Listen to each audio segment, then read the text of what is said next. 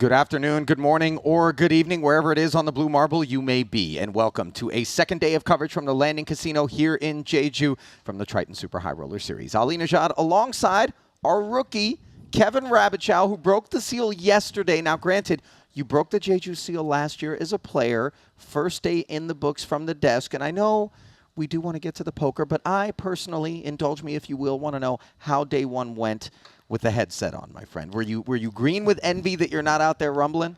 I mean, I'm enjoying watching these players. It's a little bit of a different atmosphere that I'm seeing because there's just so many people in the room, right? Sure. And we're looking at 379 players compared to 305, from the record-setting 25K at the last year's series. Mm-hmm. This is just the first event.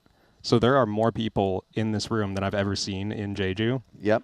It's different watching because you can see the excitement. On the player side, there's definitely nerves, and there's definitely that excitement of being at what you imagine is the most important event for a lot of these new players. Now listen, you're talking about there's more players than you've ever seen in the room at Jeju. This is more players than we've ever seen in the room at a Triton, period. What an absolutely dynamite start to this series here in Jeju, which, let's admit, a lot of people showed up for the first time because of all the FOMO that they had from the reports that came back last year. Obviously, massive support coming from China. That delegation in particular, we're going to unpack as they have made their mark on the leaderboard. A little bit more on that later.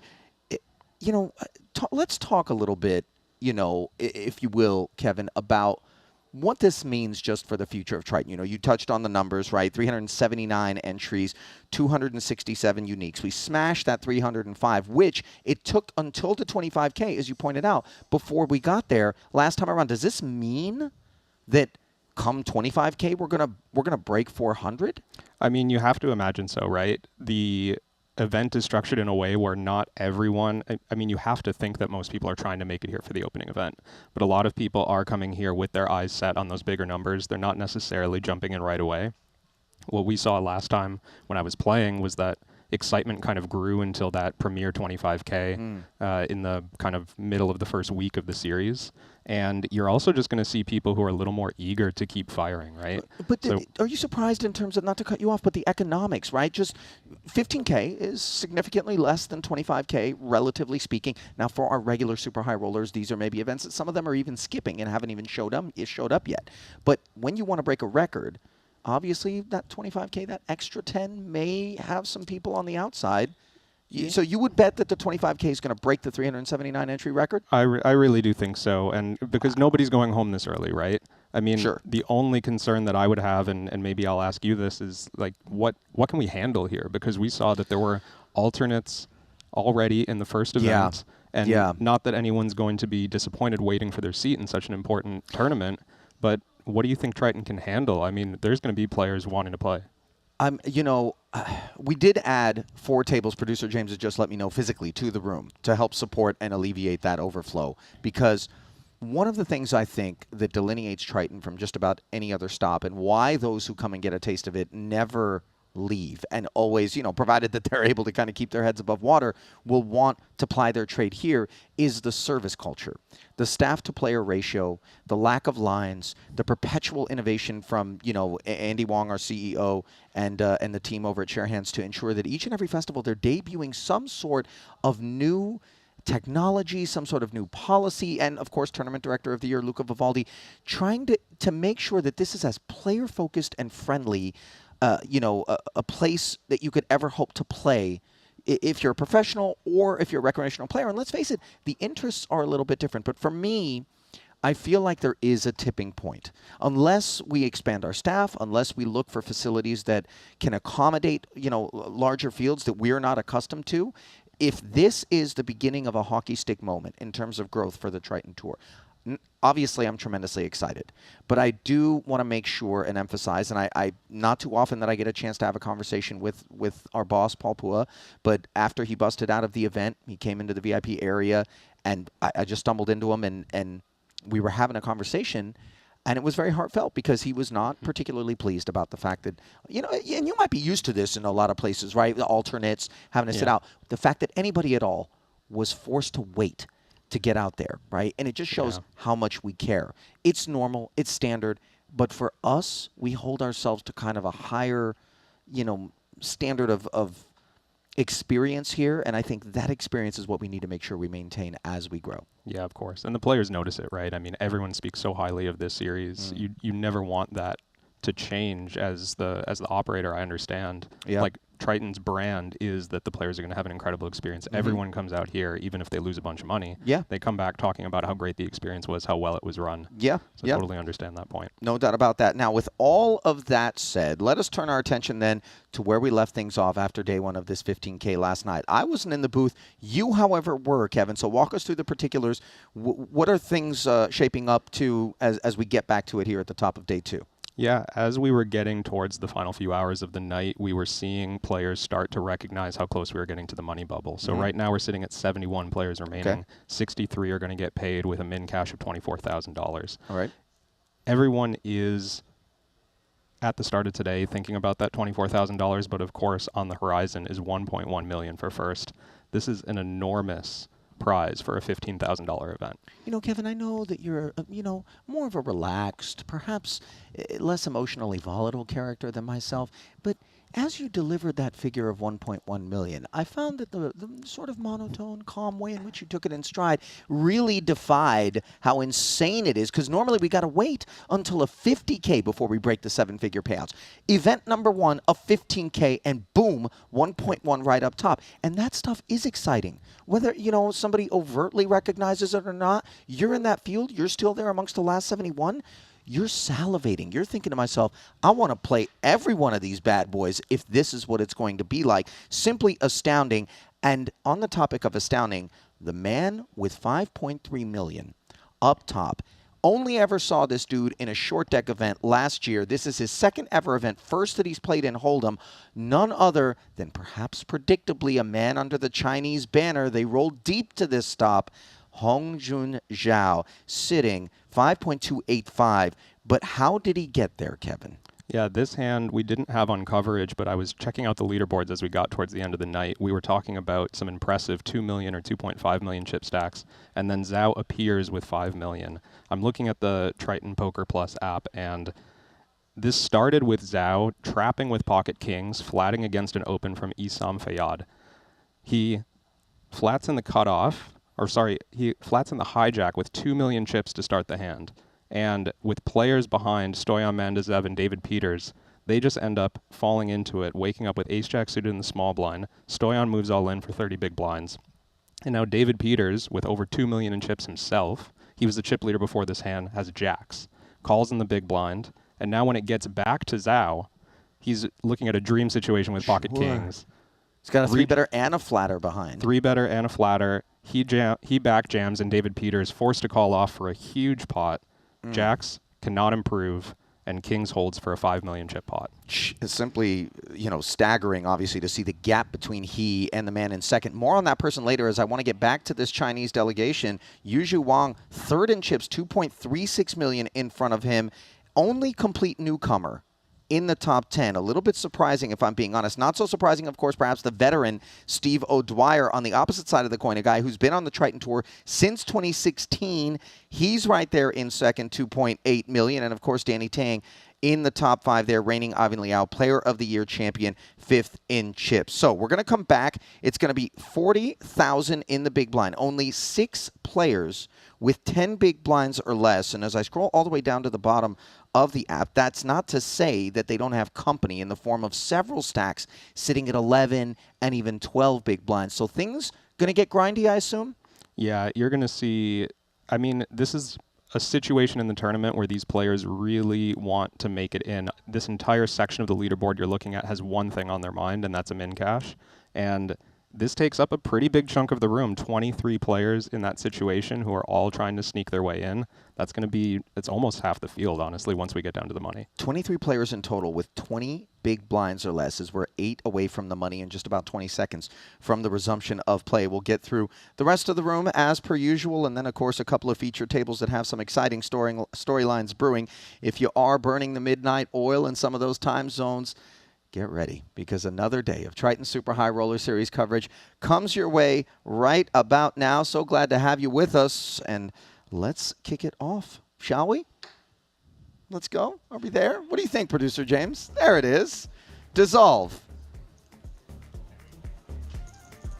Once again from Jeju Shinhwa World, the landing casino, brought to you by ACR, a full docket of Triton Super High Roller Series coverage. Note that in a few hours' time, event number 2 will get underway for those that were unfortunately dispatched on day 1 of the 15K, or perhaps will meet their maker in the early going, disappointingly. As you see, the particulars brought to you by GTO Wizards, 71 of 379 remaining. And you said something I wanted to push back on, Kevin. You said everybody's going to have this 24K min cash on their mind. The hell they are. They got that 1-1 up top on their mind, my man. That's just what they're thinking about. It's just the atmosphere in the room when that bubble is looming. You can see that everyone's looking at the boards. They've got all this information in the room for the players to look at. So it's kind of hard not to think about it. Even if you are playing for that 1.1 million, you're watching how many players are left. You're watching where you stand in the average counts. You have that right in front of you. Yep. On the Triton Poker Plus app, the same one that we use here at the booth, and is free to download on the Apple App Store or the Google Play Store, whether you're an Android or iOS user. Here's your look at the 2 feature tables that start things off. Predictably, the 2 Chinese delegates aforementioned in the top 3, bookending Steve O'Dwyer, Yuzhu Wang, 3rd overall, 59 bigs, 15 bigs away from El Conquistador.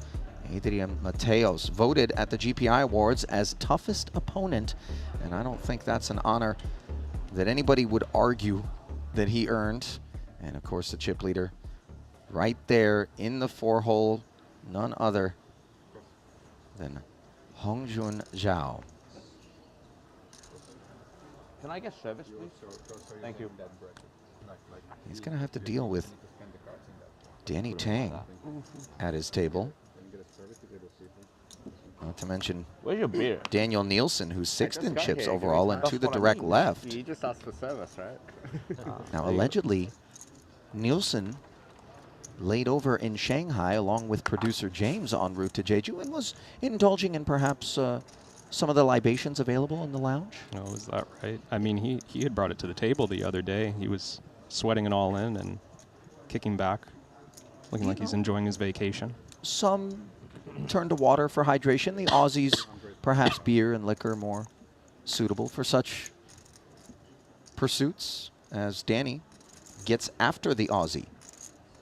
Ace King, 3-betting to 320,000. Again, blinds 20 and 40K with a 40K big blind, Annie 100K per orbit. The price of poker. There is some urgency, obviously, for the leaner stacks. Daniel inquiring as to just how much Danny's got behind. And already a pretty interesting spot. I mean, Daniel wasting no time calling. He's not necessarily concerned about the bubble, because when we're looking at 250 big blind stacks, these are players who, like you said, maybe have their eyes set on first place. Well, not as concerned about going out right now. His concern should center on the fact that unfortunately he's got top pair and he's outkicked, not to mention smothered by that ace of clubs.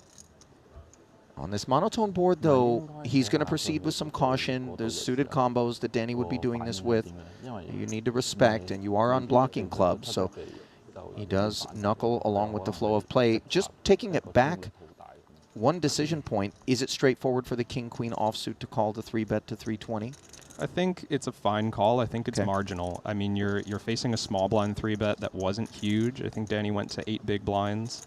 And you are going to see some hands that he dominates. He will expect some, king 10 suiteds, even king 8 suiteds potentially.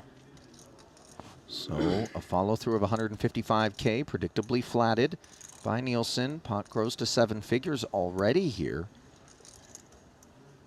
And Danny is happy with his hand, of course, but it's also, he's recognizing that it's going to be hard to put a lot of money into this pot, not improve to a flush, and win a huge one, right? The king by itself is a good but not amazing hand. The ace of clubs is what makes his hand so good right now. Is his hand so strong that he can check? Apparently he decides yes. And this is a touch filthy.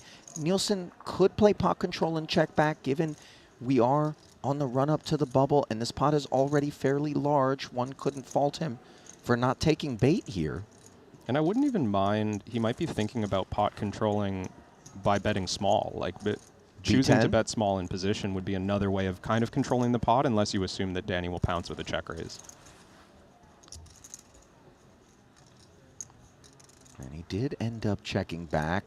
The jack looking plenty innocent as played. We don't really anticipate a whole lot of king jack to get sticky, I would think, in the face of the 3-bet, Kevin? Or do we need to Probably keep only that king in jack there? suited. Yeah. But Which could we have block with the pocket ace-king. jacks. There's only a handful of combos, but I wouldn't expect pocket jacks to 4-bet at this stage of the tournament, so there's a little concern there. Danny thinks he has the best hand, though, the majority of the time here. As evidenced by the 75% bet. Now the line is peculiar for Nielsen. He did snap call and gets shown the ace-king. I think his mind was made up after he checked back the turn that he was going to use those chips on the river if asked. Yeah, Nielsen's been playing with pace in general, and he's confident about the types of decisions that he's making. He knows this is a big, important pot, but he also knows he's got a king and a queen, and that's a pretty darn good hand. Now that decision proved quite costly for the man in Paisley. Meet the reigning Ivan Liao Player of the Year award winner, Mr. Nielsen. Hong Kong's Danny Tang.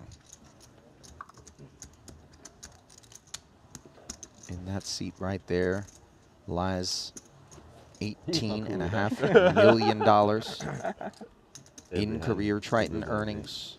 5-time title winner, 40 cashes. That's 5th all-time on the Triton Tour. The 5 titles, 2nd all-time. Only Jason Kuhn.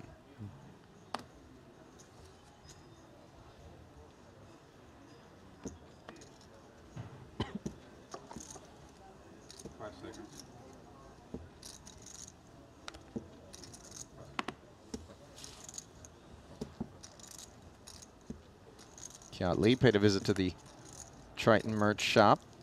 That blue hoodie, part of the new collection. 10個 B Also available to those of you at home on the Triton website. 自己來 Danny passing on a spot there that I think some players would go after, and I was going to speak to just his experience in these fields, maybe not feeling confident that he's going to get the required number 沒有 of 沒有 folds 動沒有沒有人在 8 off 前 the 面有 money 動作的話就只有是這 to 樣 do something aggressive with Queen 7 there. 如果有人有動作就會 Pretty elusive to enjoy a walk around these parts, but that's exactly what Mr. Hopkins did. James Hopkins, to be exact. He too playing under the Aussie banner. First joined us in the Bahamas in December. Played both the Triton Million and the 100K main. Did not cash either. Making a run at his first cash here now. But look at that stack. #1 overall by a wide margin. Although Danny has just slid into 2nd overall in the field.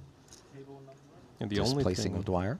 only thing that can spoil the fun of a chip leader in these situations is having #2 sitting across the table from you. It's certainly not going to stop Zhao from opening a hand this strong. Yeah, it's sort of a checks and balance kind of thing. Hot green tea. Kiat's certainly going to enter this pot with Jax's decision kind of between choosing a small 3-bet and leaving himself an out, or just going for all of it and discouraging as much action as possible. He goes for the latter. And I think I like this play. While Jax is strong, it's really not strong enough in this particular situation to get tricky. Best to just push everyone out of the pot. Wasting no time, effectively an all-in with the hooks. 哦我記得啦廣州係啊喺嗰個 Poker Dream 嘅時候 You know, this is where it's important, Kevin, forgive the obvious, not to fall victim to the psychology of, well, I've got 5.2, let's just spin the wheel. You know, these are precious chips. 我哋同一張圖 You really have tremendous EV in terms of your stack right now. Yeah, absolutely. And it even can get in your head a bit when you recognize that you're the chip leader and you recognize that the table's expecting you to open a lot of hands. Sometimes you see players in this situation fight back a little too often rather than just going kind of by the book, which would just be to open a lot, and then if faced with counter aggression, move on. And Zhao does find the right fold. So a nice, tidy little pickup for Kiat Lee. Currently sitting 1 million deep. Lee, a long time attendee to the Triton Super High Roller Series, playing under that Malaysian banner, which obviously is the one flown by our founders, Richard Yong and Paul Pua. Yeah, with interest though. That's fine, yeah. 5%. Kiat with 9.25 million roughly in Cool with that. career Triton earnings, 28 cashes, yet to earn his first title. Does it damage me? Does it hurt me? No. Multiple if second you- place if you finishes. raise- You're the one that's paying off then, yeah. Oh no, I'm not paying it. I'm not even paying your stack if you had this. All right. It's got multiple third place finishes as well, but 5 runner-ups dating all the way back to Kiat's first ever Triton event. A 75K short deck at an abbreviated North Cyprus stop in 2022. Now this King-Queen suited was looking really good, but it is tarnished by the presence of an Ace-King in the cutoff for Hao Hui Ma. And some players would not even feel great in Ma's situation here, putting in those 9 big blinds with Ace-King. It's 340, right? Don't know if that hesitation was genuine or just kind of for show, because you don't expect to get a lot of folds. Once Kiat's already put in 80,000, it's hard for him to pass on the price. The thing is, with under 10 big blinds, obviously there is a broader array of hands than just Ace-King, which would respond in this way to his open. Unfortunately for him, it is the Ace-King that he has run into, fresh off of a 3-bet and take. He now spins the wheel, and so far, things going pretty well for Lee, considering the circumstances. He's got the nut flush draw on the Ace-9-4 board. Right color, wrong suit on the turn. It's black. Ma. Wrong black. No, it's Waiting to exhale diamond. and able to do so on the river. Ultimately ending up with top 2. Okay. Yeah. Heads up a few times in the 25Ks and been offered really good deals. And I'm like, First chance to can't pay say a no to visit this deal, but to if our it's other something feature good, I table, can which visit I it gotta too. admit Like, I is can remember, like, the less the desirable of the first two to be stuff, parked at. and That's no slight to the talents that surround the 2 chip leaders. 12, 15 BB per But 100. I mean, it's a real. Yeah, you can You got Jason Kuhn, Jonathan Jaffe, Adrian Mateos, say no more. Nightmare Fuel, and Adri in the small blind. Queen 10 offsuit, rips it in there. The covering stack. Bernhauser wakes up with red snowman, and we're going to spin it. 2.1 in the middle, out of nowhere. Yeah, this is an uncomfortable spot for Bernhauser. He knows that he has to call off, and he's hoping to see something like pocket 3s here or ace-5, but he runs into 2 overcards. Top pair for El Conquistador. You see the rejection. Bernhauser hates to see it. Doesn't pick up a straight draw. Now hunts a black snowman alone to spare himself the painful exit out of the money. And unfortunately for him, event number 1 comes to a close. And you can't fault him for putting in 25 big blinds there. It feels like a lot of chips to go in with pocket 8s, but the upside of winning that pot, being close to the lead on this table, over 2 million at stake. There's Boy, a you lot could of hands feel- left to be played. You could feel the pain on Bernhauser. This walk is not going to be to the re-entry desk, as that ship sailed long ago.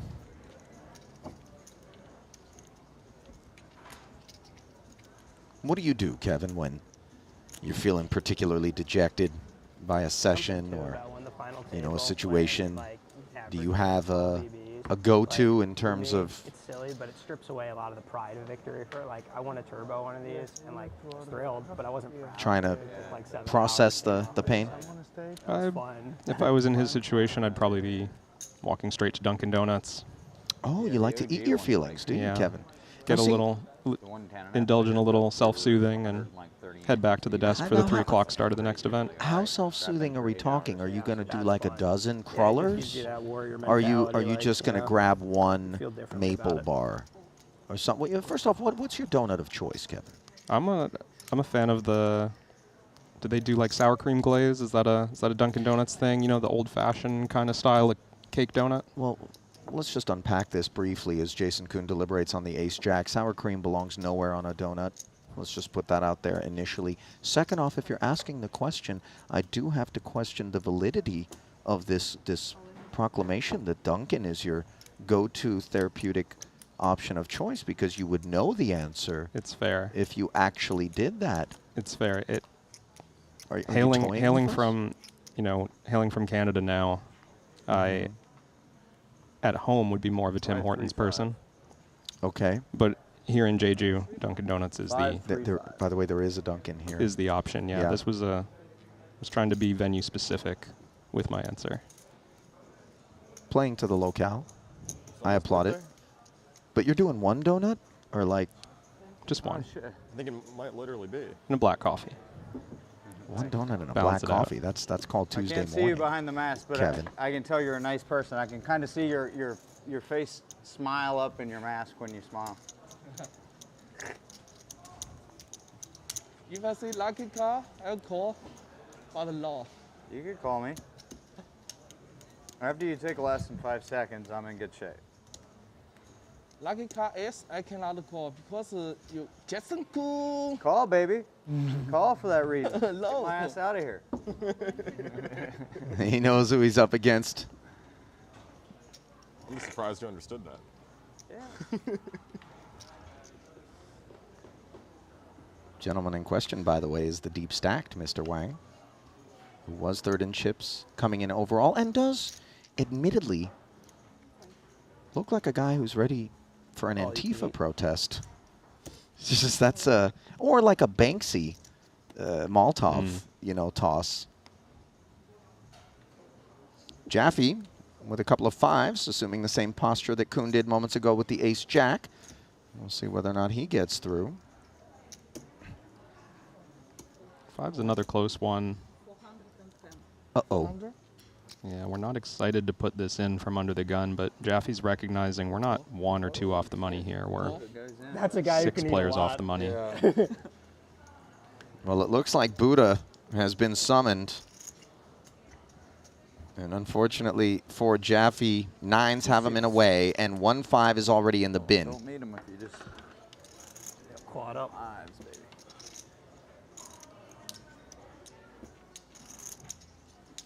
I think one of us can make a 900K straight. I don't know pop. which one. Bodes well for you then. Yeah. 50-50. Jaffe is covered, and Chop it up. that is not the flop. You hear Jason saying chop it up. King turn. Step 1 would be throw a jack up there. And there it is. So now all of a sudden, any ace, king, queen, jack, or 10, even a 9. Fight. No, the 9 doesn't work. Forgive me.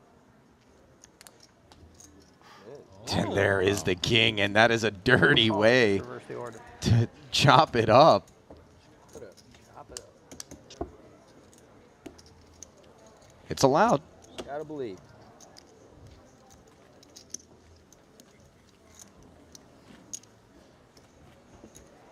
So dancing with the deep stack and putting his tournament life on the line. Jaffe able to recollect the tokens, re-rack, get back after it.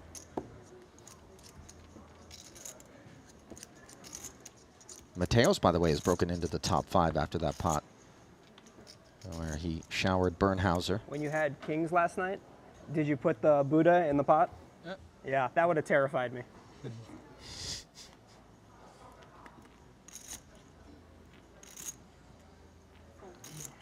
I mean, we need card protectors that actually have actions. You know what I mean? Like if you have a dragon, but that dragon also had a small propane tank and could breathe fire, I think that just the next step, you know, the evolution.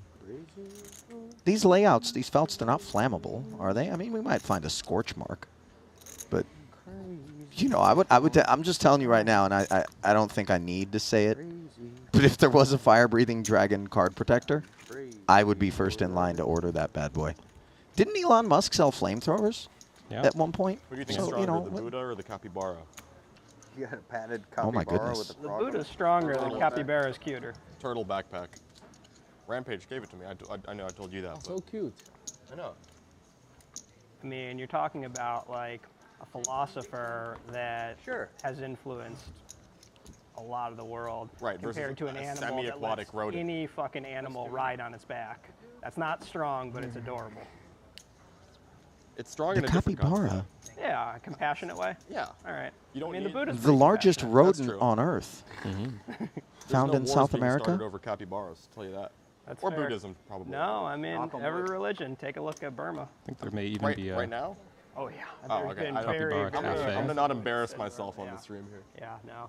No matter how compassionate a religion is, they'll find there a you way go. to do something. So peace. It's not peace through perhaps strength. some it's of the strength through Americans peace. Capybara, you know. stopping by Japan on the Words from way. your capybara. Yeah. In Japan, by the way, they have a capybara cafe, if I'm not mistaken, where you can go, you know, order a latte and then just kind of chill with capybaras. Yeah, a little rodent tourism. You know, last time I was in Seoul, I went to a meerkat cafe of some sort. It was like a little, you know, actually it wasn't even a cafe, I don't think. They had a snack bar, but anyway. Those little guys they're dope. All they want to do is dig and then, like, be alert, like stand up and just, is something coming? Meanwhile, Yu Wang is coming with Jack 9 for the big blind of Jason, who does defend with the suited queen, ace king texture. Yeah, Jason even somewhat hesitantly defending his big blind here because he recognizes once you put in One more. the pre-flop call, you're setting yourself up to put the rest of the stack in some noteworthy percentage of the time. And he's not looking ready to let go of this pot yet. Best high card, backdoor flush draw. And he's facing a cutoff open from a large stack, so there's going to be a lot of weak hands in this opening range from Wang.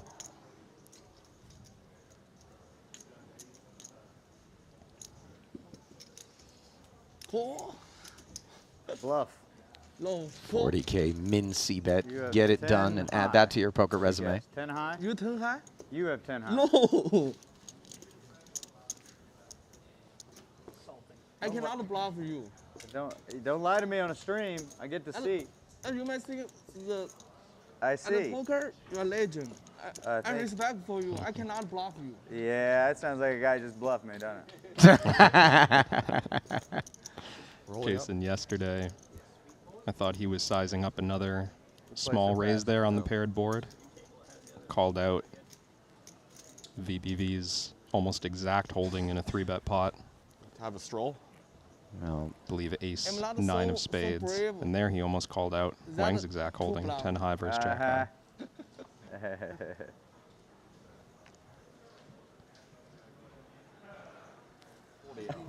It's pretty accurate though. Like if I, 140 is nothing, but 140 you're sitting at 140. That's true, that's true, that's true. if I feel like tired, it usually says that I haven't recovered that well. Like I feel like it's pretty accurate. Man, like every fourth person has a whoop in this Yeah. room. It's crazy. Well, not fourth, every sixth, whatever. Good.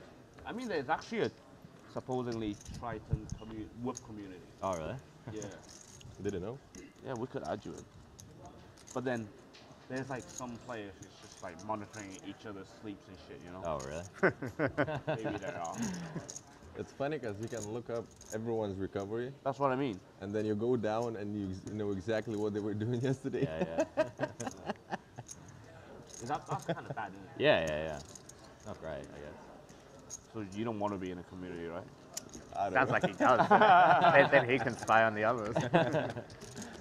Sounds guess like fine there's on. a meta dynamic of whoop Type trackers. too fast. none of this. You a thing fan was of going these and all the sort others of are. health analytics devices? Well, I do wear a watch that keeps track of these things, but you kind of know just from feeling, in my experience, I should know what it's going to tell you in the morning. Yeah, like if you were on a bender and then you're just puking at 4 a.m. How many glasses? You kind of don't need to open the app. Like to sometimes get a I get sense. curious, like is my score 12% or 25%, you know, but I know it's not 100. Can you ever get a 0%? I haven't seen it. What's the lowest you've ever achieved? I believe I've seen 6. What a legend. Was it your score? Yes. Wow, Kevin, attaboy. Maybe there's some things we don't know about you. Meanwhile, paying a visit over here to one in progress involving appears to be Christoph Vogelsang.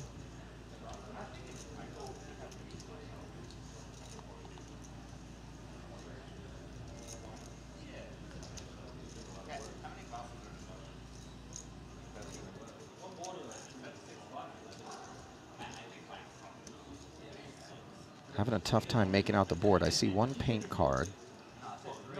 No action.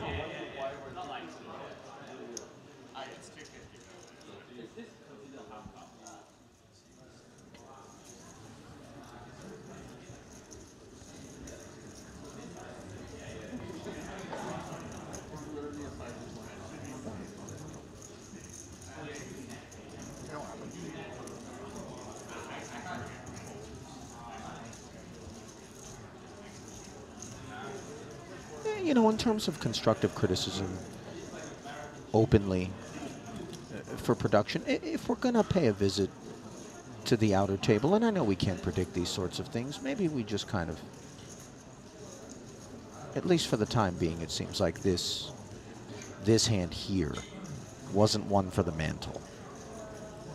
I am finding the board here, but it looks like there was no action in this pot. I think it was checked all the way down, cutoff versus button. I rest my case, Kevin. King 5-3, 9 deuce. Lord Vogelsang Vogel the with winner, yeah. But some two you cards with that me? won the pot Are you going there. to back me up, or you don't want to get into these sorts of dicey spots? Are you going to endorse? Are you going to co-sign? Maybe give me a few days to figure out which side I want to take. Probably professionally a good decision for you, Kevin. I'll put my neck on the chopping block. You leave such decisions to me. There's Yoda. Back, trying to make the money. To the right of Artur Martirosyan, the Moroccan. Artur's left, Javiera in turn. Alexander Shilko. He's got the scarf from last year's welcome package. I remember that scarf well. That looks like Samuel Muller.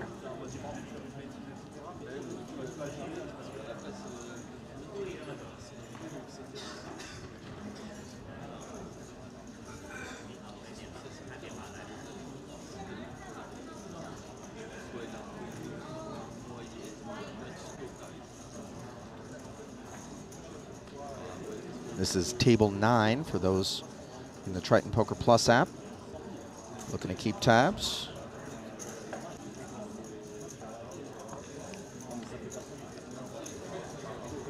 Looks like we might be down a small blind, if I'm not mistaken. Just a single big blind and an open raise from Lynn there. This implies fresh carnage was experienced.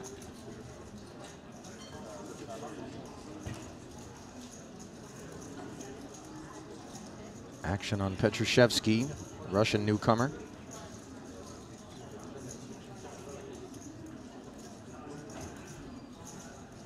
He'll bow out. Do you feel like people are squeezing, chiseling 10, 15 extra seconds? Oh, yeah. Yeah, certainly. Unnecessarily? Well, and you can't blame them when the clocks are out on the table in front of you. You can quantify exactly how much time you're allowed for yourself. It's difficult not to just utilize the time. Sure. It does look like Mueller flatted that open on the button. He's got a healthy stack. It's the table chip lead here with over 2 million.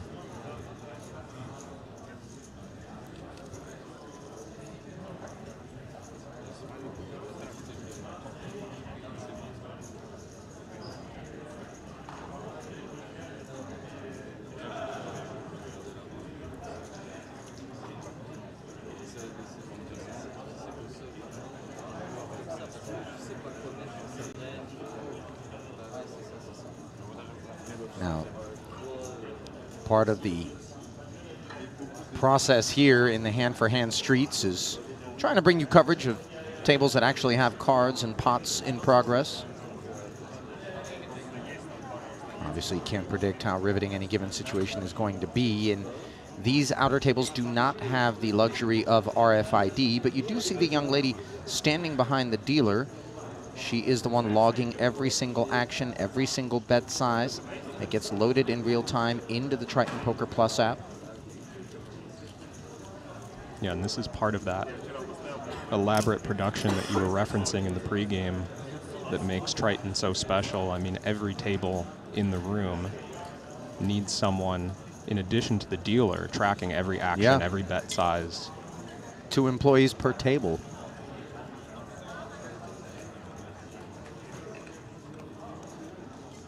So it looks like Lin was the pre-flop raiser. He started the hand with just over 20 big blinds, so he's well covered by Mueller here. The Lin you speak of from the Chinese delegation, Yongjia Lin, first ever Triton event in seat 1. He's the one squaring off against the Austrian, Samuel Mueller. And on this all low card board, 9-5-3 on the flop, he check calls. Makes sense to play passively in general when you're playing this situation. You are covered, but you're also open raising from early position. There's not a lot of these low cards in your range. So Mueller representing all the potential sets, 2-pair, straight draws, looks like may have completed on the river.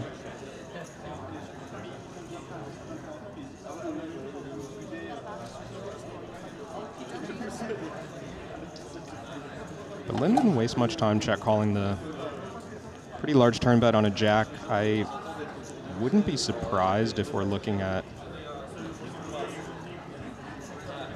some ace high check calling the flop that could have turned top pair. That'd be quite a big hand on the turn, and potentially we would have heard from it to check raise all in, but maybe with the bubble only a few spots away, he would still decide to check call. But we could be looking at a hand like, oh wow, is he leading? Yeah, he sure is. And he's leading for all of it. You can see the immediate reaction from Mueller is one of displeasure. So the 10 on the river completed a front door flush draw. So this is a fairly board-changing river card.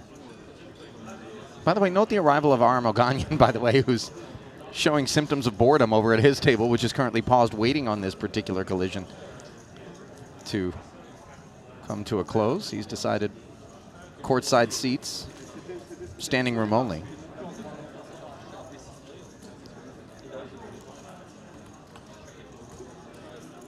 It's also noteworthy that Lin doesn't leave any chips behind here on the river, just puts it all in, and I do think that's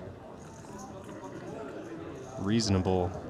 It's a small detail to be thinking of, but he's under the gun. If he were to leave chips behind here, he'd be forced all in next hand for any small amount, so just putting the maximum in to try and get as many folds as he can from Mueller if he's bluffing. Count provided here, 540,000. And this was into a pot of 760K, so obviously a fairly healthy. Sam is going to use some time banks. I know it may be ambitious to inquire, but do you have any sense at all of ranges as played? I know we don't have the RFID. We're not necessarily able to go back and unpack every aspect of the altercation, but I would be surprised if Mueller's thinking about this with anything less than 2-pair, to be honest. So we had, 9-5-3 with a flush draw on the flop, jack offsuit on the turn, 10 completing the flush draw on the river. Mueller knows that he's not going to get stacks from Lin light. when he's betting the flop and betting the turn. But when he faces a lead on the flush completer, I mean, I think Lynn's saying he has a flush. Yeah, Basically. but I don't listen, think there's anything weaker than that decides to lead for value. So Mueller might be in the tank here with a set of fives, with Jack 9 suited. Right. I think some pretty big hands are pained here. I think if we were looking at something as weak as Queen Jack suited, it would have been in the muck a long time ago. Well, we're never going to know, as Mueller does ultimately settle on the fold, and that does leave Lynn, the beneficiary of a healthy pot. Sam decided to believe on that occasion. It's the last one, right? Currently 66 players. Brought to you by Jacob & Co. There it is. Of the record-breaking 379 entry field.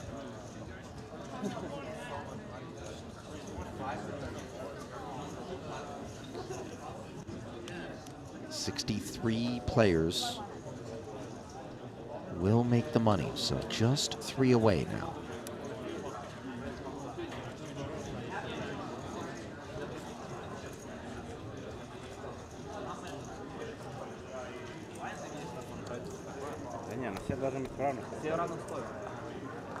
Now you're smiling?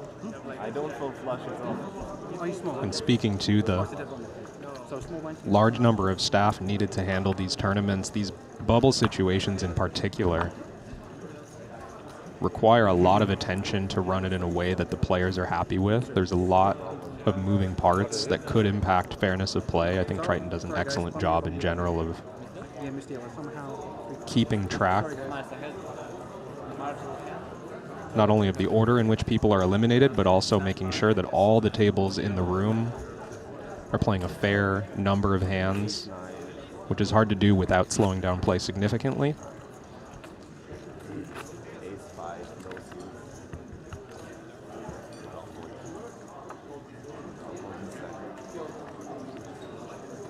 And of course, as these fields grow, that gets increasingly complicated. Yeah, the logistics are something that really requires a village to execute, especially given that it's not like our staffs that we employ are local to any given venue that we utilize worldwide. We bring them with us wherever we go, trained, experienced, familiar to the players.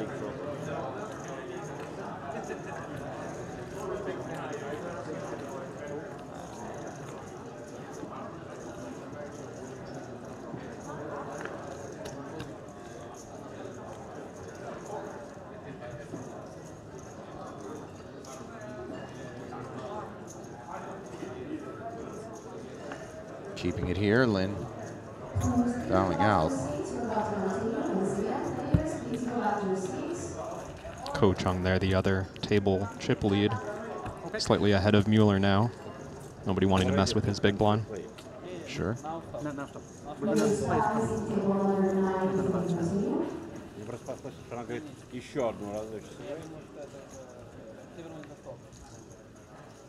Announcement being made that all tables can now get to the business of dealing once more. So we walk back over to one of our features.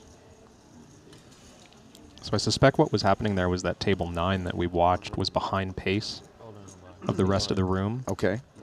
Sometimes what they do, they don't literally play hand for hand. They might play round for round or keep track of the pace in general. And Yeah, then if one of soft those hand for hand. tables is lagging behind, yeah, you don't allow anybody to have a competitive advantage by not having to incur more orbits. And that's the advantage of tracking every single hand, is they can tell, oh, on this table only 12 hands have been played this level, whereas the other tables have played 15 or something like this, right? We run a tight ship.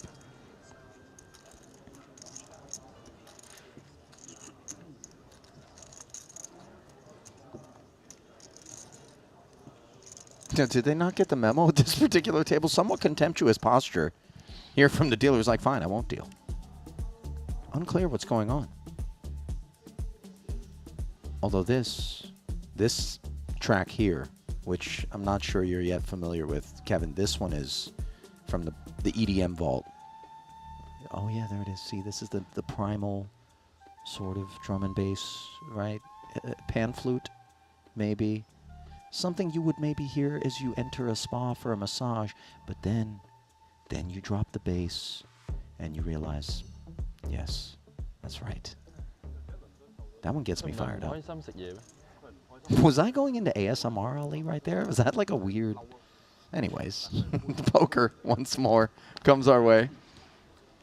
As much as I may lament that, because I live for the in-between stuff. You know this. Ace King, we live for that stuff as well. Not that Zhao's 5 million requires such kit in order to venture forward. Ah, yeah, sorry. Don't challenge the In raise. Does he get a penalty for Ace 4 suited and the button, coupled with the perception that maybe Zhao is incentivized to get after it with a broader range than the average stack. Kevin could put Danny into a little bit of trouble. He doesn't get crazy. Circumstances in terms of being close to the bubble maybe playing a role in that. And of course, the calculus far less murky with 2 queens, I take it, in the small blind sitting 680. Yeah, this is going to be confidently put in, I believe. Yep. From Ma. It isn't exciting, I mean, against the 2 chip leaders, not only at the table, but of the tournament. Because you know that Danny is going to flat on the button with a pretty strong range. So when this all goes in, I think both players recognize that this is no weak holding from Ma.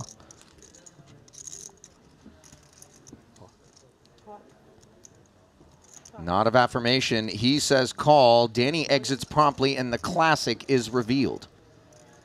Advantage Ma. Just 13% separating the 2 holdings. With 5 to come. 1.5 million up there. And the hopes of Ma.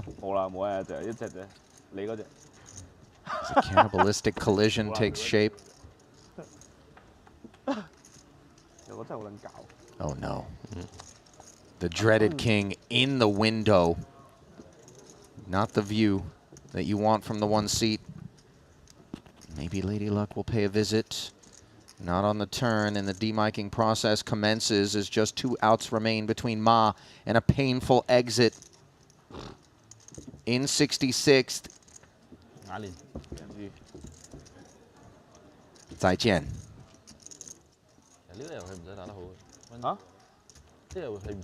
Boy, the rich just getting richer there. And I'll tell you what, sometimes when you stare at a big stack and then you observe those sorts of spots and you go, oh, well, it's your day. The sun shines down on you. Not that the Ace King is a massive dog, but how many times have you found yourself collecting your belongings on the back of an Ace King that didn't improve against a couple of queens? Yeah, and you know that feeling that you sometimes get when you're chip leading the tournament or when you're on the I don't uptick. know that feeling, actually, because one would have to be chip leading the tournament, let alone play a tournament, Kevin. But I'm familiar with just, like in a cash game, for example, you know, you just make every draw, you hit every board, and you're just like, well, certainly, I am Superman. Yeah. And I'm not going to be defeated. There is no kryptonite. Yeah. It can be tough to stop. Huh? Did you order this? Did you order this? No. No. 没有，我是点三文鱼还有鸡胸沙拉。哦，他没有人换过位置。对啊，但是可以帮我跟一下那个三文鱼还有那个鸡胸沙拉的，谢谢。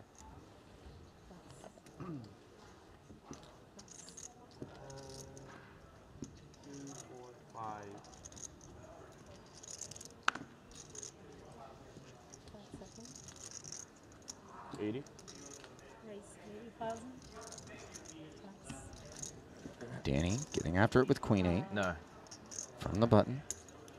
Oh no, did Ma's lunch just arrive and got showered before he had a chance? Ouch. That hurts. By the way, bring that over to the booth if it's orphaned. You know, it looked like it might have been a... Did we ever get to the bottom of the bone soup? Come on. Yesterday, were you around for that? I was not. It was There was a soup with bones in it, which looked delightful. We weren't clear on. Sounds like a typical dish, no? Yeah, sure. Like a pork bone stew kind of thing? Well, we found the arena in which I guess you've got beyond poker some real depth to you. The culinary world, one that tickles your fancy. It's yeah, I suppose I do have at least one hobby. You cook? I do. Okay, Kevin. Yeah. You like David Williams' MasterChef cook, or? Is David Williams a master chef? David Williams was on the competition on Fox. Oh, I had no finished idea. second, if I'm not mistaken, maybe third. But yeah, legitimate. 80? I have not engaged in competition. Yet. King Queen suited as Kiat seeks competition. Holding didn't work so well for him when he ran into the Ace King. Pocket fives now for the chip leader. The muck is not in his future. Oh wow, and he's just going to jam over the top of Kiat, who promptly bins the King Queen, and you feel so bullied. Yeah. And potentially an argument for why Kiat could open with an all-in. Although from early position, I don't blame him for just going for the min raise and trying to bust less frequently. It's a little bit frightening to open all in into the chip leader in the big blind who has calling chips. You know, you a gamer, Kevin? I'm not. You're not. Which means that if I make a reference to the famous Mike Tyson's Punch-Out game from the original Nintendo Entertainment System, you would just be completely lacking in the ability to verify what I'm about to say. That's correct. Nevertheless, I press on. Because the more I look at Hong Jun Zhao, the more I'm reminded of one of the end boss-like characters in this famous Punch-Out game. Piston Honda. Now back me up, chat, because if you played that game, then you know, and I just Googled it to verify because it's been many, many years. You know, I was like 10 when I had the sticks with Punch-Out, but the dude is he's got Piston Honda vibes. I'm just saying. All right, guys, we have to stop stalling. I think they count the tables. Yeah, I know, I'm joking. But clearly the other table's stalling and whatnot. 为什么现在要用这个？不是现在才去点吗？ Nielsen recognizing there that No one's playing this fast. this feature table is playing quite quickly.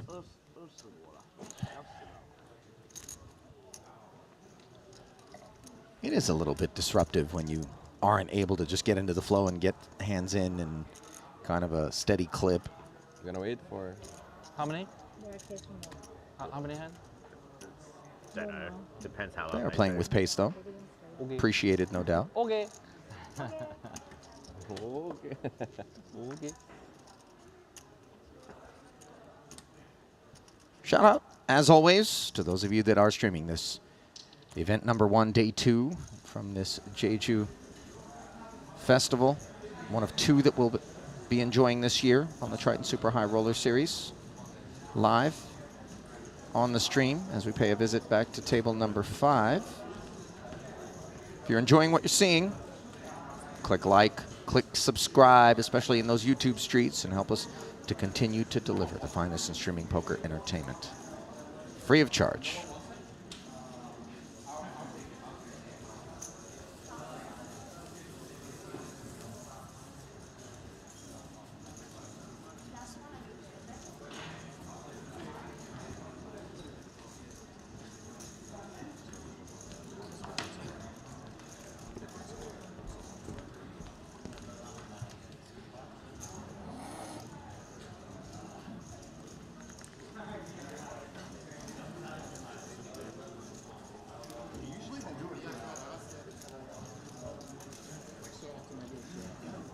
Waltzing around the room.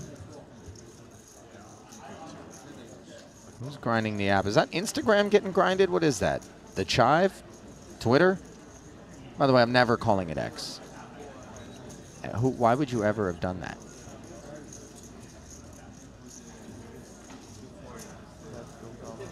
I guess you don't really have as impassioned an opinion on the matter as I do you, Kevin?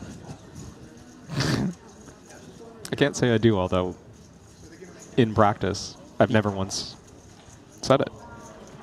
So I guess I agree with you. I thought for a second you were going to say I've never once tweeted. And I was really, then I was going to. You were worried. You were worried for me. I thought the imprint of whatever rock you've been living under was certainly going to be visible somewhere on your face. Don't know if you're allowed to exist in the poker community. Yeah, Twitter's big. If you haven't been on Twitter. Yeah. I mean, a lot of dialogue and controversy and even just news, you know, noteworthy stuff takes place in the Twitter streets. Meanwhile, got one brewing over here. Road traveled was Tren Ko Chung. Opening to 80. Miller defended his big, a 7-4. Rainbow texture. Muller's check. Put Chung in an opportunity to c-bet 80,000, which did get called.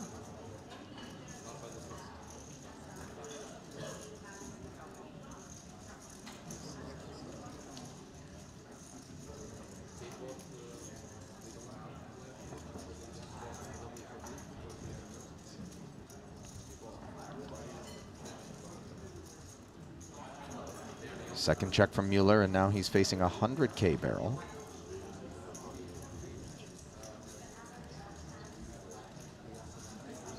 Yeah, an unusually small turn bet from Chung.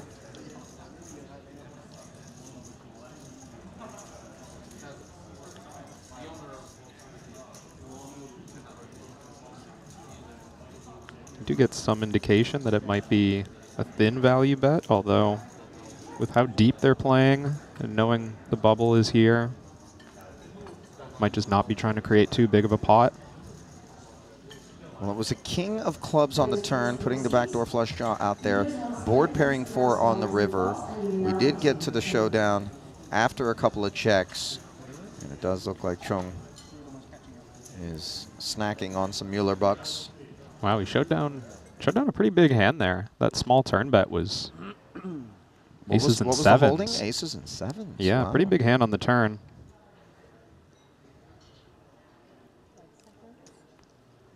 $80,000.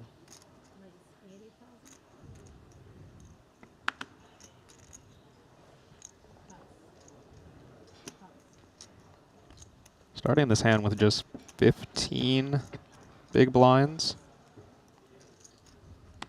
Rokas potentially in some dicey situations, but Kiat short in the big blind and Then ace. perhaps making him more comfortable to just min-raise with the ace-king offsuit. So raise and take for the Lithuanian as we flip back over to the other feature. Adri, King Jack, making it 120 to go. This is 3x sizing out of the small blind. Yeah, kind of interesting approach when they're playing this deep. Adrian may be feeling comfortable in this kind of chip lead versus chip lead situation that he thinks Wang won't fight back with too much aggression. He thinks he can just raise. You know, King Jack is good blind versus blind, but he doesn't want a huge pot. What? You can only use this What? on our defense. I see. And then once you activate this, it would go to a normal shot clock.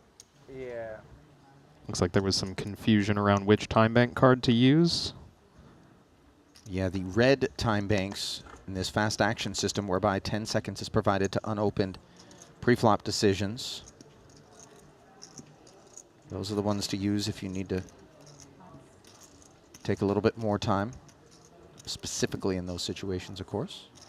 Just another one of the advents here at Triton that, you know, just demonstrate the amount of commitment that they have to bettering themselves all of the time. I know it sounds like I'm hosting an infomercial, but you know, it is heartfelt.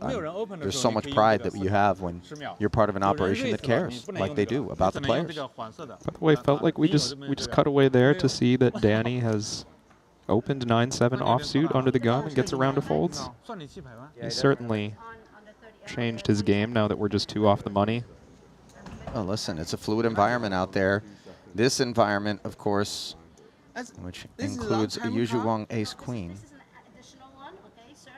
This is not, this is just for pre-flop, and it's not for the, doesn't count for the 20 seconds.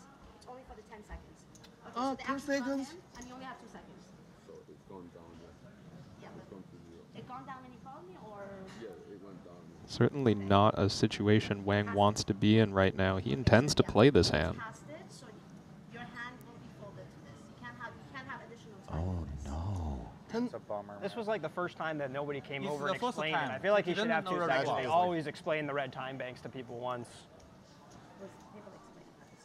Jaffe, by the way, coming to his No, defense we here, talked- clearly. I mean, I asked about it. We talked about it, but I don't know if he listened or understood. Or Yeah, I don't know. There's no chance I would have known what it's supposed to be. 5, 4, 3, 2. Does Wang not have any of the other time Apparently, banks left? he lacks the blue time banks. He was under the impression that there was no difference between the red and the blue. Yeah, I get it. So if his time expires here, it would be a dead hand. Yeah, I get it. I get it.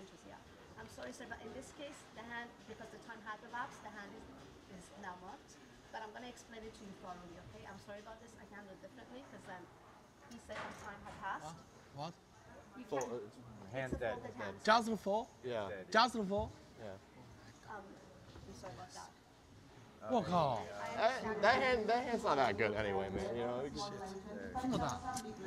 So these 10 seconds, sir. 哦，Hey bro。 Listen, you can empathize with the situation that Wong finds himself in. There's obviously a little bit of a language barrier. He's not interested in getting the explanation now because he was in an incredible I position. was like, this is. Yeah.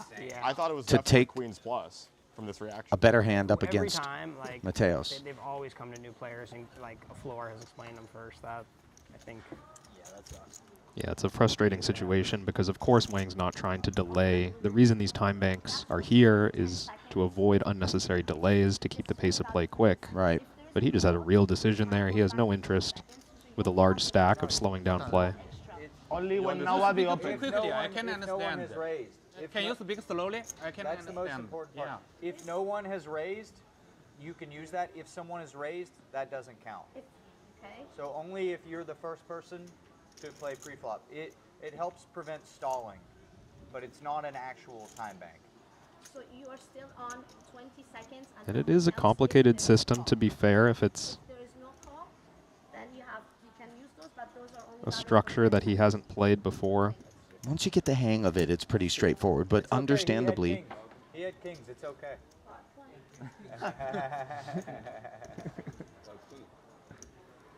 I think Adrian probably would have shown kings to make him feel better had he actually. I tend to agree with you. 10 Jack King. Was okay hand. Worse than his queen, but King 8 off.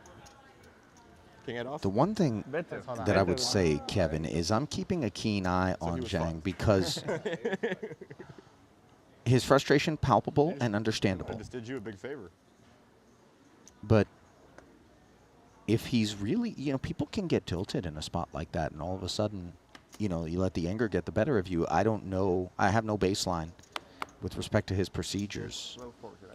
Yeah, and if he's run out of time banks at this stage, I don't know when those are going to get topped up or replenished, but he's potentially got a lot of play left. Producer James efforting the particulars with regard to when the top-up will be delivered, and obviously it can't come soon enough for those that lack the time banks, especially as we creep toward the stone bubble. And a notable fold just now from Jason, ace-jack offsuit, 12 big blinds from Yep. early position, just preferring to pass and stay in this tournament for another couple of minutes. Take notes. This is Limba is 50, right? Yeah, 50. Come on, man. But it's not like 3 minutes wait for a second. explanation. Yeah, and we got to get that right. I mean, it fucked me too. It was like 50, already 50. Could you stop the clock and ask? I mean, could you call the floor before doing the action?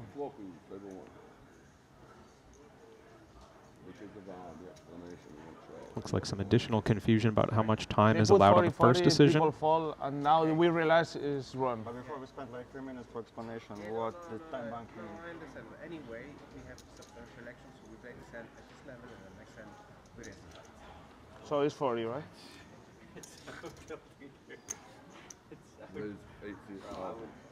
Well, this is an uncharacteristically rough little stretch here.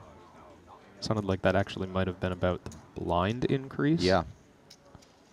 Noting that they didn't increase the blinds on this table because of that delay in discussion. Right. So they're going to end up taking one additional hand at the 2040 level.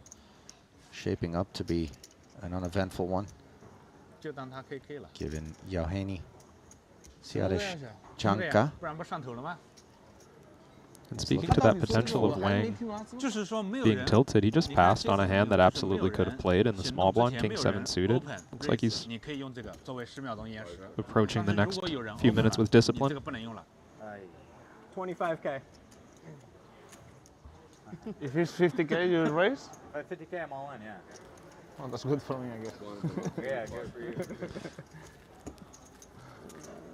So interesting, Jason also a little bit frustrated because, as he puts it, a 50K big blind and he would have been moving all in.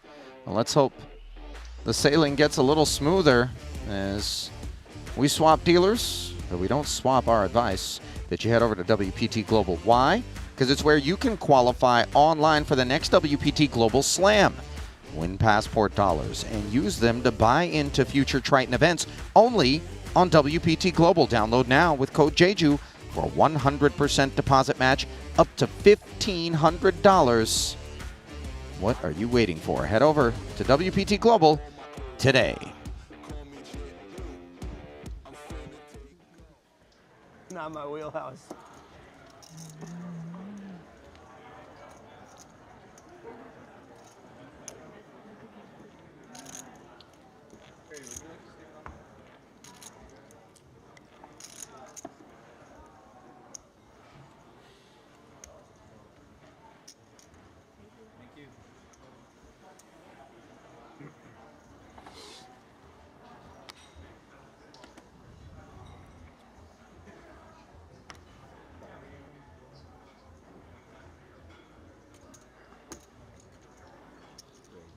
Ace King for Jason under the gun. Effectively an all-in as he makes it 400, leaves himself 75 back.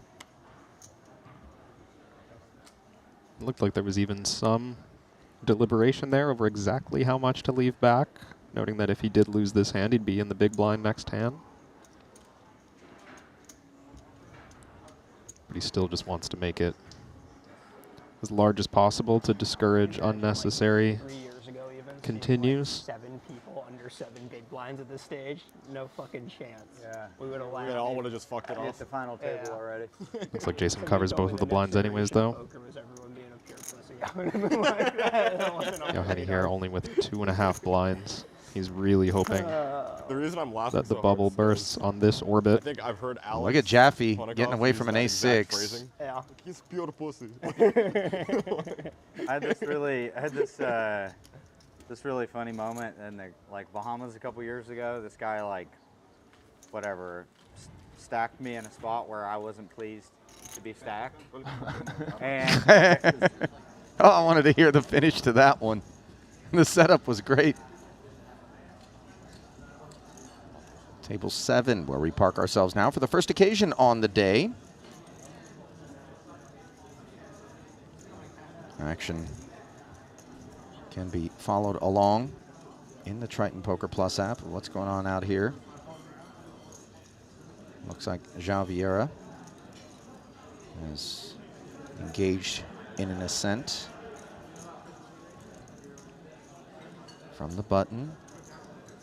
All 3 players from the button on, sitting on about 20 big blinds. Yeah, 1 million-ish territory. It is Boyka out of the small, and it looks like he's got ideas, and he's sharing them at higher volume. Vieira leaning down for a glimpse at the official sizing. His 100 being made to look like, is that 350? Looks like That was 275 from forgive Boyka. me. Yep. Leaving himself room to fold if he were to be bluffing here. You see a lot of this dynamic at 20 big blinds among the tougher competition. where again, you're just trying to extend that hand off of a short stack, find more ways to not bust the tournament when you do want to bluff. Maybe you have something like ace-7 offsuit that would be happy to go all in for 20 big blinds under normal circumstances, but want to find a way to 3-bet and still get away. Of course, he could have a real hand. Could have queens plus or something of that nature.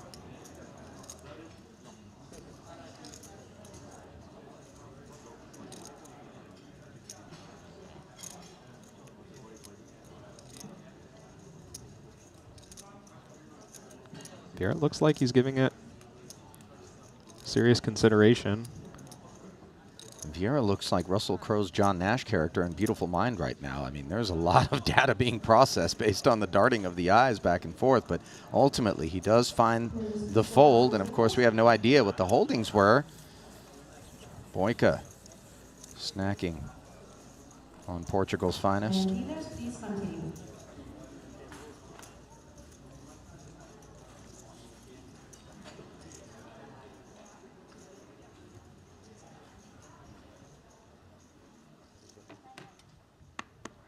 Back in the air at the featured table. 5 seconds. Fold. What should I do? Let me put my phone down in case you don't let me play. 5 seconds. Fold. Fold. Is it hand for hand? No. 5 seconds. Sorry. Fold. 3.9 million plus button equals jam, says Danny. And again, you can see how things have changed here. Danny's been building a bigger and bigger lead, although ace-queen suited for only 8 big blinds. Yeah, far from the lead in this particular spot as Jeju finds the bin. Hopkins Very good against that. I found the call. Pleased to have 2 clean cards as Danny. No, not suited. Even suited. These are always uncomfortable spots to call off, and Hopkins choose here.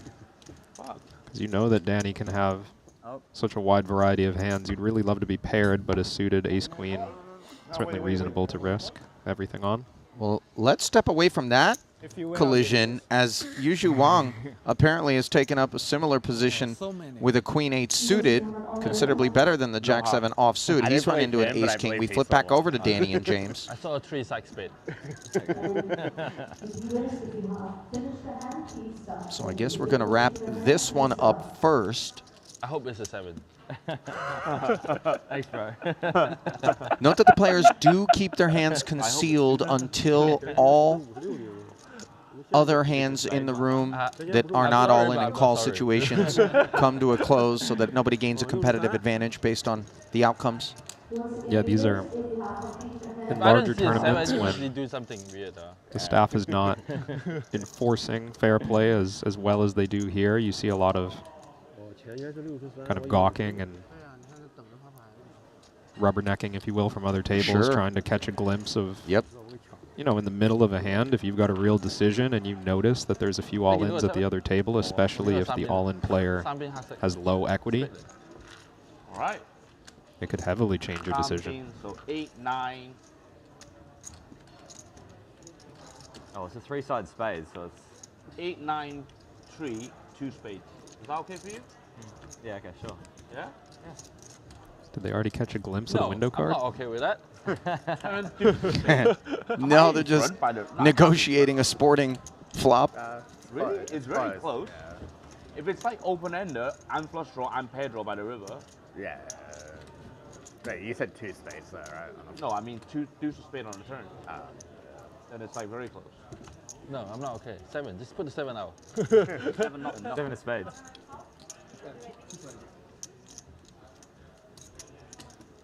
You didn't put the 7 there. No. I saw it. Rare situation where the whole table's rooting for Danny Tang. Fuck. Because Danny is not one that's easy to root for under normal circumstances. I think we know why. There's nothing rare about it. Who's got who covered? You're my horse. All right. As we sit on the stone money bubble. Here in event number 1, the record-breaking 15K that amassed 379 entries and has parked 1.1 million. Up at the top, 24K the min cash. Will Hopkins keep his hopes alive? As long as you're a little bit sorry, that's okay. I'll take it. So things will start the clock. At this moment, we have 2 tables with overs and calls.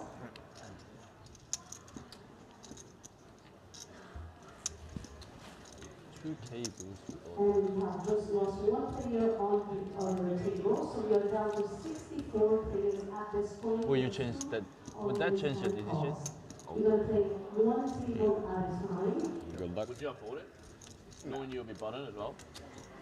He looks like someone who cares about me cashing.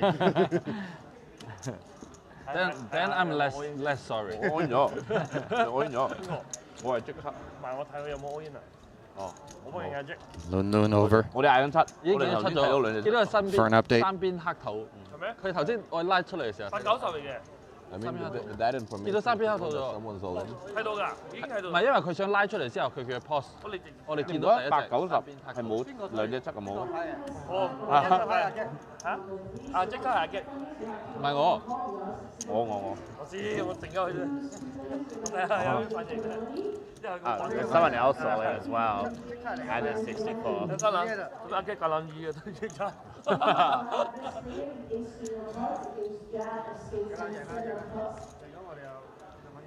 我又冇咁快贏，我哋咁樣又唔得，你可以我都 OK 嘅，我兩人都 OK。係啊。 So finally, at long last, the flop is revealed. Where's the 7?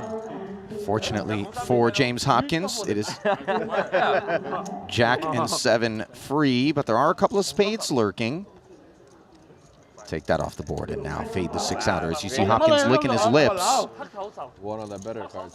1 card away from hauling in 940. 階磚7得唔得？階磚7，冇7仔都 OK，兩個都 OK。唔得，7仔紅心。唔得，得7啫。 Just 2 outs for Danny. Jack doesn't work. Heart 7 doesn't work.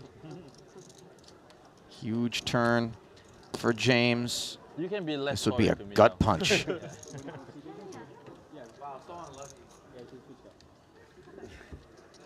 One more card. All right. I don't think it's going to help. Danny in good spirits, obviously, in consideration of the fact that Hopkins' stack was not deep enough to be problematic. Flesh wounds for the reigning Ivan Liao Player of the Year. Well, just turn. No. Just do this. And now back over to the other There we go. altercation at a feature. I feel like Frank's got a tackle on the man. Oh my God, it's king. Oh baby. Yuju trying to make Mushu out of the ace-king. The capybara has been deployed. I just need the better angle. Jaffe has his ace-king planted into the turtle backpack. Release. The unload didn't go so well. Boy, the capybara looks dead now. That's not great. Frank, R.I.P. Frank is all in. Is that a beaver? It's a capybara. That's not a beaver, Sonny. That's. He's lost it. He lost one. I mean, granted, one can't fault someone for thinking, but the beaver would have the large leathery paddle tail, whereas the capybara is devoid. Jonathan is our at this player with ace king, ace of hearts, king of diamonds against 8 queen of hearts.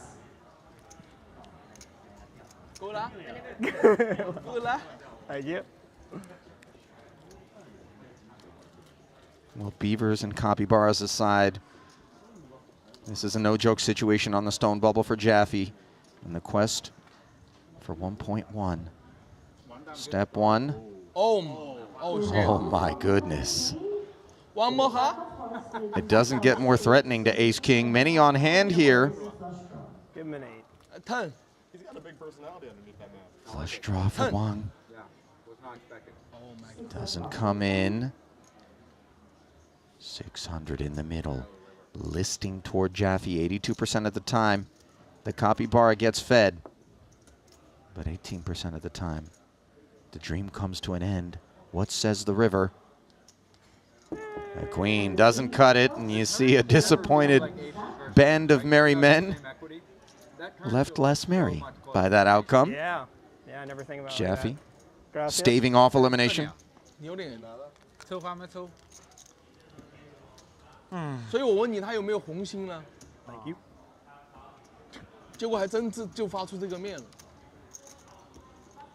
You got a card protector, or kind of like you superstitious, Kevin? Like your brain doesn't think it. You're not superstitious. You look like you know the answer to that question.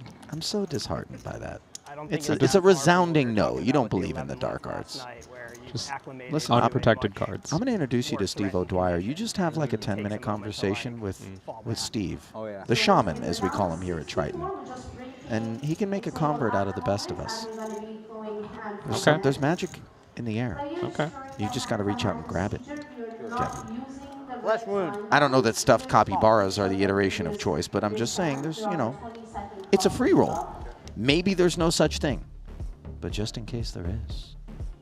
I can agree with that. No harm. I hate that it was logic that you used in order to make that assessment. I wanted you to just have some sort of reflexive, unthought out, all right, let's do it. You're so measured, Kevin, and I respect you for it, as somebody who Thank you. really isn't. Meanwhile, the measuring stick broken out here as we look at the chip counts, brought to you by GTO Wizard. Adri up top along with Zhao, as they are the mayors in red and blueville respectively. I'm going to try it one more time. Siadeshchanka, 135K. Vapors, just 3 bigs, trying to hang on for dear life. 63 paid, 64 left. He is the shortest stack in the room. Second shortest is Aram Oganyan, Alexander Shilko. 6 bigs alongside Kazuyuki Tanemura. Oganyan also with 3 big blinds. And those blinds, 25 and 50, will gobble you up in a hurry. Stone hand for hand. Event number 1, day 2. The record setter here at the Triton Super High Roller Series in Jeju. One of 2 visits to the island in South Korea that we'll be making this year. An exception, a rarity. Normally repeat festivals are not a thing, but when you see these fields, when you see the enthusiasm and participation, you cannot be faulted for leaning in and deciding that maybe this is a stop worth reconsidering. So later this year, we'll be headed back. Unpack the early stages here of this money bubble playing out precisely as you might have expected? Well, not exactly. I mean, I think you were right to point out that not everyone is obsessed over this 24K min cash. It's potentially a more top-heavy tournament structure and potentially just more willingness to fight for the win and move on to the next event, I suppose, if things don't go your way. We've definitely seen a lot of the shorter stacks being all in, being at risk. We're moving through the bubble, I would say, at relatively quick pace, at least up until this point. Note, by the way, that once the bubble bursts, I would expect things to get very freewheeling, just given that 63rd through 56th all share a flat 24K, and then the first ladder is a paltry 2,500, which is so insignificant to just about anybody one would imagine that's playing in this field. The real 6-figure plus payout business end of the payouts doesn't begin until you make the FT. Yeah. So as you pointed out, top heavy indeed. You get a peek at Renlin. Mr. No Gamble, No Future himself. 你看那个冠军那个韩国人，那运气贼好。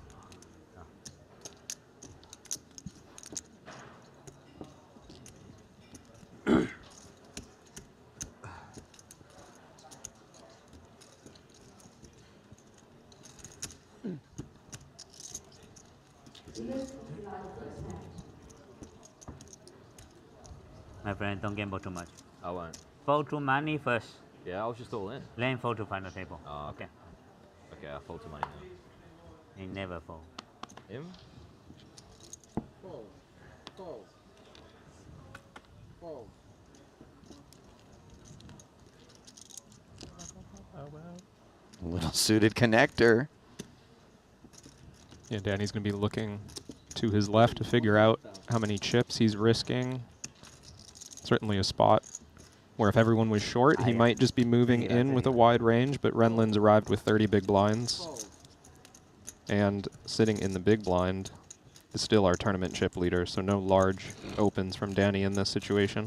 Note that Queen Jack of Diamonds didn't get any time granted to it whatsoever in terms of a consideration. Stone bubble, keep it clean, don't go up against these big covering stacks and all of a sudden find disaster. Speculation is not the order of the day right now. Step one, make the money and then reevaluate. For Hao Boju though, and just 420K in the small blind, pocket tens are a straightforward affair. As he piles it in, another 320 atop Danny. Jack 7 is not really worthy of evaluation here. Yeah, and even though this is only for 8.5 big blinds, we might see Danny get away from this one. Zhu put his money in, at risk on the bubble in relatively quick fashion. And the tighter this range is, the less equity Danny's going to have with a hand like 6-5 suited. If Zhu only has a handful of unpaired hands like ace-king, maybe ace-queen suited. 5 seconds. He looks like he might find the fold. KK 哈， Fold. 应该是 KK。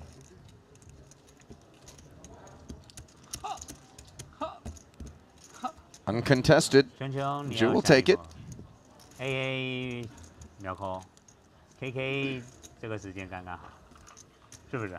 Just a little bit too rich, as you pointed out. The extra 320, Danny already being doubled through by Hopkins. Not looking for a second wound. By the way, this Nielsen fella, he's got the trappings of a guy that would really turn up a bachelor party.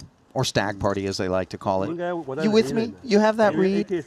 Like, just add Nielsen. Bachelor party not going so well? He should actually provide a service. You know, boring group of guys. Fun for hire. I'll come through.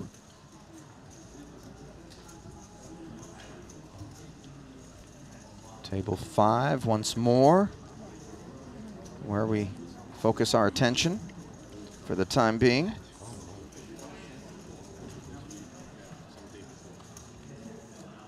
I've paid a few visits thus far on the day. Looks like that was an uncontested one for Chen after a flop and turn barrel on the Broadway board. That it was.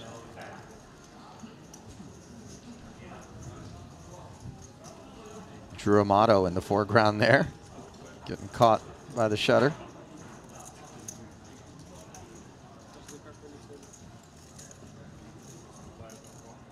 Okay. What do we have here? One in progress.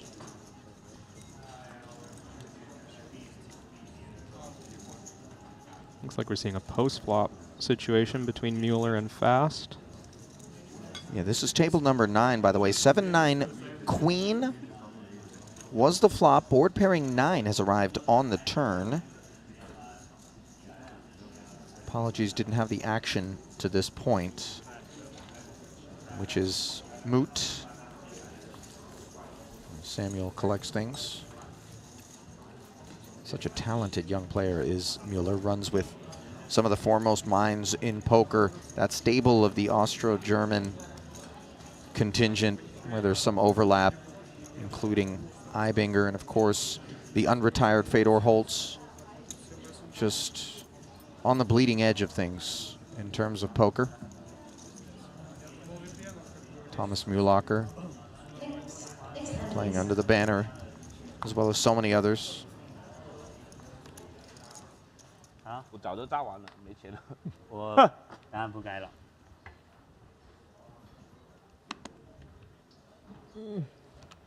Fold. Fold.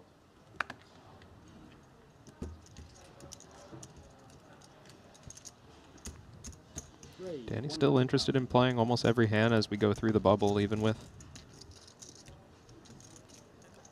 Zhao chip leading behind. Maybe not facing as much pressure. Well, here's the thing. When you have a few data points put together, if the chip leader doesn't seem that they want to take that initiative and they're in cruise control, that does open the door. Obviously, you hang back, you wait, and then when you have that confirmation and conviction that you don't need to worry about getting 3-bet and this person isn't likely to enter pots, then the Warhammer becomes yours to wield. 5 seconds. Meanwhile, Jack 5 suited, the kit with which Danny has chosen to get after things on this occasion. The min raise open, draws a flat from Ren Lin. Chip leader in the small, contemplating with Queen 9 of spades. Looks like he also may have pushed forward the wrong time bank here, but I suspect he has some of the right ones hiding in his behind those white chips. Yeah, that's right. And you would hope that the dealer would point this out. If this pot was unopened, this pre-flop time bank would apply. Given that the pot has been opened, it does not. 不要乱来啊！这个 double 了，我变 chip leader 了就乱来了。对，你还有多少？我还有我不多，100。Ren's still continuing here with pocket eights. I mean, he's got a hand that's too good to fold. And he's got 30 big blinds, so he's certainly got enough room to take flops. Sure. Great board texture for him. Totally uncomplicated deuce, deuce, 3. And it's a normal spot to see the pre-flop raiser slow down, especially with Danny's wide opening range. And that quick check back from Ren Lin is likely to cost him this pot. I mean, he had obviously already made up his mind that he didn't want to inflate this pot. He suspects that Danny could have some bigger overpairs. Boy, that jack's so demoralizing. Little does Ren Lin know it based on the fact that action has gone check down across 2 streets. Third deuce on the board. This texture so inviting when the barrel comes in. But contextually speaking, do we not anticipate that Danny would be very content not to apply pressure in these situations to us without having some sort of holding, or are there many bluffs that are still present? I think there's some bluffs. I think Danny recognizes that Ren's initial flat here from the hijack contains a really strong range, and it's going to be hard to get any of those hands to fold on deuce, deuce, 3. Even if he just has king, queen, he's probably going to continue. So Danny, if he just had queen high, 10 high, whatnot, like getting to this point and then betting big, very reasonable thing to do. I mean, the overbet just has that odious, bluffy distinction to it. I really like the bet size because he's recognizing that if he had less than a jack, he wouldn't be betting. For value, I mean. So a jack is worth a lot here now that Ren's checked down to the river. Yeah, and Ren recognizes he's underrepresented his hand. He wants to pay it off. I would have liked to see Ren just bet the flop there. I think he was a little too cautious. You know, I don't think he wanted to pay this off. He just wasn't really given an option, and you see once he gets called, Danny realizes he put a cracker on Ren there. I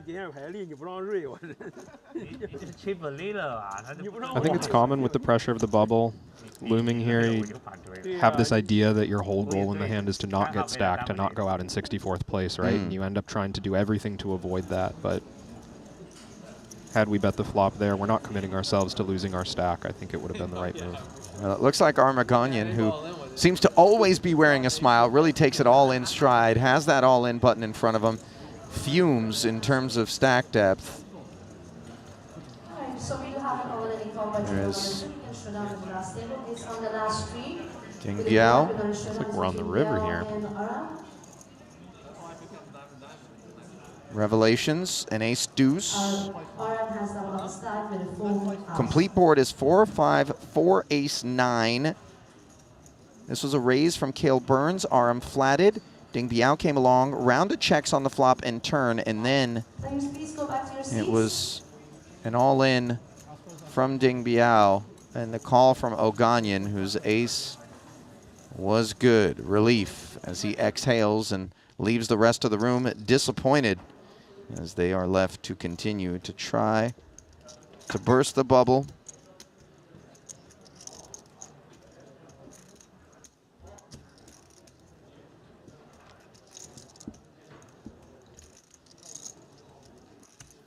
Exile in the YouTube chat, by the way, just said we want Alan from The Hangover. That's where I was going with the bachelor party vibes on Nielsen. Now, don't nod your head. We know The Hangover's a movie, and you don't do those things, Kevin. Are you suggesting you've watched The Hangover?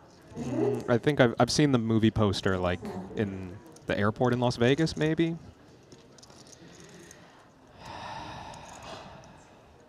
Rabbit Chow, you haven't seen The Hangover? Kevin, take the headset off, go to your room, pay-per-view The Hangover, pirate it, do whatever you need to do, and then come back and see me. Life is just sort of divided between those who have watched The Hangover and those who haven't. You know, but you get the reference, obviously. Shout out to Exile, by the way, spot on with that read. Meanwhile, ace-deuce suited goes to work here for Ren. Hopkins with a couple of fives, sitting 940, 20 big blind territory. Yeah, I think the bin is a perfectly reasonable and predictable place for him to place those 2 fives. And Ren, you know, not an obvious open when he's covered by a few players behind, but he is opening into the blinds of 2 shorter stacks than him. So if he can get through Zhao on the button, he's not going to be at risk this hand.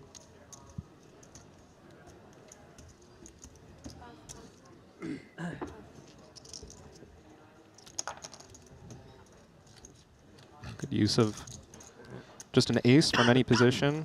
Big blind not going to be defending nearly as much as they would under normal circumstances. Kiot's just trying to survive another round. Was that a compulsory open under the gun +2 in this situation, or deference is completely acceptable? Yeah, I think a fold would have been maybe standard. Zhao on the button allowed to play quite a lot of hands there. But certainly just having an ace is going to make it likely that all those short stacks get out of your way. So I imagine it's a close play. We just don't love having a deuce. Makes it less likely that everyone else has a bad hand. Kind of the opposite effect of that ace.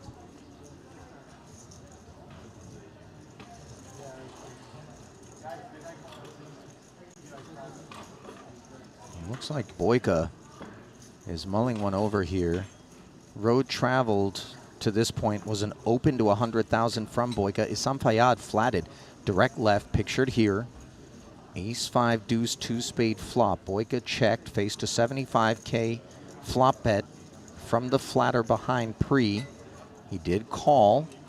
Now has checked after the king of diamonds rolls off. And we await Fayyad's decision.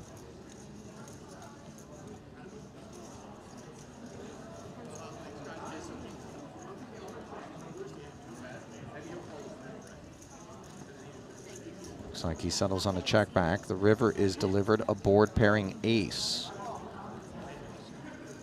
And you've got to think with this pre-flop action that Fayyad's range is still relatively strong. I know not a lot of money has gone in post-flop here. But it wouldn't surprise me to see hands as good as ace-jack in his range, just deciding on the king not to bloat this pot because he is the covered player.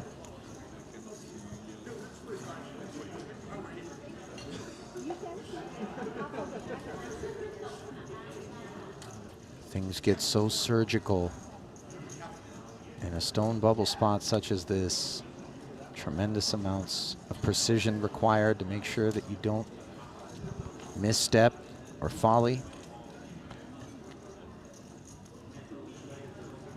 Get some change there on the time bank.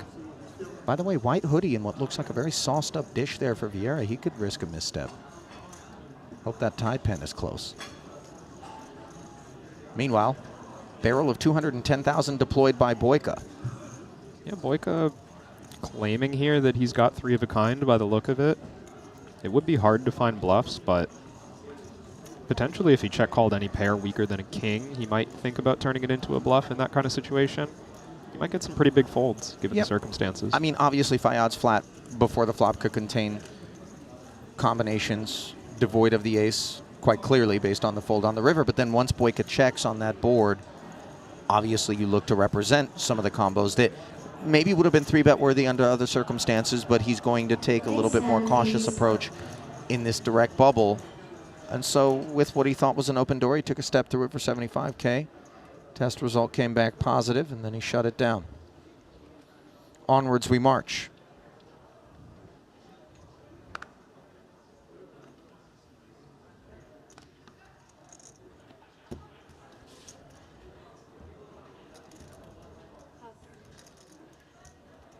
Reluctant fold there from Danny. Go to final table. You know, I think a self-imposed wrist slap is not really required when the Queen 4 finds the fold, Ren. Just assuming a lot of his typical antics in these situations. 我就剩一个人，还真耐操哈。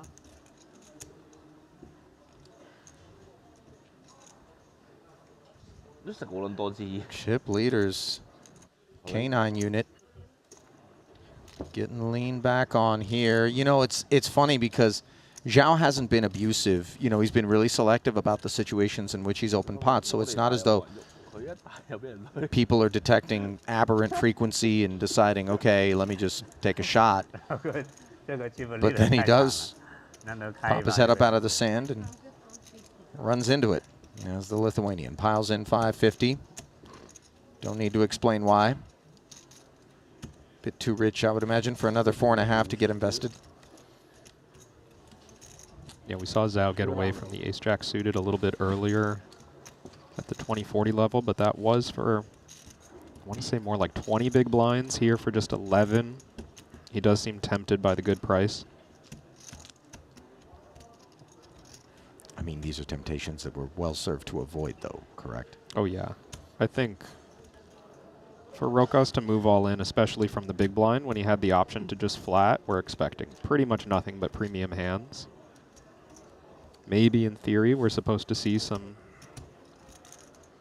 lighter jams that Zhao would have a little bit of equity against, but I think anything short of maybe King-Jack suited or King-Queen suited should be pretty happy to pass on this spot, knowing that Rokas is going to have you dominated a large percentage of the time.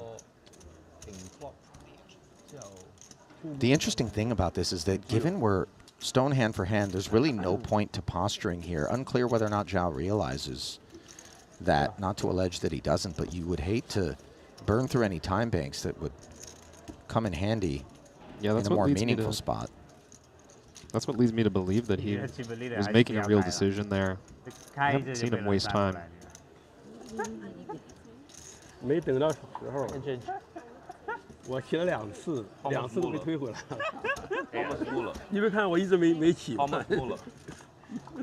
这么多码，给人家一点活路啊！咩啊佢？Thomas Muller 破了沒有湯姆啊？你又睇到啊？我覺得我認得對眼咯。佢仲未完咩？係啊。邊有咁耐啊？佢唔會完嘅。肯定係 Thomas Muller。佢唔會完。佢唔會完咩？佢唔會完喎，佢不停轉喎。 Some in the chat, by the way, when we were over at that outer table, were commenting on Boyka's hoodie. That one is part of the new collection that is available on the Triton website for those so inclined. Kiat Lee also sporting the blue hoodie, also part of that drop. 不要聽他洗腦。係啊，你不要聽他洗腦。 Well, now some frisk on display from Zhao. Maybe the clutch has been depressed and gears have been changed.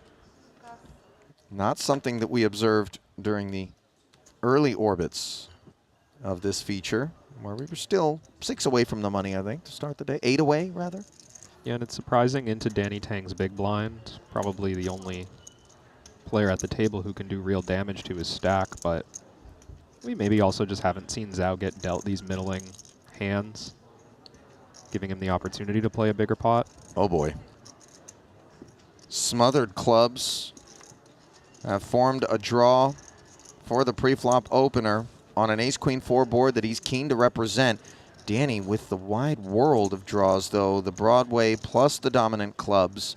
Of course, he too has observed, as we have here in the booth, and those of you at home, that this chip-leading stack of Zhao's hasn't been as active as perhaps it would have been in the stewardship of others. So he is skewing toward just the responsible approach. Check call. Board pairing 4.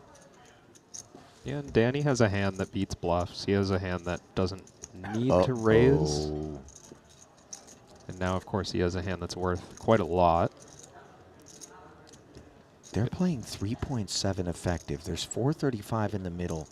Kevin, you don't expect there to ever be wildfires that break out at worst brush fires on the stone bubble. But the ingredients for an inferno, if all of a sudden Hongjun Zhao wanted to get reckless, are upon us. I'd like to see Danny come with a big bet here, because really what we're targeting, what we're most often going to see is Zhao has some ace that doesn't have a kicker that plays. And we're just trying to get a chunk from those hands. All right. Although here, 280 has just become 625. 625. Now, if you're Danny, you know, you're up in range, but it's not the nut flush. Ace-X of clubs is a thing. Danny's moving quickly here, but I think he knows his hand's worth a lot. I would hope he takes the time to think about putting in maybe 1.5 million or something. Really? But is that not just risky business unnecessarily in that spot? it is, but are we really expecting Zhao to now come back over the top with anything worse than King Jack of clubs and actually put our tournament at risk? I mean, I think, again... Well, if he did have a boat or if he did have ace-X of clubs, yeah. of course he would do exactly what he's doing. Yeah. As played, maybe we skew away from that being what's going on, but I could see aces full, queens full, feeling nutted on that board pairing turn and deciding to just check back and get, you know, a little foolish. Sure. He could be beat. But all we were facing was a 600,000 raise. I think it's easy to get ahead of ourselves and worry about the top of the range. Well, I feel like we did get ahead of ourselves insofar as we flipped it over to this particular spot where Siarishchanka has got that paltry 135 into the middle. I really have to believe that Danny just ended up flatting. Efforting, by the way, the outcome officially. What do you think's your toughest? Yeah, like what's the worst? I think the 150. The 150. Here on this table, the 135 going in from under the gun. He's not happy to put it in with Queen 10, but he knows that the very next hand he'll be forced to put in 100,000 dark. So he'd rather take this spot now and try and make his way through the blinds with a pretty reasonable hand. Yeah, Danny did actually end up flatting, by the way, confirmed. And in doing so, he has narrowed the gap between himself and Zhao, who is still the chip leader, but only by a little north of 200,000. Meanwhile, this thick membrane on the money bubble Generally, especially here, 50K is going to have like a lot of work. is going to get I think 150. another needle pressed upon it here, this time by Yuzhu Wang's 8-6 of diamonds, the covering stack, the inferior hand. 3-2 plus is the advantage for the Belarusian, but maybe a min cash is going to get carved up. I saw someone on their feet. Sonny is walking over.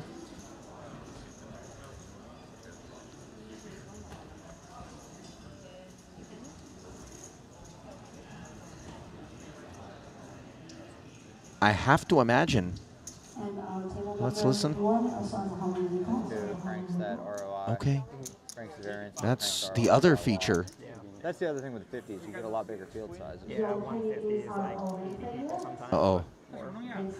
The capybara is working overtime out here. 这必须 call 呀，必须 call， 没办法。 Cards patiently absconded until the point that revelation was appropriate. And here we go. Can Queen 10 hang on? Can Yahaney keep his seat? These are the questions anxiously being asked. Queen in the window, followed by another. And running eights. the only way for the 8-6. Frank is OP. Not going to happen. A meaningful 345 will slide over to Yaheni, and guess what? Bubble intact, Kevin. If you're at risk, sure. Yeah. Let's play We poker know now. that player at the other table was We've literally done nothing. packing up and getting ready Do we know, like, to leave the room. I know. Like 1 hour. oh, you know like what? one time every Confirmed, as I'm now reading the field showing 63 players. It's back to poker, baby. So Back in there and you have chips.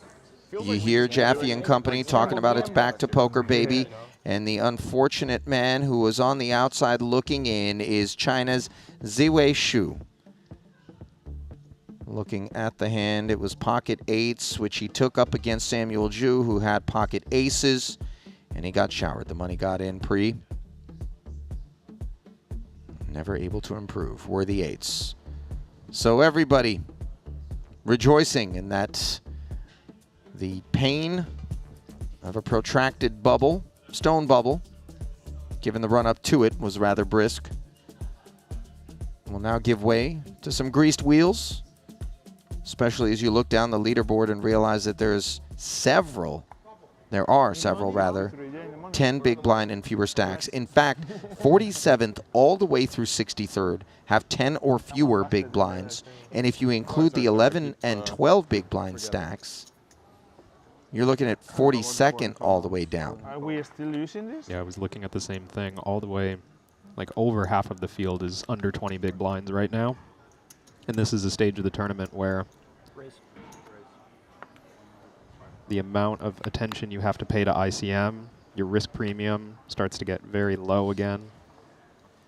Because there really aren't those significant pay jumps anytime soon. We're sort of back to a new tournament, playing for first. Well, Jaffe, nothing new about opening an ace-king suited. 55th Triton cash. 55? 55th. Sick. Pretty sick. Given he's got the big blind and big blind ante already invested, Yeah, is this I'm like queen Helmuth, 7 bro. offsuit a qualifier, that's Kevin? Yeah, I expect Yao Henny to play Sounds not good. literally Yeah. anything because he is facing an under the gun open, but a very wide range. It's much easier to realize your equity when you're this short. When you only have 5 big blinds, if you flop any piece, you kind of just put all your money in and you get to see 5 cards. So it's pretty easy to make a bad hand worthwhile, but on this board, There it is. bad hand is not worthwhile. Wowly shit. Top pair and the nut flush draw, too good not to show, as Haney bids adieu to an extra big blind and a They know all tickle. the tricks. He's too good. Too good. Seasoned You vet, bro. You don't learn that in year 1. Now, not available in the Triton store Yeah, if I time bank is there, I that just have Queen Jack off. Triton medallion, if I'm not mistaken, that Jason Kuhn is wearing. Obviously, one of our ambassadors, along with Danny Tang. You don't use them, Maybe you that's a lose 'em. custom issued piece there. We were speculating that's Bill a Perkins. prize No. that Triton gives you for your 30th title. Your maybe your 40th title. Well, he hasn't got that many yet. He seems like he's on his way. The course has been charted, but as of right now, Interesting choice here. Jason starting the hand with less than 10 big blinds. You don't see a lot of min raising off of this stack size, although you do see more of it from earlier positions. I think a lot of players looking at Queen 10 suited would imagine just an all-in is the play. But Jason's thinking that this is one of the weakest hands he wants to open with in the first place.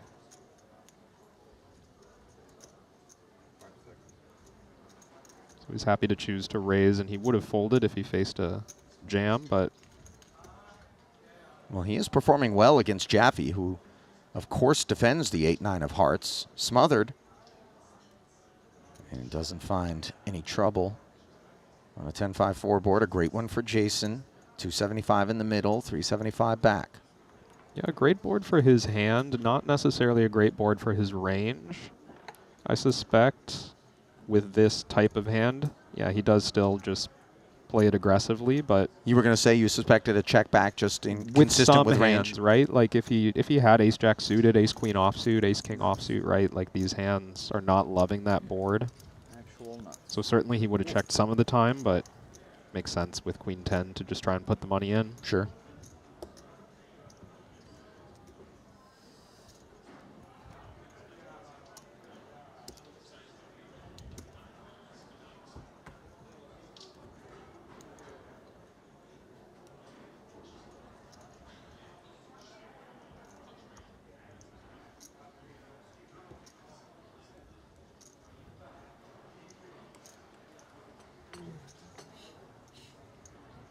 So Kuhn with a little snack, trying to work his way into a more comfortable stack depth. 10-time Triton title winner. That was that all. I mean, he got there. He broke away. You know, I think it was him and Nikita Bazikowski who were level at 4 for a while, and then an absolute rampage. Pushed and catapulted Jason up to the 10 titles. Meanwhile, 10-7 of spades has pushed 165 forward from the button. Jaffe wakes up with a playable one. And I think with Jason only having 11 big blinds behind, he's not going to do much cold calling here. He's just going to put it in and hope to force out some hands that have equity. This is actually, this might qualify. King 10 of hearts. Jason's definitely going to think about it. Jaffe was pretty happy to put it in, but imagine Jaffe just has queen 10 offsuit. I mean, he might make the exact same play. We're only looking at 3 big blinds all in from the button. Now, don't get it twisted. Jason looking up toward the heavens is not in pursuit of divine intervention or a sign from above. There is plenty of information on the tournament clocks that are hovering above the feature, and he is unpacking in an effort to inform this decision. He dominates the jam from Yahaney. He is dominated by the one in turn from Jaffe, and yet he decides to get in there.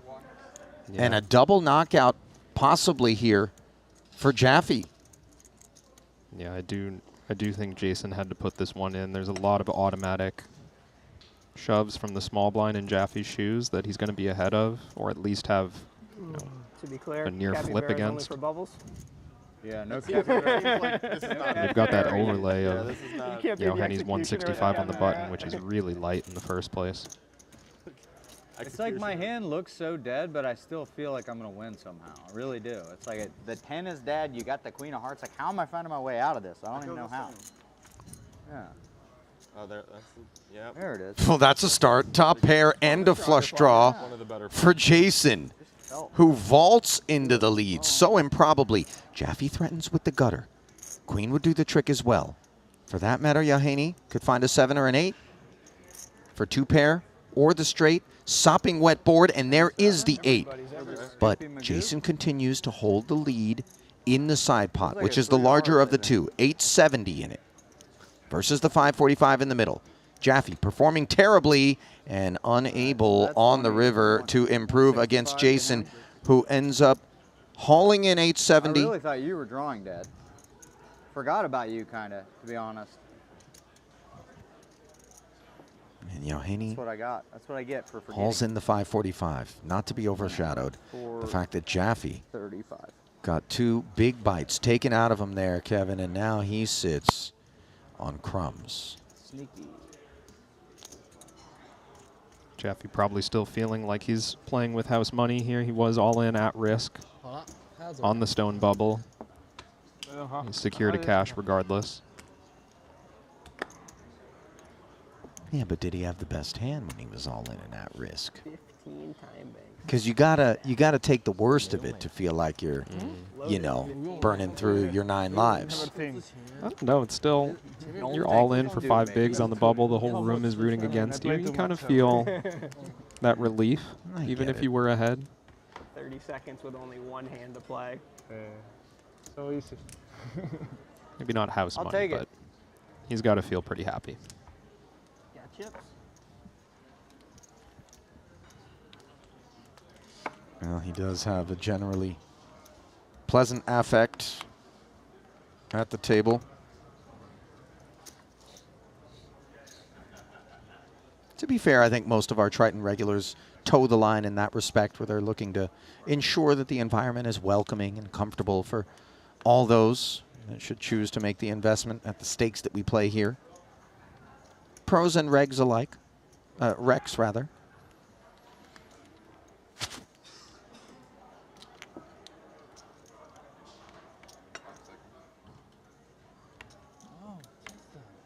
Oh, shit. Yeah, and I think someone like Jaffe also just here for the enjoyment of the game. So many of these players are just here for the enjoyment of the game, and you get the sense that he just feels grateful to be able to play this kind of event. In turn, you get the sense that Wenji Huang was ready for somebody to get after him as he took a walk with ace-10. Nachito on the rail here.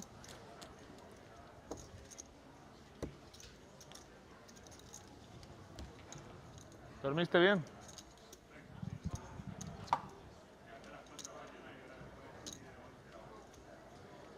Bien.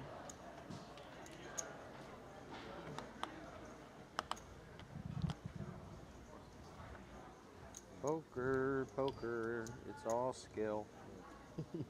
Start with the worst hand and go uphill. I think you just wrote that. It did feel a little off the cuff.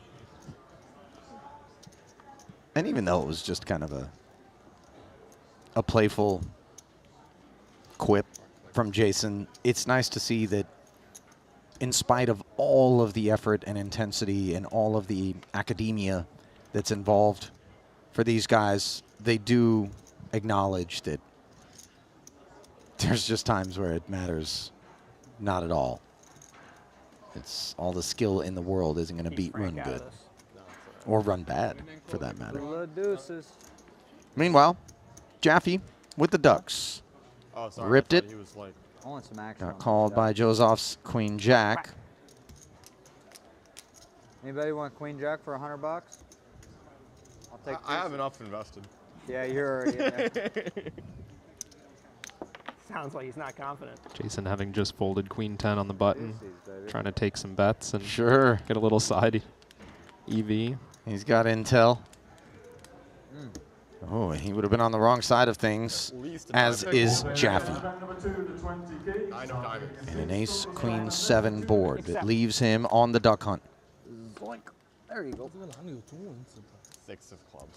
Cheese on the turn, but it comes in diamond form. Can Jaffe find quackers or the flush? No, the red 8 will seal JJ's fate as one of those left to claim the min cash of 24,000 here in event 1. Yeah, Jason doesn't have to give you a pep talk like he did last year. Oh boy, what have we here? Pocket aces for the chip leader, a double gutter and pocket 7s for James Hopkins. The path traveled was an open to 100 from Hopkins. Zhao small blind made it 275. Hopkins flatted. 2 1/4 was the follow through from Zhao on the flop, which was flatted, and then an all-in was called off, and now Hopkins takes his turn demiking. Fresh on the heels of Jaffe as the field melts away on the inside of the bubble here. 你这个样子一看，你就是没牌，你知道吗？谁知道 AA 跟你有 58 left. 不信我，我感觉猜不利的好欺负，真是。 Bit of a cooler there for Hopkins. I know it doesn't look like a particularly strong hand, but each step of the way there, kind of obligated to keep seeing the next card, and turns quite a bit too much equity to get away at that point. Yeah. You hate the jam, especially given that this isn't a chip leader who's shown a propensity to be light. But that is the way the cookie crumbled for Mr. Hopkins. Meanwhile, did you know that you can qualify online for the next WPT Global Slam? Win Passport dollars and use them to buy into future Triton events only on WPT Global. Download now with code Jeju for a 100% deposit match up to $1,500 and play sweepstakes poker with your favorite Poker ambassadors. It's Club WPT Gold in conjunction with the Triton Poker Series. 200倍才200多万，40多万，200多万，7倍的啦。7倍的，你这个数学也是体育老师教的。谁说体育老师不能教数学？哎，有的体育老师数学还挺好的。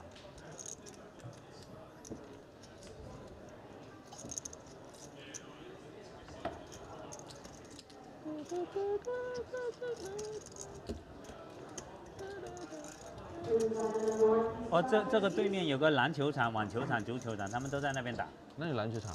这里走到对面就是2分钟 ，close street 马路。足球也有啊。在这里外面吗？足球篮球就在对面啊。就在楼下这里。没有，就要过走上去lobby 吗？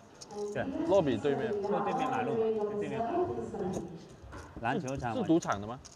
不知道是不是，然后他们都在那里玩 ，Steven 切贝克什么都在那里玩，什么 Mario 啦，什么踢足球、打网球、打篮球。陶瓷哦，妈的有点陶瓷哦。Ace 5 off. No real thought from Danny. He pins it.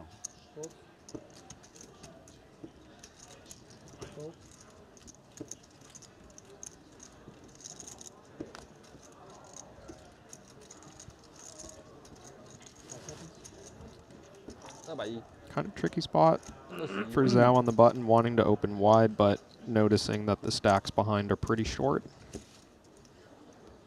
Makes that type of hand a little bit less playable. Wow. Nielsen 9-7 off. Says let's make it interesting. Looks like it was a 9-4 off for Kiat Lee. Snap fold.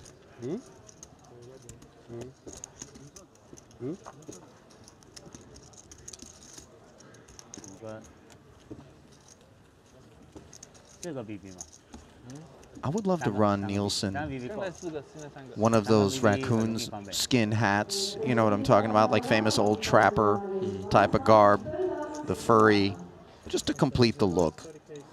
You don't think it's complete? Next head? You know, that's fair, Kevin. How dare I? His look is absolutely complete. He needs nothing further. 30 and 60K as the blinds move further north. 150 in orbit, the price of poker now. Brought to you by Jacob & Co.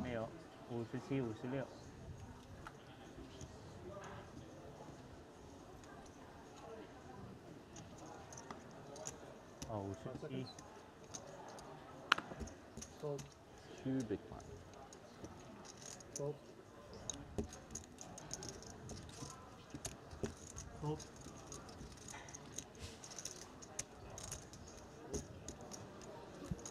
Let's go, my friend.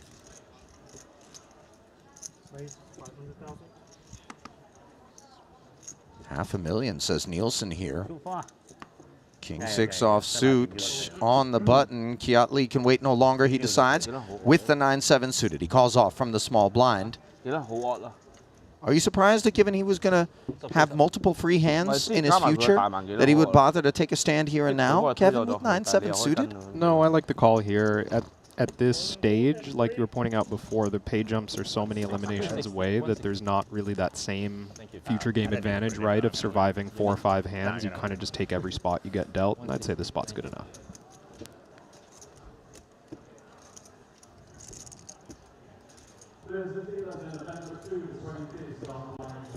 Six of clubs.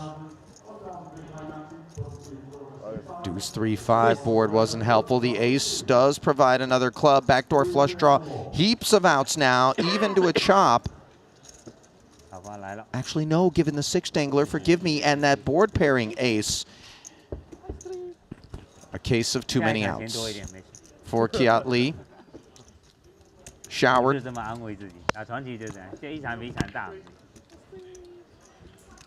Officially 57th, the finish for Lee. Thank you.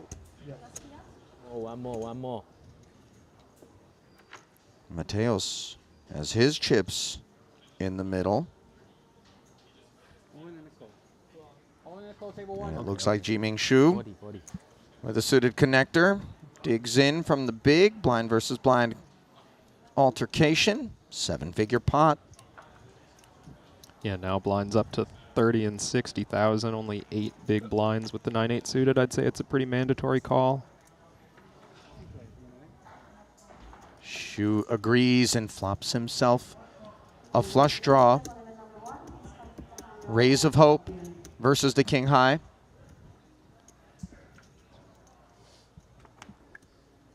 An open ender providing added outs. Like Kiatli before him. Will it be a case of too many? Jiming takes aim with the double shooters. 4. And he gets there. Double. Yay. Yay. Yay, indeed. Oh, yeah, bro. Even Mateos, the victim, must brandish the smile there. Love to see it with regard to the joy, the unadulterated enthusiasm for the game. Well, being told that we do have a rebalancing effort that we need to undertake here, so with those administrative obligations upon us, we're going to step aside ever so briefly. 3 minutes and change, I'm being told, and we'll be back with continuing coverage of day 2 of event number 1 from here in Jeju. Keep it close. The $25,000 buy-in WPT Global Slam is back. Join the action on March 2nd at Triton in Jeju. This time, for the first time ever, our players could buy into the WPT Global Slam with Passport dollars. Don't miss your opportunity to qualify for future Triton and World Poker Tour events. Download WPT Global with code JEJU and get a 100% deposit match up to $1,500. Sign up today and join the action. I've played against the best, I've won on the biggest stage. But what if I told you, it's not just about luck or talent. It's about using the right tools. GTO Wizard is the fastest and most efficient way to study any spot in poker. This is how you level up your game. This is how you unlock your potential. Don't get left behind. Get GTO Wizard today. Beat the best, crush the rest. Looking for the ultimate platform to place your bets on the biggest sporting events? Look no further, because BetACR.eu, Triton Poker's official betting partner, is here. Whether it's the thrill of soccer, the intensity of football, or the fast-paced action of basketball, BetACR.eu covers it all. With real-time updates and competitive odds, you're always ahead of the game. BetACR.eu also offers exclusive poker events that you won't find anywhere else. Test your skills and make every hand count. With over 20 years of poker excellence, the World Poker Tour brings you WPT Global. With millions in guaranteed prize pool every month. 24/7 monitoring system developed by the world's best security expert to combat cheating and collusion. Largest online poker platform available in over 60 countries. Endorsed by poker's biggest names. Join the largest community of players. Now on WPT Global. Trusted online poker is back in the U.S. with the launch of Club WPT Gold. Play sweepstakes poker and daily ring games and tournaments against your favorite WPT ambassadors. At Club WPT Gold, you play with 2 virtual currencies, gold coins for fun and sweeps coins, which can be redeemed for real prizes. Get sweeps coins for free with gold coin purchases, daily login rewards, and giveaways. Join now and get in on the action.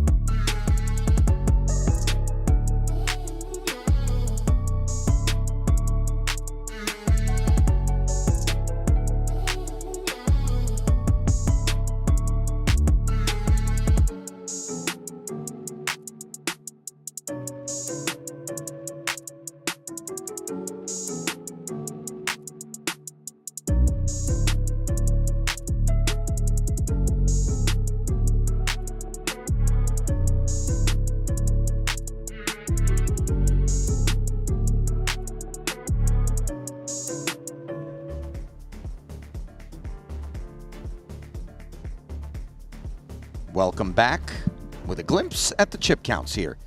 From Jeju, Ali Nejad and Kevin Rabbit-Chow with continuing coverage of day 2, where the bubble has burst during this first frame of coverage. GTO Wizard bringing us this glimpse. Mateos performing well with a cozy $2.5 million. Boss Stack at the red table, and the overall chip leader coming into the day has managed to maintain the honors. Hong Jun Zhao, 5.8 million, back toward the high water mark on the day, putting a little runway between himself and Danny Tang. Rokas Asipauskas, 585,000, 10 big blinds deep, the shortest of stacks there. Wen Ji Huang, in turn, the short stack on the red table. As players do make their way back, some of them to newfound pastures. Given we did break a table during that brief pause. Third in chips overall is Steve O'Dwyer, who came into the day second overall. Chun Ko Chung, 3.5 million, fourth place. Lord Vogel has entered the top 5 in fifth, 3.2 million in front of him.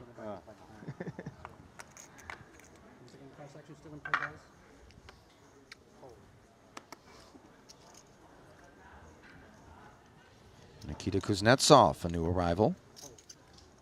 Yeah. Kuhn with the ace-deuce suited.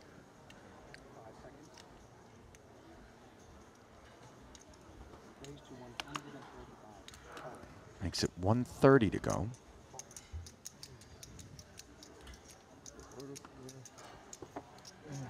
Yeah.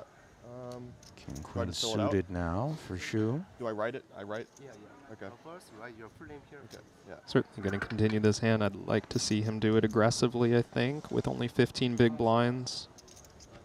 I could understand wanting to just call and keep in some weaker hands, but a hand just like Jason's right now has a lot of equity against you and will quickly fold if we go all in.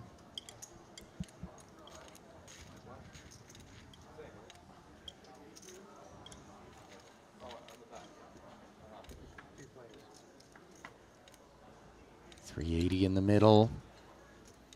10-8 deuce, 2 clubs. Kuhn with backdoor nut flush and bottom pair currently has the lead, but just look at the equity with 2 overs and the flush draw. It is advantage Shu. Yeah, not surprising to see Jason choose to check behind. This is a dangerous situation now. A deadly turn that gives Shu the flush, but gives Jason aces up. He is covered, and I don't know that escape is in his future. Granted, we don't expect a request for all of it here with 380 in the middle.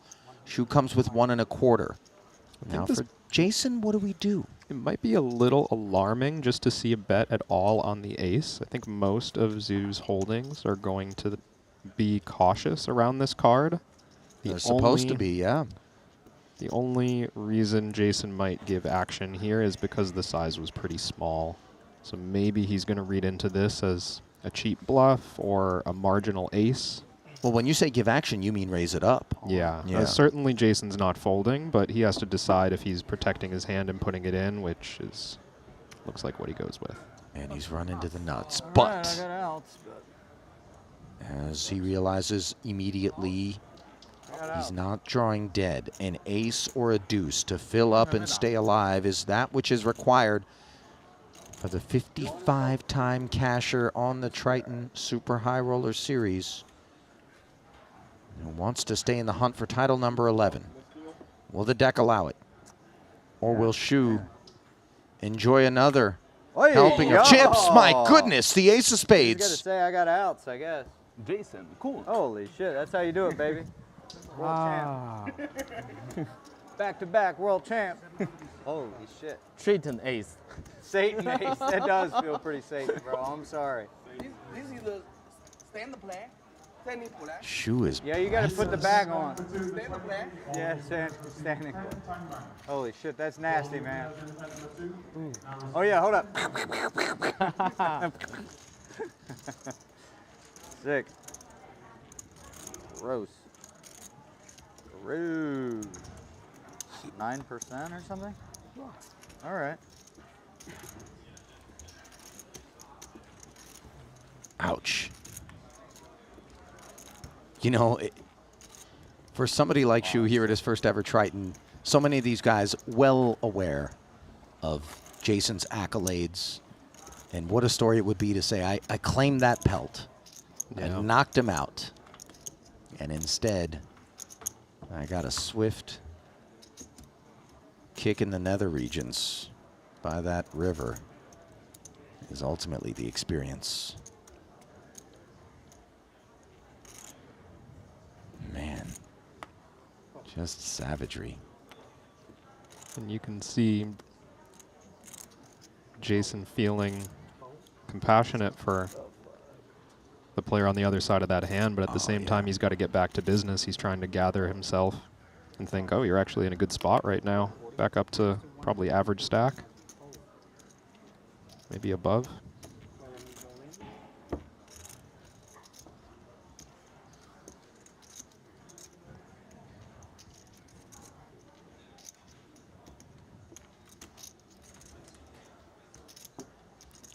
Looks like Zhu, with just 2 big blinds remaining, decides that he's happy to get it in with almost anything. Can't fault him for just taking his price. Left with just 115,000. It does get called off, and unfortunately for him, the Queen 10 had him dominated, but that hand is dispatched by the jam from Wang. So at least the Queen is now clean. Yeah, this works out great for the all-in player when someone comes in with a different hand. He's now getting a little extra overlay, chance to quadruple up. Maybe. And he's got higher equity against this hand. And 9. The stacks are now play for seats 3, 6, and 9. Thank you. Queen of clubs.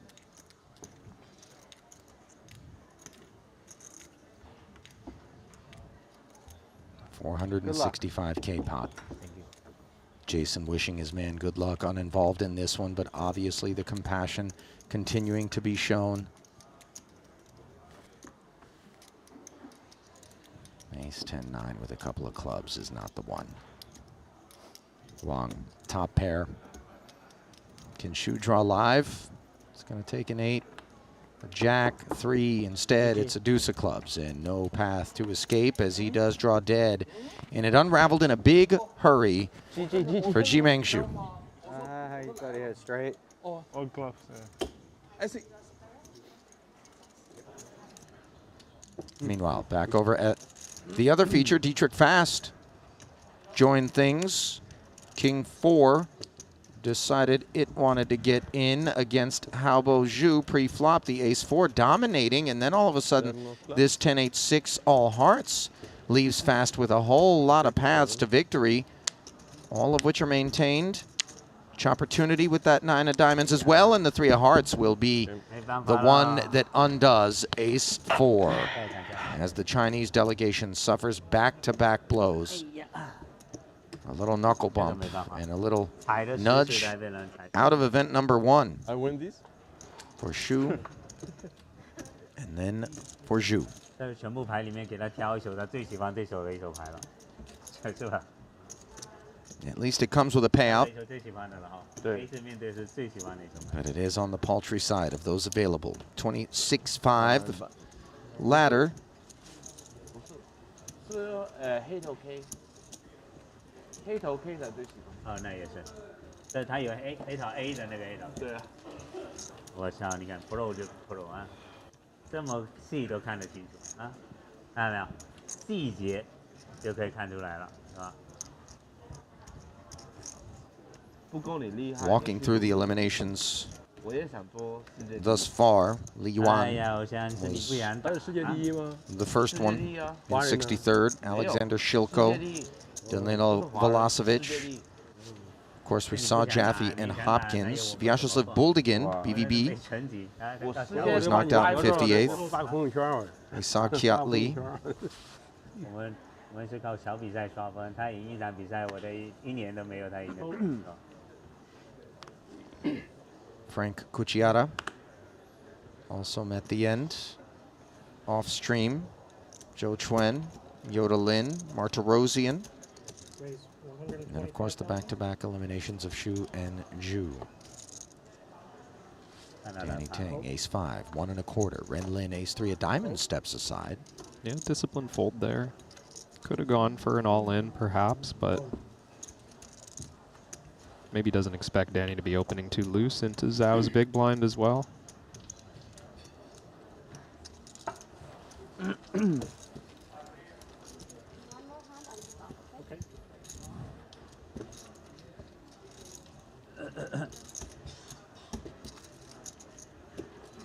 So slow. We slow? Like we're playing so few hands. We're playing. We keep having to wait for the other table. We're playing faster than the other table, so we keep having to wait.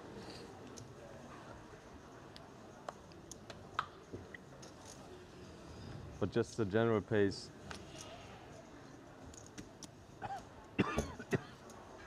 Aces for Sergei Petrushevsky under the gun.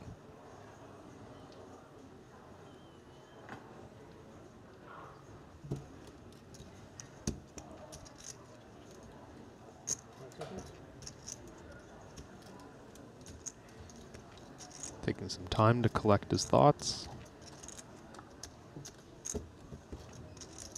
That 10 seconds goes quick when you're first to act if you haven't checked your cards right away. 135.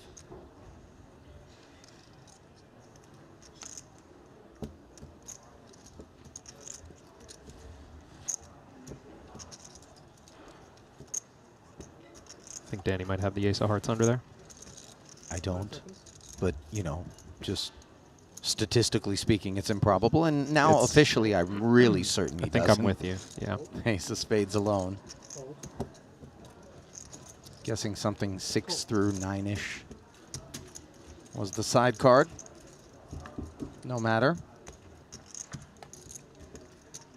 Daniel Nielsen books a date with the flop, and this is not what he had in mind as it comes queen, queen, 5 with a couple of hearts. 8-9 failing to improve mercifully. He checks over to Petrushevsky. Seen this kind of play before. Yeah, the check back. Not necessarily from Sergei, but paired board, pocket aces.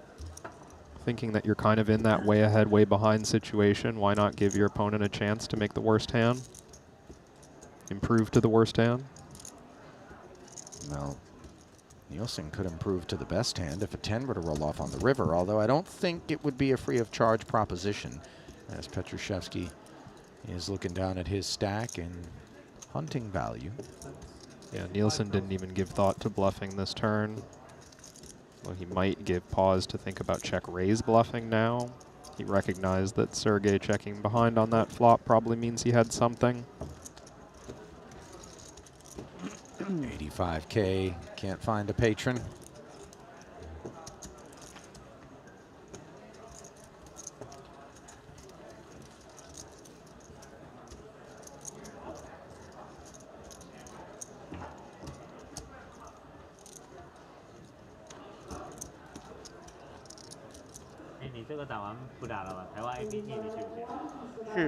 去一下，因为好玩嘛，喜欢嘛。有没有大的？有没有大一点的？有没有1万的？应该会有吧，那我帮你问一下吧。但是这个比较短，因为10天而已。我看一下，看一下。到时候有时间也去一下。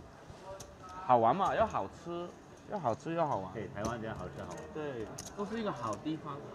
对，晚上要有地方去，可以走夜市啊，还是什么其他地方？对，台湾还是比较，台湾我觉得这么多地方去打比赛，台湾最舒服哈。嗯。这里啥都没有。Does appear that some soft hand-for-hand procedures are being invoked right now, just due to the pace of play maybe being a little bit too brisk here at our feature tables relative to what's taking place elsewhere in the room, and so as to prevent the competitive advantages of not taking more hands at one table versus another. Staff monitoring things closely and forcing other tables in the room to catch up. Of course, this provides us an opportunity to either brush up on our Mandarin, Kevin, or maybe just get the show on the road as the cards are back in the air. I am surprised that the pace of play would diverge so much between tables, but I think that's just sort of natural randomness of different players' styles of how quickly they play or the spots that get dealt more than anyone trying to gain an advantage at this stage. There's not much to stall for right now.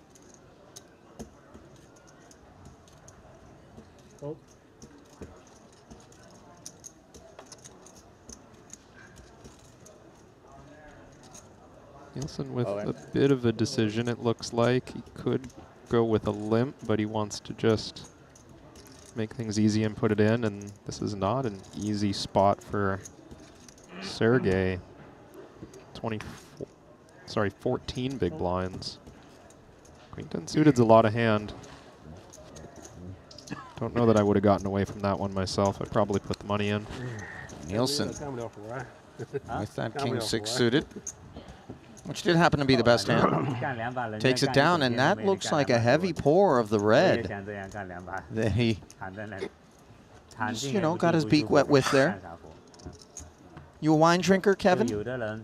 I enjoy wine. Sure. Okay. What's the most wine you've ever enjoyed at once in a single session of wine enjoying? Probably about as much as you would expect. Not a significant. You ever go through a whole bottle on your own there, Kev? I honestly don't remember doing it, no. Sounds Maybe. like a yes, by the way. That could be interpreted as a yes. I see where you went with that. Red or white? More of a bottle for two kind of person, you know. Maybe a half bottle. I get it. You're maybe romantic. A little ahead of pace, maybe 60% of a bottle. Something like that, you know. Okay. Now we're just being greedy. This is, you know, awfully non-egalitarian of you. Happy to share, but happy to also take. If I'm ahead of pace, I mean, there's no soft hand for hand and wine drinking. So nobody to enforce it except myself. Well, Danny Tang enforcing from under the gun with the King 9 of clubs. Zhao's pocket sevens have flatted. Now Petrushevsky briefly chewed on the A6 before binning it. The Lithuanian looks down at dust. Suited dust.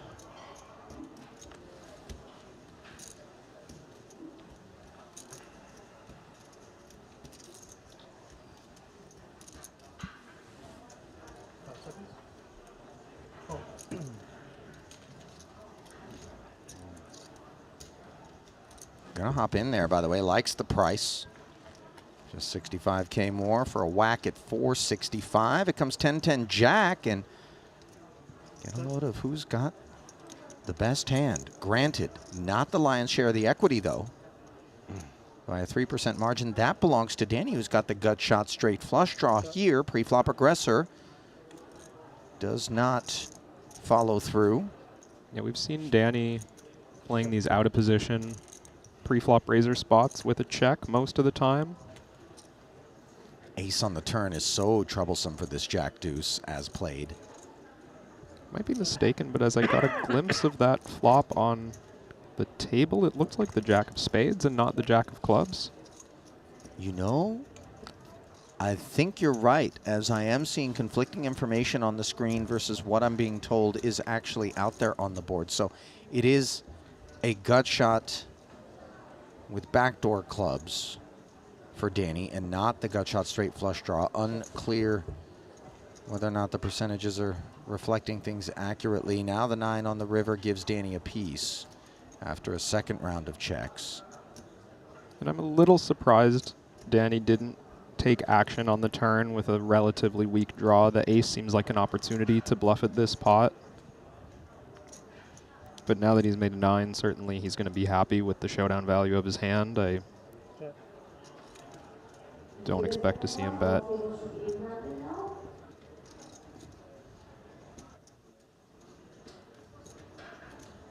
Now leaning back, looking like he seems pretty sure that he has the worst hand at this point, but he's still just going to show it down. That he is.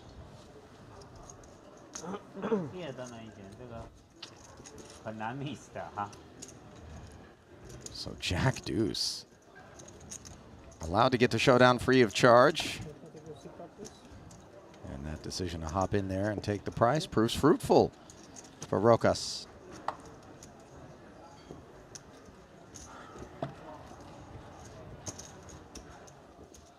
You know, he's rocking a Pensacola hat. Got to be honest, didn't really peg him for. What, is that the Panhandle? Where is that in Florida?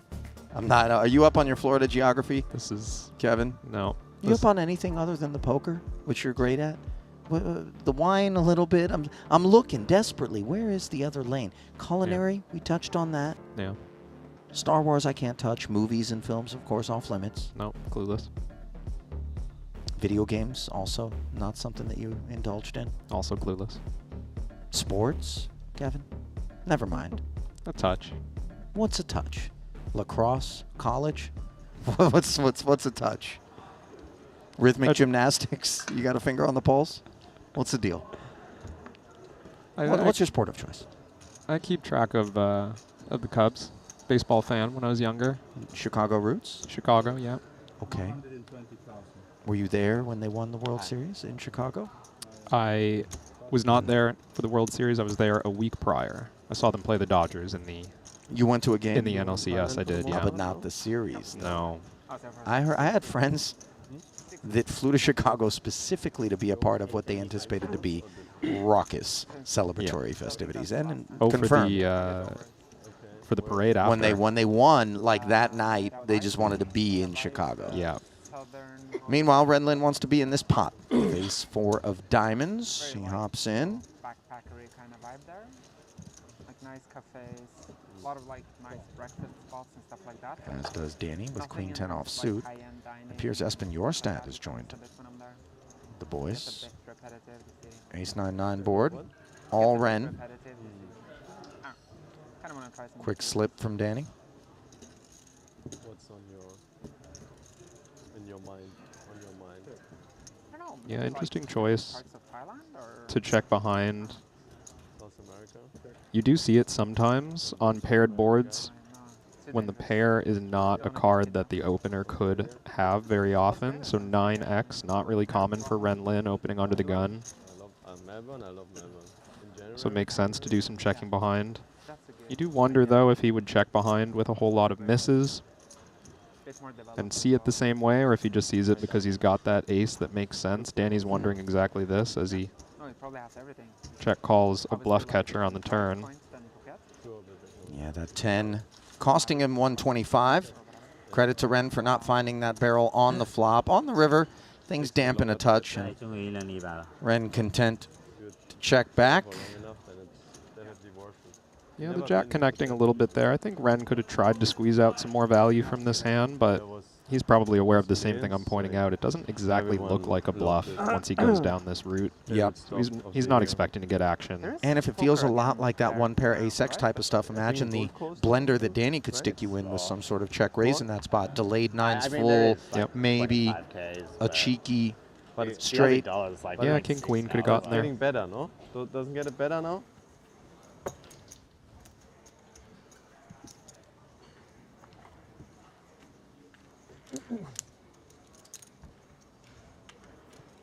Looks like Yuju Wang has gone full shinobi once more.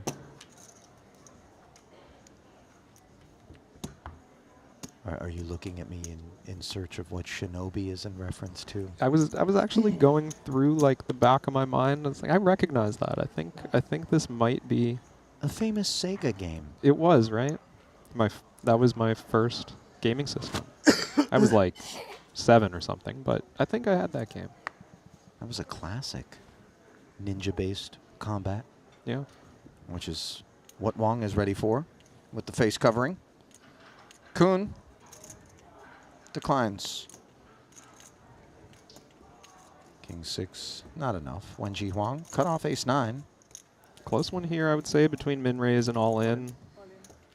He likes the stuff. How much? Actually looking at the couple of shorter stacks behind. Hajiev in the big blind with only 480,000. I like this choice to go all in. Where do you live? And Mateos, of course, just kind of going through the motions of getting the count as if he doesn't have ace-queen right now. Oh, yeah? Mateos jams over the top of Huang, and of course we hate to see it. Suspicions that ace-9 is in trouble are confirmed. Oh, no way. Dominated. For how long? Huh? For how long? How long did you live there?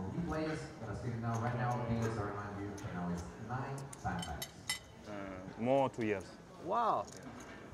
Wow, I didn't know that. Good place, very good place. 1.8 million chip pot. And the Chinese delegate could be the latest victim here in event number 1 if El Conquistador's ace-queen holds, which it rates to do, now 93% of the time. Can Wenji So now you go to Slovenia. be paid a visit by Nina? No. I'll try my best. Good game, bro. Jumbo. His run comes to an end. Yeah, I'll try my best. Happy borrow. You forgot. We forgot. That's why. 26-5 awaiting him GG, bro. for what appears to be a 48th place finish.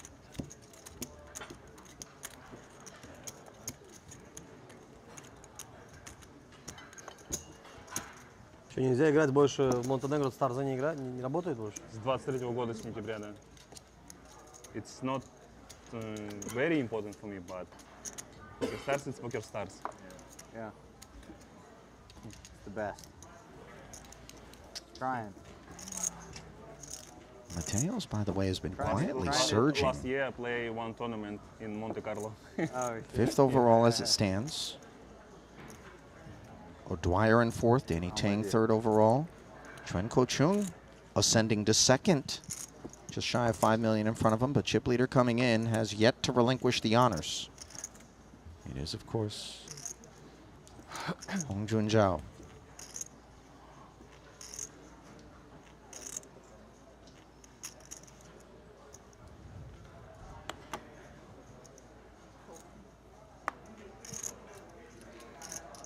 Ace-10. Kuznetsov takes us up.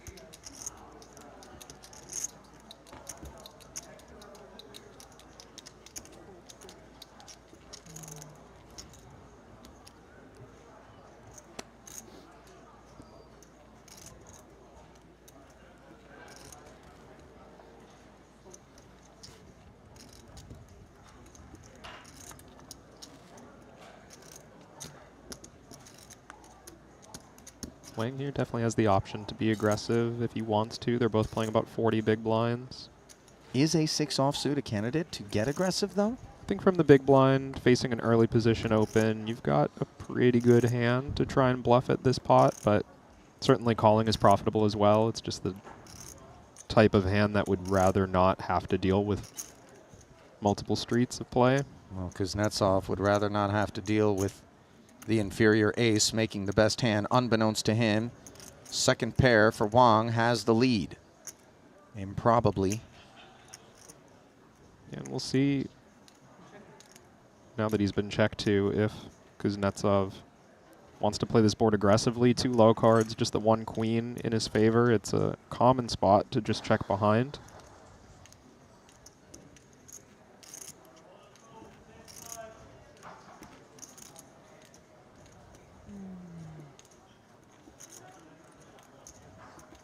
Well, he isn't going to check behind. 140K question asked, and into 330,000. Is this a little bit meatier than necessary?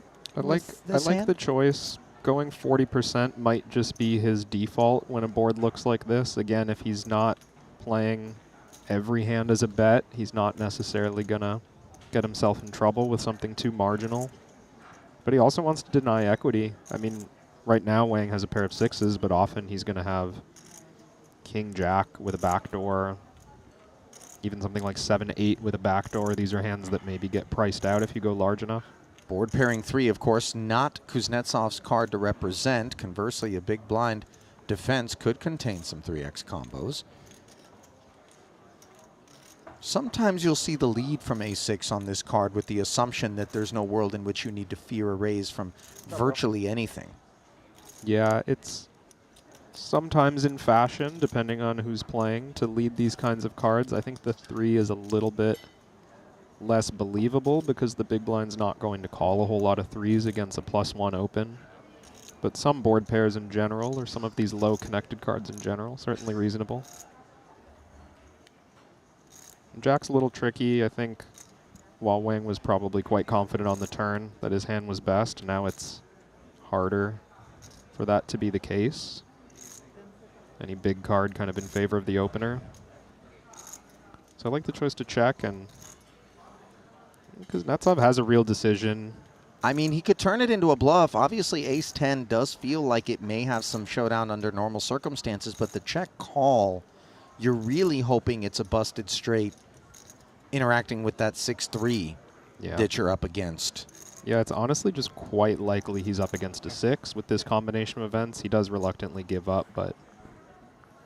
You know, if he does think he's up against a 6 more often than not, though, a properly sized barrel, especially as played, could be Jack X looking for value. Yep. Because you expect Queen X to do its own bidding on the river there after the check back from yourself on the turn. Yeah, and those are spots as Kuznetsov, you're left wondering at showdown if Wang would have found a fold with a hand like that. Yeah. You can't really find out unless you just put him in the spot. So sure. Certainly in the future he might be more inclined to put him in the spot. You know, I'm curious whether or not Kuznetsov pursues a different approach against a known entity, somebody he's familiar with in terms of professionals, maybe people hailing from the same region that might be speaking the language more assuredly.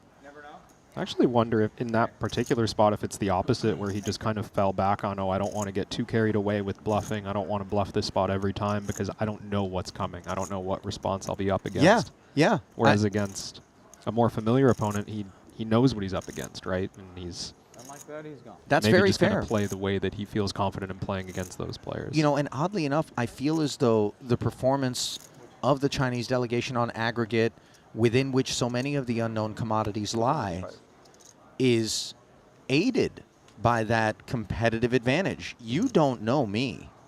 I know you. I've watched you. Yeah. You're a GTO wizard. That is in the era of live streamed tournaments. It's a tricky dynamic as the known players who have had their whole cards up for years at this point in some cases. To have people who have been studying and even are just fans of the game, they know a lot about you when they show up to the table. He's just like, raise. Joseph had to sweat briefly. You feel pretty good about your chances of getting a fold when your opponent starts texting. Yeah, he forgot to click the fold button, did Wang, before getting on to his texting duties. Now the King 3 suited for Sviatoshchenko. Joseph did size up here, recognizing that he's opening into a shorter stack, even though he only started the hand with 13 big blinds. He didn't want to open jam from the hijack.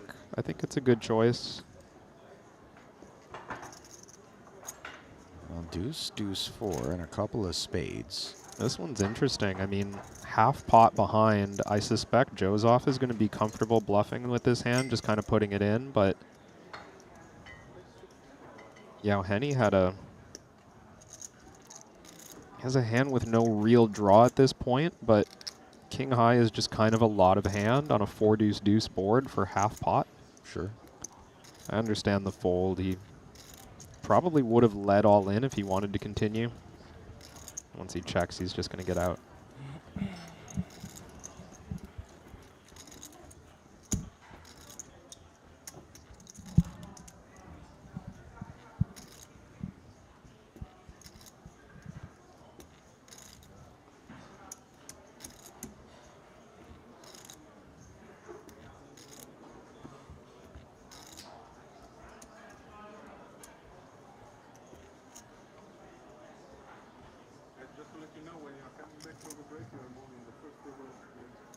Perfect. All right. Cool. Trash napkin for Jason. Yeah, there. Quite the opposite for Mateos. King, queen. 120. Up we go. Now let's see if ace 7 feels frisky. Maybe against a stack that you cover, you're a little bit more emboldened. Although, to be fair, the bigger stacks we expect have broader ranges. Yeah, I think it would be a little bit out there to continue this one. There's no real pressure on either of these players. Also, Mateo's opening with Yoheni here behind, only on 3 big blinds. Yeah, very different proposition. Probably not a light open. Yeah, you were taking that slant. Forgive me. The presumption was that his ace, Yoheni's that is a very different situation than Wang's before him. Yes. Yeah, of course. Same suits also? Yeah. No, I'm joking. By the way, welcome to Ramin Hajiev, former Triton main event winner, who has parked his bones here at this particular table.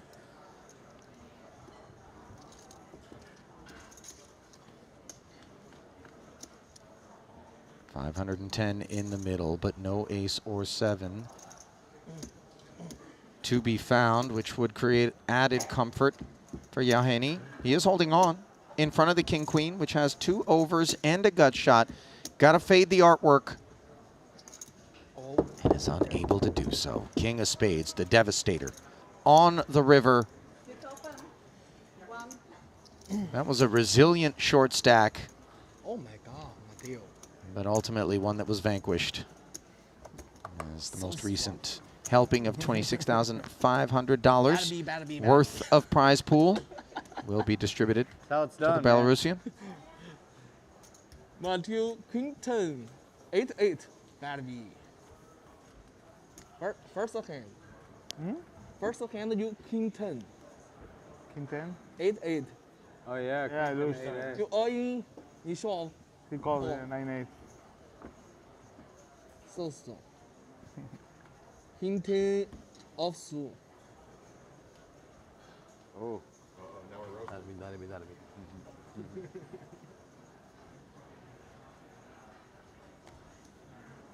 If I'm all in, you have my cards, don't tell me, okay? No. I cannot go.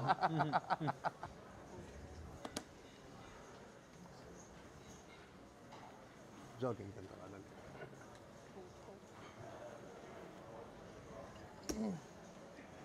King-queen resurfacing, this time for Kuznetsov.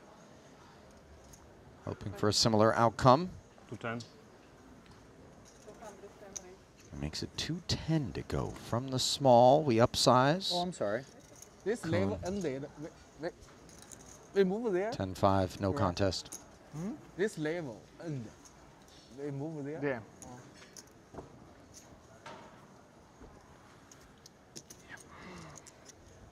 Well, as we grind our way through these smaller payouts, Kevin, I turn to you for perhaps some personal opinions on what portion of a tournament for you as a fan and a viewer is the most tantalizing, the most interesting. Is it early stage play just to kind of observe the very different strategies? Is it the grind toward the bubble, which is, you know, such a surgical, precise process? Is it just the final table where the big payouts are? What's your cup of tea? I mean, I'm definitely a fan of final tables. I think Let's go. Thank you.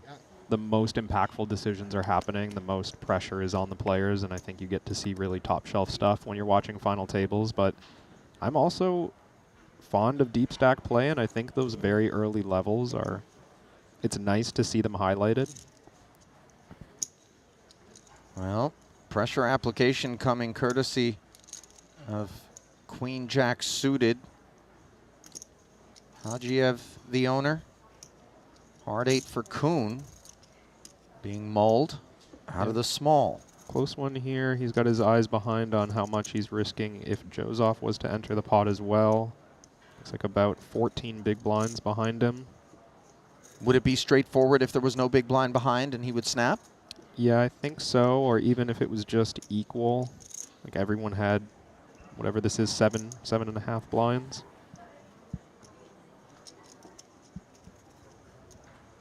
Well, after some deliberation, Jason You're gonna like does it, most likely. decide to get it in there. Joseph dispatched, and we're on our feet. Albeit neither of the players involved in the hand, but rather Yuzhu Wang. I was wondering whether or not there will be one fewer soul on board this vessel when the dust settles on this one. 595 in the middle. King 7-5. Hajiev doesn't find the piece of paint he needed. One club working. Backdoor Broadway propositions vanquished by the turn, as are the backdoor club draws. So a pure 6-outer for Ramin to keep his seat. Can he find it? Latent revelations of the 10-3 offsuit, by the way. I don't know that we needed this. Do appreciate the thoroughness, boys, but you know, there it is. And now the bell tolls with 1 million in the middle. Can Hajiev's light stay lit? The answer is no. The deuce of diamonds extinguishing his run. Wishing the remaining field good luck and just kind of rolling his eyes. It's allowed. How about Jason Kuhn, who was just one card away from being eliminated with aces and deuces up against a nut flush? Found a running ace to fill up, and now he is found 2.5 million in front of him, Kevin. That's 42 big blinds. Yeah, up to the top 10 on the leaderboard as it stands right now. You know, I think it serves as a reminder that on those occasions in which you're demoralized, you feel down and out, you feel like nothing's going your way in any given tournament, all hope is far from lost. The chip in the chair, you know, lore, it's lore for a reason. Spin-ups have taken place. Now, granted, Jason was deeper than chip in a chair territory when he got involved, but he was all but out of here. And in here is D. Pete's to Jason's direct left. I don't know that this is what he wanted to see. Tough customer. Doesn't look like Peters is coming with a lot of chips. Still maybe feeling the after effects of that huge Jacks versus Kings confrontation at the end of day one. Yeah, that was the one that catapulted Hong Jun Zhao up toward the top of the leaderboard. We touched on it at the top of the broadcast. Now, Ren Lin touching 120K. Under the gun with the hooks. Ace-Queen for Jorstad. 2 seats over. Yeah, tricky spot playing from early position. He doesn't necessarily want to be all in, but this type of hand is very inclined to just be all in. Espen might decide that this is the main hand that just wants to fire it all off, but I think he's also weighing his option of going like 5 big blinds here and making decisions.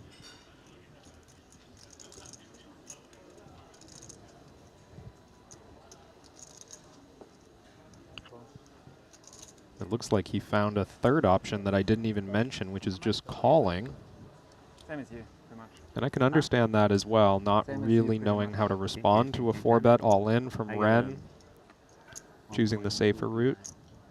Now the flat could potentially be a tempter for Petrushevsky on the button to get wild. He doesn't. And now Rokas most certainly will. Pocket kings.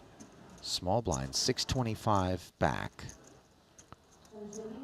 And this is potentially going to still be a very complicated spot once it gets back to Espen. I think unless Danny Tang wakes up with something, the decisions for Rokas and for Ren are pretty straightforward. You put the money in. Well, does Ren ever take on aggressive posture here just to make sure he ushers Jorstad out of there? I suspect he will. I mean, you don't want to call and allow Espen to come into the pot, even if it's quite rare, with a hand that has equity. So he does rip. Now all of a sudden, Espen, recognizing that he hasn't repped his ace-queen wholeheartedly. It's a legitimately tough spot. He knows Ren would put it in with the same hand. He knows Ren would put it in with pocket 10s. But he wisely gets out of the way. Didn't make a meal of things as he binned it, and unfortunately leaves Ren Lin, who does cover be shown the 2 red kings. 1.5 million out there. Rokas doesn't look nervous, and you can see why. 81%, a 4-1 favorite, and a whole lot more than that on an ace-king 4 board, middle set, heart coverage. And no Broadway propositions. Ren draws dead, the river inconsequential, and that is a very handsome pickup for the Lithuanian. And that is easy to play. Meanwhile, it looks like another collision taking place at the other table involving 3s and aces.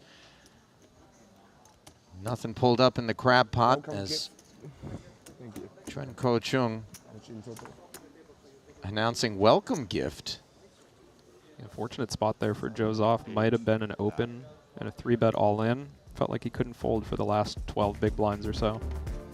Well, the players on their feet, and that is a nice note for Joseph to vault off the bottom portion of the leaderboard at the red table, which is where Ren Lin finds himself after running jacks into kings. Rokas can do no better than 6th, as the blinds will be northbound to 40 and 80,000 on the back end of the forthcoming break. Bringing you back to the desk now here in Jeju. Ali and Kevin with you for continuing coverage of day 2, event number 1, the record breaker.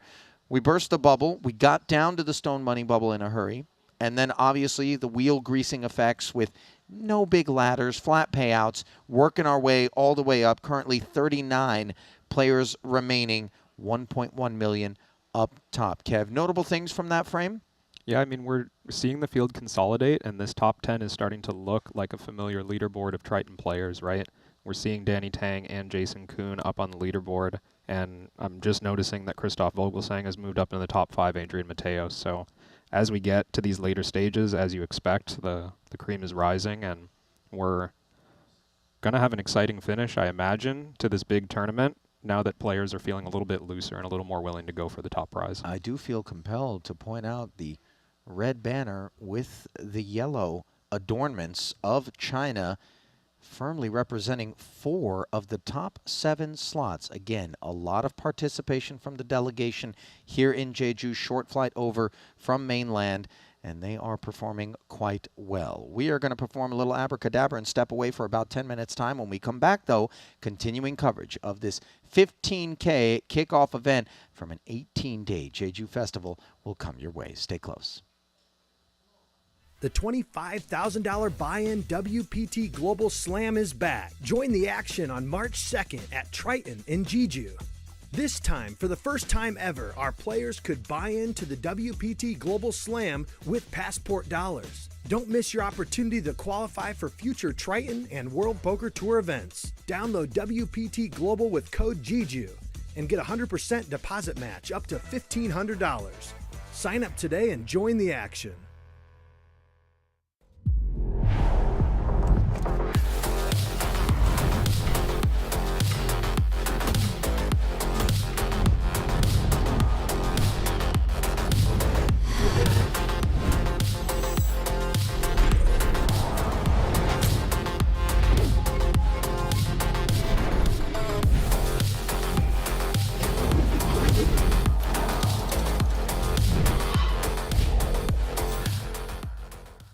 Looking for the ultimate platform to place your bets on the biggest sporting events? Look no further, because BetACR.eu, Triton Poker's official betting partner, is here.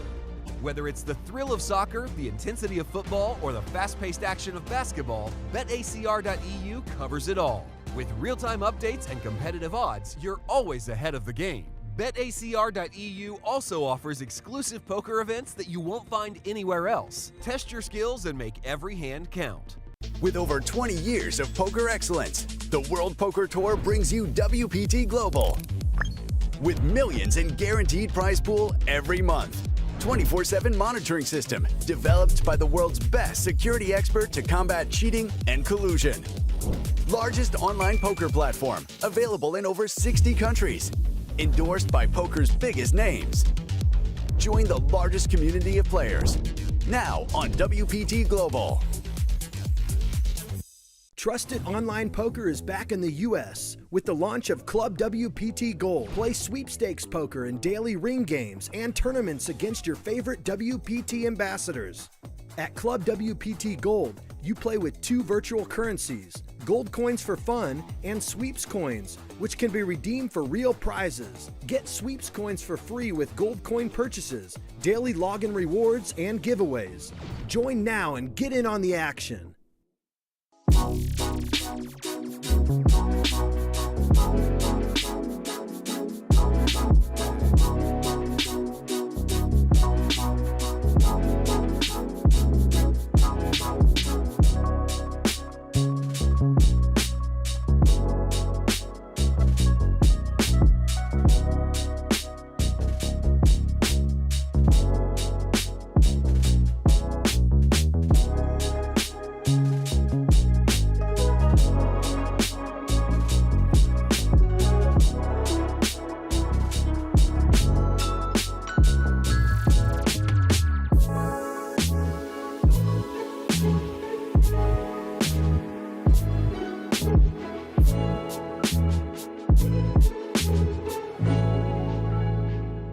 As well. Not that Zhao's 5 million requires such kit in order to venture forward. Ah, yeah. Don't challenge the In raise. Does he get a penalty for all? Ace 4 suited and the button, coupled with the perception that maybe Zhao is incentivized to get after it with a broader range than the average stack. Kevin could put Danny into a little bit of trouble. He doesn't get crazy. Circumstances in terms of being close to the bubble maybe playing a role in that, and of course the calculus far less murky with 2 queens, I take it, in the small blind sitting 680. Yeah, this is going to be confidently put in, I believe. Yep. From Ma. It isn't exciting, I mean, against the 2 chip leaders, not only at the table, but of the tournament, because you know that Danny is going to flat on the button with a pretty strong range. So when this all goes in, I think both players recognize that this is no weak holding from Ma.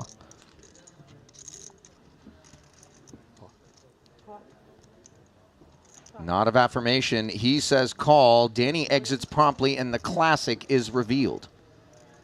Advantage Ma. Just 13% separating the 2 holdings.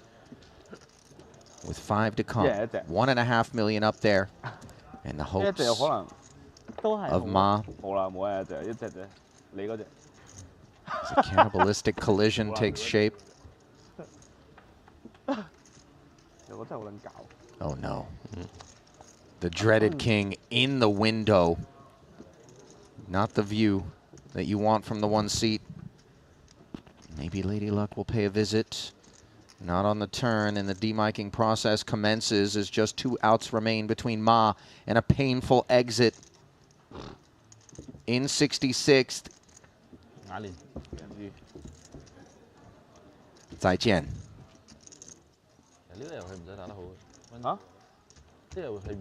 Boy, the rich just getting richer there, and I'll tell you what, some.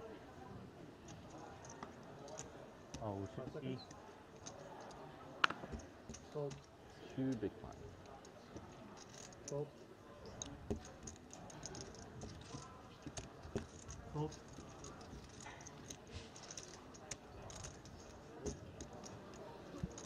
Let's go, my friend. Raise 500,000. $500,000, says Nielsen here. Too far. King 6 offsuit on the button. Kiatli can wait no longer, he decides, with the 9-7 suited. He calls off from the small blind. Are you surprised that given he was going to have multiple free hands in his future, that he would bother to take a stand here and now, Kevin, with 9-7 suited? No, I like the call here. At this stage, like you were pointing out before, the pay jumps are so many eliminations away that there's not really that same future game advantage, right, of surviving 4 or 5 hands. You kind of just take every spot you get dealt, and I'd say this spot's good enough.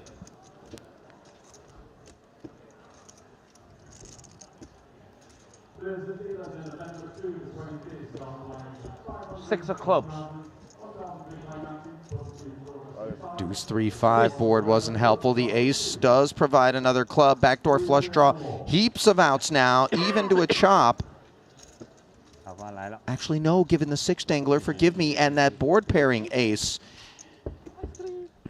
A case of too many outs for Kiat Lee. Showered.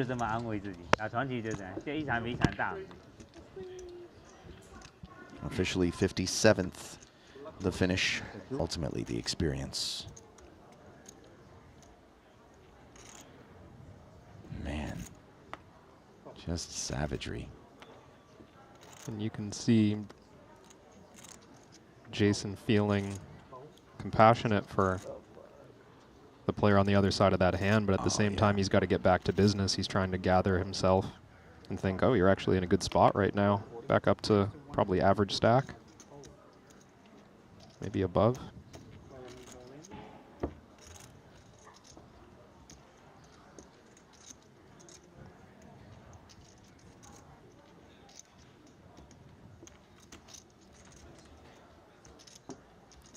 Looks like Zhu, with just 2 big blinds remaining, decides that he's happy to get it in with almost anything. Can't fault him for just taking his price. Left with just 115,000. It does get called off, and unfortunately for him, the Queen 10 had him dominated, but that hand is dispatched by the jam from Wang. So at least the Queen is now clean. Yeah, this works out great for the all-in player when someone comes in with a different hand.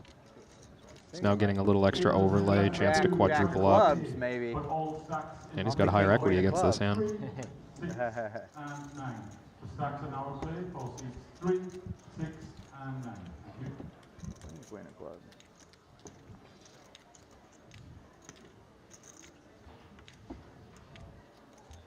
$465K pot.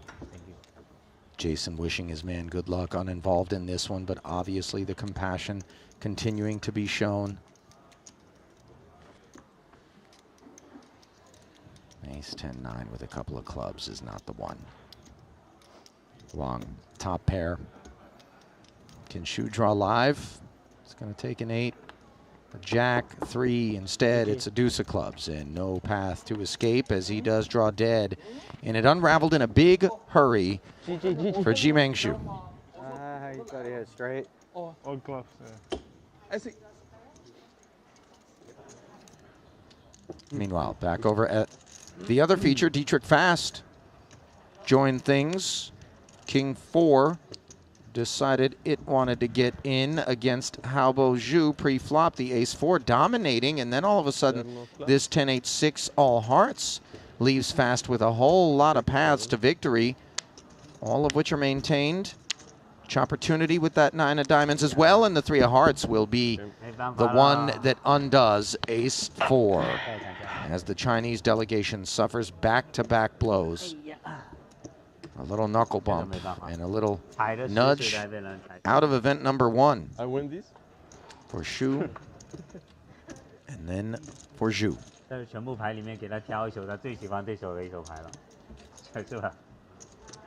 At least it comes with a payout. But it is on the paltry side of those available. 26-5, the ladder. That was a particularly abrupt return to the desk, if I'm being honest. Normally, we're given a heads up and a warning. Welcome, everyone, back to continuing coverage. I love that our producer, James, who would typically be tasked with that, is just cackling with glee in the background at the fact that we were caught off guard there. Triton Poker Super High Roller Series Jeju, Day 2 coverage of event number 1. The intention here to play down from the 71 we started the day with, 63 paid, min cash 24, 1.1 million up top. 2 9 players, so that the FT will be played tomorrow.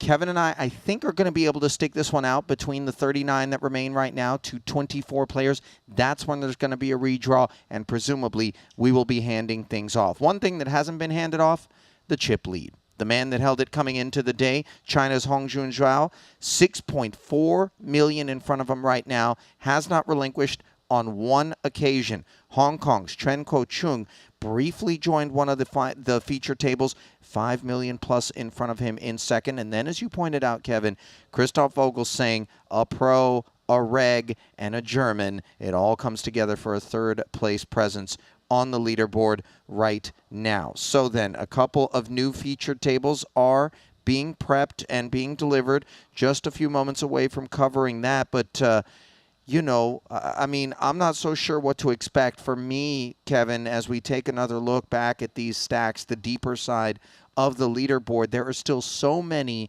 unknowns out there who I've no idea how they value hands. I've no idea what their poker aptitude or experience is, how GTO savvy they are, and that's what's going to make it interesting from here forward.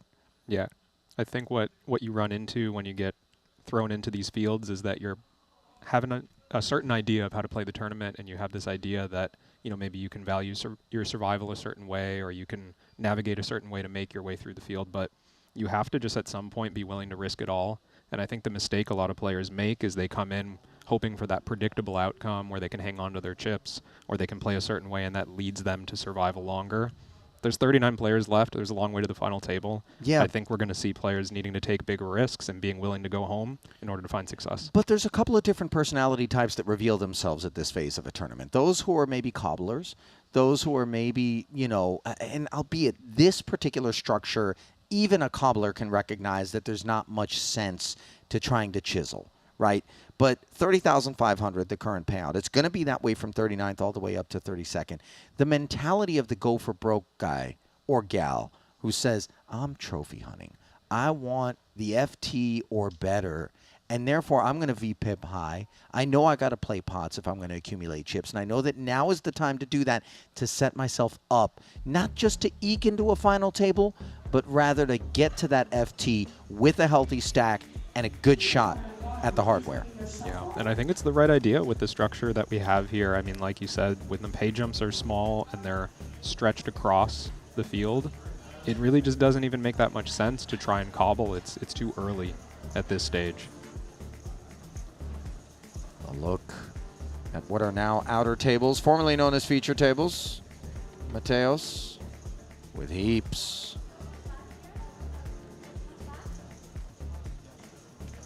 Getting himself situated. There's Dietrich Fast and Company, chip leader to the right of Mr. Nielsen, which is where you want them as opposed to on your left. Respectfully, though, Hongjun has not been VPipping much. He hasn't played a disproportionate number of pots. He didn't exploit the bubble much. It's just been steady Eddie out there. Blinds of 40 and 80,000. With a big blind ante of 80K, 200,000 in orbit. The price of poker, brought to you by WPT Global. We take a look at the stacks at our two new feature tables. Wei Ronpu of China, 29 bigs is all it takes to put him at the top of that leaderboard. In contrast, Lord Vogel, 47 bigs places him at the top over at his table. Oliver Bithell, all scarfed up. Steps away. Thomas Muehlacher does the same. Muller's ace-5, not interested. Paulius into the bin. Xiaosheng Zheng with pocket sevens now. Cut off.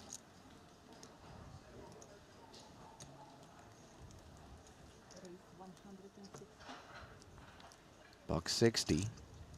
If you do. Min raise. Boyka with attempting king 10 of clubs. Yeah, this one could get dangerous for Boyka if he decides to take the most aggressive action. I have seen some players using hands like this for all-in, even for 25 big blinds. Well, he does announce the all-in, as you suspected might be the case. Count requested from the covering stack. And I don't think this is a straightforward decision for Zheng. I think a hand like pocket 5s or pocket 6s might be in here for Boyka, but he's not necessarily expecting all the lower pairs like you might early in the tournament. This is a pretty big all-in. Hands like 8s and 9s are well represented. Suited Broadways are well represented. It's going to be hard for 7s to be way ahead, so I understand hesitation. I think it probably could still be a close call. Pointing to what we talked about before, there's a lot of upside to accumulating chips right now. If you happen to go home in 39th instead of 27th, it doesn't make a huge difference. No, but losing 160 assuredly versus gambling for 1.8 are two very different propositions. As even when we suspect the sevens are good, we have to believe that there's chunky equity across the way, with the exception of fives and sixes, as you pointed out. Having to see 5 against 2 overs, presumably, is troublesome. And so the sevens do wither. And Boyka pulls back his stack with new friends acquired.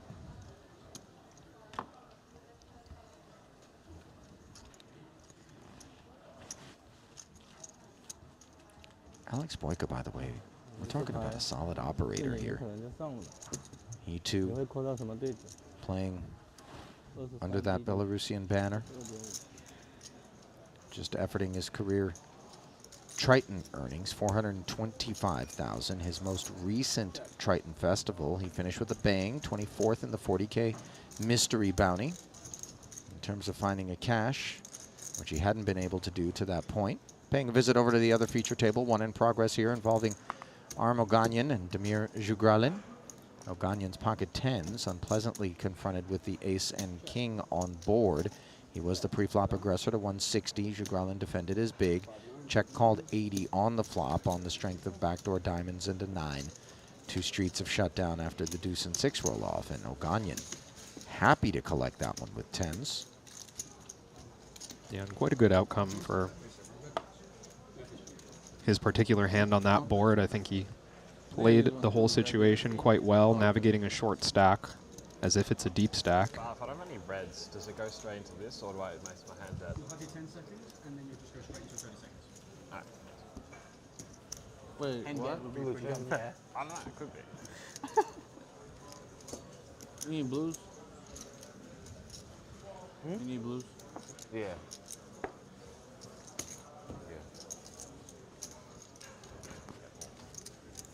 Wait, what happens? Cale Burns here. I feel like I haven't seen him playing in quite some time. Yeah, it's been a minute. So you owe... So you get 20 more Good to seconds? see him back in the streets. Oh, I see. And you get 20 seconds or an extra 30? 30.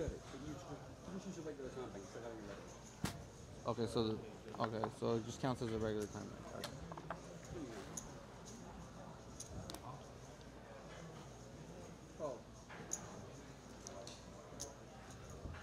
Nariman Yogmai. 5 seconds.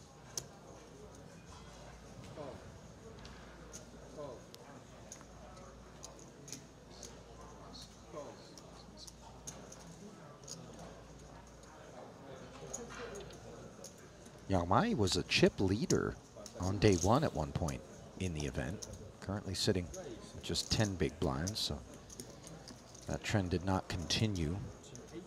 The Dominator with the Jack-9 of diamonds, making it 865,000. Cale Burns, a fellow Aussie, is no stranger to Adamo's reputation for being really aggressive and getting after things, as we see here. Ace-Queen, happy to get it all in, over the top, covering. It would take a lot of hand behind to participate, none of which materializes, and Adamo flicks the other 5 in as you see him having a laugh. Right? Pleased to have 2 clean ones. Similar. Good. Almost 2 million in chips in the middle. Far from negligible pot size here. Not the holding we would anticipate. Not every operator is going to get that Jack-9 of diamonds working in the same way. Yeah, but I think we're going to continue to see a lot of action like this, with the structure being the way it is, these average stacks being pretty short. I think what we're not going to do is continue to see Michael Adamo battling here on this Queen 6-3 board. He draws dead on the turn.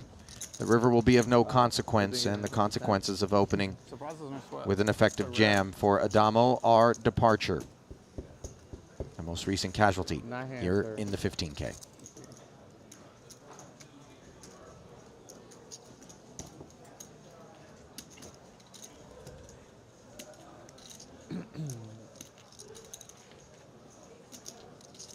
Cale Burns, by the way, backside of the break. Capital infusion.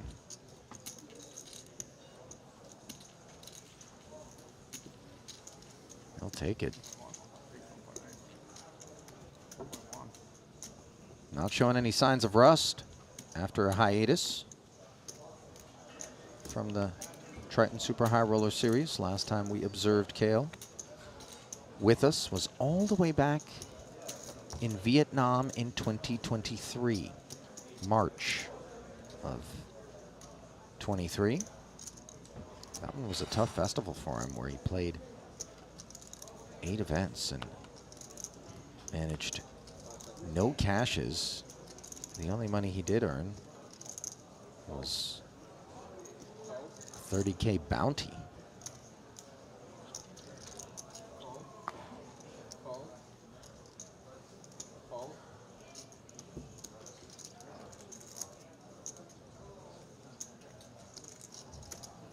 Now, Lebanon's Issam Fayyad, newcomer to us,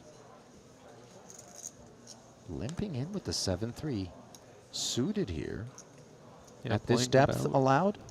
13, 14 big blinds effective with Oganyan. I think any suited hand, pretty reasonable for him to try and enter the pot. Maybe sometimes he could raise fold. Kind of semi-bluffing with this, but limping, totally reasonable. Check back from Oganyan brings us to an ace-jack 3 board. Advantage Fayyad with bottom pair.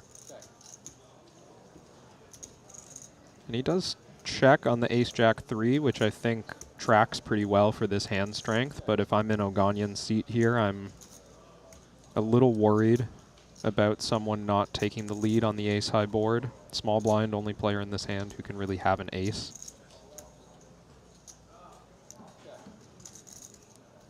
But now with Queen 9, you've got to be pretty confident that you have the best hand. I expect we're going to see Aram try to get value either now or later.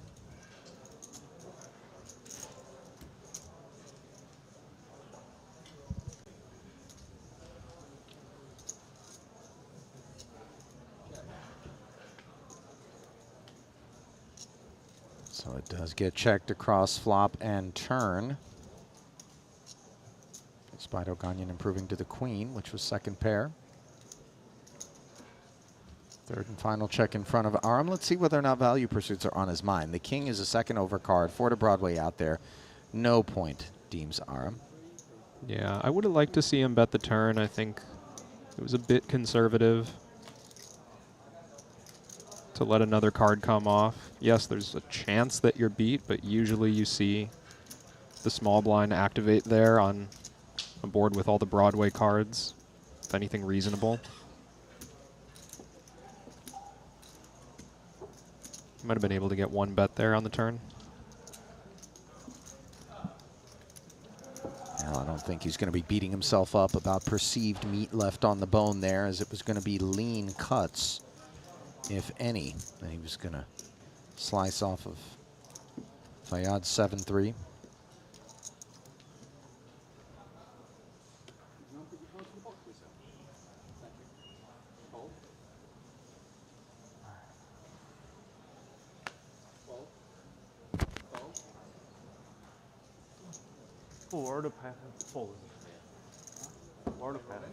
Kazakhstan's Damir Jugralin decides Queen Jack is enough to send just shy of 6 bigs out there from the cutoff. And ace-7 for Iran's Nariman Yormai. Efforting a correction to the surname there, which I know it's a tricky one. Some creative liberties, perhaps, in the effort to populate that graphic. You can see that he's hesitant, knowing how much of his own stack is represented by this all-in. I do think he needs to make this call, and he found it eventually. Yeah, he sure did. And Jugralin looked a little bit surprised that there was any hesitation whatsoever. Yeah, I think No, chop is not good. he expects someone looks down at an ace, maybe you call without looking at your second card, that kind of attitude, but... Well, you never know which was the first card to get peeled. Yeah. King 10-8 board. Ace high is in front and blocking the Broadway open-ender, which Jugralin has acquired. Or 9 of heart. And needs to get there to stay alive. Oh, and no waiting. 9 of spades wraps it all up. Nariman drawing dead, and now left with just 265K as this million plus is pushed toward the Kazakh. Thought I heard him calling for the 9 of hearts. Yeah, that was greedy. Not getting punished for his greed there, yeah. Right. Rewarded.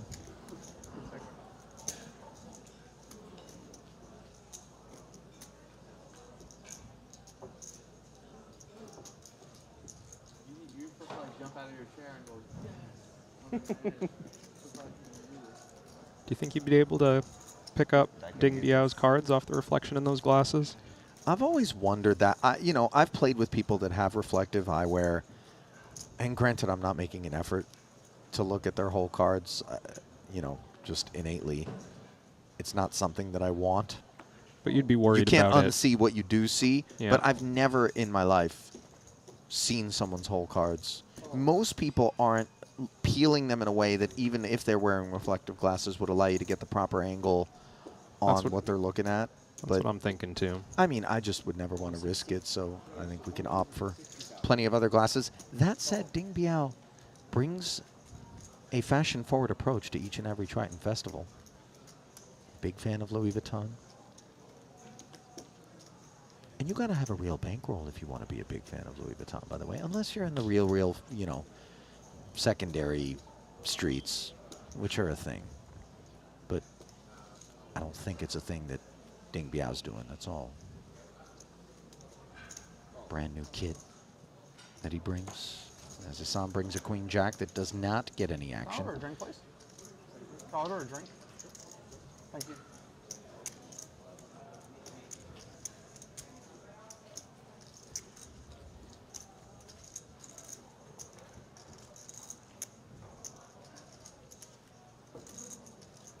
Dealer desperately trying to multitask between getting the next hand out and flagging down. Cocktails for Kel Burns. What do you think? Alcoholic, non-alcoholic when the order comes through, Kev? Quick. Also easy to get the I'm betting non-alcoholic. Kel's looking healthy. Yeah, I think you're right. I think maybe like a lemon water. I sure hope not. I would love. I keep wanting an Aussie to order Foster's. But from what I understand, it's actually terrible beer. I thought you were going there. Is it bad? You know, our producer James has tried basically all beer on earth. So I'm turning to him now for some insights with respect to Foster's, as this is a beautiful stout here. 2 black aces for Fayyad. 5 seconds. It's 200.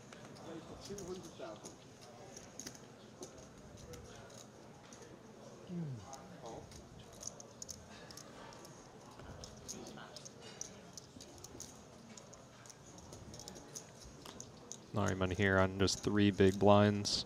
I don't think is going to be able to get away from a pair. Nah, a little more than vapors and a little more than 4s. Unfortunately, his timing could not be worse as he puts a quarter atop the 200K open as an all-in. Ding Biao asking for a count here. Yeah, and he's interested perhaps if the action is closed here now that Nariman's gone all in for just a small amount more than the initial raise. Maybe he thinks he can jump into a multi-way pot here at a good price, knowing that he can never get raised.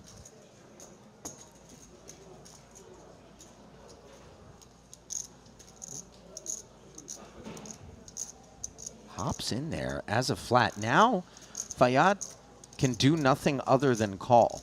I believe that's the only reason we're seeing him in here, and I wonder if he's going to find that out after making the action. But this is problematic for him because it is so informative to Ding Biao that Fayyad wanted to re-raise, denied the opportunity, but Ding Biao able to proceed accordingly, narrowing the range perhaps of Fayyad, More than the minimum amount. So if you went to 200, he needs to go to 320. who does have spade coverage on the monotone King Queen 6 board.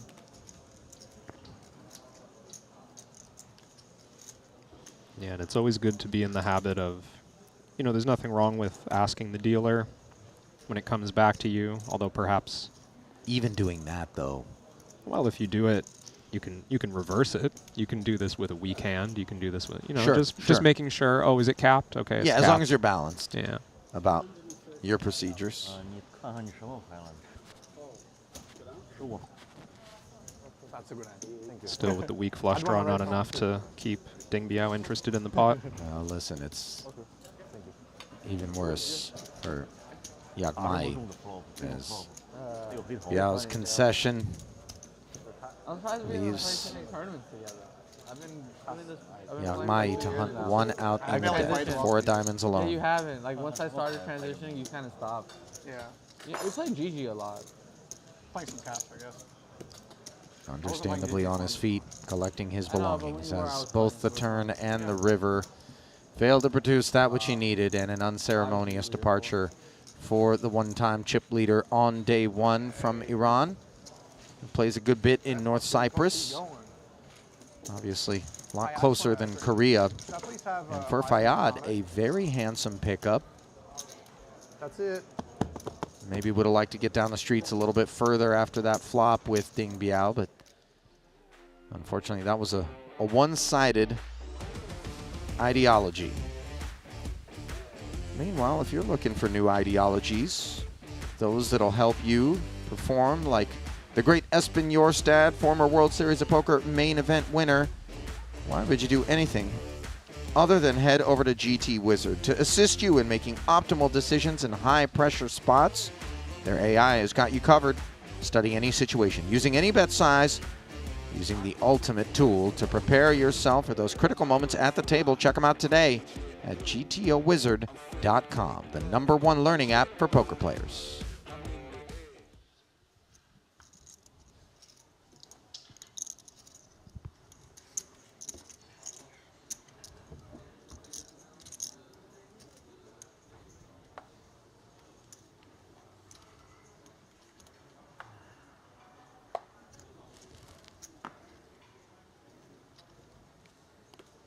Queen 10 suited. 160. Under the gun, enough, deems Demir. Min raising off of 890. Is this the kind of hand that has options other than min raise opening? Yeah, I think it's a wise choice to just min raise from under the gun. The earlier position you are, the less often you want to commit that whole stack. And I think the 890 is after the raise as well. So we would have started with about 13.5 blinds here. Fair. Seems like the best choice. Maybe from hijack and later he could have gone all in, but he'll of course be happy to have min raised here. He can get away cheap. Yeah, the all-in comes from the queens of Oganyan, and the Queen 10 shrivels promptly as Grolin steps aside.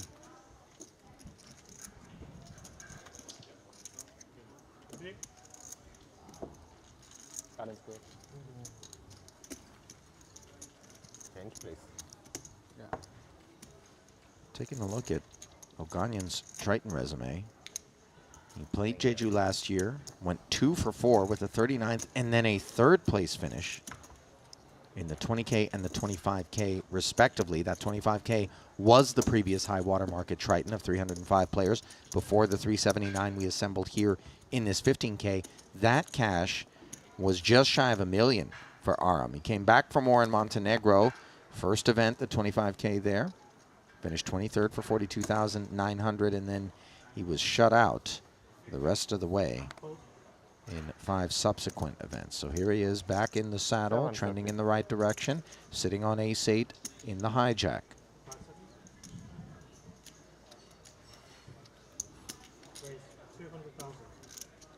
Aram's being deliberate here with his sizing. You could see him kind of scanning the table to see who's behind and how many chips they have. Looking ahead at the big blind. Grolin only has 9 behind after posting. And I wonder, this one feels close to me when we're facing that larger open size, 2.5x. You do normally just continue with any suited hand when you're this short. But 9-4, one of the worst of them. Could see an argument for folding, but It's got to be close.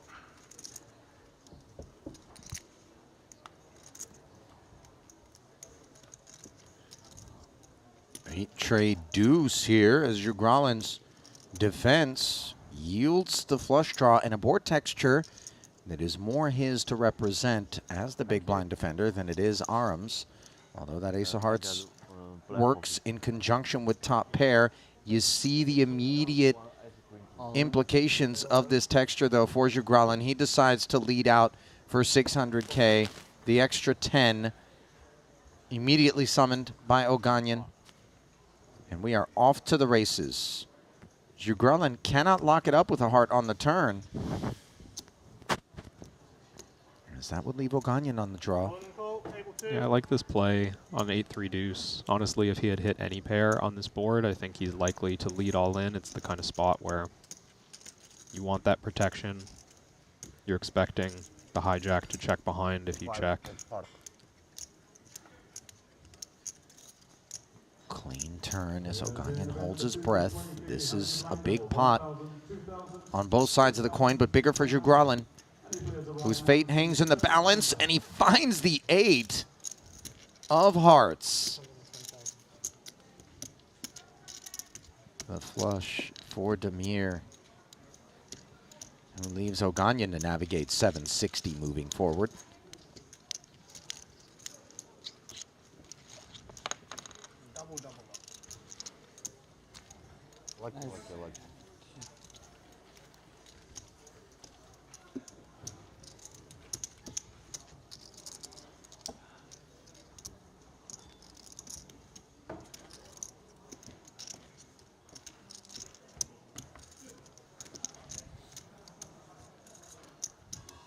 Wanted to take a peek, as I did at Aram's Triton resume, at Demir's in turn, as he's played quite a few more events than Aram has, cobbling together $500,000 in the process. We first had him join us in North Cyprus, 2022.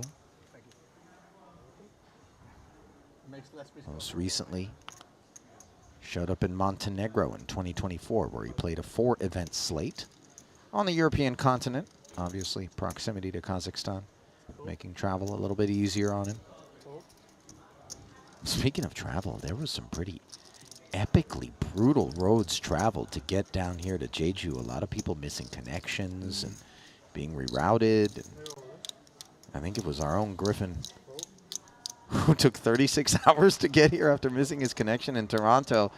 Ding Biao, not taking nearly as long to decide ace-6 suited is good for all of it. Demir now with an ace-9 and this freshly minted 1.7. Yeah, I'm thinking it over. Expecting to see him put this in. It's really not exciting. But when you're up against 11 blinds from the cutoff, a lot of the worst hands that you could run into would have min raised perhaps, like the pocket 10s and better, ace-king, ace-queen suited. But there is always the concern that you'll just run into ace-jack offsuit. Still think his hand is quite strong for the spot. Probably just good enough to put in the money. It's obviously worth mentioning that the big blind covers him, so in a rare scenario where the big blind wakes up with a premium, folding would be wise. He does bow out. And Ding Biao dodging one there. Would have been an uphill climb for that ace-6 suited had Demir decided to dig in. You can understand the decision to let it go. Sometimes, especially right off of the spin up, yeah, you're like, let me just at least enjoy these chips briefly. Not to allege that that psychology was what factored into Demir's decision. It's close. Yeah, and you know the feeling. I mean, when you're dealt the fringe hand like that, that's exactly where feelings like that crop up. It can actually influence your choice, right? Yeah. Maybe you don't know it in the moment, but those thoughts you start having about why you should fold could be influenced a little bit by the desire to hang on to those chips. A gentle push in one direction or the other is sometimes all it takes when you're on the cusp. This deal? All my hands are good hands. I good hand. ID dominator. going king queen. Yeah, but I raised. You call. maybe you had the other card. No, I didn't. You didn't? I was paying attention. 啊，还得是啊，像 Lucky me. 还得是这个人。 I run so hot. 炖几个韩国人一下不给点。我点了第3次了，这咖啡已经。终于来了。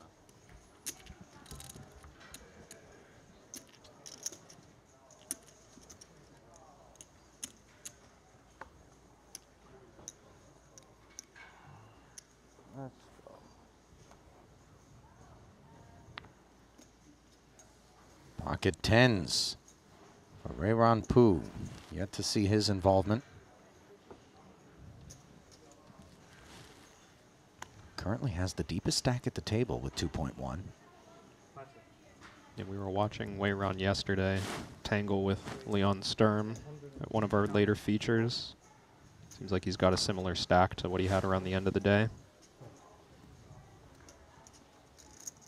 He's queen for Issam Fayyad in the small blind. These guys are in the same territory depth-wise.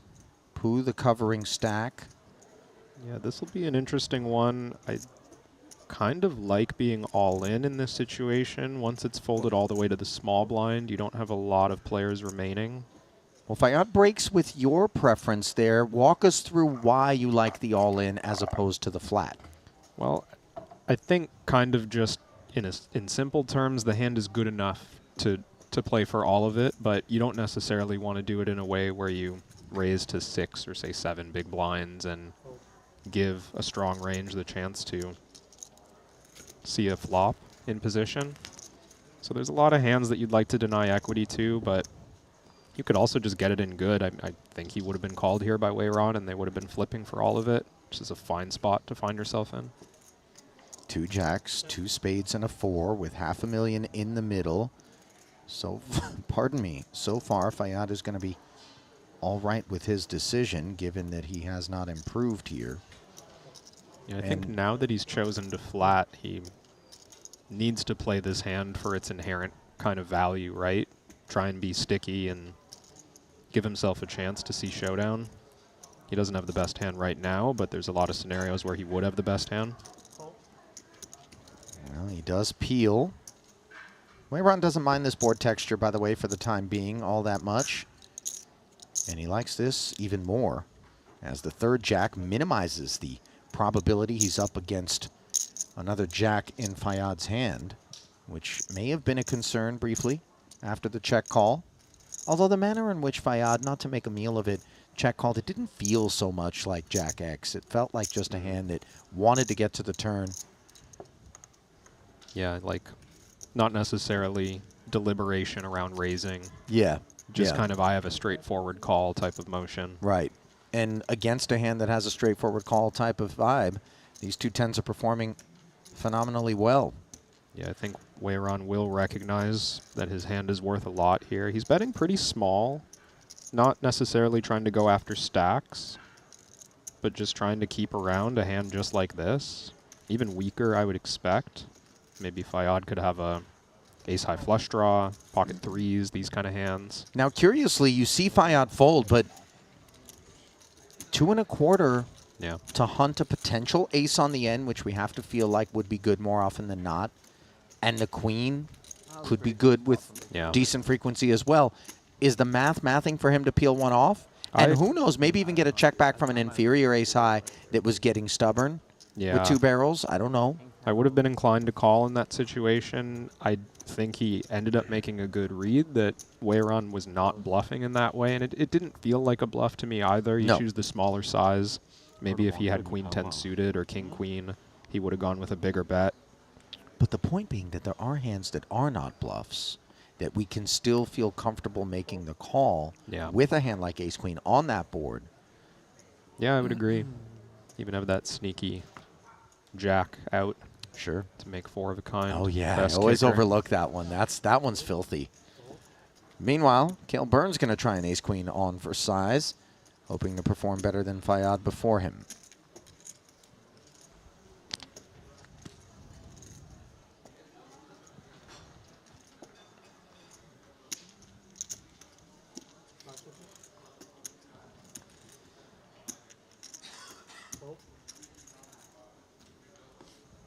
Mystery hand time as Wyron Poo's cards will be blacked out in the big blind.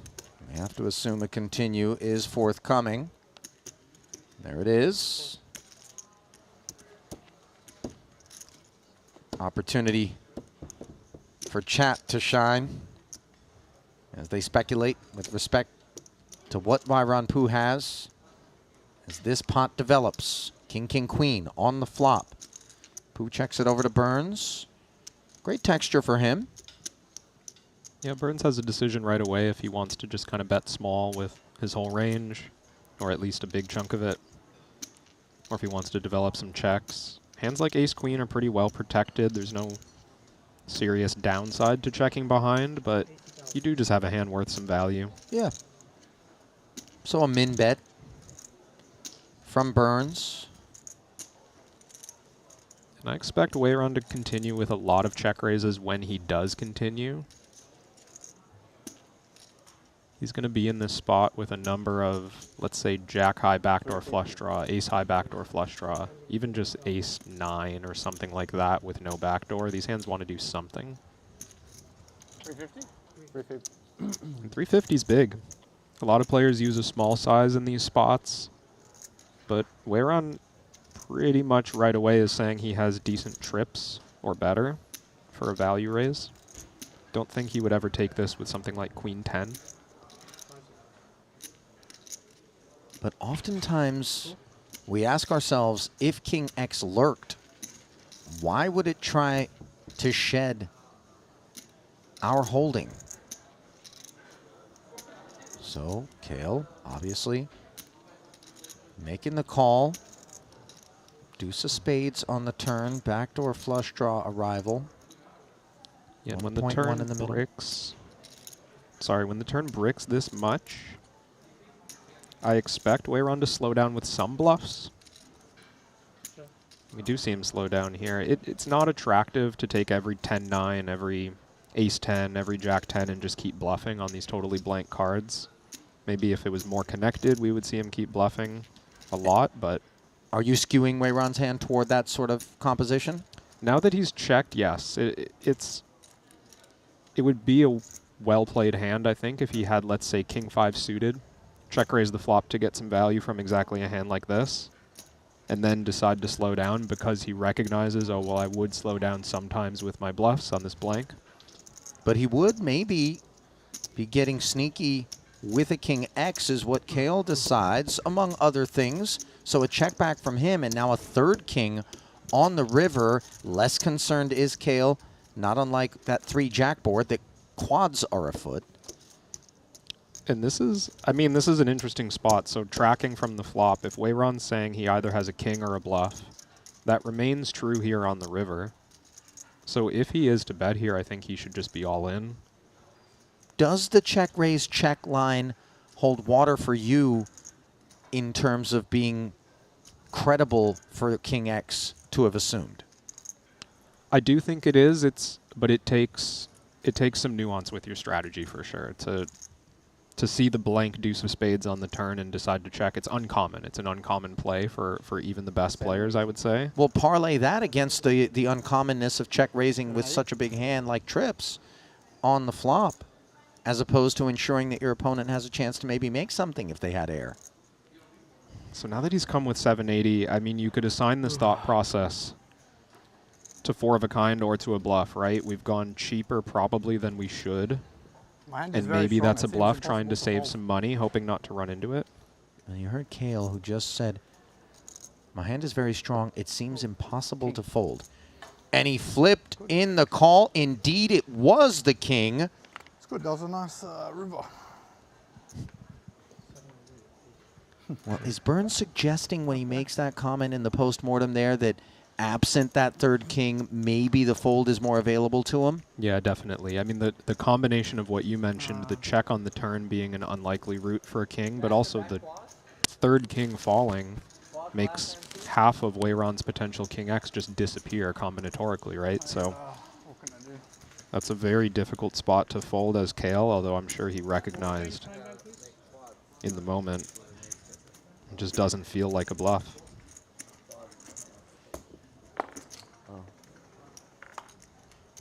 was a painful blow dealt to Cale Burns' stack, which is riding a roller coaster of sorts and now sits upon the dust clearing sub 10 big. 695K in front of him, quite the opposite effect for Weiran Pu, the beneficiary, as he now sits almost 50 bigs deep, 3.9 million.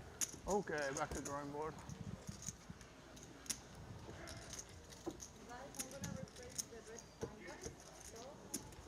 A number of people in the chat, by the way, did commit to the idea that the king was there.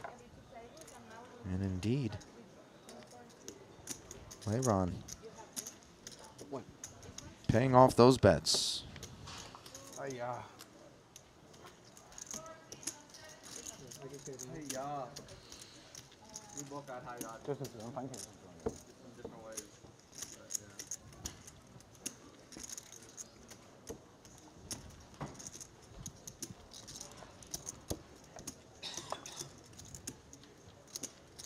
Now, it ain't over yet for Cale Burns. Still a navigable stack as the Shaman Steve O'Dwyer has navigated his way to the festivities at this feature. Yet to be anything other than the short stack on arrival. 4 bigs deep.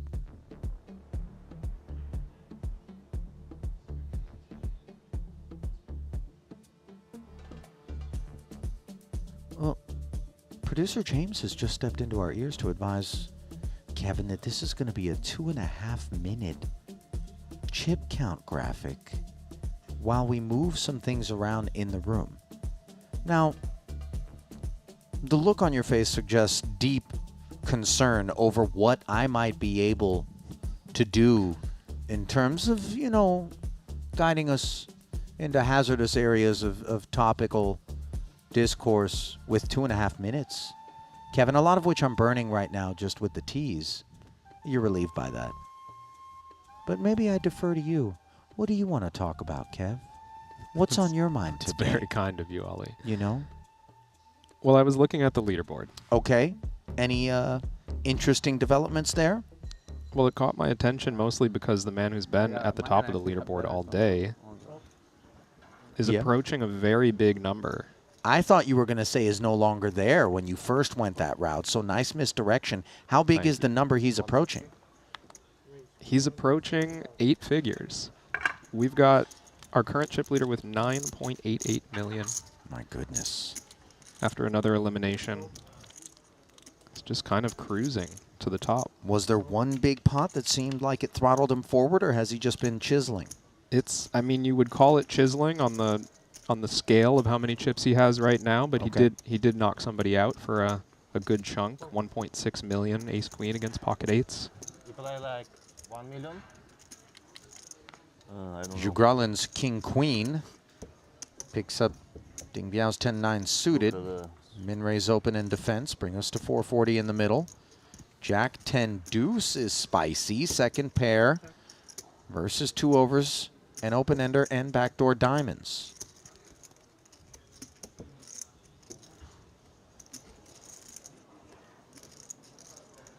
It's a spot you would expect Zugralin to stay aggressive, although he's contemplating what size he wants to use.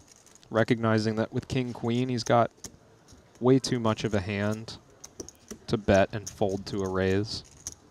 I like this choice to go big. It makes this complicated for Ding Biao if he wants to continue a marginal pair. It's making it very clear that he has to play for all of it.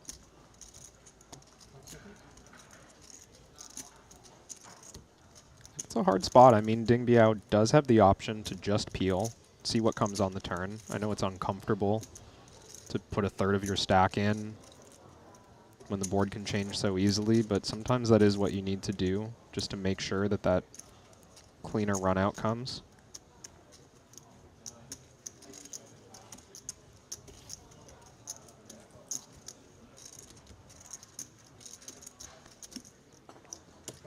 $300K, the c-bet sizing, and Ding Biao decides to just check jam. Jugralin makes the call. Was this at all anticipated? I'm not surprised to see it, although I think that you know, Ding Biao didn't need to commit to this route. Oftentimes you feel like, oh, well, I know what's coming next. I'm going to have to put the rest in. And utilize it maybe with fold equity as opposed to... Yeah. But the thing is, hands that continue, generally speaking, you're not performing that well against. On this occasion, he happens to be in the lead. No longer, though, once the ace rolls off. And he draws dead, disgusted by the arrival of this ace. Yeah, I think he's going to regret this decision to put the rest in. Perhaps he felt like it wasn't an option just to call and make further decisions, but had he called and seen the ace of diamonds, for sure he gets away. The thing is, in retrospect, we obviously have that take. In the moment, maybe there's some holdings like an ace-x that we get out of there that would have hit that turn against us. So that's true. A little bit of results-oriented regret there, potentially coursing through the veins of Ding Biao. Not one of the new members of the Chinese delegation. He's been flying that banner for quite some time here at Triton. But he will be flying no higher than 32nd place, as he is the most recent elimination here in this 15K. Zhu Grolin, by the way, with a spin up.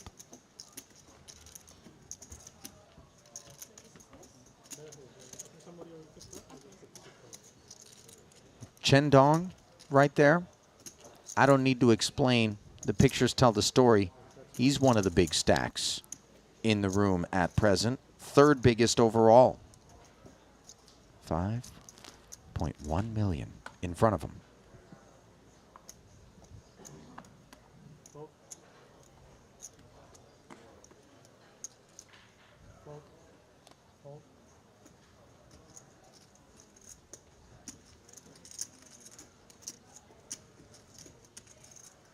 Close-looking one for Oganyan in the hijack.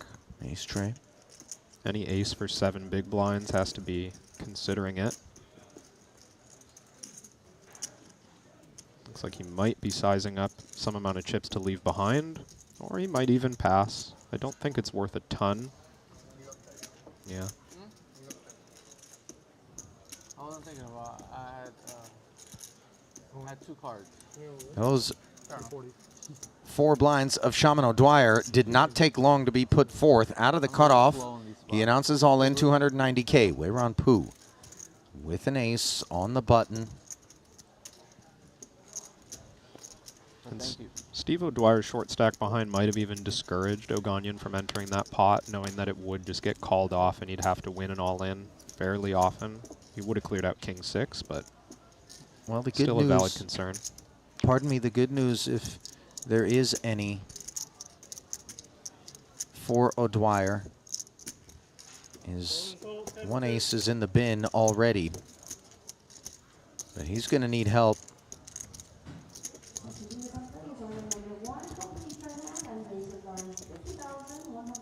$740 in the middle.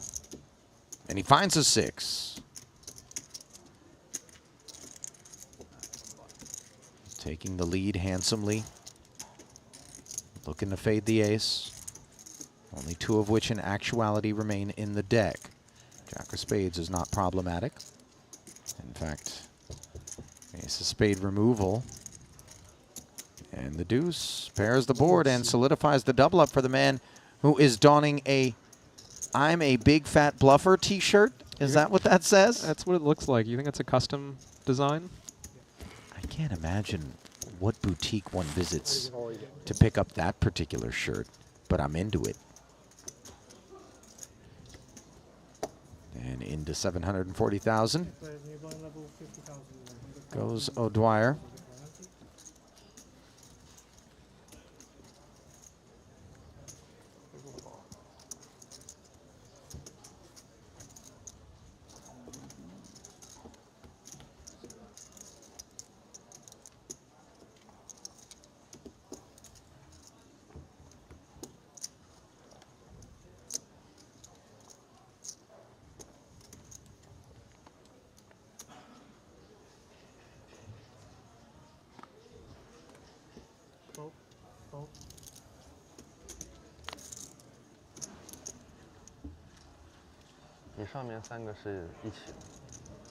Flipping over to our other feature table. Sam Mueller. Looking rather lean.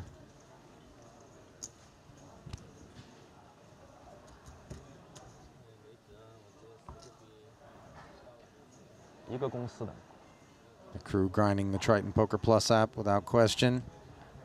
Trying to keep their bearings about that which is going on, pardon me, elsewhere in the room. Six-figure payouts don't start until the final table in this one. And the ladder's pretty flat. Current payout, 35,500. That elimination of Ding Biao actually brought us to the ladder of 5K. Daniel Nielsen also eliminated just prior to Ding Biao, as we see Zhen Chen with ace-jack opening. Oliver Bithell, ace-5 suited. It's hand composition that likes to rise up with some frequency, Kevin. Yeah, we do see that even for large amounts, players choosing to 3-bet all in, like it sounds Bithell has already chosen to do. And now this is a big all-in over the top of the open. Ace-jack doesn't open this pot with the intention of playing for 2.4. It kind of looks like Chen is resigned to calling this off, and I don't blame him for thinking about the hand that way. This is a lot of hand from the cutoff. We're still not yet at a stage of the tournament where we need to be overly cautious. Verifying that he is covered. But is ace-jack offsuit the one to get yourself 22 blinds in total into the middle with? Is it allowed to find the muck? I think it's a good call, and he's in there. Yeah, he agrees. Accurately recognizing that it could be performing fantastically against a range of holdings that Bithell would rise up in this manner with, including, of course, the dreaded ace-5 suiteds. No dread being experienced by Chen. Instead, joy that he was correct to make this call, and now Bithell has problems. Not the type that include potentially being knocked out of this tournament, but being dominated on a diamond-free 9-high board where the ace-jack is doing very well. Wheel draw as Bithell picks up 3s to go with the 5s. The spade removes a couple of those outs. 5 million chip pot. And it won't be headed Bithell's way as the Brit gets a chunky whack off the top of his stack. And Zhen Chen, the recipient, will very gladly accept. And you know, we've seen some other players in the last hour or so make pretty conservative folds, not wanting to call it off for their tournament life, not wanting to be in this spot. But, I mean, here's a great example of seeing Zhen Chen choose to take that risk and potentially get rewarded handsomely for it. 5 odds, Jack 10 offsuit. Played as a raise under the gun. Wei-Ron Pu with a couple of 7s. Don't mind the raise off of a relatively short stack, and it looks like there's a couple of sub-8 big blind stacks at his table as well. Makes the couple of high cards pretty valuable.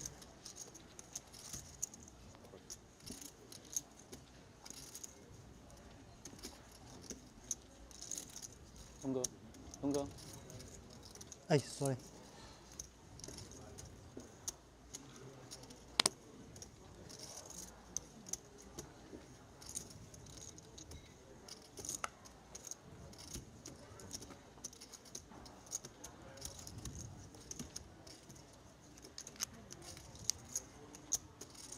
For Zugralin with ace-queen suited in the big blind.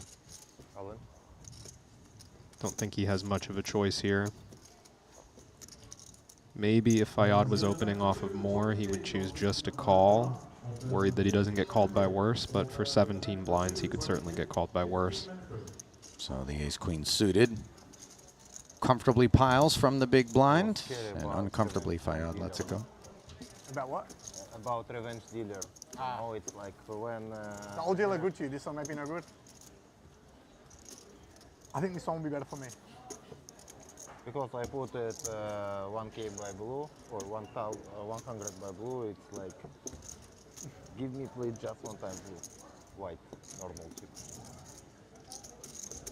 It's kind of.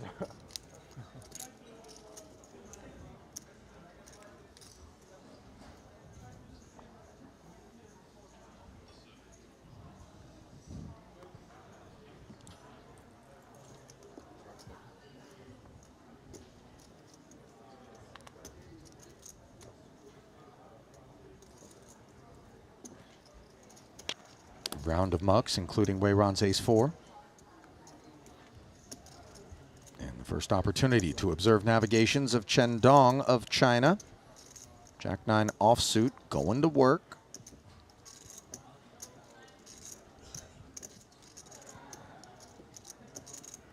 Ace-deuce offsuit here for Cale Burns.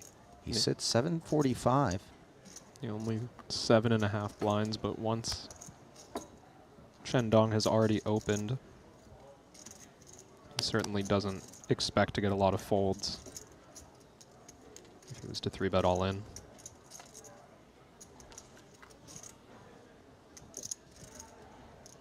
Queen 5 tray as Fayyad defended the big blind and now finds the open ender. More than we can say for Jack High in terms of prospects, but Jack High is best right now. Definitely not a mandatory bet on the flop, but it's a board texture that you could expect to get a lot of folds on just by nature of the big blind flopping air quite often. And I'll be curious to see if Fayyad plays this one aggressively or not. It's a bit awkward when you have 1.2 million.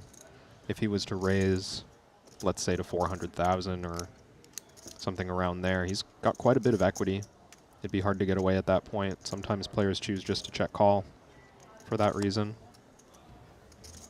And then, of course, there's the third option. Yeah. That has commonly come up after I don't mention it, which is to just get the hand over with right now. And always relieved to see the fold, of course, is Fayyad, who took a chance for his tournament life there, potentially against the big stack of Dong. But ironically enough, it's precisely the fact that the stack is so big that maybe we exercise that option as the 150K C-bet pounced upon. Now, Emilian Pitavi, a name we've not mentioned at all thus far in today's coverage, but one that has quietly navigated its way into this final 30-some-odd. Ace-queen under the gun. Looking for a customer, and might it be Samuel Muller with King 10 suited, who indulges. Yeah, Mueller has a slight decision here. He could get some folds if he chose to 3-bet all in. It wouldn't be the worst scenario to just take it down pre-flop with King 10 suited. Rips it. 1.3. Pitavi asking for the count. I think once he realizes it's 1.3 and he's covering by 900, it's going in. Yeah, he's just making sure. It is sometimes hard to keep track of that stack directly to your right or left. Sure. Some hidden chips every now and then. If he was covered, he certainly would consider folding, but for 13 big blinds, I think he has a straightforward call.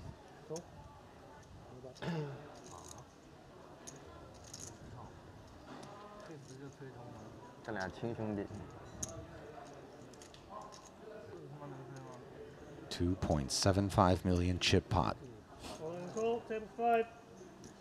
As Mueller got aggressive, both his cards are clean, 42% equity. Can he find the double? That flop suggests not. That turn doesn't do much to help Samuel's prospects. A naked 6-outer, which doesn't come in. And with that, we lose an Austrian from the field, a very talented young one at that. You know, if you're one of the remaining less than 3 dozen players observing Samuel Mueller walking away from that feature table chip-free, you're all right with it.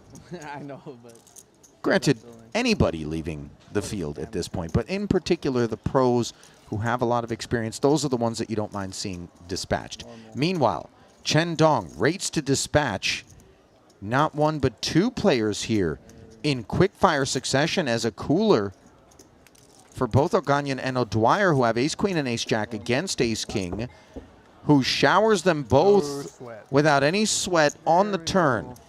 King of clubs putting a bow on 1.5 million and bringing us 2 places further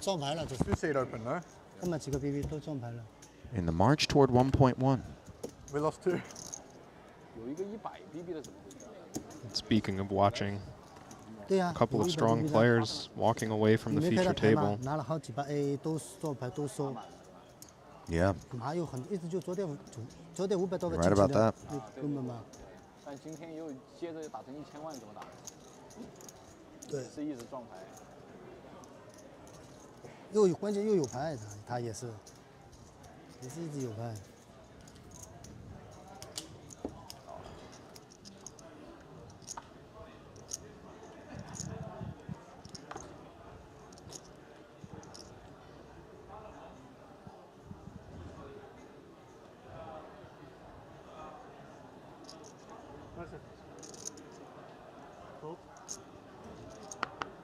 Back over at the other feature.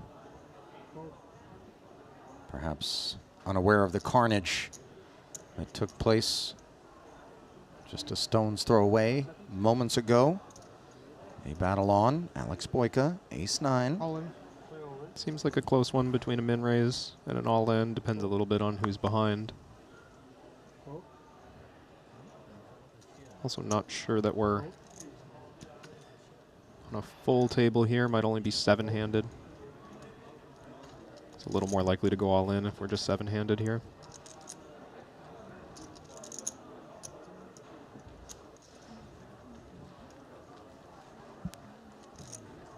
No takers. Boyka's all right with it.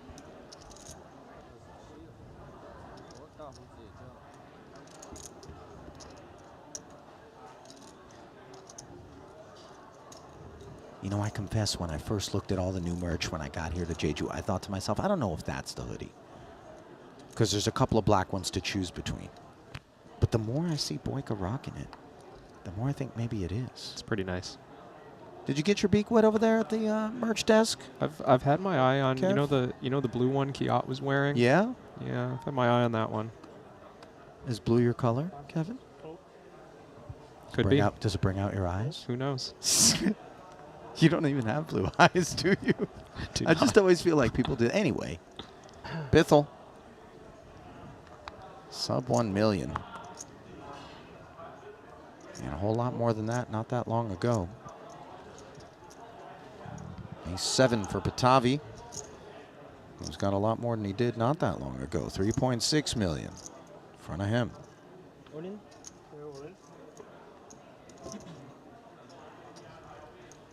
All in declared from the small blind. 4-5 is presumably not going to be the one. Zheng says nuts and lets it go.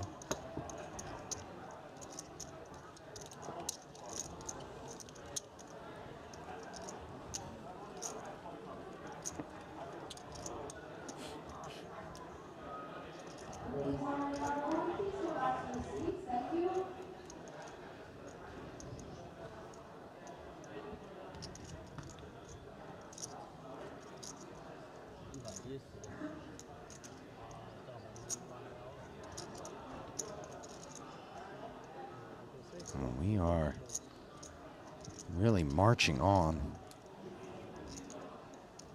27 remaining. Just 3 away from the redraw, which occurs at 24.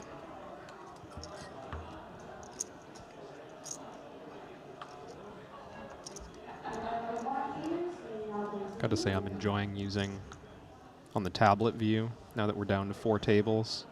Being able to view the whole tournament in the Triton Poker Plus app simultaneously. It's a very aesthetically pleasing situation right now.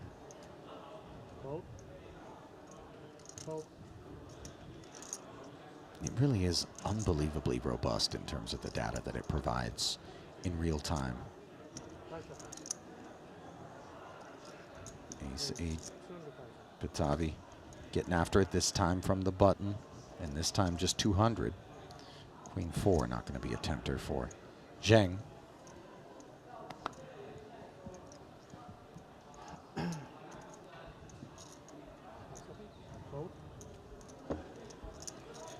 Over to the big blind. Chen, King Deuce. You know, it's these King Baby offsuit combos that sometimes versus the late position openers can be played as 3-bet hands. That's become a bit en vogue. Yeah, and it looks like Chen's considering something. I mean, I wouldn't mind a call as well. I think just being the table chip leader and playing a lot of pots is a good overall approach. He agrees. Doesn't have to be all aggressive pre-flop actions, although that is preferred when you're a little bit shorter. They're playing almost 40 big blinds deep here. Neither player connects with the 5-5-6. The ace of clubs works hard. Certainly not expecting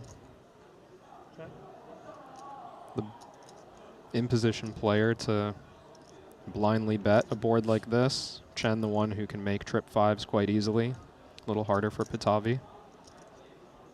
So it wouldn't surprise me to see a check, but his hand connects pretty well. He might just bet, and if he was faced with a check raise, begrudgingly continue.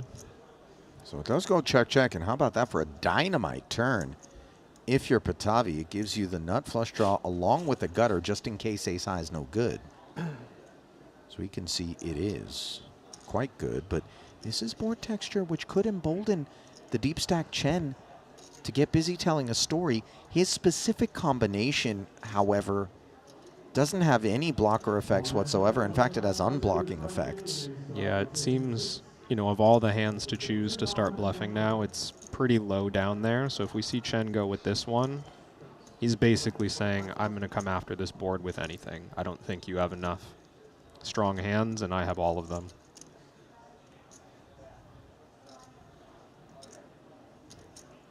$125,000.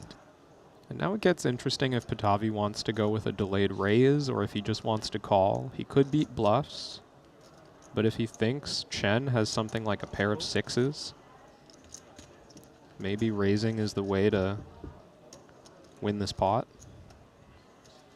Has plenty of outs to down something like 6s, and perhaps one of those outs just in case would have been to assume aggressive posture. Instead, he peels and does not improve, and this is the fork in the road for Chen. Yeah, now that we're here, I wouldn't mind another small bet. The queen is, it's not totally blank. If Patavi just checked behind a high card and then picked up clubs, he would connect with that queen, but oftentimes he's just going to have ace high unpaired, maybe even king high unpaired. King deuce is almost never going to win. Looks like he doesn't decide to bluff this one, though. And Patavi's expecting to lose a fair bit once he checks behind, but he recognizes ace high is good enough.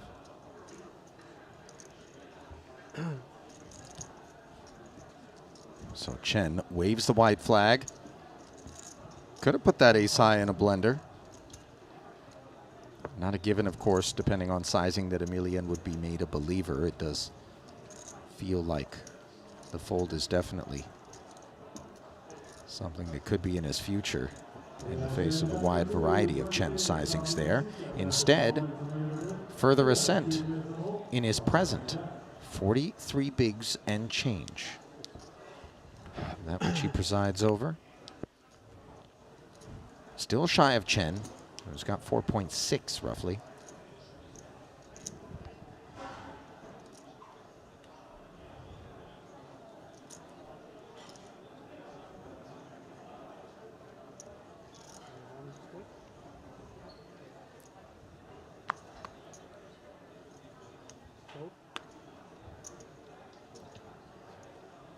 Queen 8 suited for Bithell, folded.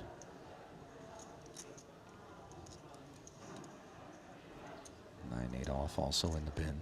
Back over to Patavi, and Looks like we're going to see some more VPIP out of the Frenchman. Buttering his baguette for 200. Ace Jack, however, as Zhang has found a bread knife. This one's going to get dicey. Zhang correctly putting in the Ace Jack. And now with very little risk premium to worry about, Patavi covering by a large amount. He's got to just make a decision on his price. Just having an ace is a pretty good hand. You expect Zhang to put it in with suited broadways. Maybe King Jack or King Queen offsuit. Hands are doing pretty well against. It's hard to fold when it's only 575.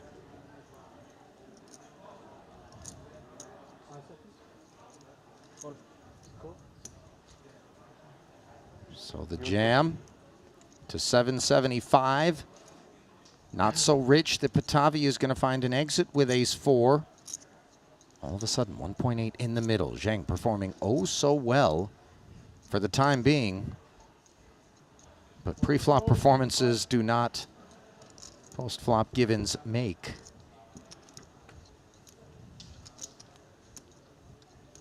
And this is a sweaty 7-5 tray. Double gutter for Patavi. 4 does the trick as well. Now the turn takes him from that 40% equity boost back down to 18. Conversely, Zhang, 82% of the time, will haul in the 1.8 and keep his seat, which is precisely what he does. How about it?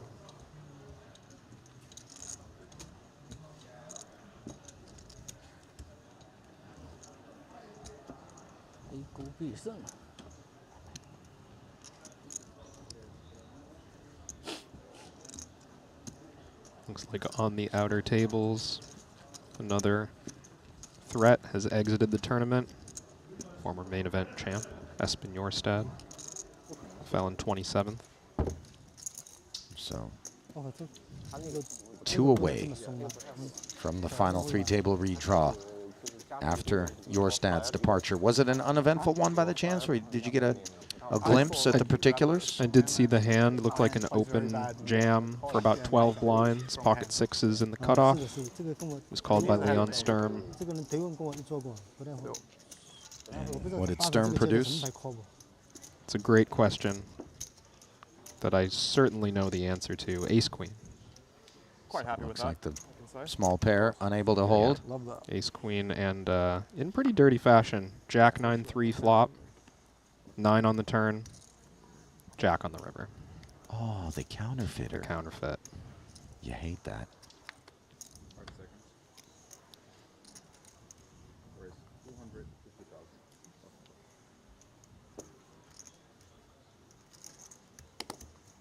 Fayad, black 9s. 250? 2.5x open from the hijack.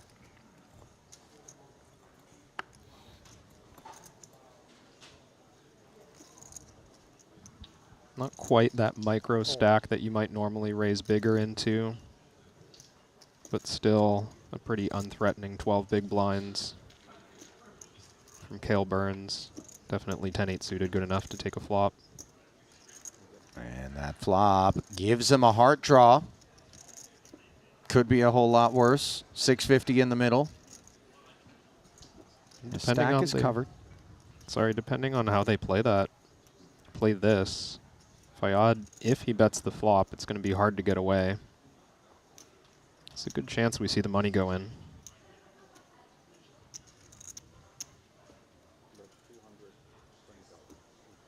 Get a peek.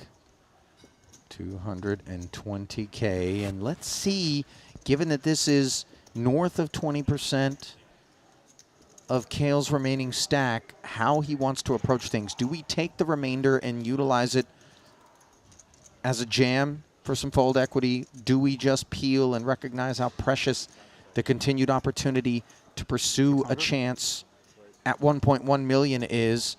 We have sort of a split the difference approach as he check raises to 600,000, over half his remaining stack. Kevin, interesting. Yeah, this is interesting. Normally we see plays like this reserved for spots where there's other players involved in the pot. Maybe multi-way action could develop and we find our way out with certain hands. It looks more like Kale is just trying to create a little bit of chaos, find his way to an advantageous spot later down the hand.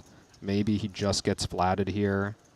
Yeah. Finds an out somewhere down the line. Obviously, if Fayad had gone all in on the flop, he just calls and runs the equity. The issue is that when you do get flatted, the SPR is such that, you know, there's plenty of hands that could look you up. 185 in the middle, 430 back. Yeah, and it's the really problematic part. I think nines puts the money in either way, but this could have been dicey if Fayad had, let's say, king-queen with a backdoor flush draw. All in maybe clears him out, but the smaller raise keeps him along. Here I suspect there's no route to Kale folding this much equity. His only path to survival would be to check and have Fayad check behind.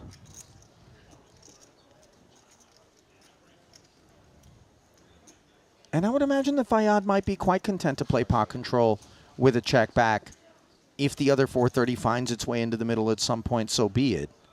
But I don't think with second pair effective, he's necessarily salivating. There could be some Jack X associated with this for Kale at all. Does it feel that way, or would it have to be better than that or worse than that? It would be surprising to see a Jack slow down. Like, a Jack could be here, but to see it not move all in right now would be quite surprising. Well, TBD, what Kale decides to do. He's chewing on it, and this is awkward because it's one of those spots where it almost feels as though Burns, I'm not going to say removed the prospects of a flat, but maybe you expect that your opponent looks over at 430 back and decides, with my hands, I'm either going to want the rest in now or I'm just going to fold. Now here we are in this awkward, murky water that's muddied by our flop choice, and Burns comes off the accelerator. Fayad, of course, happy to see it. Yeah, and leaves him feeling like these nines could be good.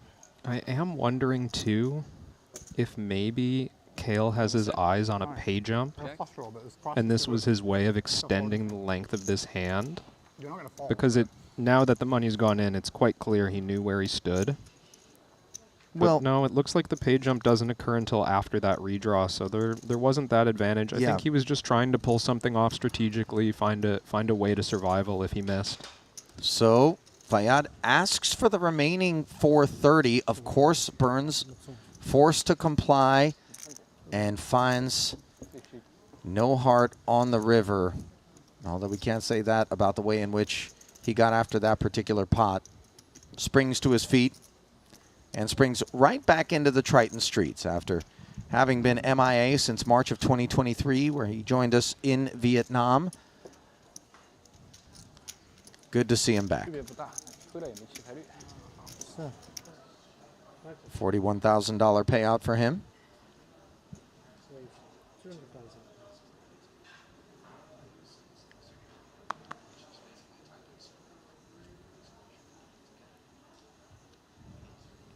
Ace-7 suited is the hand du jour over at this feature, where Lord Vogel's 200K being chewed on by Bithell on the button, 735 in total.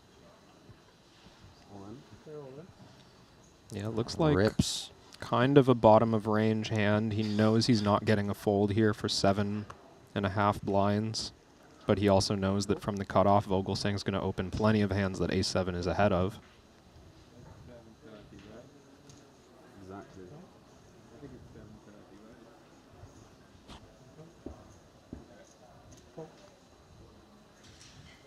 Looked like Vogelsang was kind of balking as he waited to see if there would be a formal count or if he just verbally confirmed, yes, it's only 7 blinds. Yeah. Yes, you can call.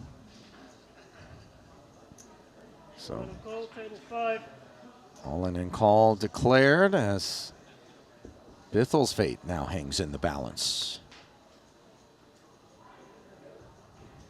Ace-10-6. Both players with top pair. Bithell with a 4% backdoor spade situation, which comes to fruition. Vogelsang's backdoor diamond's no longer a thing. Drum roll, please. Can the Brit find the double? No, as they both make aces and sevens and get a laugh out of that.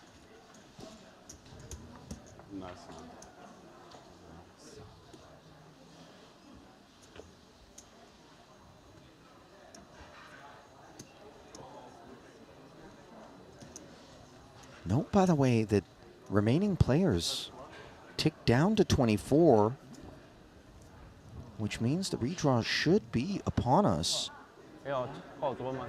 Cale Burns' elimination in 25th makes it official, and indeed the players getting word as they are on their feet. And that means we get a peek at the chip counts, and not long from now we'll bring you back to the desk, as this redraw is going to require some more administrative work by Tournament Director of the Year, Luca Vivaldi and company. Chen Dong, 5.3 million, looking handsome. Back at the desk, Ali and Kevin with you.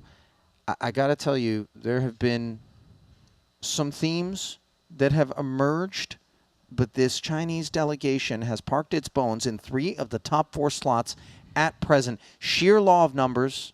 Right, Kevin, we expect that this would be the case perhaps as you dive into the Triton Poker Plus app for a peek. 4 of the top 6 slots. But, you know, if you, as you played last year here in Jeju, want to walk in and think, oh, there's FOMO, look at all this dead money, this and that, you are sorely mistaken. There is some real hardcore poker on display and coming from the Far East. Yeah, absolutely. I mean, some of these players who are atop the leaderboard, we've seen make some of the best plays of the day, and it could be a law of numbers. I mean, a lot of these new entries that we've seen are Chinese players who haven't played Triton before. This is their first time in an event. But we're also just seeing skilled play from a lot of unknowns, you know, to us who have watched the stream in the past. So, I mean, some of the hand with Chen Dong comes to mind. He just called Ace-Jack offsuit for 25 blinds, risks his tournament. Now he finds himself near the top of the leaderboard. Excuse me, I think that was Zen Chen, actually, in 4th with 4.5 million. And understandable, the conflation there.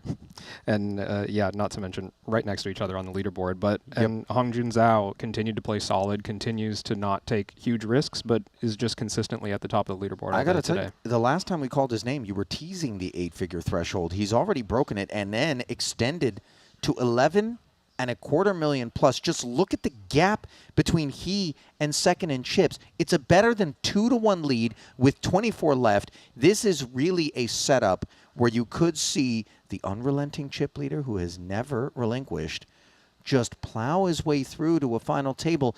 All he would have to do is shift gears, but that's a double-edged sword. TBD how it's all going to take shape, and we're going to cede the desk over in just a few to Randy and to Griffin. Before we do, though, whether you're an OG to these Triton streams, and I'm talking to you out in the chat, or whether you're somebody who's new to the coverage, we want to hear your opinions, and we want to hear them in a formal way, let's call it. And we've set up something in the chat. If you simply type in !survey, you're going to get a link to an opportunity to tell us what you think. What do you want to see more of? What do you want to see less of? What feedback can we take to constructively help to continue to build this particular product and this community in the same spirit in which in between festivals our team works so hard to make sure the players have a better experience. We want to make sure our viewers have a better experience as well. So it's !survey in the chat. Click the link. Let us know what you think. On that note, we're going to step aside and then bring you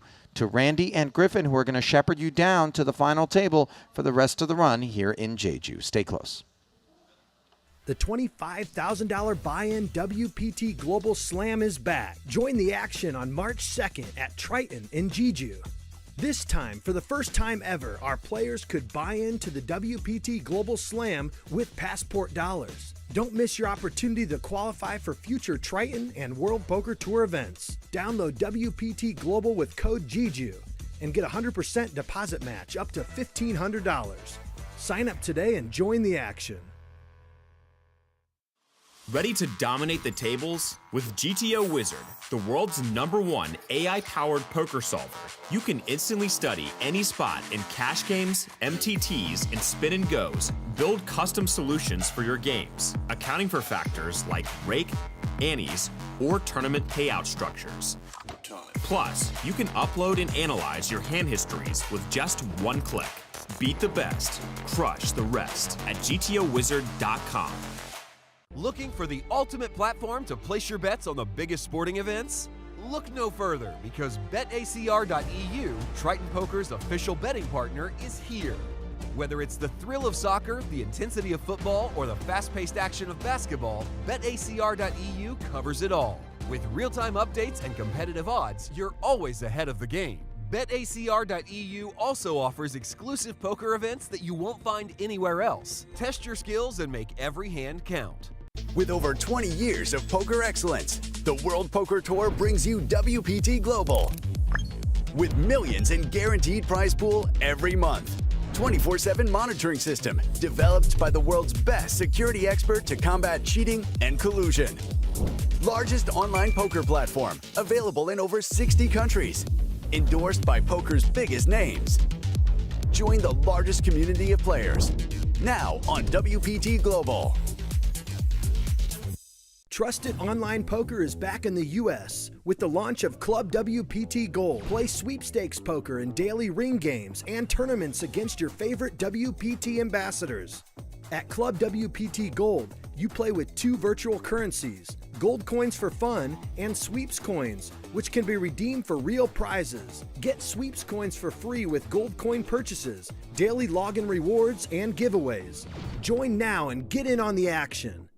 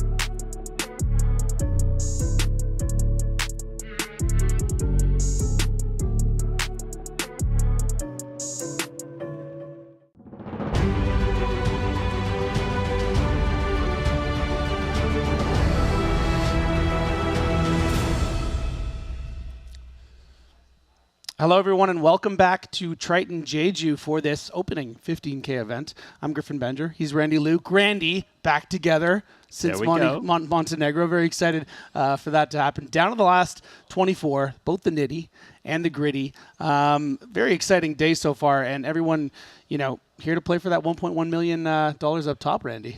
Yeah, and the thing that stands out for me with the final 24 is that we have a majority of the Asian delegation, mainly from China and Hong Kong, representing. If you take a look at the Triton Poker Plus app and look at the leaderboard, you can see that we have a massive chip leader from Hong Jun Zhao. He's got 11.29 million. That's more than 2x second. And just look at the top 4. All from Asia. More than representing. I mean, they're absolutely crushing in this opening event.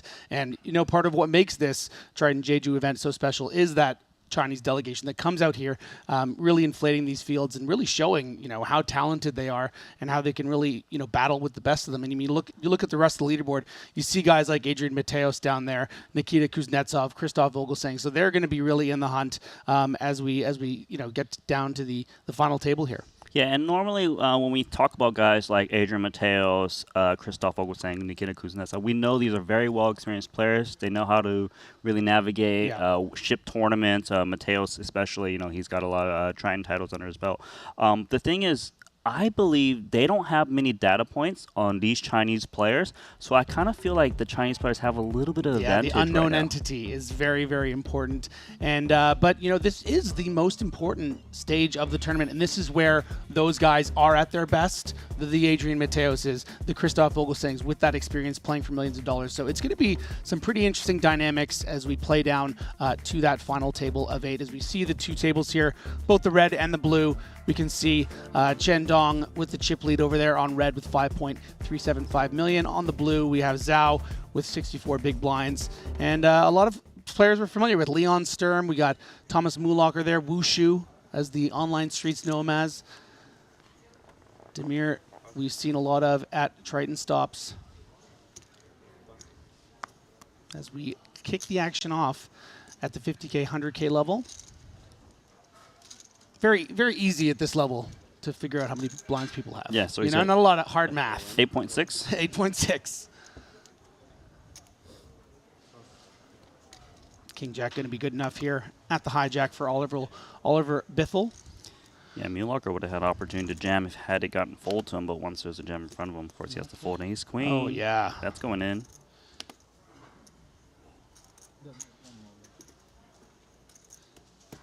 Chen Dong not messing around with that ace queen or that badass jacket. Yeah, he's got that varsity vibes. Yeah, he's looking good. I like it. It's a nice change from what we're used to seeing. A lot of eclectic styles we see here on the Triton Tour. This is a new one, and I'm digging it. Flat call makes sense. And cards on their backs.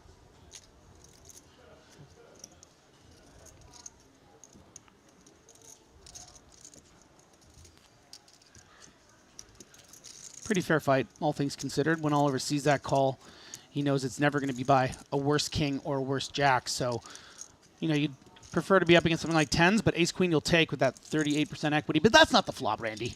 You'll take that flop if you're 10 dong because Oliver Bithell is about to be out the door. It's already standing up. He's got a chance. He does. There are 3 more queens in the deck. That was basically one of his gin cards for a chance, but that's not going to do it. The 4 spades on the river will be our 24th place finisher. Was the lone Brit in the field here with 24 left. What do you cash for? 41,000. And actually, everyone else now guaranteed 47K. Little pay jump there. Little pay jump. Take it. You can adjust them. No, I said higher. Chen Dong now second in chips overall on the leaderboard.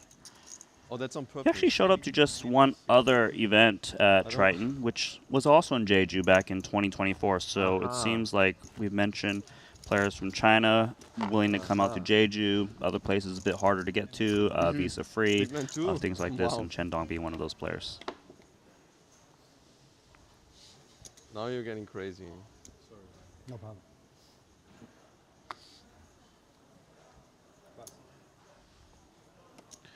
Boyka on 13 big blinds here under the gun +1. Candidate for a min raise or a shove? Where you lean in here, Randy? Personally, I do see a lot of players min raising the spot. I feel like, but people have kind of different strategies on how they approach this. Some players open jam, as you see Alex Boyka do, and he's in trouble.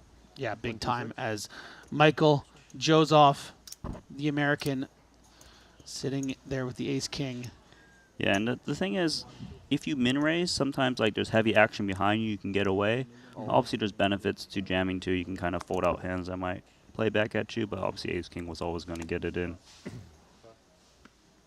Yeah, it is tricky in that sort of 12.5 big blind range. Boyka does do the most aggressive action and is going to regret it, perhaps.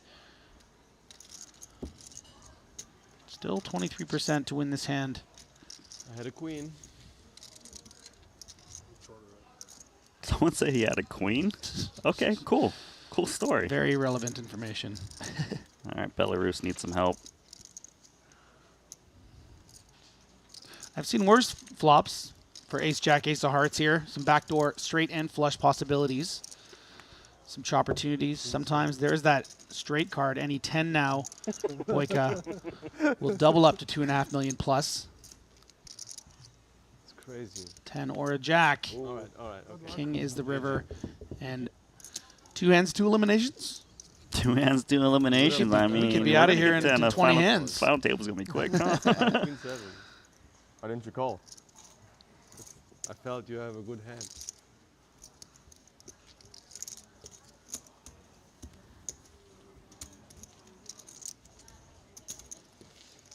So Joseph also played one other Triton stop. Guess where? I said you when you was at 25, you know, it's like Jeju last year. You know it. Still good. Set you up. 25 bigs? But now no, I mean when it was 26 left, he was at 25 of showdowns. Yeah, he's just running super lucky all the time. I mean, for him it's lucky number as me. 25 is a lucky number. Yeah, but and also we play like the same, near, close. No. Kind of a funny hand for Joseph to be dealt because he just had a sort of funny little conversation about Queen 7 and then he gets dealt it the next hand. Chen Dong, our table chip leader, is going to flex those big chips, coming in with a raise with the cutoff with the 7-6 suited. Kind of Tavi, interesting spot for today's 10. It kind of feels like he could fly. He could 3-bet. It's always a little scary to 3-bet the chip leader, right? Yeah, definitely a mandatory continue. Certainly an argument for both here. The nice thing about, I think, 3-betting is, you would hate to flat here and then say Dietrich Fast decide to shove from the small blind for 17 big blinds. It makes it, it really, it's not good enough to sort of play this as like a trap.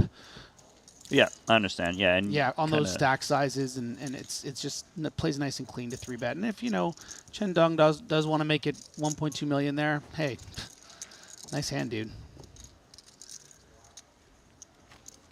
Does this shirt say Team Boss? Yeah, I was gonna say.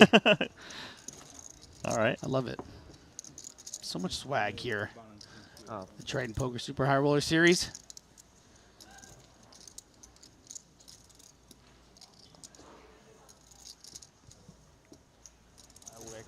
At 11 p.m. at night. Let's flip it over. It's ridiculous. Sleep at 2 p.m.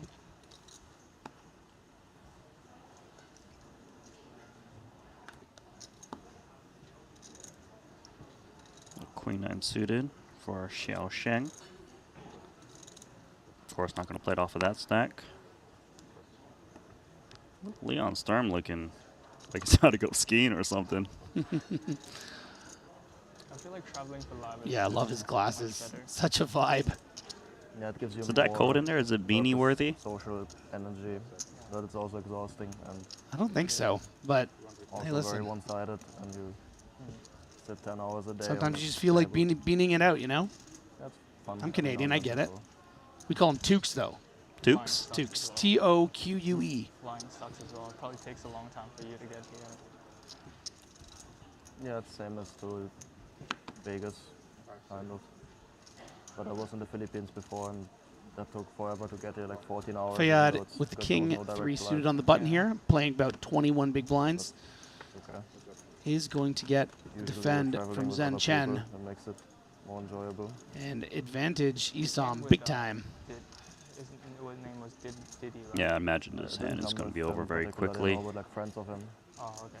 Samu and Nilian. Oh yeah, Samu was in Manila. Yeah, Samu. You were not there, right? No, I wasn't there.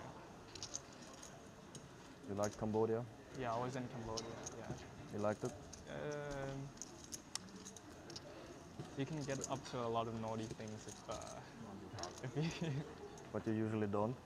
It's hard to be like disciplined there. Like there's so much of like everything, alcohol, like freaking prostitutes and all that crap.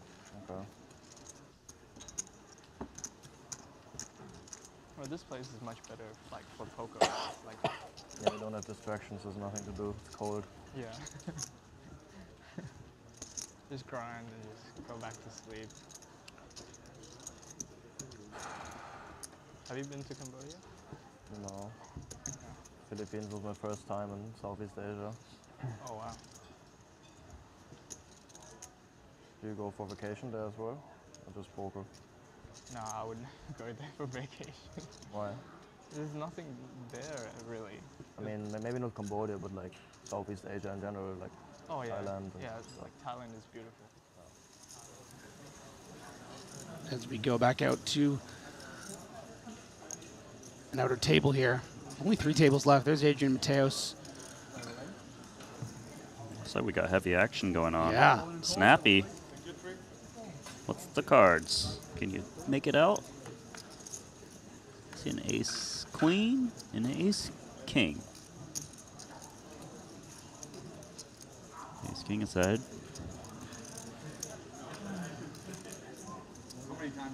Oh, is that That's a running lot of clubs. That's a lot of clubs. Ouch.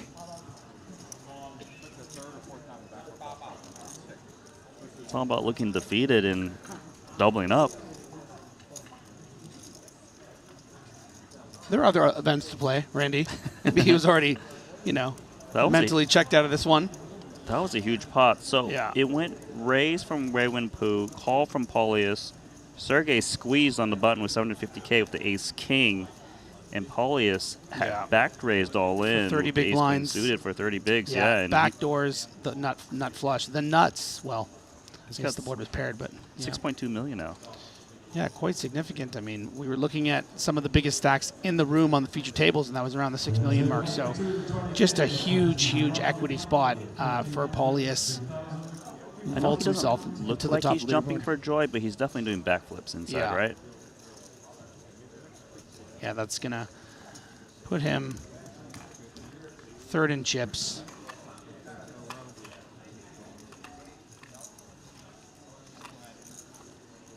Puts him in a great spot. Yeah, Sergey taking it on the chin. Going to leave him with about 17, 18 big blinds. It's a brutal one. Played the spot perfectly. Nothing he can do.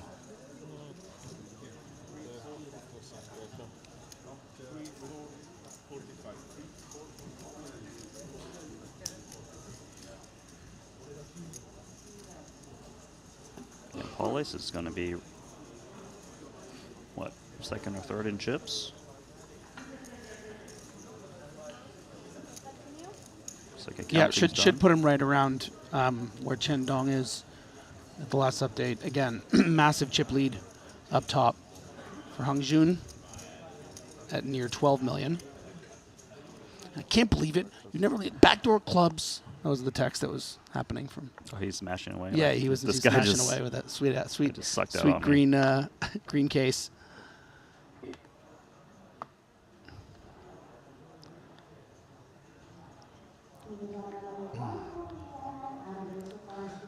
Leon, probably one of the worst hands he'd open here. King 7 suited under the gun +2 on 30 bigs. Just hoping to really get this one through.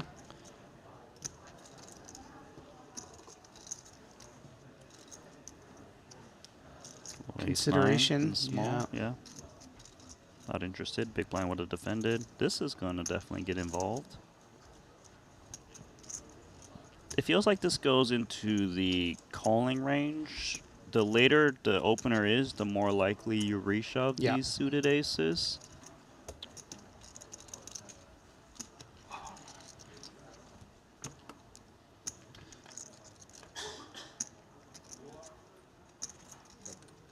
Lovely flop for Leon Sturm.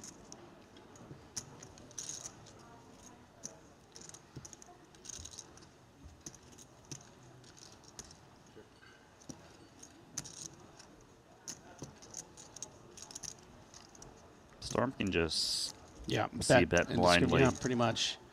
And bet lots of turns. Obviously, big blind defends wide, so it would put a lot of pressure on 5 and 9 X's. Straight draws would have to just check call, check fold. Wow. So elects to check back. Sneaky. Yeah.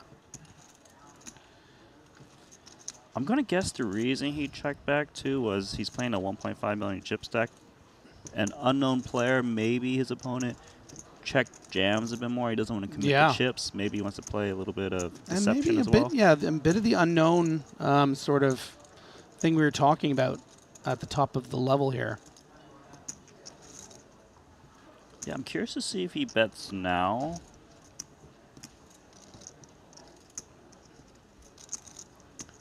Because it seems like it's less likely he can get a pair down.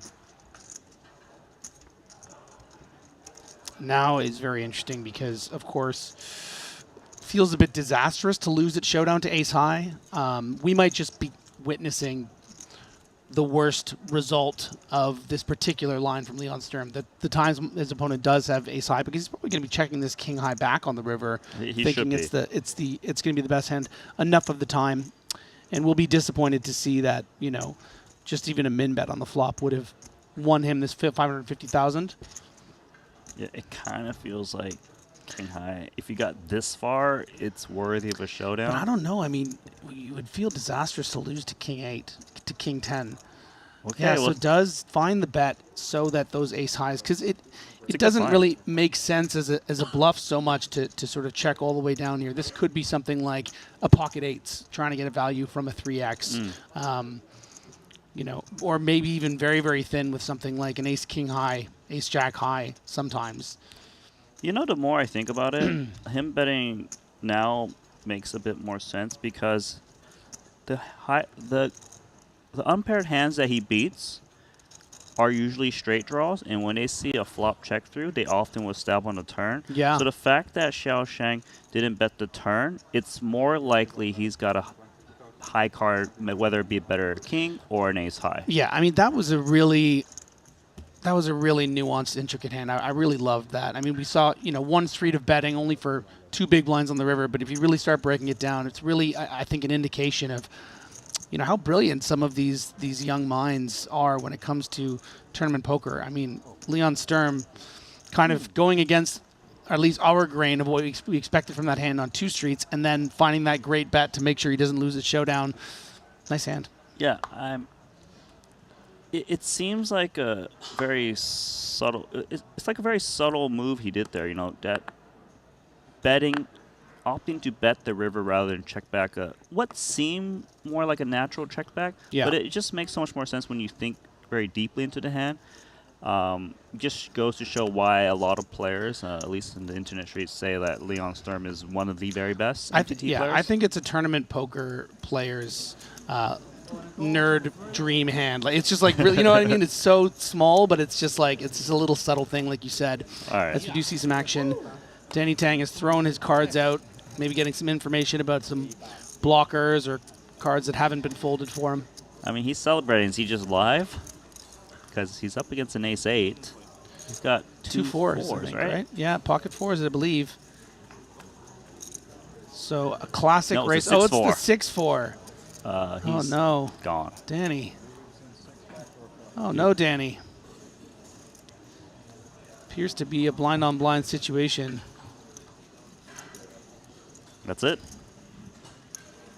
Yeah, Another and it was one simply a matter of running out of chips. Danny Tang was only all in there for 2.4 big blinds. So just taking his equity with the 6-4, he's going to have to settle for just over a min cash here. One of the most decorated players on the Triton Tour. We'll probably be looking around of how he can get into the next event as soon as possible. He is not here to take any nights off, Randy Liu. He didn't fly out here No, for this no. largest record-breaking event just to go home. You know, he's like, all right, 15K deposited, got a nice ROI. Let me just skip the 20K. Now, obviously, he'll be jumping into event number 2. Not loading.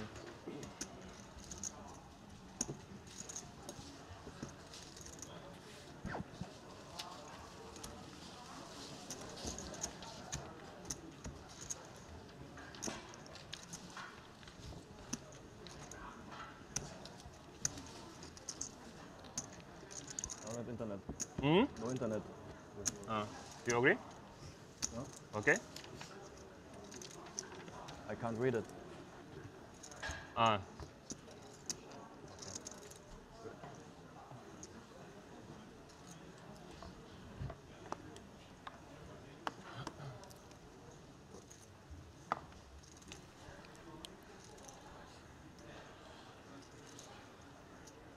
Ko Chung with 5.3 million and ace-5 suited. Definitely going to be funny and open here with this large chip stack, one of the biggest ones in the room. 4th of the remaining 20 some odd players. Going to be quickly folded all the way to the button. Zhang on 15 bigs and ace-7 suited. All these damn middling suited aces for Zhang. Folded the winner with the ace-6, and now he's... It's rough to reshove on an early position raise. Yeah. 2 players behind, of course.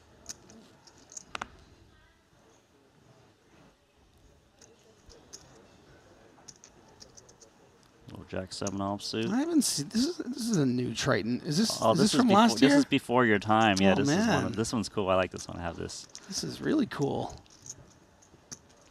Yeah, out of stock permanently. Yeah, I guess. Huh?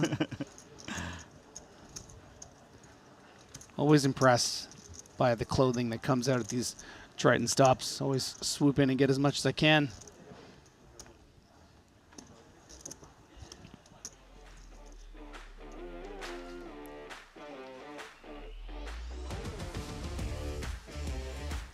All right, guys. If you're into sports betting, or do you know, kind of bet on some Triton Poker Series, you can check out BetACR. And actually, I checked out BetACR earlier this year because I need to find a place to bet on some tennis for the Aussie Open, and I went to betacr.com. They got all of the odds over there. You can use crypto. You can use your poker balance. So definitely go ahead and check out BetACR for your sports bet needs.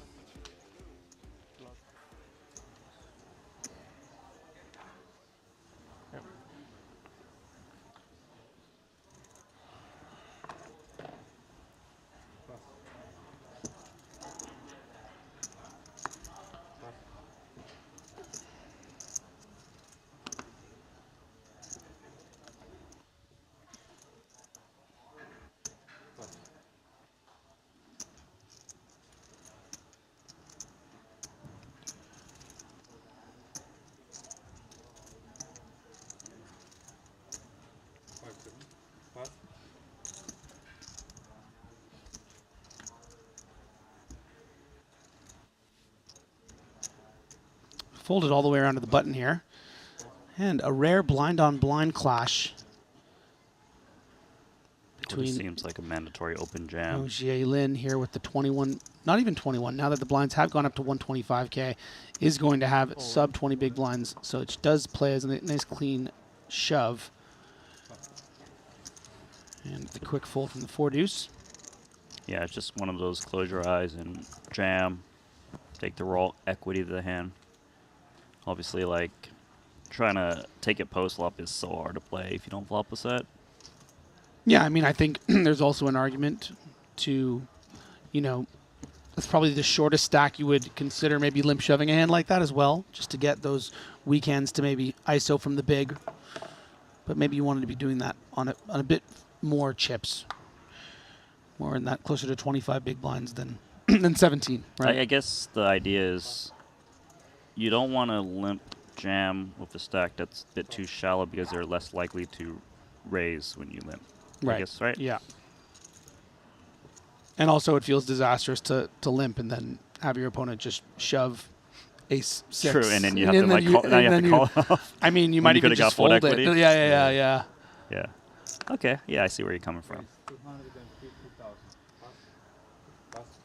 Zhao, beautiful ace king of spades.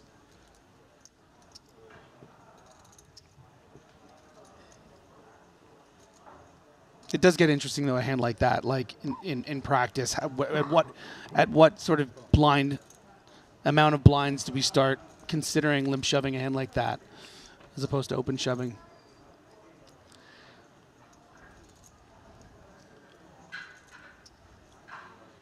Could see a continue from Isam if Hongjun's out c-bets because he's got that ace of hearts paired board nature. Yeah, and not necessarily always in the form of a call, like maybe some check raises sometimes. Yeah, check raise sometimes. I think at this stage of the tournament, it's less likely just because if he check raises and he's wrong, it's quite detrimental to his stack. So he does do the quick check call, and he does turn equity.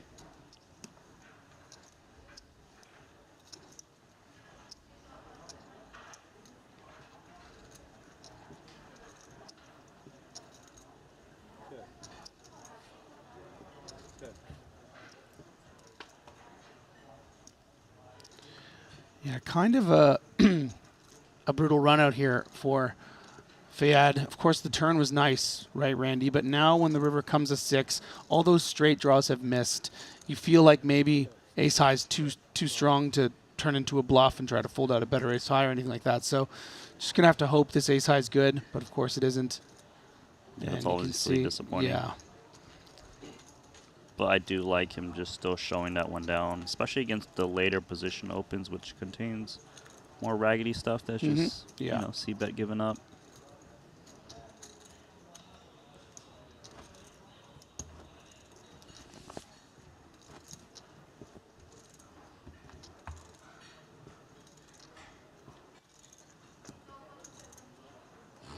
I like this arms crossed look. Means business. It's business time. How do you know when there's only 20 people left in a Triton event? When people start crossing their arms.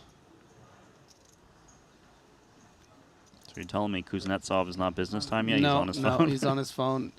This is my mistake. There's 21 left, so give it one more.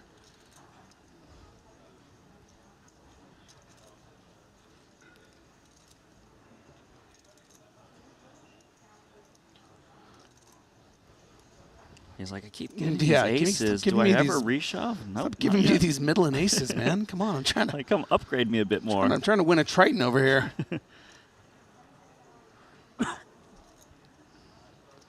It's a business face, but not a business hand. 5 deuce off. Not going to do it.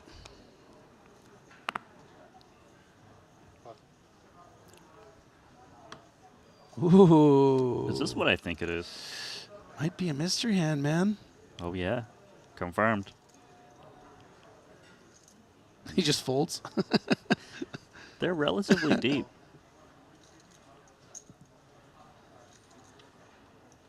So he pops in 2 bigs. A little 7-6 of clubs in the small blind. Decent hand.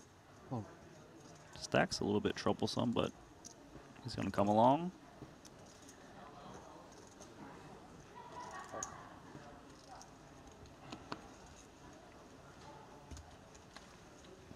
Yeah, and quite fun to have a 3-handed mystery hand situation.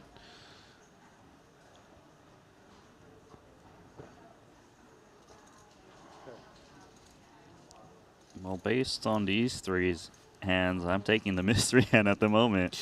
Yeah, but the fact that, you know, the people in the back here have decided that this is a mystery hand to use, it makes you think that Chen's going to start coming out betting here.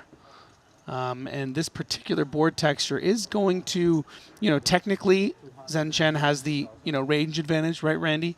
Raising under the gun here. But this does, you know, this does hit the flatter's range here on the button fairly often. You think about your king queens, your king jacks, queen jack suiteds and the like, the 10x combos, the ace 10 suiteds, the queen 10 suiteds.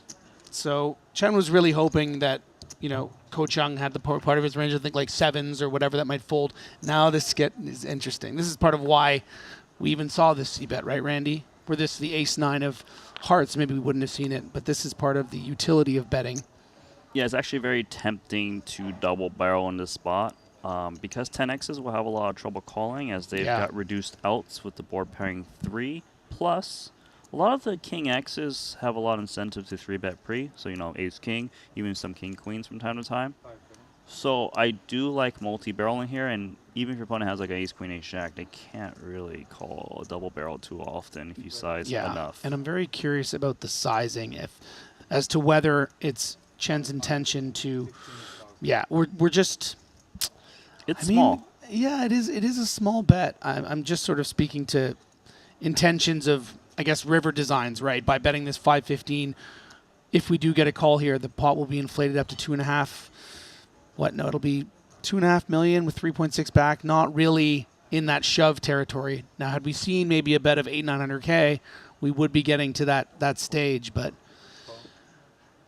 and this is definitely going to strengthen Ko Chung's range. Going to be more weighted to kings. Still some 10s. I don't think he shook out all of the 10s with that sizing. Yeah. Now it's double paired board. Ace high does chop with like the ace queens, ace jacks that might exist.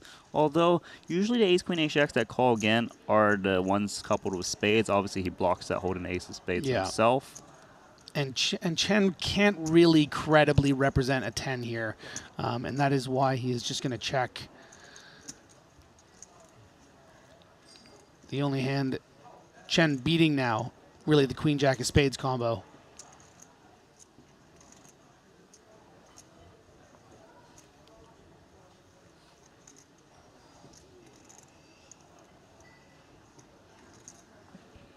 All right, so looks like a bet incoming. What's the price? 600,000. That's small. Yeah, and this might be. It looks milky to me. Yeah, it might be. It could be the 10x, but it also could just be a king queen that, you know, maybe wants to try to get paid off by something that can bluff catch against something like queen jack, especially queen jack of spades. Yeah, it kind of feels like. Doesn't feel very bluffy. It doesn't. It's a great price though. Based on the sizing, right? Yeah. 20 north of 20%. Normally, his main bluff would be queen jack in this spot. Would he go for the sizing? That's the kind of the big question. It does kind of feel a little milky, like I've got a strong king. I don't really want this to check through. I've got king queen. 10x. I would think it would go bigger. Yeah, I would but then too. Again, you know, like these players are unknown. Most players don't have really a good idea on how they. But I love that. I mean, don't get me wrong. I'll watch Adrian Mateos battle Jason Kuhn all day, but this is interesting. There's these unknown elements to me. He makes the. Oh, okay. I thought he made the call. He threw in a time bank chip. This is a tough call down for ace high. I mean, because the reason is, if your opponent somehow had ace high, ace queen, ace jack, they're probably not going to bet to try to move you off of a chop. Yeah, to call this, you really have to know that your opponent is capable of having a bluff here. And the main bluff is queen jack exclusively. Yeah. And do all the non-queen jack of spades get scared away on the turn? Maybe not, because the sizing wasn't that large, Yeah, right? I think queen jack hangs around for a third pot on the turn. Yeah, but the board did pair, so maybe not always, right? Not always, but yeah, more incentive to. It was 515 into about 1.25? 1.5. 1.5? Yeah. Okay, yeah. Yeah. Then that does That leaves all the bring queen in jacks in most there. of the queen jacks, you're right. Maybe all of How them. many are left?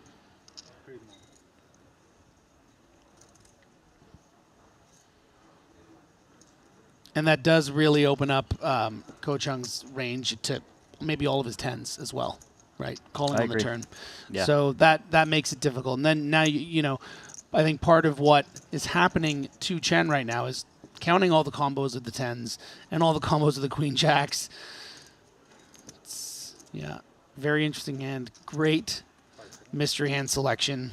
All right, what's he going to do? That's calling. She got Ko Chung. Queen jack. There we go. That's wow. One heck of a call. Wow. Nice hand. Great poker here in the 15K opening event. That's a statement. Yeah, I mean, it's an interesting river. You know, like you said. If I bet more. It's very hard to find some combo button. You cannot slow play the kings with the end of the gun. Such a stack. Almost folded. Yeah. Yeah, almost. Yeah, big blind.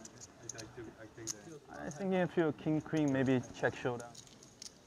Yeah, as we were sort of talking about, is that, you know, if you can discount the ace king or the pocket kings pre-flop, it's just the king queens maybe that would be value betting that size, and maybe those hands just check back. So it's a really good deduction. I think what I would have preferred if he just sized up a Little bit, bit yeah. more. Because he just got a crying call out of ace high there, you know. Regardless, it was very well played from Chen Chen. He kind of just won the max somehow. Yeah, that was really great.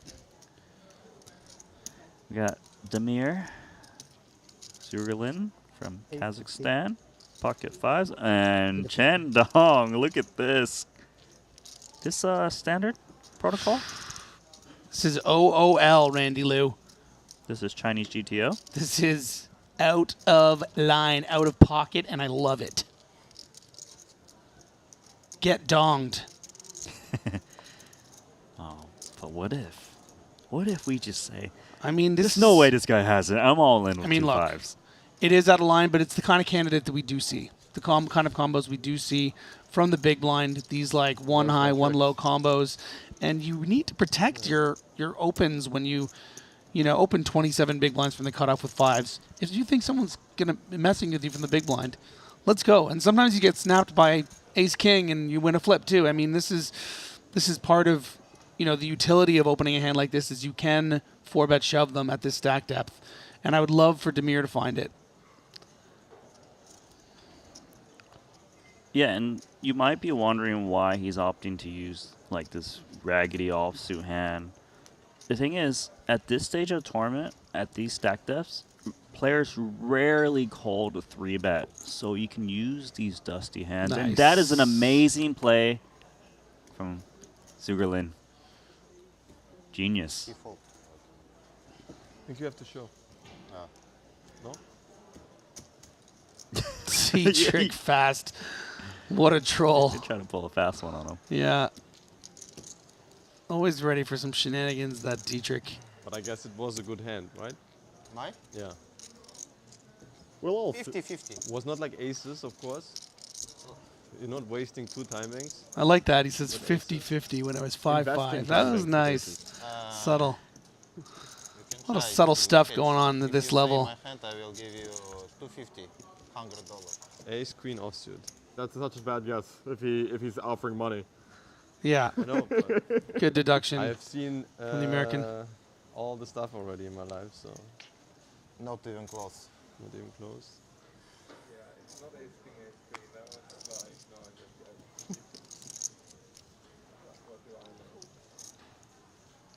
yet. 10-9 suited. He's from Kazakhstan, bro. Huh? King 3 suited, it's enough. All right, it's business time. King 9 off. Yeah. No. King 9 off. I just special offer for him, not for everyone. Michael Joseph doing a good job of pretending to still be interested in this conversation. Yeah, he's keeping it casual. And not the aces that he's been raising on the button. Join Coin Poker. Speaking of 10-9 suited, Best bets on earth.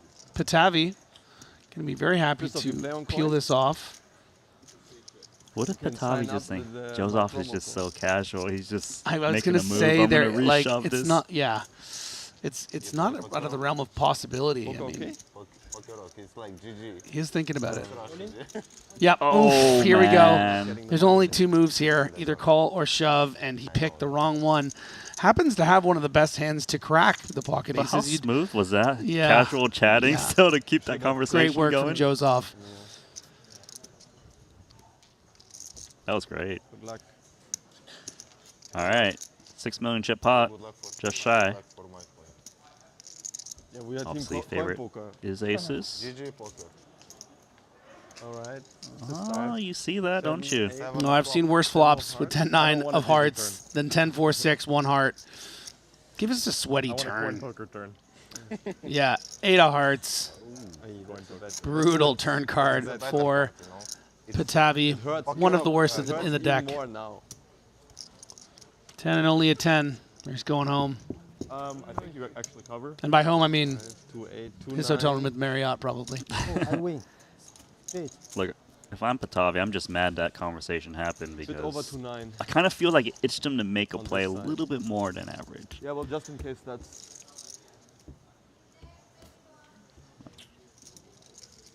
Looks like they're counting down stacks because they were very close. Yeah. Joseph had 205,000 more chips. Back over here. Oh, wow. And would you look at this? Zen Chen just made that hero call not too long ago against a different opponent. Now he's in another spot to try and hero call, but this time let's he's got break top set over there. this down. I mean, I think we.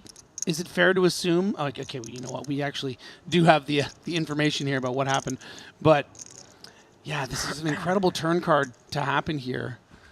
The flop went check, check, check, check, of course, and the ace, and now a bet and bet. Great fold. I do like that because the backdoor clubs came in too, so there's more than bigger aces that he loses to. Well, just recognizing the strength of that check, right? I think if Lin had something like King Queen there, we would have seen a bet on the flop on the 10-7 deuce. You know, it's more likely that it's, you know, either a trap or a big ace, or like you said, perhaps backdoor clubs. So great fold. There we go.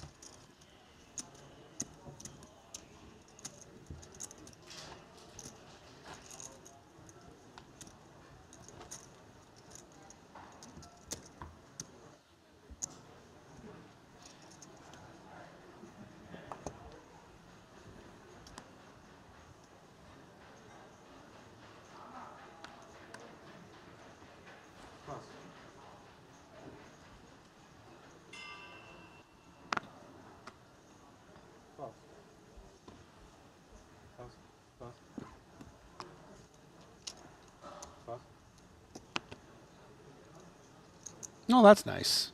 Ace jack. You make a big correct fold. You get rewarded with a monster in the small blind, blind on blind. Big blind's going to have to call a lot of, you know. Well, actually, the big blind only has 12 big blinds, so. Yeah, he's looking to induce with the smaller raise. And this just seems like a mandatory slam dunk call. And if you've got fold equity, you got to go with king, queen, Yeah. and ace jack's going to run it with it. He's been patient. Gonna have to take a 60-40. 49 column 2.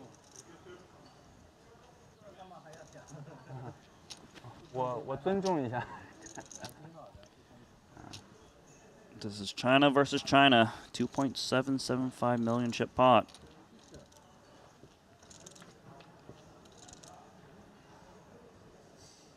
Uh-oh. That's a fun one. Yeah, 3 more outs. Taking Chen's jacks away. Ooh. Great card for Zen Chen. Eliminating the kings and queens. Now only a jack or else. Zhang is out the door. Done. Yeah, Wow, he Zen looks over pained. Zhang. They're flying. Or 19th place finisher.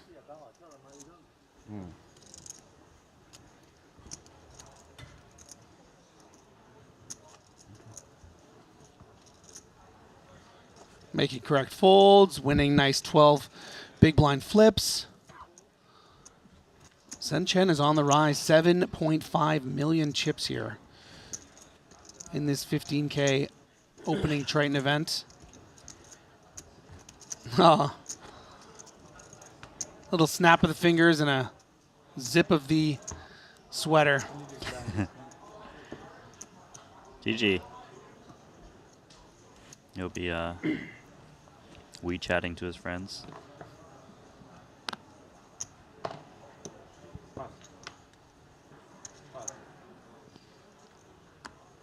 Yeah, it's going to catapult Zen Chen to 3rd in chips now. Hello. How do you do? Unfortunately for Zen Chen, there's no previous conversation about the other hand that you can pretend to be interested in. He's also getting scammed because there's no small blind in the hand. Yeah. Just got to hope that our chip leader means business. I mean, he always looks like he means business. 6-2 suited. I think it might be good enough to flick in a call. Or maybe is he just. Is that more? Oh, that's the 3-bet. Yep. Okay. That is a how dare you raise my big blind. I'm the chip leader. I'm the table captain. Look, Could have just fell in line. This is very, very irregular sizing from Zhao. About 2.6x. I'm just saying, I don't know what the charts look like over in China, but it's definitely something very different. 1,750, right? Yes. Raised to 1,750,000. 1,750. Surely the hand is over now. Once that big 4-bet comes in.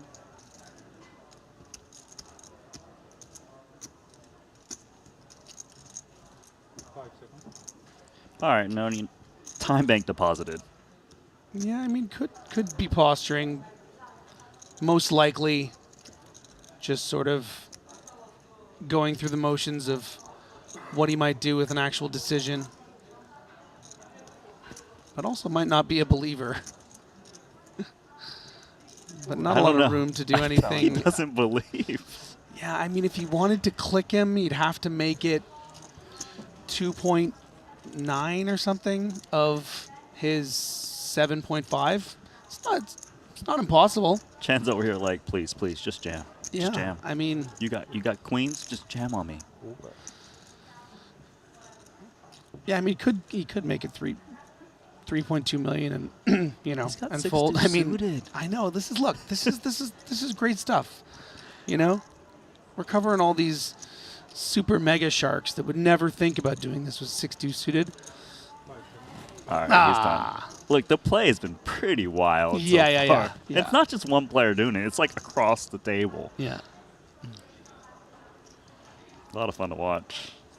Yeah, look, there's 379 players that played this event. It's hard to find that many super high rollers. And we're getting them from all over the world, but a lot of them from China, and they're here to battle. Yeah, they're very passionate about poker. Yeah. They're really making a statement here in this 15K opening event.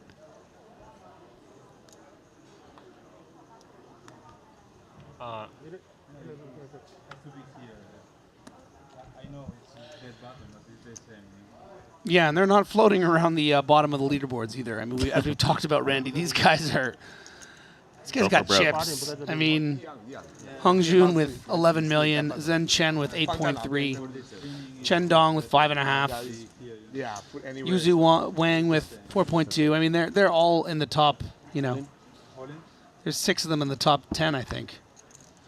Got an open jam from Ace Jack. No one waking Gonna up be so about 12 far. big blinds, 13 blinds. That's it.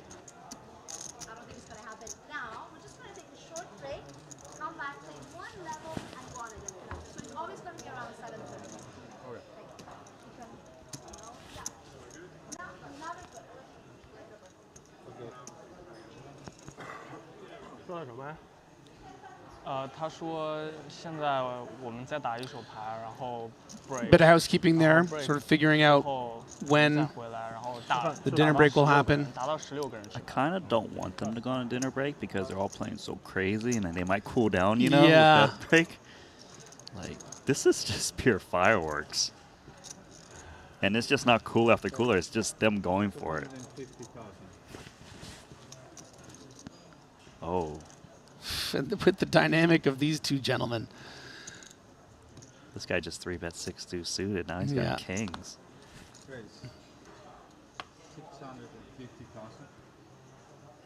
Same-ish size. Ooh, This not time a in quick position. fold here. I think Lin's going to know better. I understand the consideration after what he's seen. But all the same, may need to appreciate that. He's at that line where That solver would be- says yeah. jam here, but I know I'm supposed to just lay this one down. But Yeah. the solver's telling me. The little devil. It's a good I candidate. mean, after what just happened, is Hong Jun really going to just look down at King 10 offsuit and 3-bet Chen here? Might. That's what you gotta ask yourself. You gotta ask yourself, what kind of animal am I dealing with here? You know, I've got the hand that even when I'm wrong, when I get my hand stuck in the cookie jar, I'm going to be 30% against a hand like this, and Uh-oh. he does it. 3 million. Solver says, I need to jam, therefore I'm jamming. And he is likely out the door, because obviously King's going to snap this one off. Yeah, and we can see a lot of clubs being folded in the form of Queen 9 of clubs. The King clubs blocker for Hung Jun.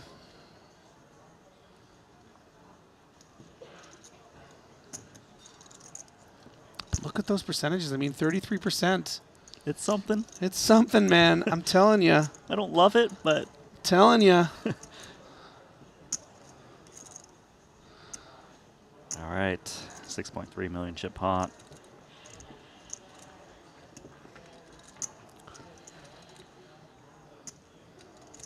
Yeah, and you can sense a tinge of regret on the near unchanging face of Lin. Just like, ugh. One more chance. Yeah, ace and only an ace. Or we have our 18th place finisher.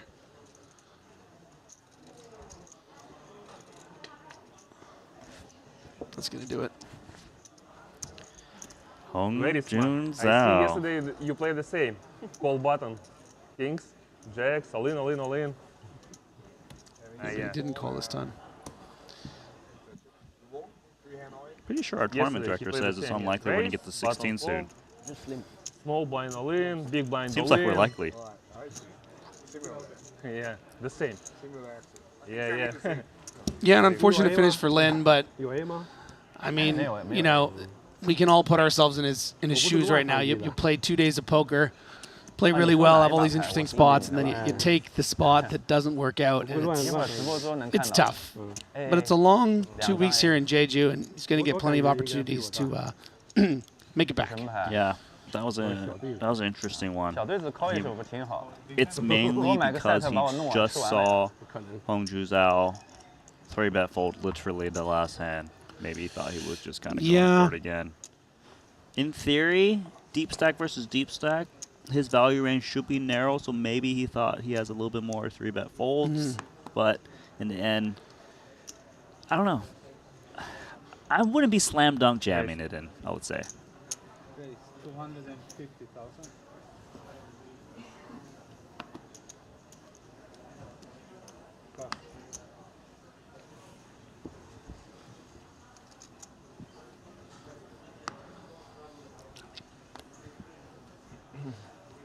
$14.3 million. That's a lot of cheddar. He has the best potential to win $1.1 million in this tournament. That is a lot of cheese.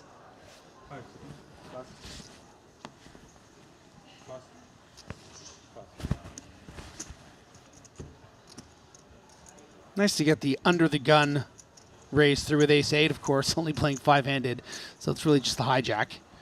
But Nikita will take it. Thank you. I don't know if you know this about me, Randy, but I love me some Jacob & Co. watches. Do you? These things are beautiful, man. I mean, look at them. Look what's going on here on the left. It's just this yellow gold one is just blowing my mind. It is the official timekeeper of the Triton Poker Series. They make these incredible timepieces, and they're not just about the diamonds and the sapphires and the rubies. If you're into poker and gambling-themed gear, there's just the one perfect watch brand to check out. They're embedding a playful spirit into the watch functions. Man, look at this blue one, too. Those are new designs. Yeah, I I'm don't telling you, remember there's little those being the it's like images baccarat we saw tables in there. It's just it's incredible Baccarat stuff. tables? You think they're just the player banker? You think they take commission? Or is it a roulette? There was something. There's some sort of crazy. It's just awesome.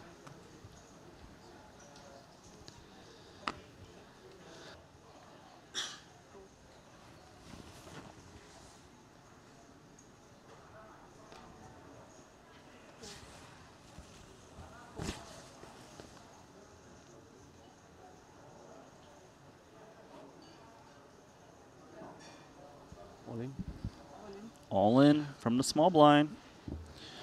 Yeah, going to be about 12 or 13 big blinds here. Oh, that's going in. Yeah. Bad luck. We're seeing 5. I would think he has to call off ace-8 offsuit in this spot. He dominates so many aces. Nikita's a calculated man. Make sure. He would never be accused of, you know, slow rolling or anything with a hand like ace-8. Just trying to make sure. Around 1.7. But yeah, he knows what he needs to do. Yeah, obviously ICM's in consideration at this stage of the tournament, but the thing is ace-8 dominates too much of the small blind jamming range. You know, maybe ace-deuce, we've got merit to finding a different route. But this is just too good, I think.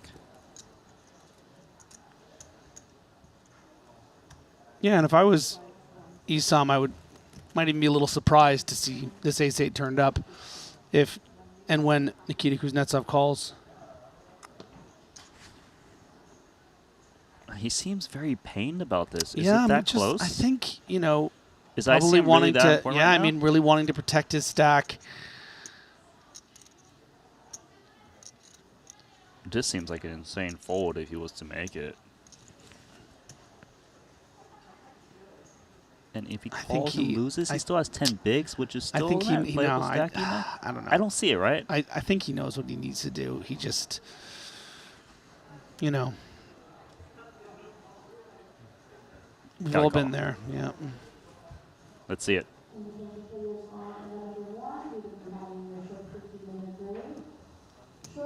Very significant pot here for both players. Isam, of course, at risk of being our 17th place finisher.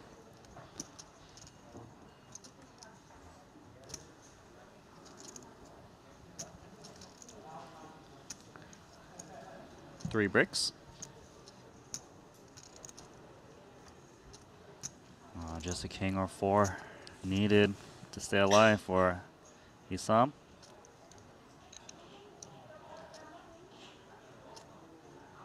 Oh, and it looks like we're down to 16.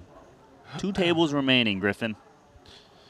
Yeah, that was pretty quick, Randy. We started with 24, and we quickly got rid of 33% of the field. I mean, right from the jump, the first 2 hands we saw were eliminations. And we're going to get down to that final table pretty quickly. But not before we take a little break for that redraw. As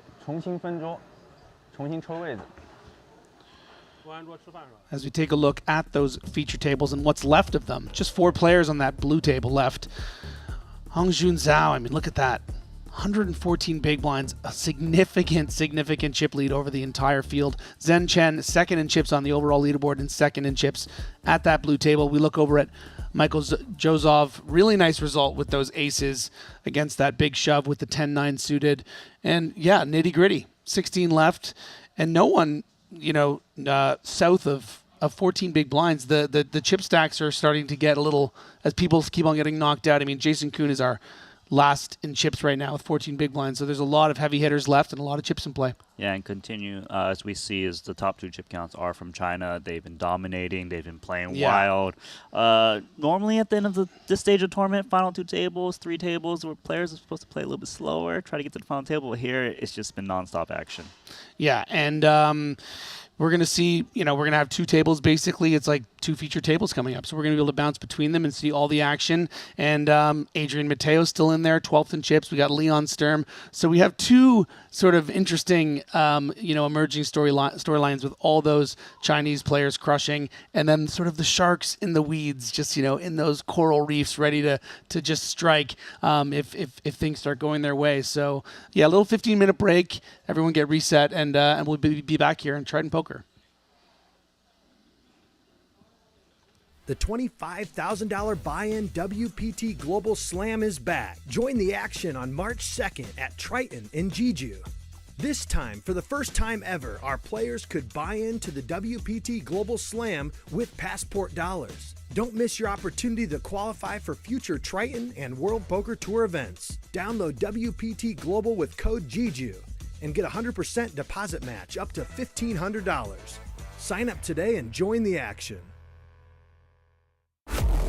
I've played against the best, I've won on the biggest stage. But what if I told you, it's not just about luck or talent. It's about using the right tools. GTO Wizard is the fastest and most efficient way to study any spot in poker. This is how you level up your game. This is how you unlock your potential. Don't get left behind. Get GTO Wizard today. Beat the best, crush the rest.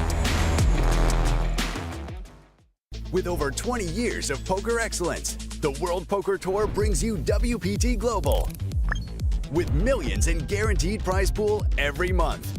24/7 monitoring system developed by the world's best security expert to combat cheating and collusion. Largest online poker platform available in over 60 countries. Endorsed by poker's biggest names. Join the largest community of players. Now on WPT Global. Looking for the ultimate platform to place your bets on the biggest sporting events? Look no further, because BetACR.eu, Triton Poker's official betting partner, is here. Whether it's the thrill of soccer, the intensity of football, or the fast-paced action of basketball, BetACR.eu covers it all. With real-time updates and competitive odds, you're always ahead of the game. BetACR.eu also offers exclusive poker events that you won't find anywhere else. Test your skills and make every hand count. Trusted online poker is back in the U.S. with the launch of Club WPT Gold. Play sweepstakes poker in daily ring games and tournaments against your favorite WPT ambassadors. At Club WPT Gold, you play with 2 virtual currencies, gold coins for fun and sweeps coins, which can be redeemed for real prizes. Get sweeps coins for free with gold coin purchases, daily login rewards, and giveaways. Join now and get in on the action.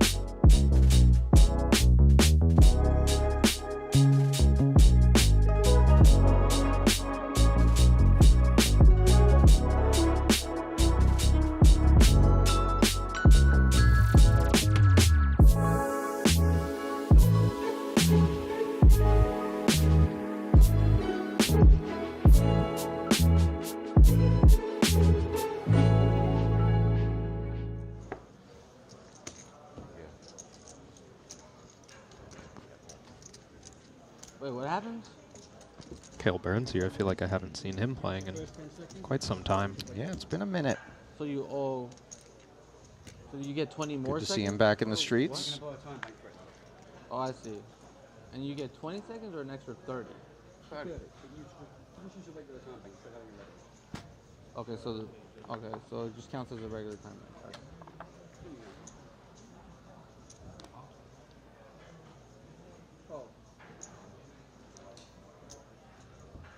Nariman Yogmai. 5 seconds. Call. Call. Call.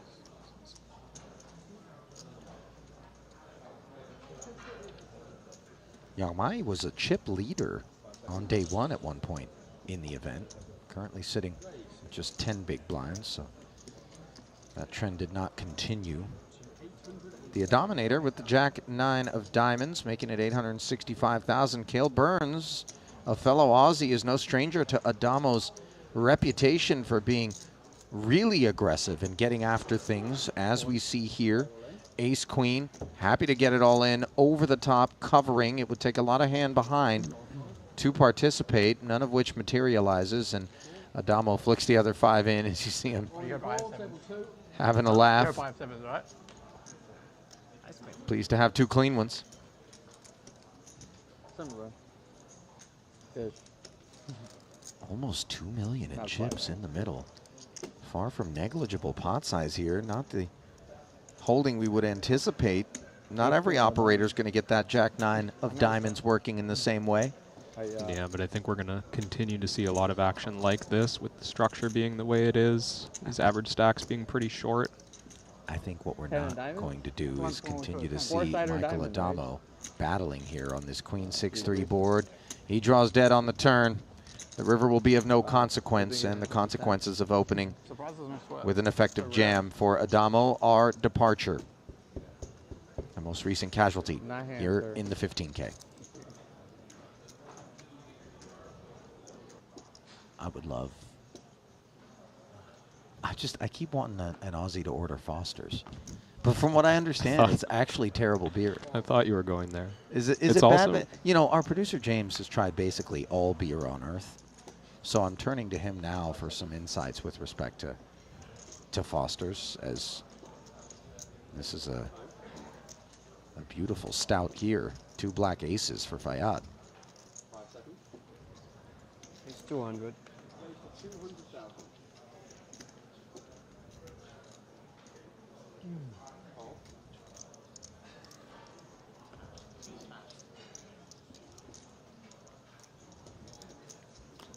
Nariman here on just 3 big blinds.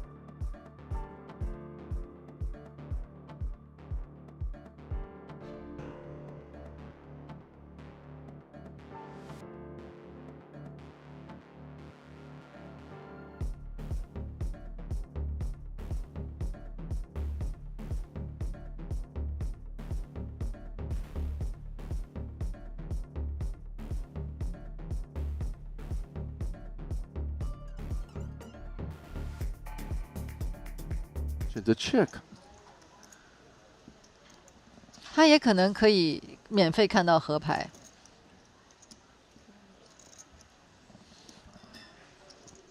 对手在这个地方，发芽的应该要上了，all in 了，哎，还是扣了，还是选择扣了。但是他还好了，他有3个10的 out， 12个。其实差不多意思啊，因为这边应该照理说 flop 就要打完了。嗯。那对于 Burns 这边一定是要去的啊，因为你丢40万可以赢到270万。因为他 check turn 的话，对手也有机会去就是 check behind。对，他可以多赚，有可能多赚到。那他的 river 就可以剩下4个 BB fold。对，因为他只有10嗨嘛。哇，那这不错。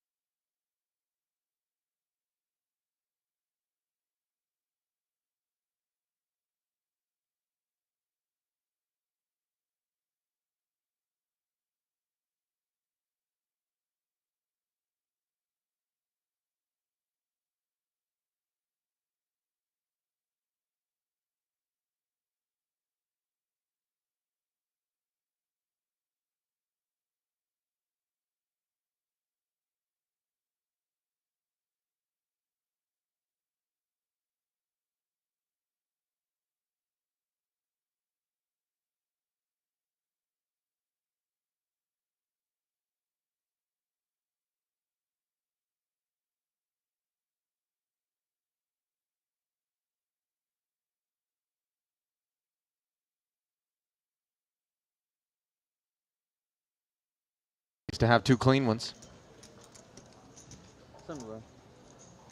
Good. Almost 2 million in chips in the middle. Far from negligible pot size here. Not the holding we would anticipate. Not every operator is going to get that Jack-9 of diamonds working in the same way.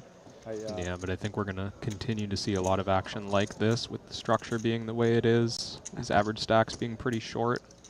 I think what we're not going to do is continue to see Michael Adamo battling here on this Queen 6-3 board.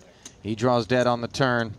The river will be of no consequence, and the consequences of opening with an effective jam for Adamo are departure.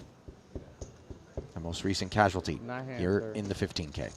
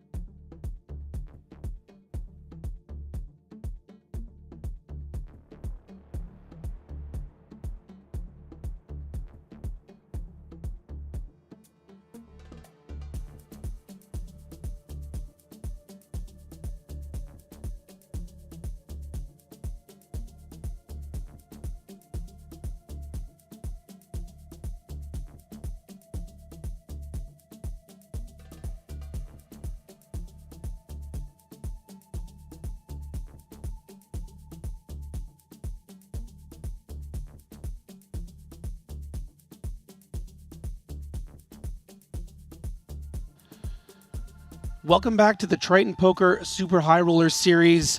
Continuing coverage of our opening event, the 15K buy-in, down to 16 players. I'm Griffin Benger with Randy Liu, and as we can see, final 2 tables, final 16.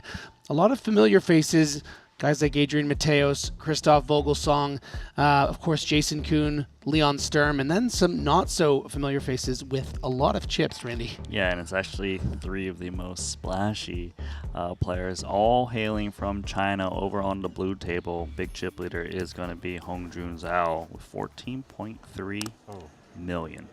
Yeah, and first and second in chips are the aforementioned Hongjun and Zhen Chen, who combine $0 in Triton earnings. I mean, these are unknown entities with a combined 22 million chips here with 16 left. So this is going to be a really exciting finish, and I would love to see, some of the familiar faces maybe emerge with some big chips and see how they're going to be able to manage these players that they aren't familiar with, frankly. Pocket sevens, decent spot to consider reshoving. If you're going to reshove on a player, even from under the gun, you want to reshove on the big stacks. Yep. Cool. He actually comes in for flat off of this many blinds, which is not common, I would say. Yeah, quite irregular to flat a hand like pocket sevens. Sub 20 big blinds, like you said, against one of the bigger stacks on the table. I think he felt dirty outright folding, Yeah. but, like he didn't want to reshove on the under the gun open, so he just found call instead. We'll see how this one goes as Vogelsang bows out with the Jack-9 off.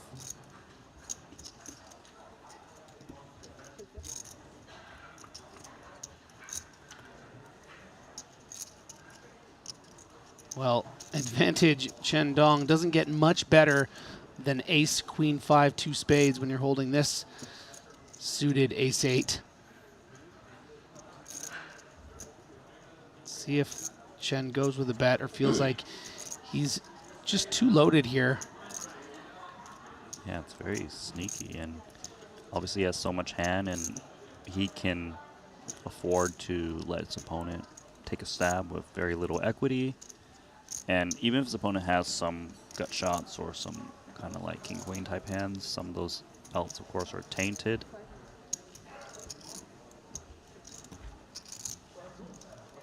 Checks around. King of clubs on the turn. Doesn't change much relative hand strength between the two players, but, if Chen Dong elects to check again, which I think we might expect, Sergey might finally say, okay, well, I would hate to be up against 2 10s here, and no, but we do see a bet, in fact. It's going to be the end of this hand. I think this hand demonstrates what one of the issues with flatting on sevens is there's not that many great post-flop opportunities, you know, if you don't flop a set.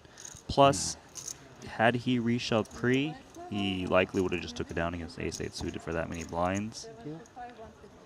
Yeah, it's so tough playing these middle pocket pairs as flats off of sub-20 bigs. But I think it's a good observation that sort of like it feels dirty and too tight to fold, but, first hand coming back from this break, do you really just want to sort of shove 14 big blinds against an under-the-gun open? So Sergey goes with the door number 3 and ends up losing 2 big blinds. Still, sitting there now with around 12.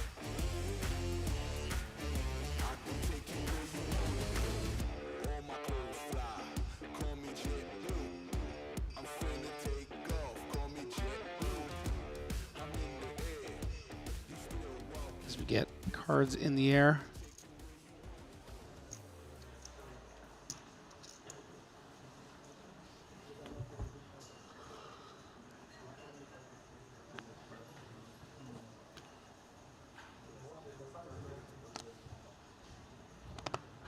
Zhen Chen under the gun, Jack 6 off. What a great day he has had. Dude, he looks like he's going incognito. Like when he looks down, I can't even see his eyes. Yeah, that's wild, right?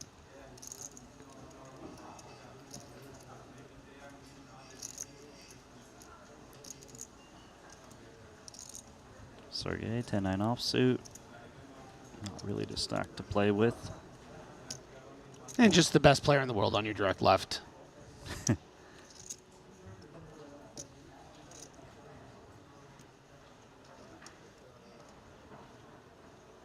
Ten-9 offsuit. Christoph Vogelsang. Yeah, normally Vogelsang's the one that's most covered up.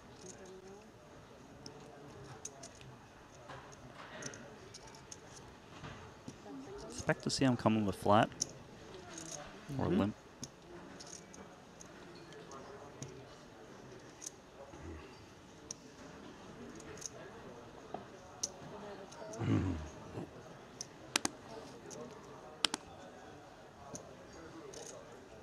Offsuit 5. Yeah, Chen Dong with a candidate to, you know, ISO raise here. Hope you can just get a limp fold from Christoph, but also, of course, could just check this back. It wouldn't surprise me if he does it, just because I saw him 3-bet earlier, queen 4 off. So I think he likes to lean with the big stacks on the smaller stacks as he does reach and drop in chips. Not a hand that has a ton of equity. You know, going to be able to fold out a lot of better hands. So many better hands, including 10-9 off, including all the better deuces and 5s. Let's see how effective it is. This just a little over 3x. It's interesting because 10-9's a pretty decent hand, and some of the hands that ISO in this spot to attack are like the 10 and 9x. Yeah, it can be dominating like the 9-4 off. Yeah. Like, so I would love to see it continue here from Christoph, and does find it. Yeah, it's also because he's also not dominated too often, because hands like Jack 10 off, Queen 10 off actually don't have incentive to raise. Yeah, because they don't want to get limp shoved, right? Yeah. It's actually not bad for Chen. Yeah, should have way more aces in his range here than Christoph Vogelsang. He has that diamond for backup. Yep.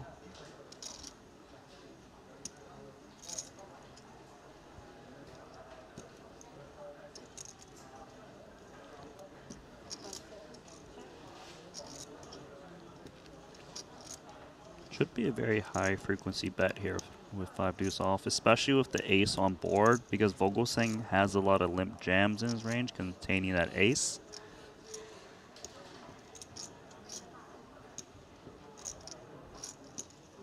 Looks like a delayed c-bet maybe? He goes to check back.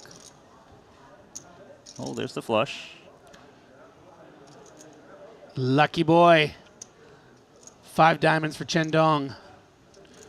Just in the nick of time. Lots of reasons for both players to check in this spot. 10-9 doesn't necessarily need to turn itself into a bluff. 5 of diamonds has trouble getting 2 streets of value. And maybe you can get Vogelsang to, you know, just stab at you if you check back this turn.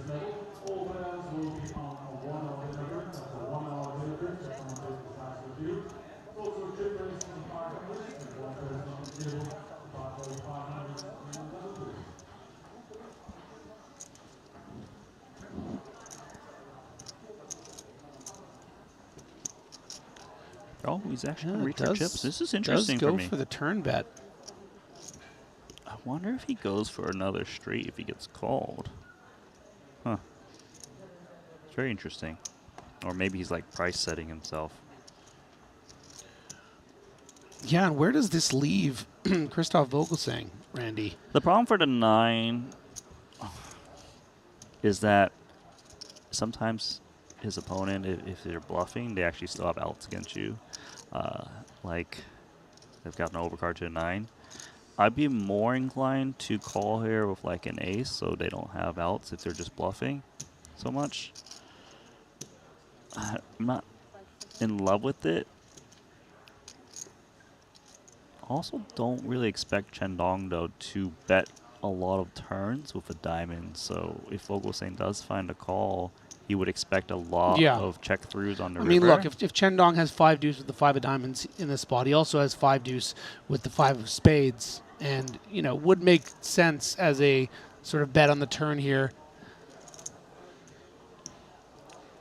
Maybe Vogelsang thinks his hand is a bit too strong, but as we can see, drawing dead to any diamond. Yeah, deciding this hand's a bit too good. It's actually a really nice bet from Chen on the turn. They get called by just a pair of 9s at the moment. Yeah. All right, here's a question. Is Chen Dong going to go for one more street? And that 4 of diamonds is actually a good card for Chen. He's got a diamond bigger than the board. I would be very surprised to see another bet from Chen Dong, and pretty impressed because of this very specific scenario.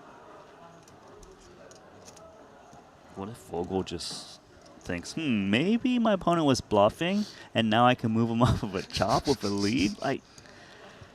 Because Chen is not really supposed to be betting this hand on the turn, oftentimes he's just got the wrong color. It must be what's going through Vogelsang's mind. It's like, if I just lead out a 3rd pot, maybe I can get some chops out.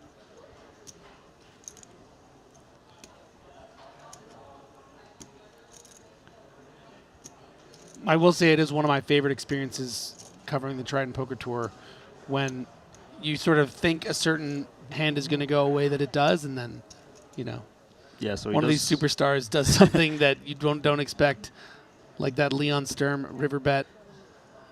I think Vogel thinks this is going to chop it up. Yeah. That hurts. A little shake of the head. That was a fun one. Yeah.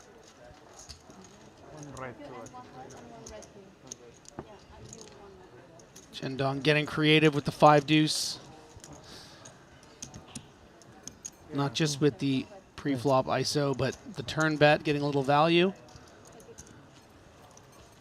And sitting pretty with 7.3 million. So these Chinese poker players are just absolutely crushing this first event. You love to see it. Yeah, I think their style of play is really throwing these veterans curveballs. The lines they're taking is not what they're used to. They're making improper adjustments at the moment. They feel like they're making the right call there on a turn, but man, your opponent's value betting the 5 of diamonds on a 4 flush on a turn. Yeah, you gotta make some adjustments yourself. I agree. Problem is, there's only so much time left as your blinds dwindle down and your opponents they're building.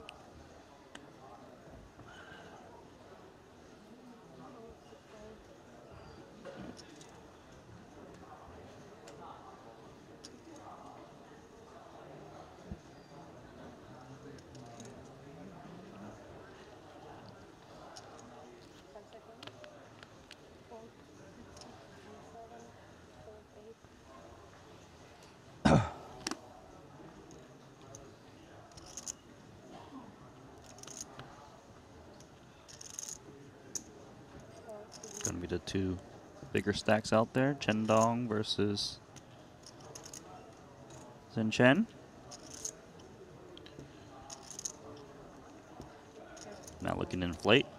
Yeah, not hugely incentivized to battle too much. 2 suited hands, both with potential.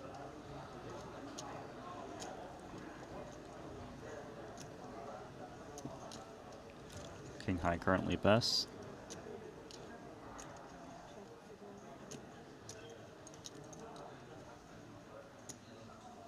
There's always that kind of unspoken rule, like the big stacks kind of play a bit passively against each other, especially in these blind versus blind confrontations. Yeah. Less stabbing.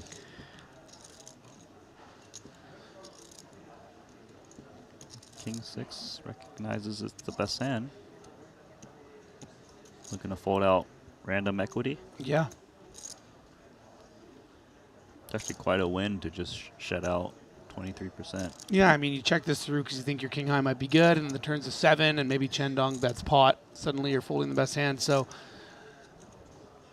definitely an interesting situation to just take the lead. And Chendong is a bit sort of like suspicious, like, I recognize you'll check back some ace X's and stuff, but you're really deciding this is your pot? All right, noted, noted. So keep an eye on that little dynamic between these two juggernaut stacks.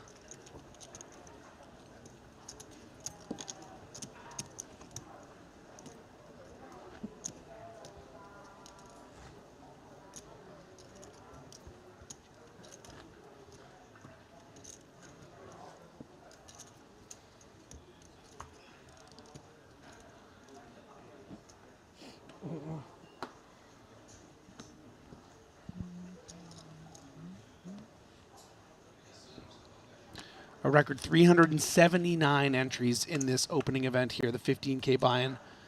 Triton Jeju, shattering last year's 269 players. Thanks in no small part to this massive influx of, I mean, Chinese talent. Just incredible what we've been watching over the last 2 days.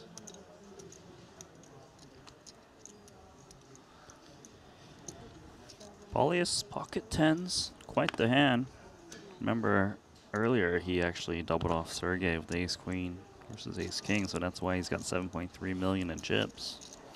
Yeah, and sort of wedged between the three other massive stacks from China. Currently third in chips is Paulius.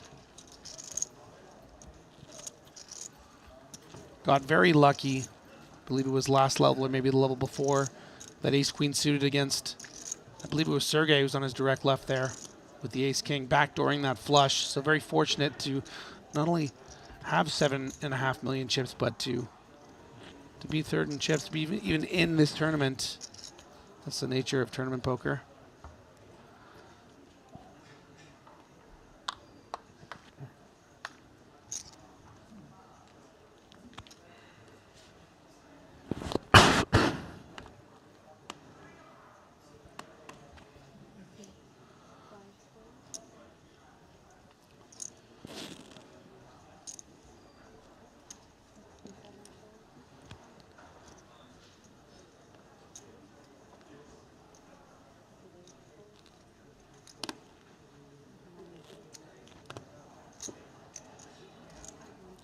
Over to the blinds.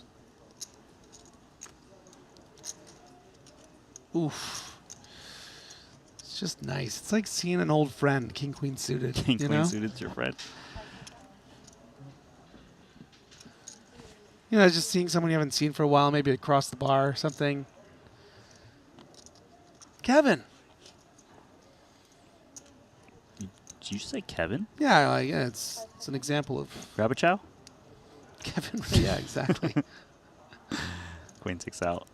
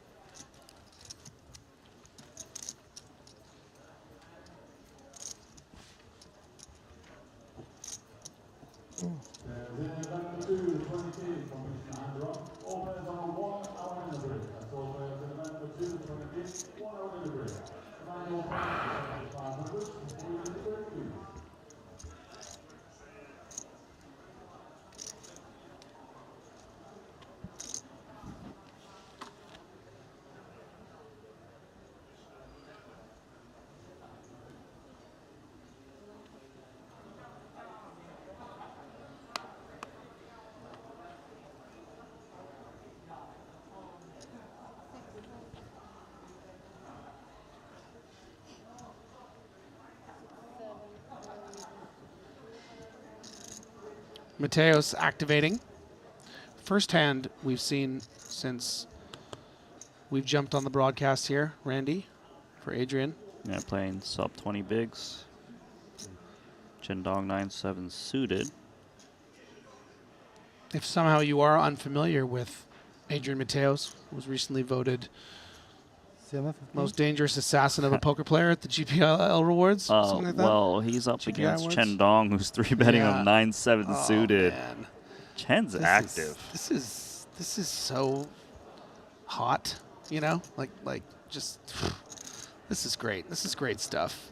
You think you're good, Mateos? What about putting the freaking putting the Spaniard in the blender, just being like, I know this is your turf, but you know, come down here and look at the stare. I'm telling you, his eyes got redder, right? Like once he got 3-bet, his eyes did get redder. Like he's seeing red. The audacity, and gets it through. This is what I'm talking about, man. This is what I want to see. Me too. Are you not entertained? Yeah. You think you're good, Mateos? What about me, Chen Dong? This guy's just this like he's cool to watch. This Chinese badass in a varsity jacket. Like this is freaking great, man. Like it's like I don't care who you are. If you're a fan of poker and you're not watching this, you know, if you are watching this, and you got some friends. This is your Morpheus is fighting Neo moment. Get in there, kick down the door, find your poker friends, because this is great TV.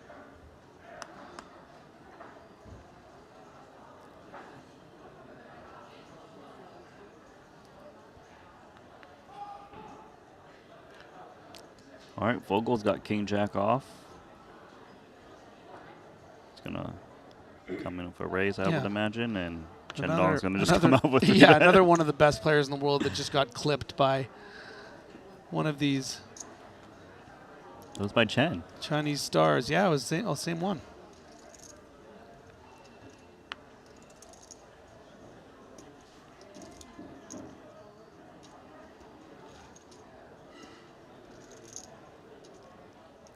Dirty diaper, no good. So yeah, spot of bad luck, I would say. Last few levels for Sergey, and you can see a bit of a sigh. It's like, really? Yeah, as I remarked, you know, lost that massive hand on the river ace king to Paulius' ace queen suited, was doing great chip-wise until that. Now just had a couple of weird spots. The sevens, card dead, can't defend the 3 deuce. So gonna slip under 10 big blinds. Nice takedown for Vogelsang. That's kind of what you want. Yeah, he King definitely Jack did one there. action. Yeah. King Jack, I'll tell you that.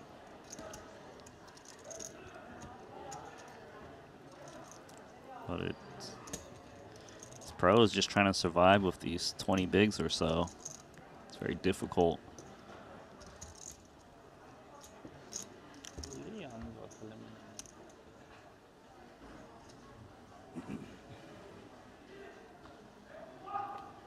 Hey, sorry.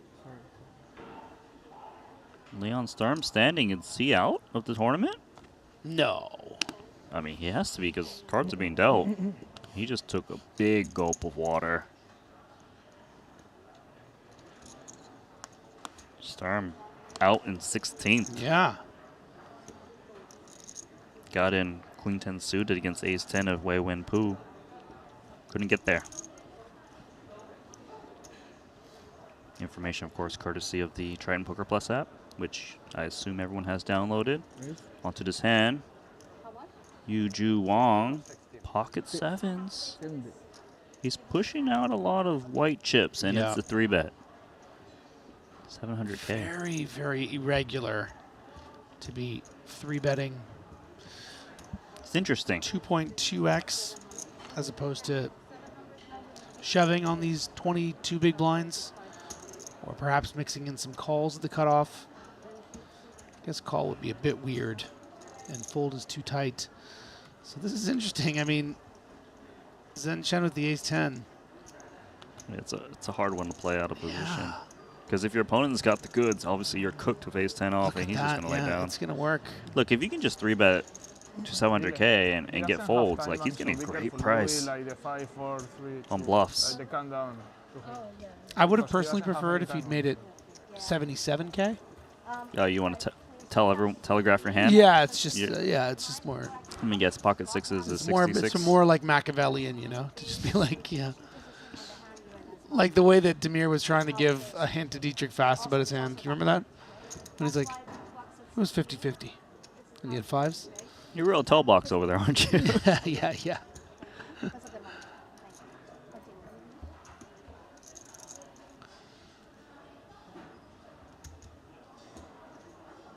yeah. Yeah, I'm either trying to telegraph my hand or I'm getting 69s or 420s in there, you know? Like real mature stuff.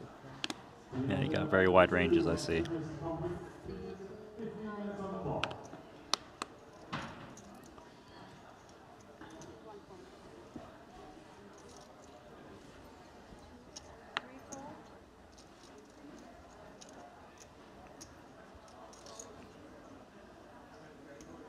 Finally, Sergey's got a spot to open jam. King 10 on the button.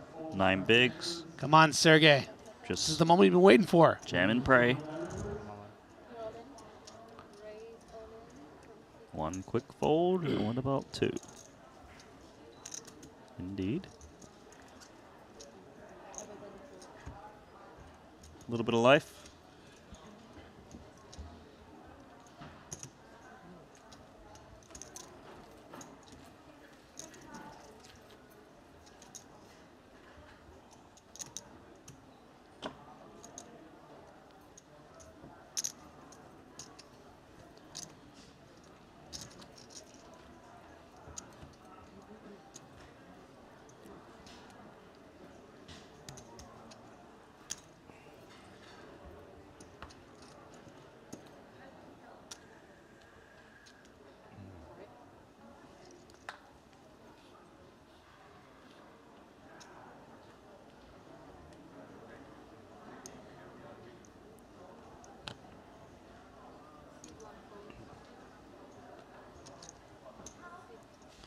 So when I did that little plug earlier, Randy, for About what? Jacob & Co., Mm-hmm. and I remarked about the sort of yellow and what I assumed was gold on the sort of the yellow watch. I had a friend message me, he said, actually, you know what, that isn't gold. Those are yellow diamonds. I was like, whoa.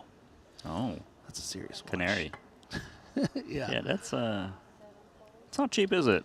No, the number would astound you. Not going to be cheap today. Yeah, Vogelsong. Vogel sang. He didn't song. It's a past tense thing. Got to get that right. He will be singing here, though. Ace King going to be going in. And look, Hong Jun Zhao with the I think he's 14 just like, you million know what? chips. Might Nothing is going yeah, wrong for why me. not flick in the 13 big blinds? So we could see a classic race, classic clash. I hope he doesn't even ask for a count. Ah. I mean, you kind of have to with what a dream! fives. What a dream crusher! It's not comfortable, of course. He did raise in +1. He's getting 1.9. jammed on by the small blind. which Do is- it. Protect your raises. 1.9. You're the big boss. Yeah, he just wants to get rid of Vogelsang. It's like, I'm tired of this hoodie going up and down every hand. Let me just try to end him. Fuck.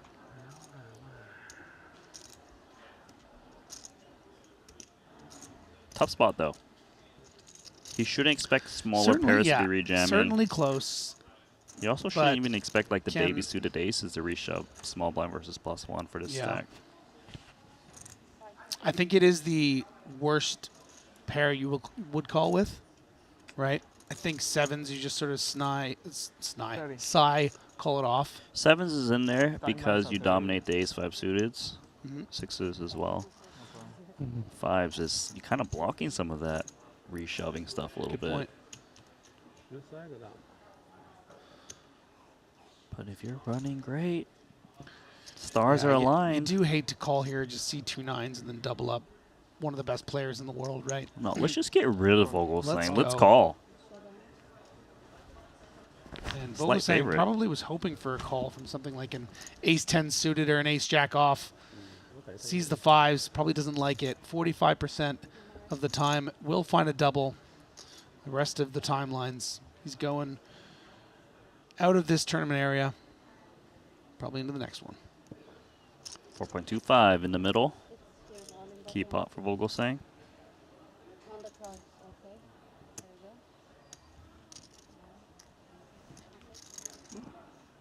$54.45. Pre-flop equities. Flop incoming. Fives looking sweet. Very sweet. Backdoor diamonds for Vogelsang, though. The thing is, even if he pairs the ace, you know, Sal picks up outs. It's Let's true. see. That's a blank. Oh, doesn't like that. 6 outs for Vogelsang. Not it. Respectful tap of the table, and Vogelsang will take that cash. Parlay it into more events to this series. Surely will not be the last we'll see of Christoph Vogelsang for the next 2 weeks. 15th place finisher. Did cash for 65,000, so more than a 4x to buy in. There you go.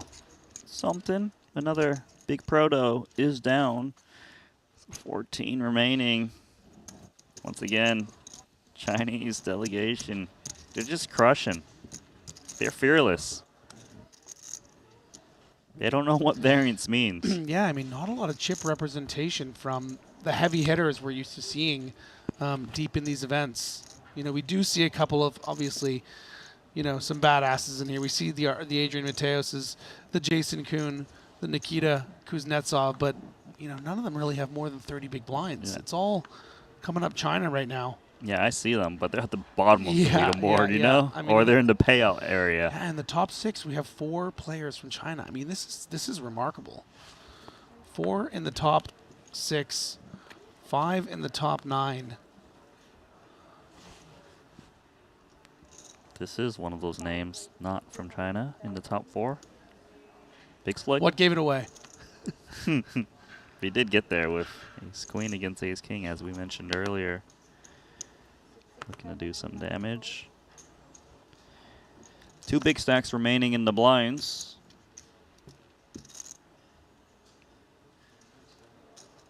Queen 9 offsuit.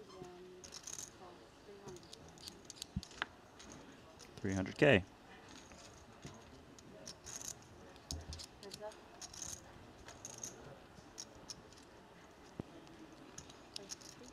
Interesting. It's very hard to see bet of Ace King on this board texture, Jack 8-7. Very difficult. This board texture really does smash the big blinds range. And some pause here from Zhen Chen. Look at this. Very creative decision to lead and really putting this particular hand of Ace King into not a very envious position, Randy. Personally, I do like this bet. It Yeah. folds out a lot of better hands like ace highs and under pairs.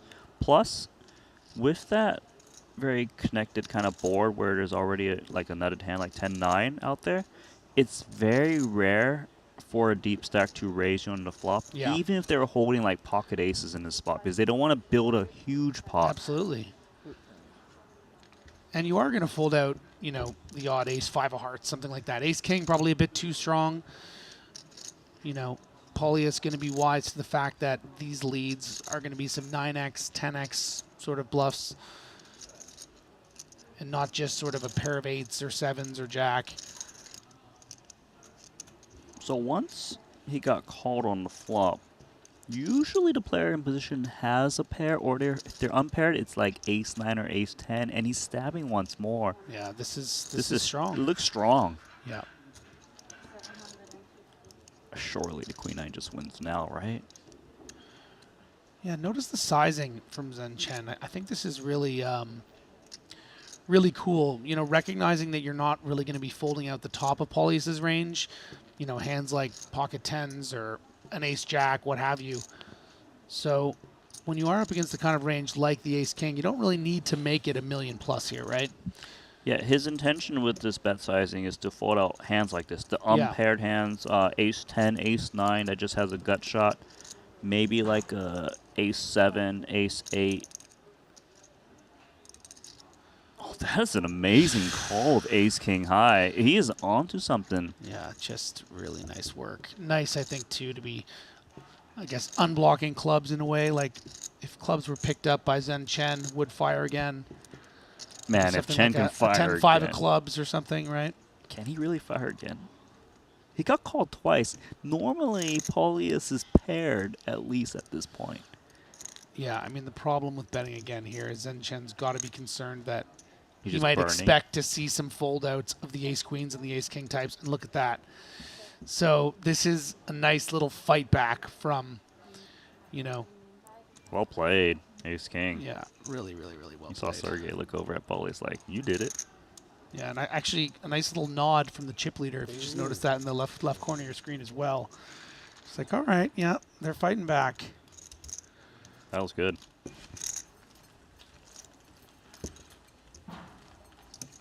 Just red. Yeah, Paulius And now Shannon's up to a bookman. 9.3 million. Very well-earned chips.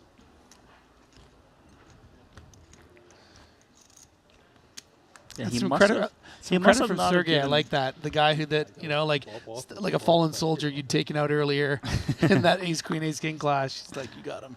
I was gonna say he must have not have given Zhen Chen credit to lead like a jack too often, I guess. Yeah. Or the 8 and 7X's probably doesn't go for 2 barrels. Yeah, is 8-9 really deciding to be betting this size, leading both times? Perhaps too weighted to draws. Yeah, it was a fun one. Mhm. Jack 8 suited. Using If only we had a name for that hand.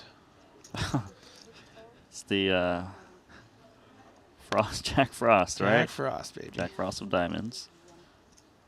It is cold outside over in Jeju.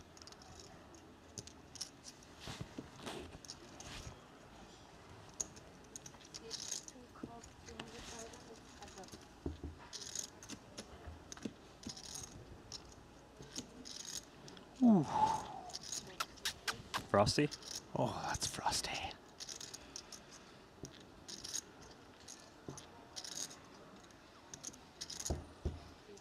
Check Look back. at Paulius. Cheeky boy. Oh, he lets the A's get there.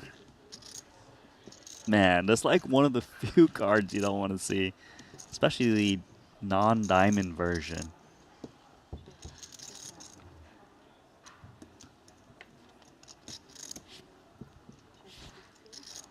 I guess we just snap check this one down. Yeah.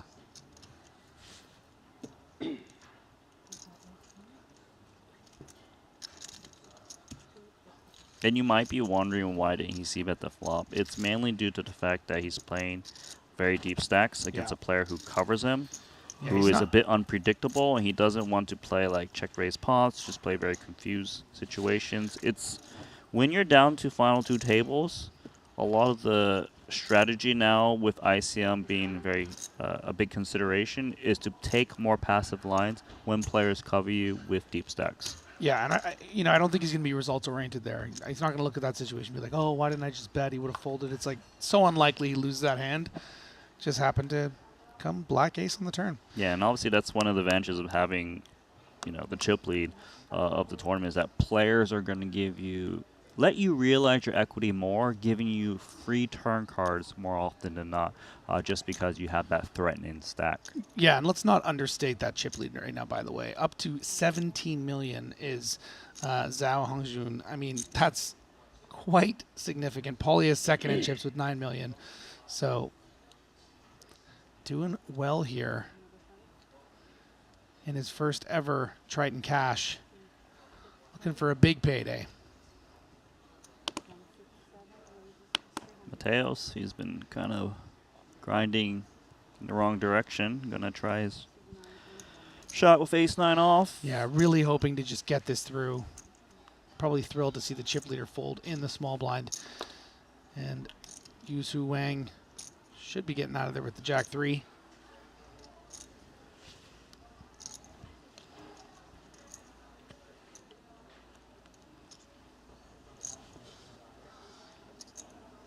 Yeah, I can't imagine him playing this hand. Just taking timing balance, I suppose. Whatever he's allotted. Currently, the payout is 74,000 for top 13. Survive to the top 11. Get 12,000 on top of that 74K. Good for 86K.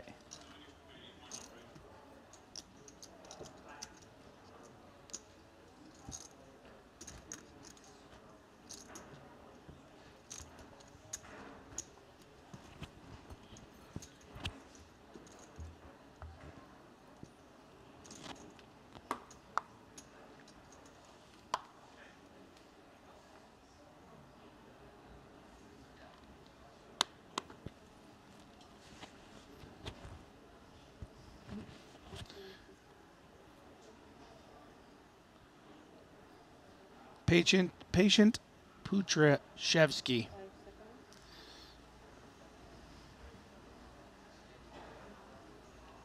Gonna use one of those red time banks.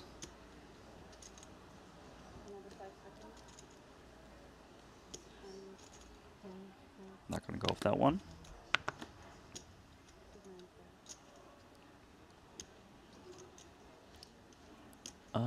Jack Frost? No, not really in Jen Chen's range. You're a little sad, aren't you? A little bit. But also respecting the button of our chip leader.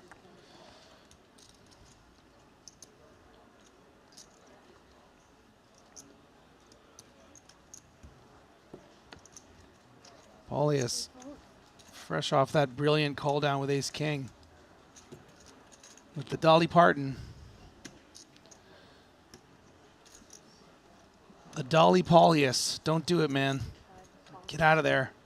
It's calling. He does call. You don't get a day off with the 9 to 5, do you? Nice. That was a snap check back, and that is great news for Hongjun Zhao because Paulius picked up a pair of 9s. And that's going to pay off at least one straight. These old school tricks, I love it. Top pair snap check back. Like, we're not seeing, you know, Mikita Badziakowski doing that. No, he's not playing snap, I'll tell you No. that. Check call off the 9. No way. Come on. Don't be ridiculous. And the quick check Wow. back doesn't try to get value from what he might perceive as a 3 or a deuce. Shows the gang. Paulius not amused.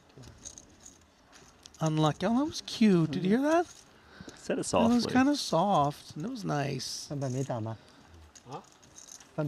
hope every time I got sucked out on just like someone softly, it's just like, unlucky. That's the kind of world I want to live in.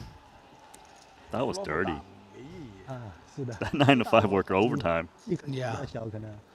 But you know what, Randy? This is why you need to bet the flop and protect your hand and fold out the hand that's in your drawing dead. Okay, Mr. Results Oriented.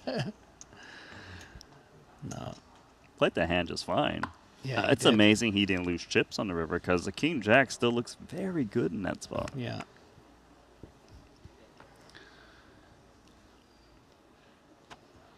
Yeah, Zhao now down to 16 million. We should have someone go check on him, make sure he's okay. He's lost a pot. Adrian Mateos, ace queen off. Playing about 16 big blinds to start the hand.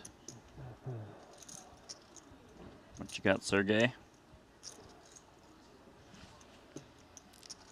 It's getting rough. The problem here is that Mateos is opening off of a sub 20 big blind stack, which is a bit more narrow. Yeah, Yeah. the fold makes sense. You're more likely to defend against a big stack who might be attacking a bit more, but against a short stack range, it's rather strong.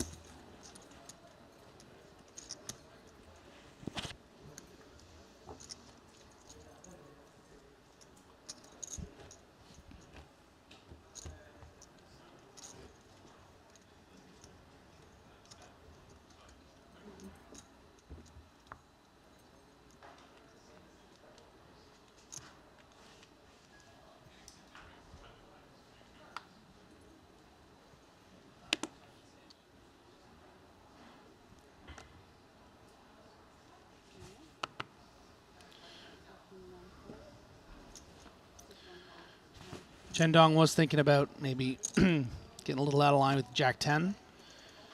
Does eventually fold, and now Wang at the cutoff with the ace 10. Playing about 23 big blinds, 24 big blinds. Going to come in with a raise. His image's been pretty solid Yeah, so far. yeah. Hasn't really done anything out of line. 9 deuce with a little tank and fold, I assume. What Mateo's got. He's playing fast. Yeah, he knows what he's doing with this hand. He's going to play it as a call. respects the open of Wang, doesn't think this is a good shove candidate against the cutoff. And they both have a reason to be interested in the pot. Of course, the ace-10 ahead with ace-high. Straight jaws back up. Mateos drawing to that nutty 10, which is unfortunately blocked by Wang. Yeah, they both have similar type hands. Mateo should be looking to check call this. I don't think he wants to check raise fold this, especially against more of an unknown player who might just say, "Hi, I've got a queen. I'm gonna reshove," and deny himself all the equity.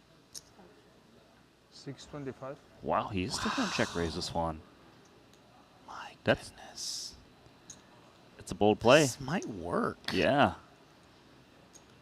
How does he know? I don't know, man. I guess he's reading into the sizing, maybe? Yeah. Maybe like a Queen X that doesn't have a gut shot would size a different way to kind of protect against that inside shradiness. It's a brilliant read from Mateos. You know, just when you think a guy's got under 20 big blinds and isn't going to find a way to impress you. He's good. I mean, I knew that already, but, you know, confirmed. Just brilliant. Brilliant, man. Just another day in Mateos' office. As we go to a little break here, there are the chip counts. We can see so many more on that blue table, led, of course, by Hongjun Zhao. Wow, 82 big blinds, 16.5 million. Paulius, great level. That call down with Ace King was absolutely brilliant. Chen Dong on 37 big blinds. Dietrich fast. I mean, running out of room fast. Just 2 big blinds. That's going to be a bit of a brutal dinner break for him. Jason Kuhn been floating around that 14 big blind. I mean, he just, you know, we're used to seeing him have big stacks, but he can really, you know, he can really ninja it up a little bit, and we're seeing he's sticking around in this event. And I would love to see him get something going and challenge those guys at the top. But really, the story has been the players from China that have shown up and really dominated this event so far. Yeah, the theme hasn't changed at all. The big stacks are still the Chinese players. Hongjun Zhao still the chip leader, continuing to increase his chips. Chen Dong's been doing quite well himself, been pretty impressive. But, you know, Paulius, I think he played pretty good. He did that ace-king call down against Zhen Chen, right, with against the queen-9 offsuit, so playing brilliantly. And you can see Paulius, he's only got 150,000 in earnings, but he would really like to take down this one for 1.1 million. Yeah, I mean, if you're out here and you're playing Triton events, and maybe some guys we're not that familiar with, not just because they're not from China, but someone that I wasn't familiar with is the Lithuanian, and really, from what we've seen, he could be a force at this series, because that was a very, very impressive read on the hand, and sitting there right, among the top of the leaderboard. But we are going to go on that 20-minute break. They are going to have some dinner. We're going to manipulate time and space a little bit with the delay so we can get you back here and into the action in about 20 minutes. The $25,000 buy-in WPT Global Slam is back. Join the action on March 2nd at Triton in Jeju. This time, for the first time ever, our players could buy into the WPT Global Slam with Passport dollars. Don't miss your opportunity to qualify for future Triton and World Poker Tour events. Download WPT Global with code Jeju and get a 100% deposit match up to $1,500. Sign up today and join the action.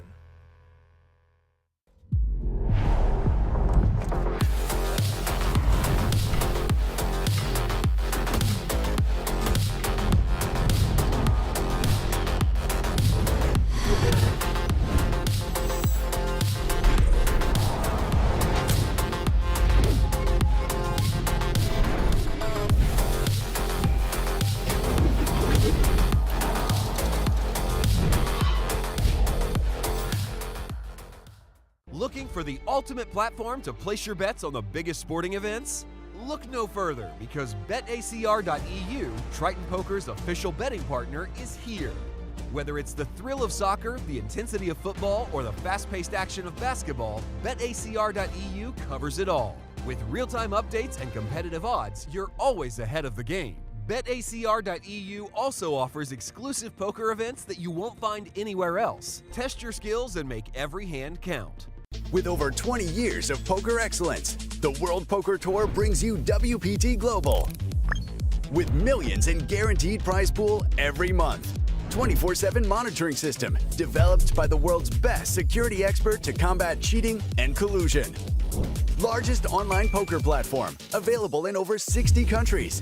Endorsed by poker's biggest names. Join the largest community of players. Now on WPT Global.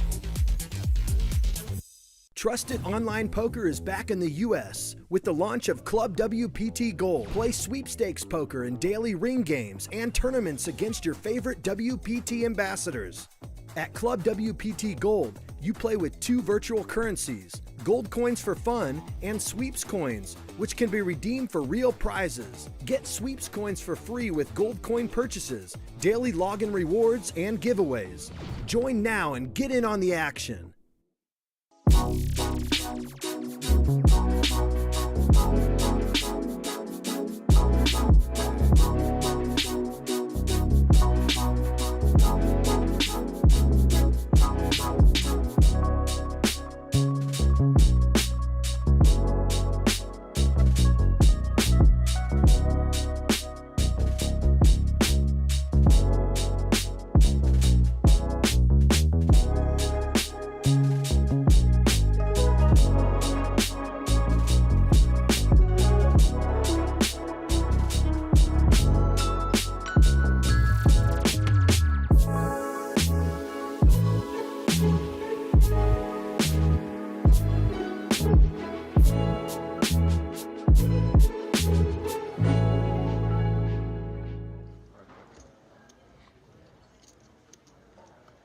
Think you just wrote that?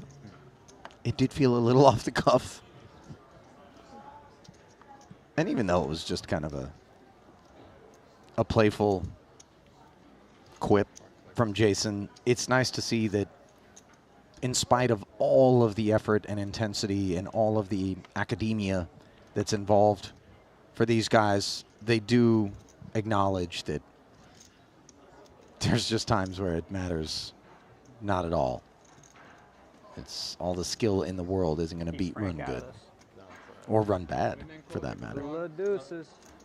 Meanwhile, Jaffe with the Ducks. Oh, sorry. Ripped it. He was like, Got called by Joseph's Queen Jack. Anybody want Queen Jack for $100? I'll take. I have enough invested. Yeah, you're already in there. Sounds like he's not confident. Jason having just folded Queen 10 on the button, trying to take some bets and get a little side EV. He's got intel. Oh, he would have been on the wrong side of things, as is Jaffe. And an ace queen 7 board that leaves him on the duck hunt. There you go. 6 of clubs. Cheese on the turn, but it comes in diamond form. Can Jaffe find quackers or the flush? No, the red 8 will seal JJ's fate as one of those left to claim the min cash of 24,000 here in event 1. Yeah, Jason doesn't have to give you a pep talk like.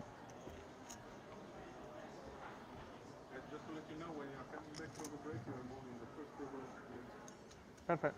All right. Cool. Trash napkin for Jason. There, there. Quite the opposite for Mateos. King, queen. 120. Up we go. Now let's see if ace 7 feels frisky. Maybe against a stack that you cover, you're a little bit more emboldened. Although, to be fair, the bigger stacks we expect have broader ranges. Yeah, I think it would be a little bit out there to continue this one. There's no real pressure on either of these players. Also, Mateos opening with Yao Henny here behind, only on 3 big blinds. Yeah, very different proposition. Not a light open.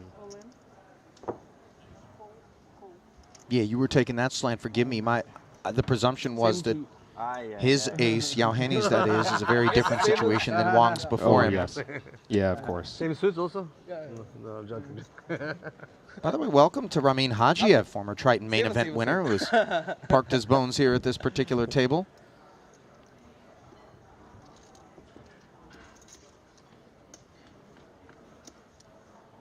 $510 in the middle, but no ace or 7 to be found, which would create added comfort for Yao Henny. He is holding on in front of the king-queen, which has 2 overs and a gut shot. Got to fade the artwork. And is unable to do so. King of spades, the devastator, on the river. That was a resilient short stack. Oh my God, Mateo. You need blues? You need blues? Yeah.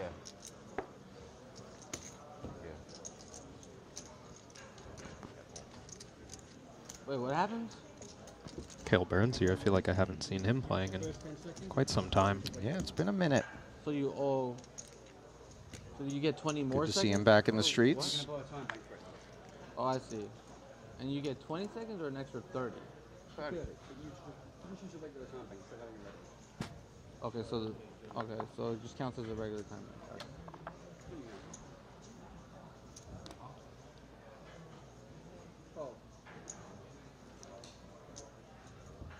Nariman Yogmai. 5 seconds.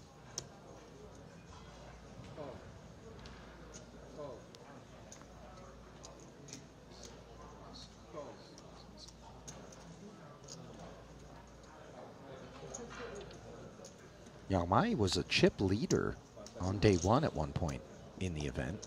Currently sitting with just 10 big blinds, so that trend did not continue. The Dominator with the Jack-9 of diamonds, making it 865,000. Cale Burns, a fellow Aussie, is no stranger to Adamo's reputation for being really aggressive and getting after things, as we see here. Ace-Queen, happy to get it all in, over the top, covering. It would take a lot of hand behind to participate, none of which materializes, and Adamo flicks the other 5 in as you see him having a laugh. 5 sevens, right? Pleased to have 2 clean ones. Similar. Almost 2 million in chips in the middle. Far from negligible pot size here. Not the holding we would anticipate. Not every operator is going to get that Jack-9 of diamonds working in the same way. Yeah, but I think we're going to continue to see a lot of action like this with the structure being the way it is. These average stacks being pretty short. I think what we're not going to do is continue to see Michael Adamo battling here on this Queen 6-3 board. He draws dead on the turn. The river will be of no consequence, and the consequences of opening with an effective jam for Adamo are departure. The most recent casualty here in the 15K. Is Fayyad, who took a chance for his tournament life there potentially against the big stack of Dong, but ironically enough, it's precisely the fact that the stack is so big that maybe we exercise that option as the 150K C-bet pounced upon. Now, Emilian Pitavi, a name we've not mentioned at all thus far in today's coverage, but one that has quietly navigated its way into this final 30-some-odd. Ace-Queen under the gun. Looking for a customer, and might it be Samuel Muller with King 10 suited, who indulges. Yeah, Mueller has a slight decision here. He could get some folds if he chose to 3-bet all in. It wouldn't be the worst scenario to just take it down pre-flop with King 10 suited. Rips it. 1.3. Pitavi asking for the count. I think once he realizes it's 1.3 and he's covering by 900, it's going in. Yeah, he's just making sure. It is sometimes hard to keep track of that stack directly to your right or left. Sure. Some hidden chips every now and then. If he was covered, he certainly would consider folding, but for 13 big blinds, I think he has a straightforward call.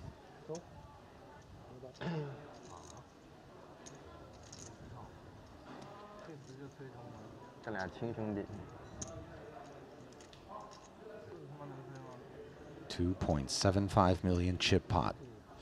Table 5. As Mueller got aggressive, both his cards are clean, 42% equity. Can he find the double? That flop suggests not.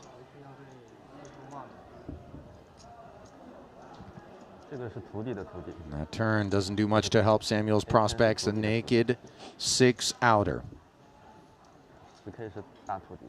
which doesn't come in. And with that, we lose an Austrian. From the field, a very talented young one at that. You know, if you're one of the remaining less than 3 dozen players, observing Samuel Mueller walking away from that feature table chip-free, you're all right with it. I know, but... Granted, anybody leaving the field at this point, but in particular the pros who have a lot of experience, those are the ones that you don't mind seeing dispatched. Meanwhile, Chen Dong rates to dispatch not 1 but 2 players here in quick-fire succession as a cooler for both O'Gagnon and O'Dwyer, who have ace-queen and ace-jack against ace-king, who showers them both without any sweat on the turn. King of clubs putting a bow on 1.5 million and bringing us 2 places further in the march toward 1.1. We lost 2. What did Stern produce? It's a great question that I certainly know the answer to. Ace-queen. Quite happy with Looks that. like the small pair unable to hold. Love that. Ace-queen and in pretty dirty fashion. Jack 9-3 flop. 9 on the turn. Jack on the river. Oh, the counterfeiter. Counterfeit. You hate that.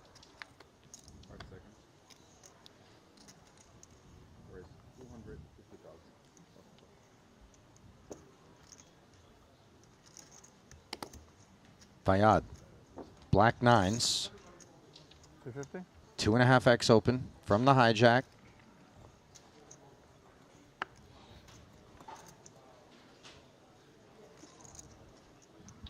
Not quite that micro stack that you might normally raise bigger into, but still a pretty unthreatening 12 big blinds from Cale Burns.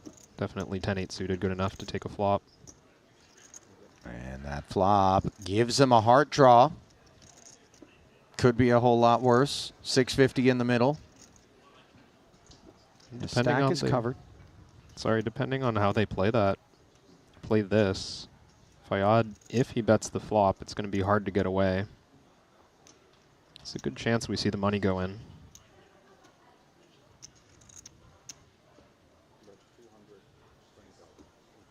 Get a peek. 220K. And let's see, given that this is north of 20% of Cale's remaining stack, how he wants to approach things. Do we take the remainder and utilize it as a jam for some fold equity? Do we just peel and recognize how precious the continued opportunity to pursue a chance at 1.1 million is?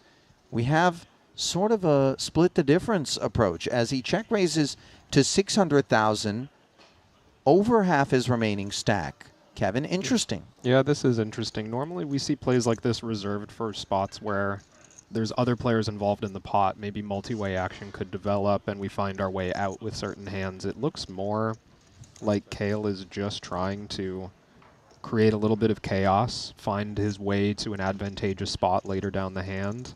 Maybe he just gets flatted here. Yeah. Finds an out somewhere down the line. Obviously, if Fayad had gone all in on the flop, he just calls and runs the equity. The issue is that when you do get flatted, the SPR is such that, you know, there's plenty of hands that could look you up. 185 in the middle, 430 back. Yeah, and the really problematic part, I think 9s puts the money in either way, but this could have been dicey if Fayad had, let's say, king-queen with a backdoor flush draw. All in maybe clears him out, but the smaller raise keeps him along. Here I suspect there's no route to Cale folding this much equity. His only path to survival would be to check and have Fayad check behind.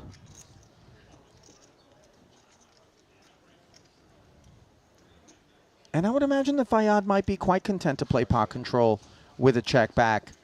If the other 430 finds its way into the middle at some point, so be it.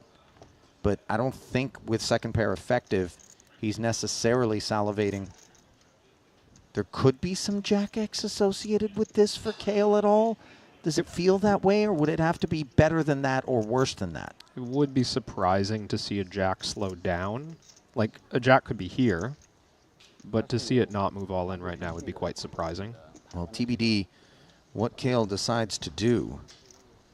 He's chewing on it, and this is awkward because it's one of those spots where it almost feels as though Burns, I'm not going to say removed the prospects of a flat, but maybe you expect that your opponent looks over at 430 back and decides, with my hands, I'm either going to want the rest in now or I'm just going to fold. Now here we are in this awkward, murky water that's muddied by our flop choice, and Burns comes off the accelerator. Fayyad, of course, happy to see it. Yeah, and leaves him feeling like these nines could be good. I am wondering, too, if maybe Kale has his eyes on a pay jump, and this was his way of extending the length of this hand. Because now that the money's gone in, it's quite clear he knew where he stood. But no, it looks like the pay jump doesn't occur until after that redraw, so there wasn't that advantage. I think he was just trying to pull something off strategically, find a way to survival if he missed. So Fayyad asks for the remaining 430. Of course, Burns forced to comply and finds no heart on the river. Although we can't say that about the way in which he got after that particular pot. Springs to his feet and springs right back into the Triton streets after having been MIA since March of 2023, where he joined us in Vietnam. Good to see him back.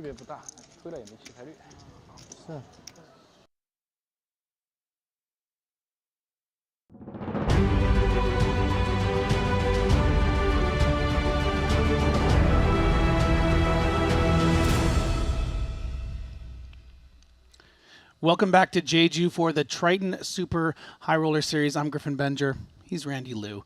We're in the 15K opening event right now. Just how many players left now? We're down to 13. 13 players. They're just going like crazy. I remember we were at 24. They're like bang, bang, boom. And we were going to play down to, what, like 9 or 8 today, but I think we might actually even play down to 6 the way it's been going so quickly. The big story, of course, is how much the Chinese players have been dominating so far in this first event, coming over for these events here in Korea and just really making some star-studded moves. I'm just loving what I'm seeing from them. Yeah, they're playing a very unique, unorthodox style, and it's not just one player that's doing it. It's multiple players, and I feel like they're giving the pros a bit of a tough time as they're taking lines they're not used to. They're paying off against them, you know. So it really is working out for the unknown Chinese players really making a name for themselves here. Yeah, and I want to be clear, too. It's like sometimes you can use that kind of language when you want to be a little bit generous about plays that maybe, you know, you say something's unorthodox, but really it's like not good or something like that. But that's not really what we're experiencing here from these players. I mean, they're getting very, very creative and really throwing some of these top super high roller players for a loop. And a lot of the times these moves kind of make sense and they're interesting. And that's what's really, really been fun to watch about the likes of, you know, Chen Dong, of, you know, Zhao Hongjun. They've been really just blasting, 3-betting. We saw that amazing 9-7 suited 3-bet against, you know, the baby goat, I like to call him, Adrian Mateos, La Conquistador, of course, that our co-host Ali Najad calls. So it's just it's really, really great to see in this opening event because it's an indication of what we can expect. I mean, they didn't just come in here for this 15K and they're going home. They're sticking around for these other bigger buy-ins, and we're just going to get this for the next 2 weeks. It's just really exciting. Yeah, you know, and I think one of the things for me, too, is you see them playing very loose ranges, 3-betting some weaker holdings. But the thing is, in tournament poker, like, when you're just short stack 20, 15 blinds like Mateos is, for example, like, there's not much room and time for him, right? And when he gets 3-bet in that spot, like, he's got ace-8 suited, like, sure, maybe my opponent's messing with me, but if he's got the goods and now he's blinding down, it's really advantageous for players who are willing to embrace the variance. Like, sure, maybe they bust out a little sooner, but if they can accumulate chips uncontested, it really is the right recipe to put yourself in the best spot to win 1.1 million here in event number 1. Yeah, and let's quickly talk about the the players that we're used to seeing sort of on the tour, who are sort of lurking around in the bottom, half of that leaderboard. We look at Adrian Mateos there in 9th place with 17 big blinds. Jason Kuhn, we haven't really seen much from him in the last few levels. Hasn't really been on the feature tables so much, but now that we have these final 2 tables, we'll be seeing a little bit more from him. Been sort of lurking around that 14 big blind mark, and of course Nikita Kuznetsov there in 8th place.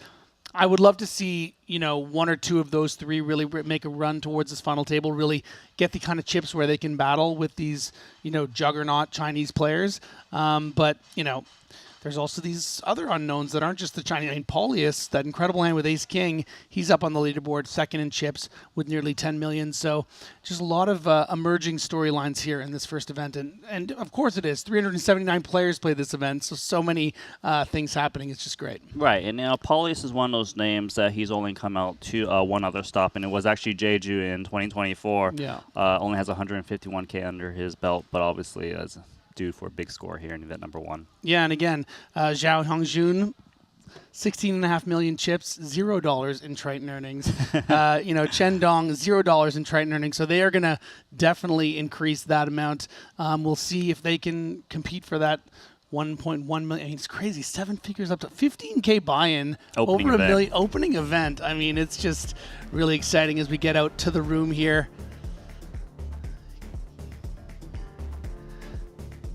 Getting situated here from the landing casino at the Jeju Shinhwa World.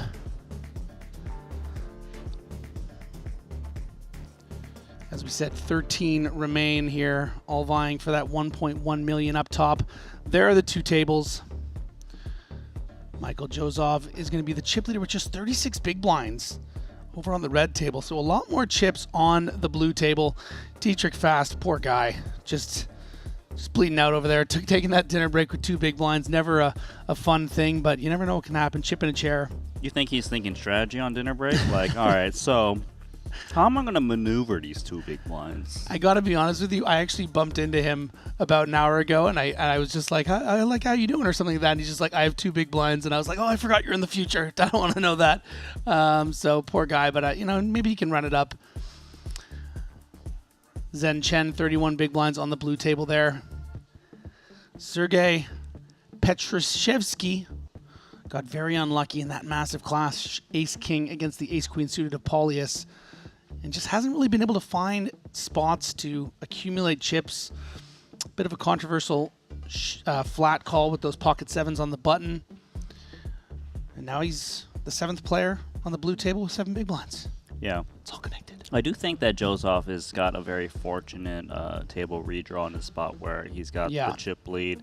It's just that he's less handcuffed by Paulius and Hongju Zhao, who, if they were at his table, he probably is not going to be looking to open too much, especially if they got position on him, because you don't really want to play pots right now. Yeah. With this few players remaining, final table is where the big payouts are.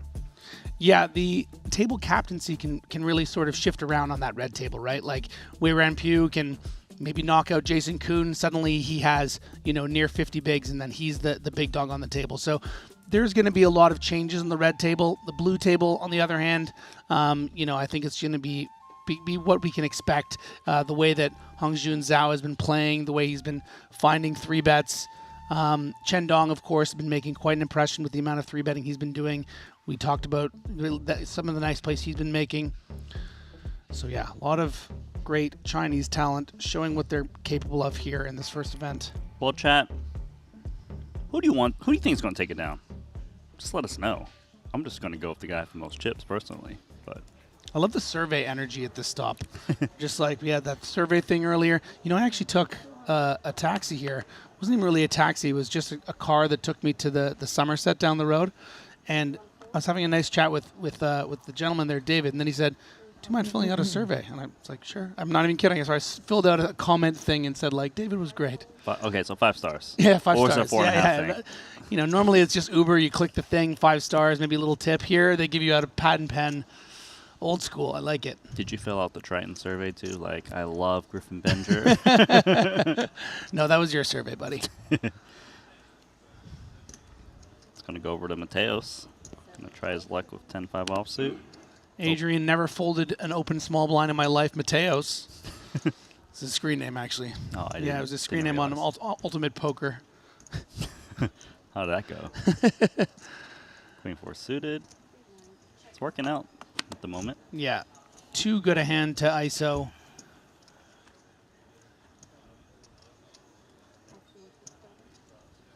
Advantage. Conquistador. So good for him because Chendong's got the big stack and he likely would just open rip a lot of ace X's, so he can just discount that ace at a very high frequency. Yeah, with the blinds up to 200K. Mateos only starting with effective 16 big blinds. He's going to be very happy to get that limp check back with the 10-5, finding a nice board. Yeah, and that's why he let Increasing out his on the stack. flop, is just not afraid of the ace.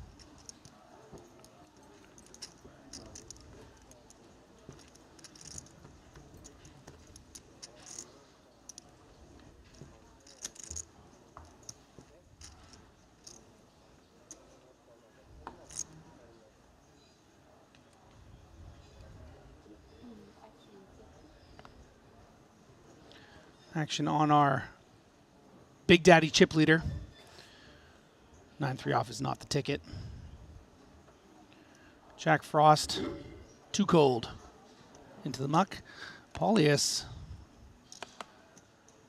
Ace Jack going to be happy to find the min raise here.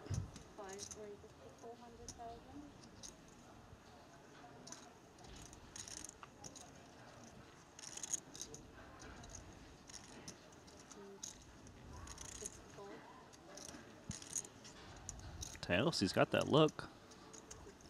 Looks like he comes in with flat.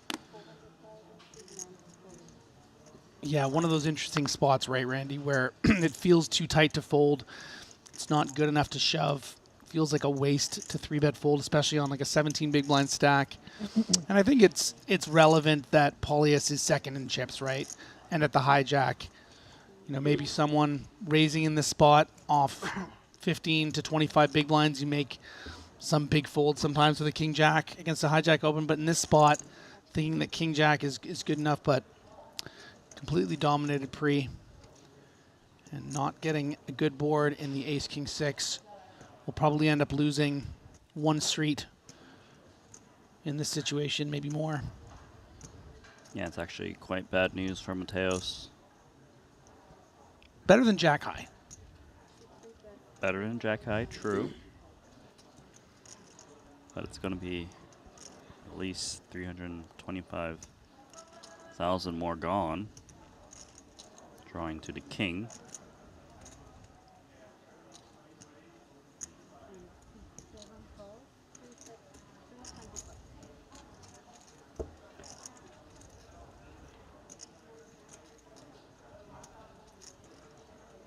Paulius's hand is so nutted because ace queen would always reshove on him pre-flop. Yeah, he knows he has effectively the nuts. I mean, the only trap he could be worried about really is pocket kings.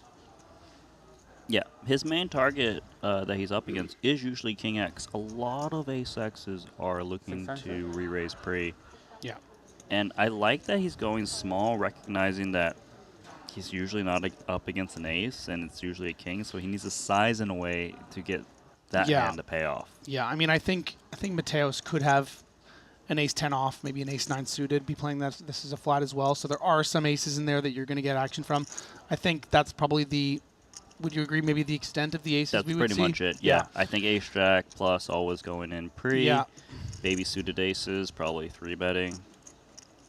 Yeah, and then maybe calls from the ace-10, ace-9 suited. Maybe even ace-10 suited finds a call, and look at that. Good Does fold. get away.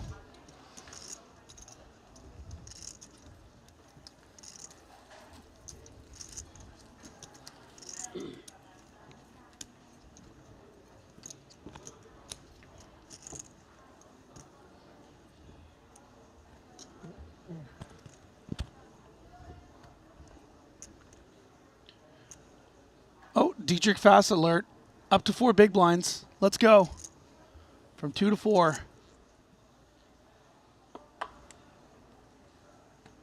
He's alive.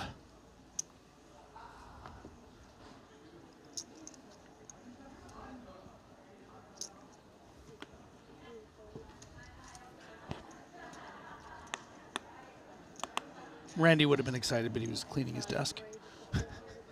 Yeah, you know, Spilled, that's what I spilled, do. spilled a little bulgogi over there. All right, you don't need to tell everyone. Why are you baiting out my scene, man? Paulie is with the queen 10. Gonna open it up. That is my favorite dish, by the way. I don't know if that is the bulgogi that you had, but it was my favorite dish so far. Bulgogi? Yeah, the It's spicy. not a Bugatti Veyron, all right? It's bulgogi. Is it bulgogi? Oh my God, I'm mortified. I came to Jeju and I didn't even pronounce bulgogi right. That's terrible. Well, it's my last Jeju. Queen 7 off, gonna be completed from our chip leader. Dominated by the queen 10. But it is Hong Jun Zhao's day. Found it. Found that 7. Where'd you find that thing, man? It's actually a decent texture to see bet with queen 10, but I'm Definitely. curious to see if you'll do so because it is the chip leader that defended.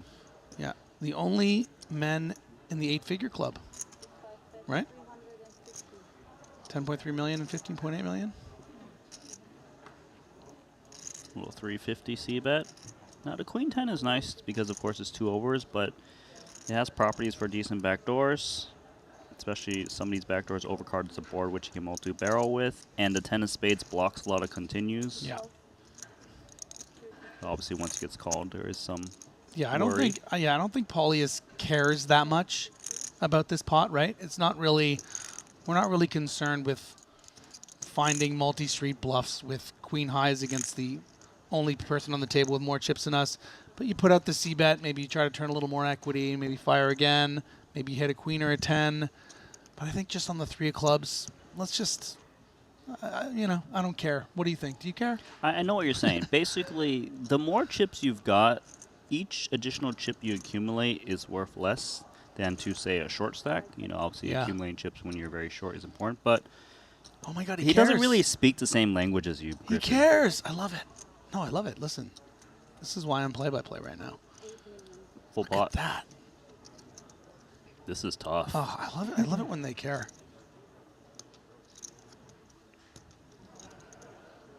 Yeah, this is just pure muscling right now. Yeah, putting our chip leader in the coffin, trying to seal it. Just has his shoulder against it, you know. And Zhao's just trying to shove out. Man, the thing is, if my opponent is semi-bluffing against me, they have a lot of outs, and that is a huge fold.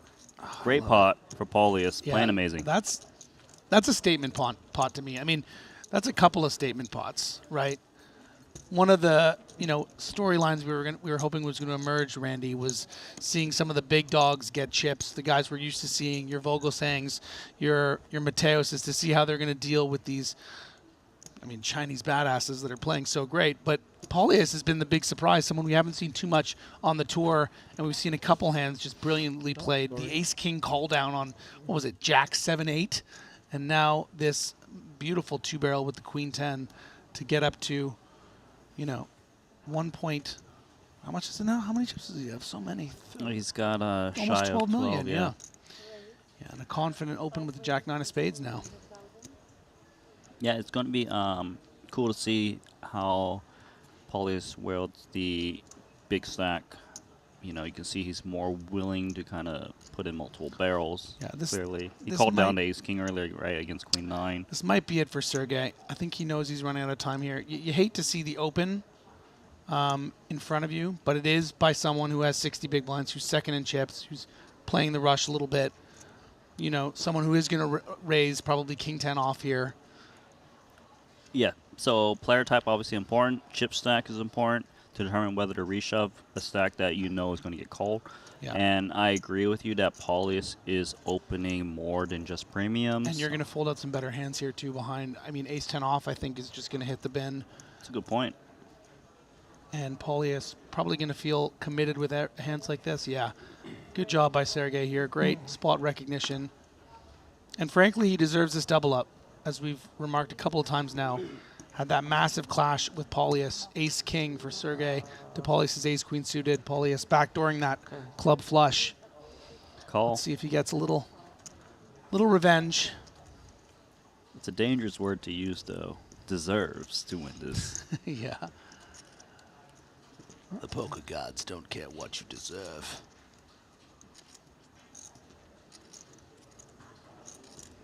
Decent favorite. The king-queen versus the jack-9 suited. Flop incoming. And that's what you did to him, Griffin. Well, it's bad news. But there is a queen of hearts. He is drawing to the nuts. You know, a 7 turn would be interesting too. There are ways, my friend. There are ways.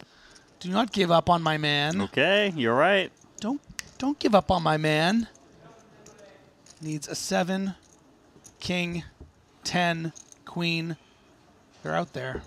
No. Dunsies.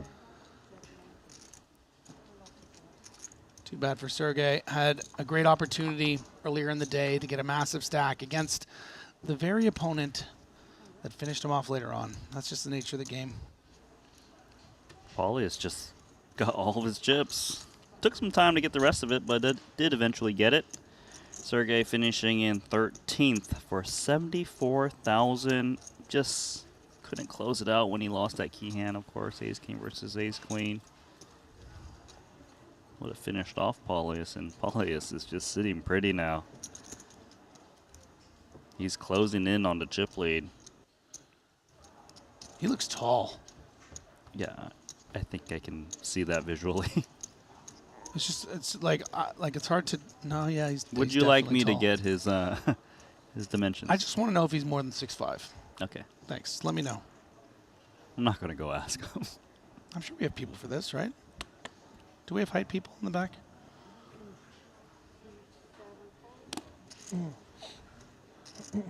Chen Dong has never seen a suited king he didn't like. Gonna raise it up.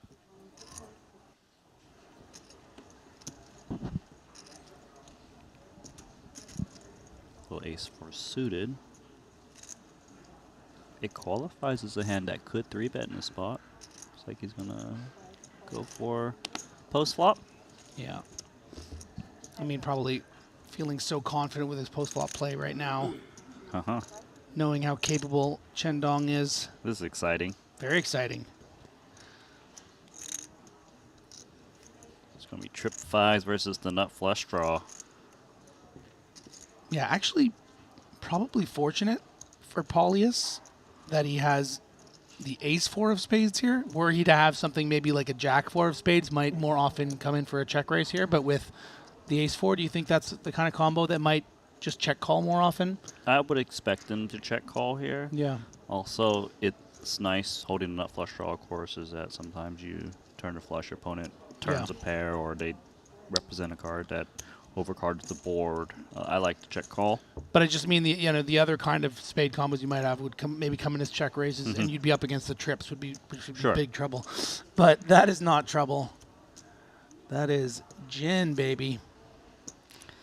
This is actually a very difficult spot for Chen Dong because he kind of wants to protect with this board texture given the straightiness of the board as well as the flushiness. But then again, he doesn't want to get check jammed on with a hand this strong, so he checks it back wisely and he hits quad fives. My goodness. Jesus.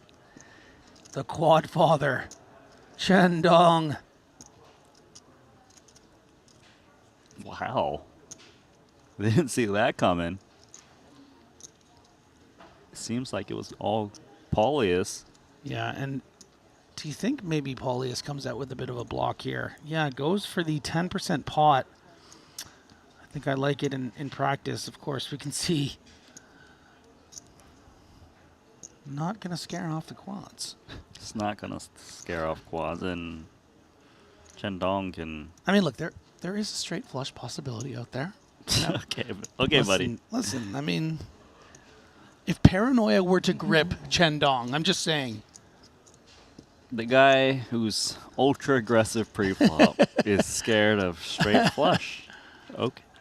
I mean, there is a world, I suppose. We're just not dreaming at the moment. Of course, now, quads needs to raise. I think the clear target is 7x that you want to pay you off. What is that sizing? It's a bit unclear. Because it's not unreasonable for Chendong to have solid full houses in the spot. You know, check back some like jacks, 10s, 9s on the turn because of that board texture. So he has to be cautious on how big to make it. And obviously this is grim, but he knew what he was doing with that block bet. Yeah. Paulius has not put a foot wrong for me, Randy. He's just played excellent, excellent poker.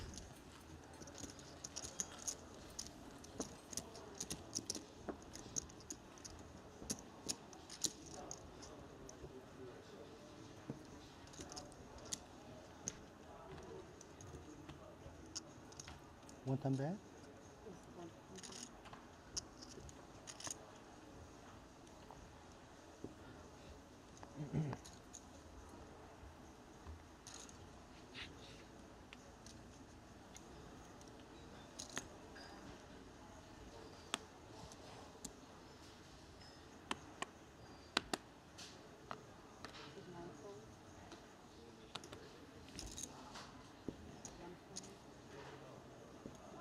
Ooh, doesn't it look pretty?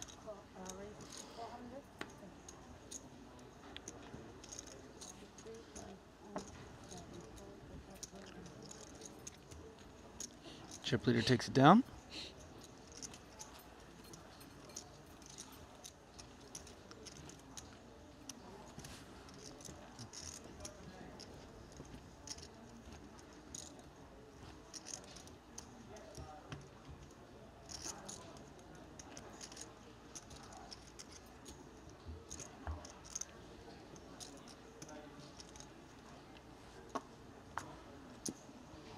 I mean, it has to start to settle in that the final table is just around the corner.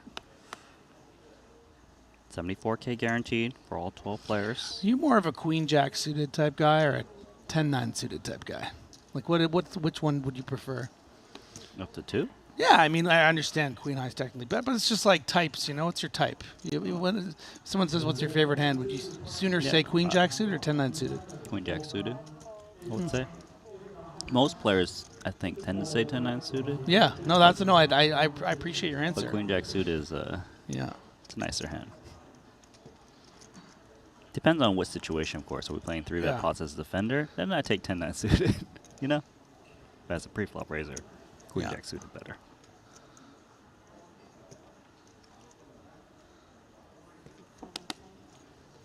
Spade on spade crime here. Paulius just flatting the button. Chip leader on chip leader. Yeah, so you're going to see the other big stack play very passively with hands that could 3-bet, but it's just not worth reopening the door for your opponent to play back at you, or just play a huge pot out of nowhere. Yeah. Ooh. And that helps great for the chip leader, because now he gets to see a flop.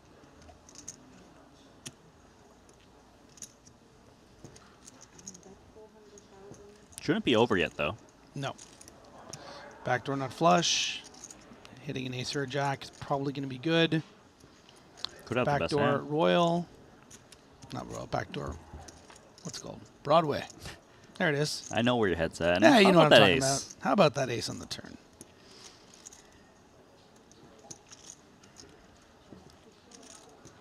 Checks it over. Great for Paulius.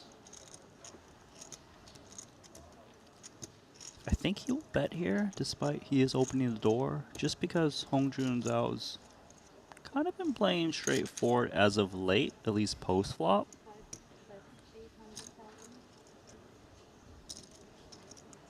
Smaller bet designed to keep some king X's in there, of course worse aces. Oh, that's wow. more than Those are oranges, 800K. Dude, He's tossing in more. Look at this guy. The oranges are deposited. worth a lot. I haven't figured out how much they're worth yet, but I know they're worth a lot. just clicks him basically. Less than 2.5x. Yeah, very. This one I'm not crazy about. The thing is, Paulius never expect this turn check raise to come in. Like when he bet that turn confidently, he was like, all right, this guy, no way he check raises me on this board. But you know what? I think Paulius is just pricing for now. No, I think his mouth is watering. I think he's happy about this because if you are going to be check raise here, it's obviously would be scary, like chip leader, all this stuff. But oh my god, no! I was gonna say like if he makes it 2.9 million, then things get really like, oh boy, this is I might face a 6 million chip bet on the river. When it's 1.9, it's like he might this face weird, he might face a 6 million chip bet right now. Yeah, there we go. There's all the oranges. This is a good river card for him in case he was up against Ace Queen. Oh my god, 6 million! Oh my straight. god, please, someone give me a raise.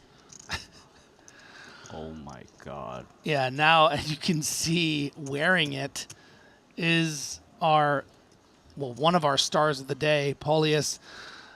I'm maybe going to try to say his last name, Plazanatus. It's good enough. Right? Dude, I mean, she's just. Is this pot real? This is why players tend to check back turns, just to not open the door for the pot to be this big. But the fact that he bet the turn has created this situation where obviously he was a heavy favorite going to the river, but now he's not sure if he should be calling her. Because what if he's up against a chop? Oh my god, are his eyes ever going to come back down to normal? I'll tell you this: if he thinks he's behind, they were he so doesn't think deeply he's against a rolled six. there. Did you see that? He can't believe he has to deal with this. The Lithuanian has not put a foot wrong all day, all night.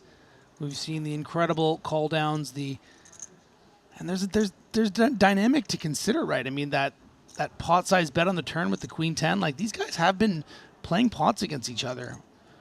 The problem for Paulius is that he bets so small on the turn that he knows he invites Hong Junzhao to play back at him a bit more. Is this ever just a chop? Does he ever just win it outright? Like I mean, maybe Hong let's Junzhao start just going for nothing. Randy, let's start talking about what our chip leader is even representing here with this small check raise on the turn, right? Ace king, pocket kings, ace six. You know, you block all those ace x combos. Kings are hard hand to get dealt.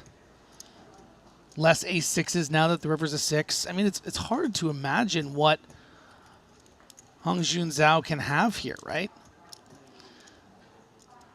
It's usually not the 6, I'll tell you that. Yeah, and how often is it just queen 10 off, right? He's going to lay it down. Fold. I mean, is he ever going to make a wrong decision, this guy? The Lithuanian legend finding the fold after getting so remarkably unlucky. I mean, there was a lot of chips in the pot going to that river. And that is an significant extension of the chip lead. 19 million now for Zhao. Paulius stumbles a little bit down to just 10 million, but frankly, playing perfect poker here in this 15K, from what I can tell. Well, guys, head on over to WPT Global, where we do have a 25K WPT Global Slam later here at the Triton stop. And we do have a deposit bonus, 100% up to $1,500 if you use to download the code Jeju, Jeju. Definitely check out WPT Global. Recognized as one of the best brands out there. You know, I recognize Phil Ivey there in that ad, right? You saw him? So I have to say, on my flight to Jeju from Seoul, I actually saw Phil Ivey in first class as I was going to my economy seat. Then I was sitting in my seat for this, you know, it was like an hour flight to Jeju, and then I thought to myself, I had a bit of a morbid thought. I thought to myself, if this plane goes down, gosh, really, man? Nobody's going to be talking about me. I mean, I'm going to be a footnote in this poker story. What a drag, you know? Everybody, all the eulogies for Phil, and I'm just, yeah, you know. And also Griffin Benger was on the plane.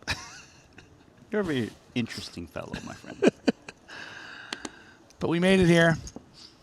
And Paulius has well-deserved pocket aces in the cutoff.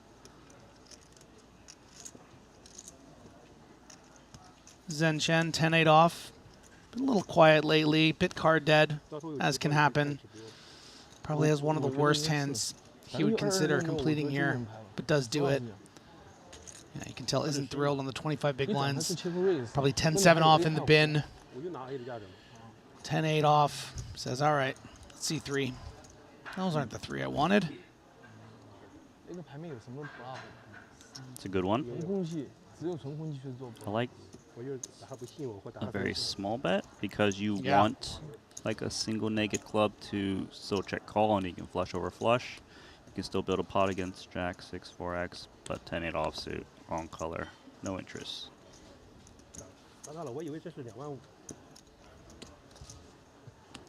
我以为是25万一个，我打的太大了。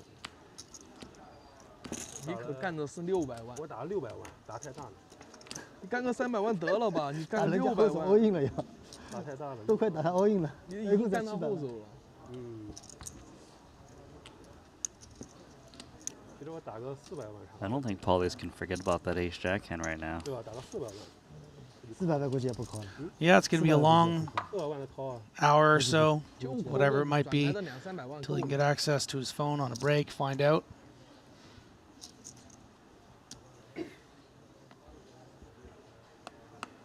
Yeah, phones are quarantined with 2 tables remaining. 我想把它打成小转码。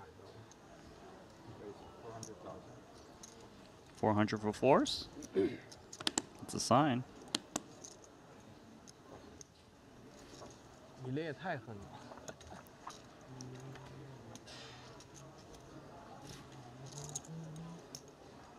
It's always a sign. It's a decent holding in the big. Yeah, good enough to see at least 3 cards. And I actually think he earns a lot more turn cards now, especially what just transpired between these two. Yeah.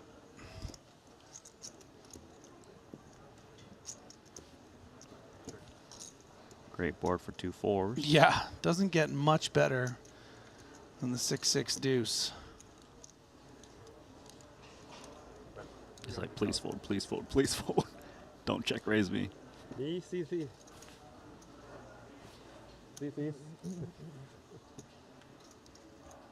Long Juice out folds, having a good time.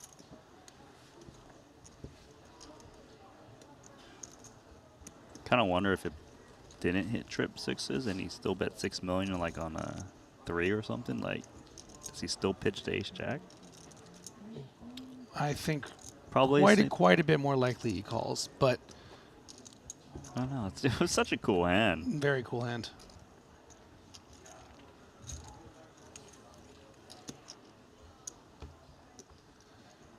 That's what's so interesting about poker, especially tournament poker, is that sometimes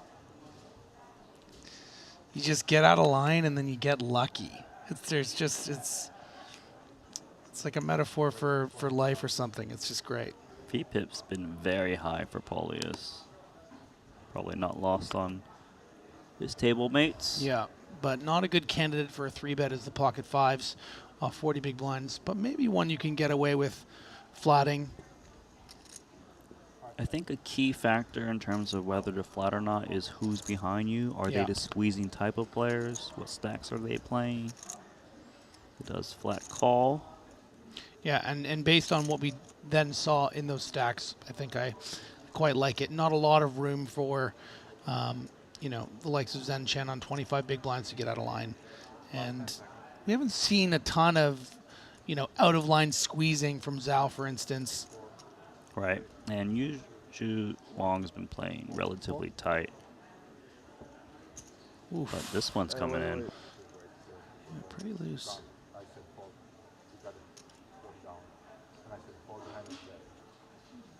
I think call. After I said fold, you can't fold. What? Hand is that? Yeah. Floor table 2. Bit of controversy here. Yeah, if I understand correctly, the dealer had said fold, the time had ran out. No more time banks for Yuzu Wang. And he did say call. We all heard it, but perhaps right after the dealer announced fold. Can not? He did say call, yeah. Be careful with the time. When you say 0, you mark your hand next time. So he got in there with the king 3 offsuit. We'll see if it works out. Oh my god, no way. He buzzer beatered the king 3 offsuit to hit 2 pair? Yeah, neither of us like this call pre-flop, I don't think. I like it now. But this is, I mean, this speaks to what I was just saying. I mean, you kind of, sometimes you just color outside the lines and then you just, you know, create art. This is ridiculous. Yeah.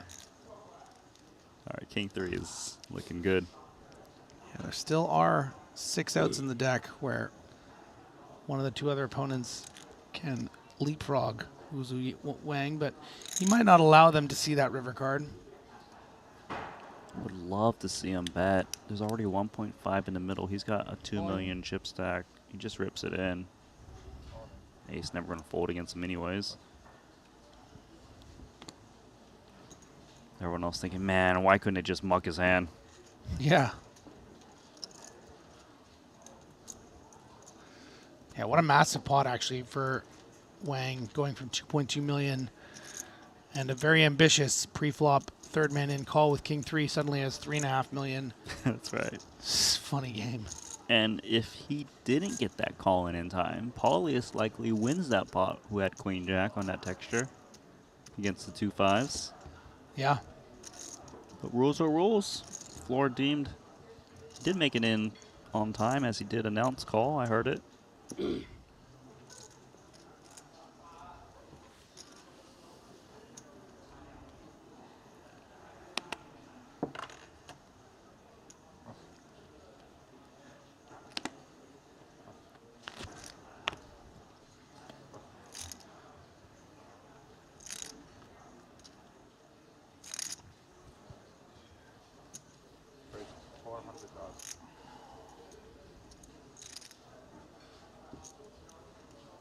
Automatic shove here. 17 big blinds for Wuzu Wang. You know, 8s are lucky in China. But we have seen some kind of smallish 3-bets from Wang as well with these pocket pairs in similar situations. But yeah, finds the right move, which is all in. It's a bit rich for ace 4 offsuit. Yeah, far too rich for this particular hand. But just a spot of due diligence here. Maybe doesn't want to appear like he's raising super wide. I think he's even showing that ace. Pair. Yeah. 谢谢哥哥。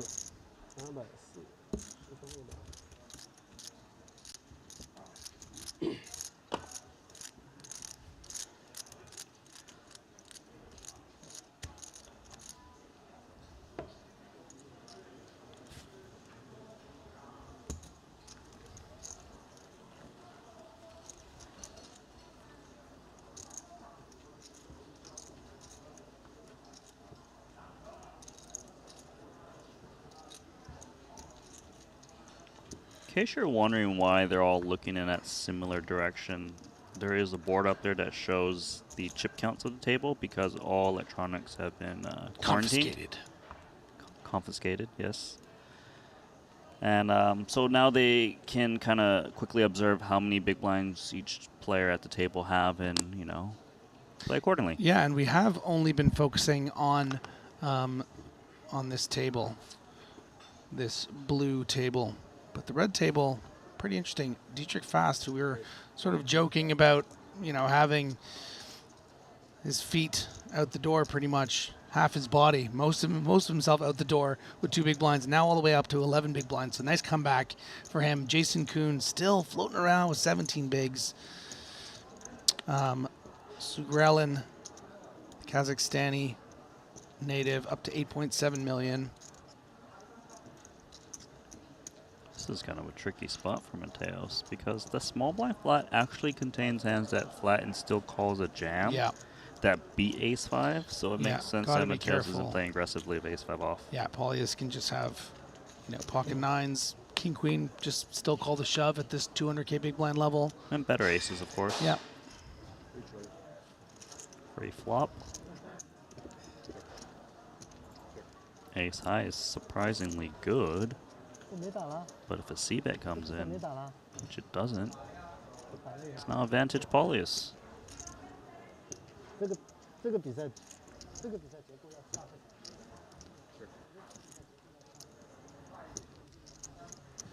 Gonna go for a delayed c-bet, which isn't gonna work.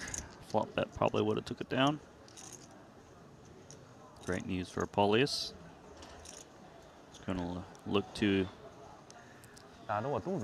play passively and hope that Hong Jun Zhao goes for more barrels.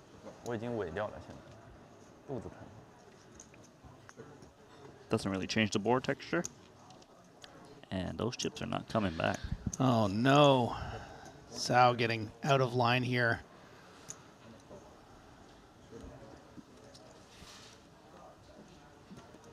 Nicely done. Very, very well played.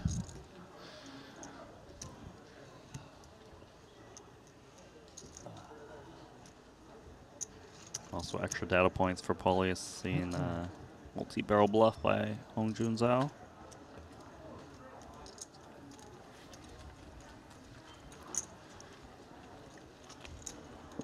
Yeah, and that gets us to more sort of status quo between these two, right? We saw that incredible 6-5 suited against ace-jack suited hand with that rivered 6, giving huge separation to our chip leader, who has up to 19 million against Paulius' 10. But that pot right there, Paulius now back up to 13, and Zhao with 16 million.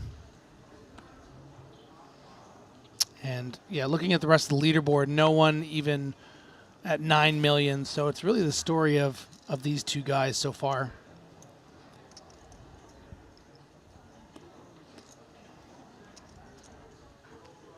Paulius, king 9 suited, hyperactive as of late. An ace 3 offsuit. Yeah, interesting actually spot here. Adrian going to be expecting much worse hands than ace 3 opening, so he is going to shove because he knows he still has a bit of fold equity. Whether that includes king 9 suited, I don't know. I think Paulius might just call for this 9.5 big blinds. What do you think, Randy? It's tough, right? Because it's pretty tough. Worst kings aren't really going in. You're kind of hoping to be flipping against a pair, or maybe something like a queen jack or an ace 3. I think this goes towards the fold camp, but against Mateos, you kind of call a little bit more, just because Mateos is going to be reshoving some of the weaker broadways like queen jack, jack 10 suited, stuff like this. He's going to make the call. No, I like it. I would go for it here, I think. Great opportunity to knock out, quite possibly the best player in the field with a hand that should have equity, and does. 44% of the time, it wins every time. All right. Is Mateos going to stay in this tournament? It's got the slight edge. Bad start.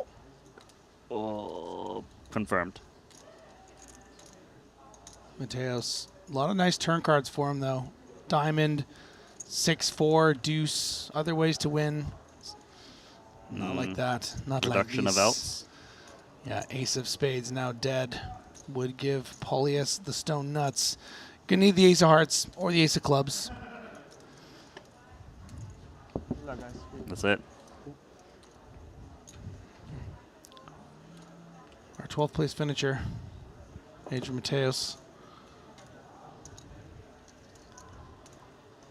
Oh, one of the greatest out in this event, number 1. 15 million in Triton earnings. Gonna add a bit more to that. Has 2 titles under his belt, 20 cashes. Now this being his 21st cash.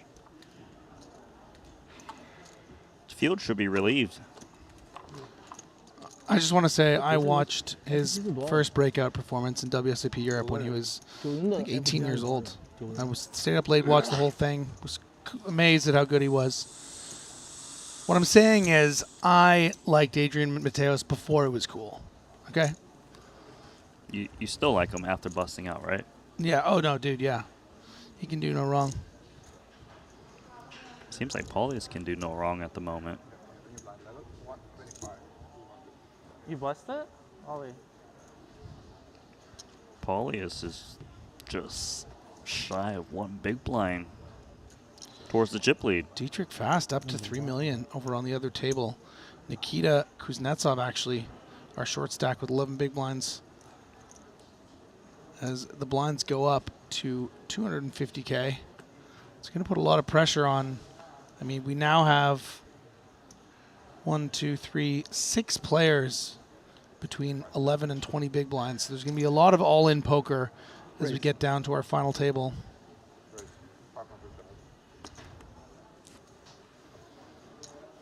Five of the 11 remaining players from China. Just an incredible opening showing here. I would love to get the statistic of how many of the 379 entrants were Chinese. You're welcome to count.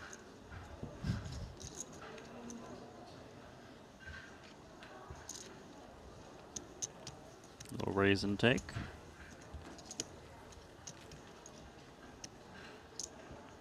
I feel like someone in chat's going to go ahead and open up the Triton Poker Plus app and count every single Chinese player. Try to figure out the uniques. There's a lot of them, though.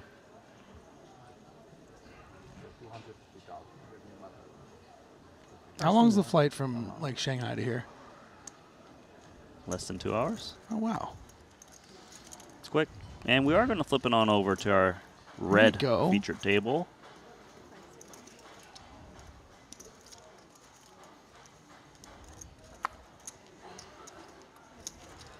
Nice little smart jean jacket for Jason Kuhn. Jack Deuce offsuit for Ray Ran Poo. Simple Jack. Simple Jack? Don't go. Don't do it, is what I'll say. Don't play it. Oh, but you're Oh, playing wow. the Simple Jack as well. Simple Jack on Simple Jack.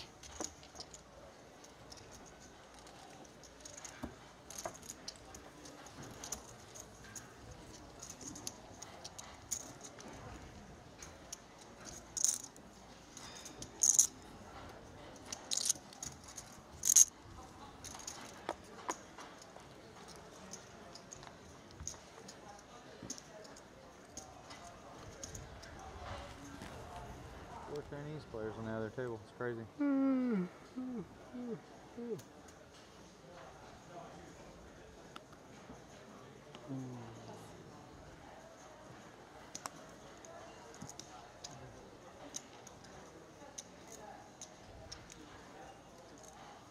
So top 11, 86K guaranteed.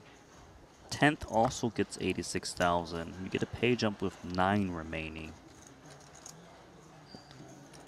Ace Queen suited for Wei Ran. Mini raise. Mini raise. Ooh, we got a situation here. Yeah, I think either option wouldn't surprise me. I think there's more merit to rejamming against a bigger stack. Yeah, more fold equity. I kind of like calling this spot. All in. But he says no, and we're gonna get it in. Gonna hate to see the news, yeah. That's how Leon busted him. It was your hand versus Leon Sturm. Not? No. How do you know? And is it going to be more Chinese domination? Didn't fold anything that you wouldn't want me to fold. It's good.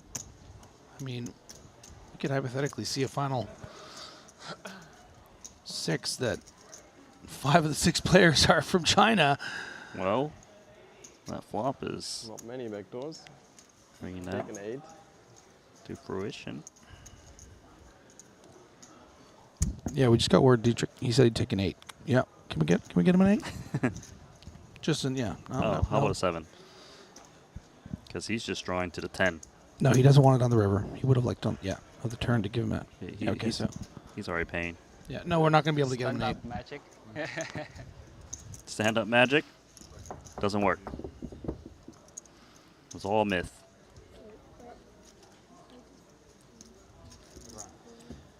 And the thing is, they told Dietrich fast, you know, Leon Stern busted up the same hand against the same hand. They're both German. Like, I really don't want to hear that right now when my tournament life's on the line. So Dietrich fast did survive a little bit. Got a little pay jump. Got his cash for 86,000. Remember, he had 2 big blinds not too long ago, so I suppose he was kind of free rolling it.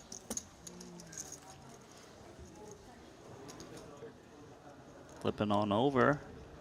He's 5 against Paulius's mystery hand. You excited? Mystery hand. I get very excited when there's a mystery hand. The way you say it doesn't really show excitement, but these are always cool. So we can make some assumptions about this hand. We can assume that Paulius opened the hijack. We can assume that Yuzu Wang called in the big blind. I think we can also assume that there was a bet on the flop and a call, and now this second barrel. So tough spots here with these raggy aces as the board gets, you know, straightier.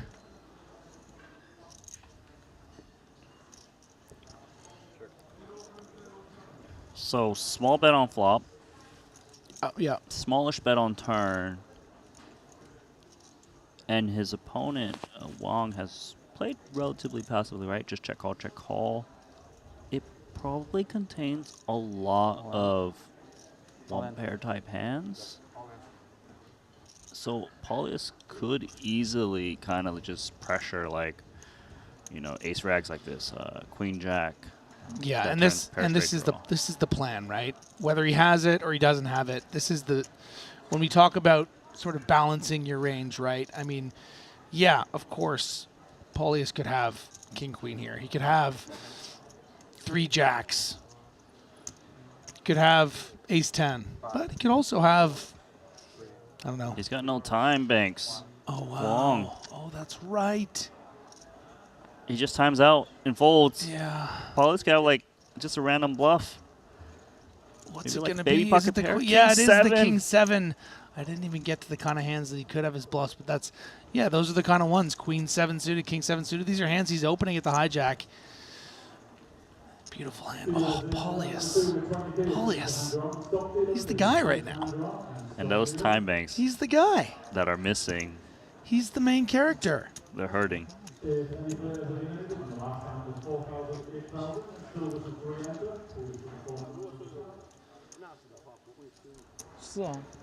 The hand was so fast because there was no time banks. And Paulius kind of like be careful with those time banks. I kind of like how Paulius jammed the river relatively quickly because he knows his opponent has no time banks, so that it just puts him in a tough situation. Yeah, it's very interesting meta. It's great work from the Lithuanian legend.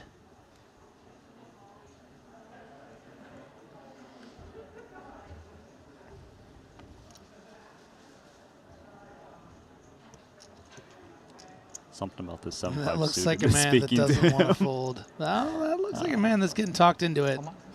I think he's starting to realize, like, oh, the final table's around the corner. Let's not just spew some chips away. 15 big blinds for Yuzu Wang.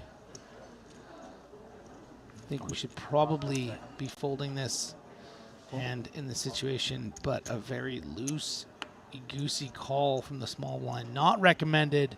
IMO. He's looking for some roast duck, I guess. Ducks do fly together. They do. It's going to let Paulius in, which is good news for Yuzu Wang in case he does hit a set. Yeah, fair fight all around, though. I kind of like this, you know? Everyone's got a chance. They're all around 30, 40%.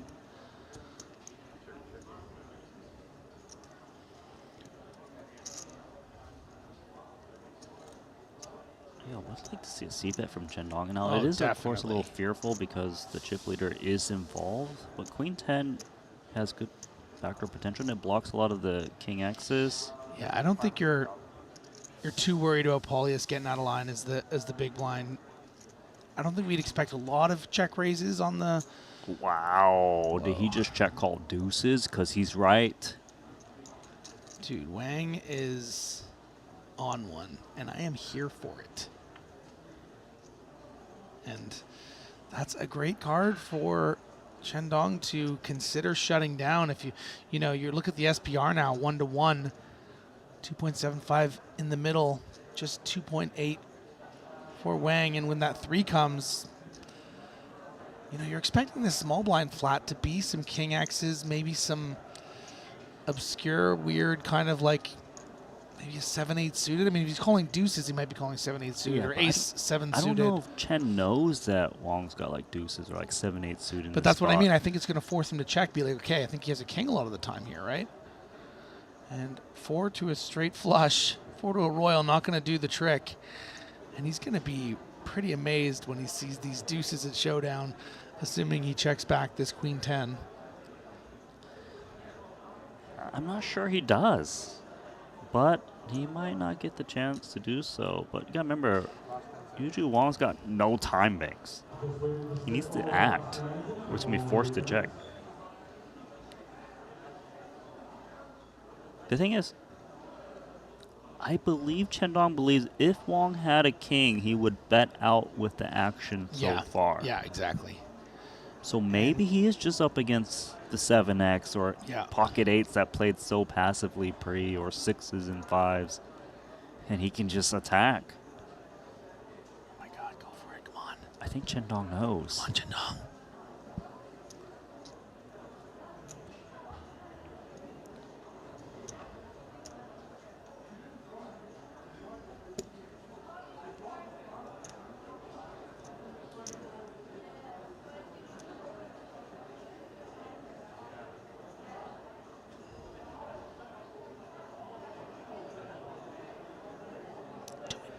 I feel the bet coming. He just knows his opponent is so weak, right? Do it. Oh. How great is that for the deuces? Yeah, he can't believe it. Like, are you serious? Yeah, with Paulius behind, calls the deuces on the flop. This is some. I mean, he deserves look, it. If you're gonna play hood poker, be wearing a hood. Be wearing a hood. I mean, look, he's playing the part. He is. He's got the attire. You're right. That's hood poker, baby. Let's go, Wang. A fly in the ointment as we look at the chip counts of our 2 remaining tables. Just 10 left. Demir, 8.2 million. Pretty level stacks over there. It's sort of the tale of 2 different sections there. Those 33 to 28 bigs between Demir and Michael Jozov. Then Kuhn and Kuznetsov going to be experts at those that stack depth for sure. I'm looking at these 2 tables and I'm thinking the style play from the blue table versus the red table has got to be on opposite sides of the spectrum, right? And let's be clear too, Randy. Full 50-50 split. Half China, half everyone else. We have 5 Chinese players remaining, 10 left. Pretty remarkable.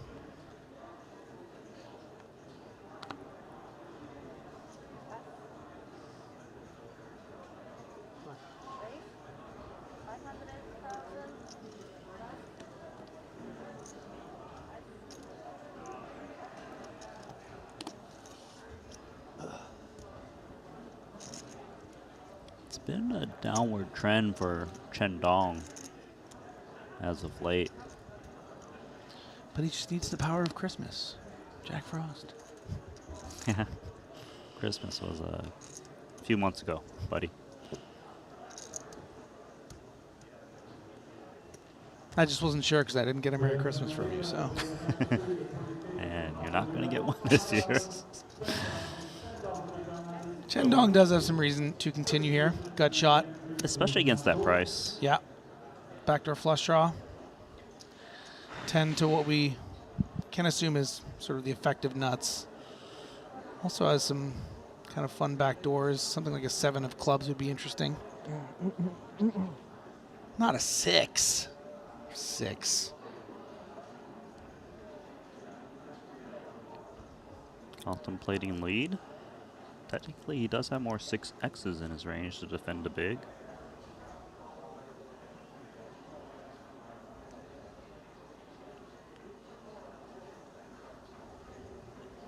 Looks like downward spiral is going to continue as these ships are likely not coming back unless he can spike that 10.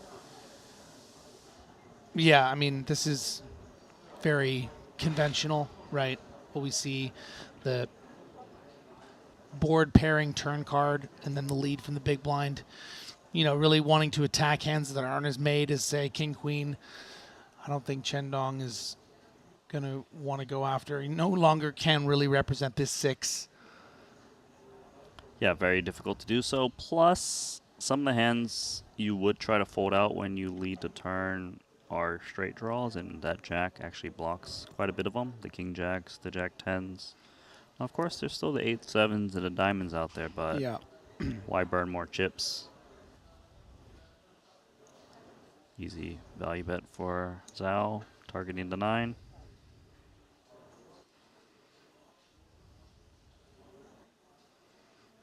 Yeah, and I don't think Chendong has done anything wrong in the last 2 hands. I think that, you know, a lot of the times these situations you are going to find the lead on the turn. Just happen to be up against sort of the top of Zhao's range, and that very, very strange hand holding the Queen 10 of spades and Wang with those deuces. I mean, it's just sometimes you're up against a player that's had enough and sticks around on the King 7-4 with the deuces. I got something for you. You don't often see it in a Triton, but that's what's making it so exciting to have these Chinese players in town. So Griffin, yeah, Stan Zoon in the chat has got info for you. Someone asked, out of 267 players, how many were Chinese? That was your question. 62 of them are Chinese, which equates to 23.22%.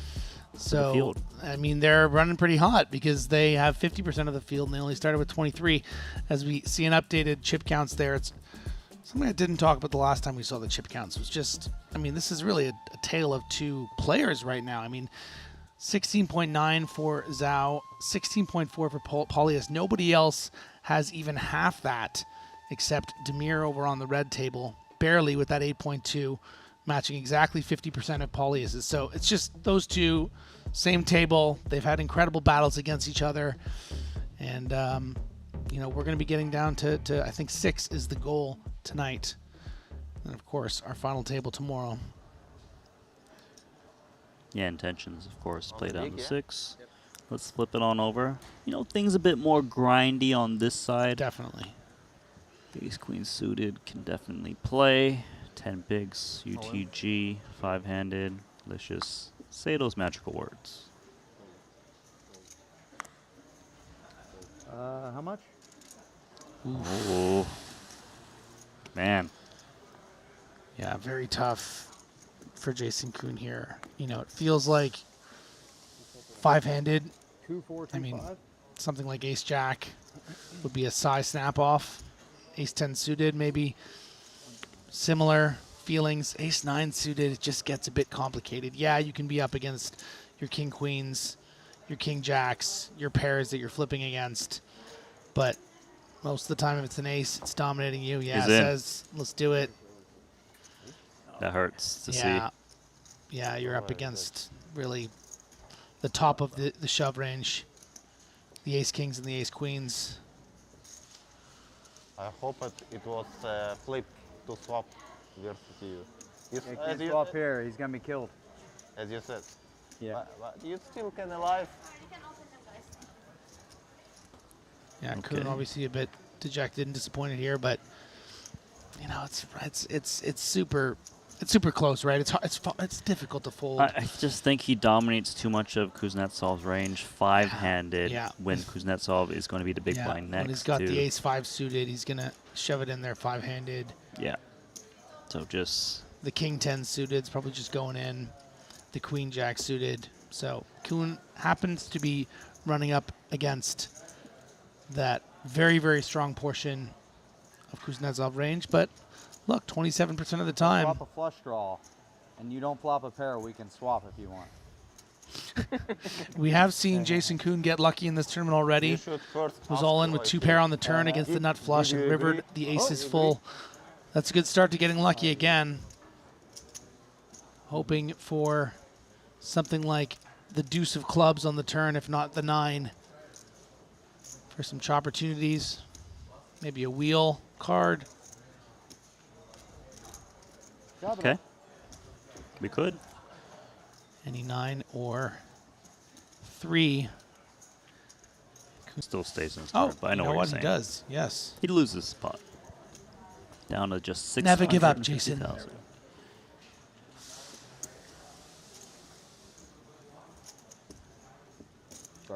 Yeah, I just think it's You owe me 1 back, right? it's just an unfortunate spot for him against the stack he was up against.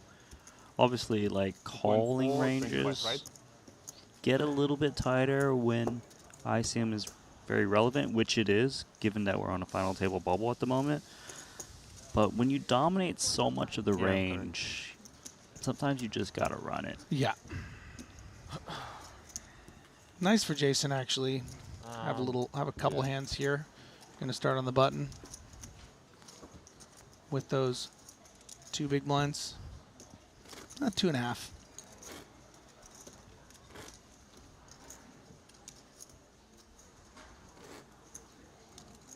So Kuznetsov going to be healthy now, sitting on 20 bigs.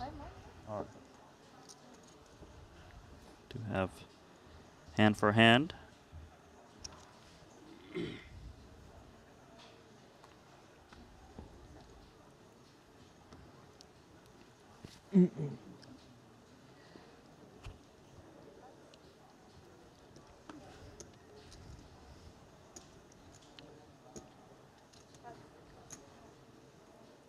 Couple Ooh, nines. Beautiful button hand on 20 big blinds. Chendong hoping for a bit of a turnaround, getting a bit unlucky in the last level.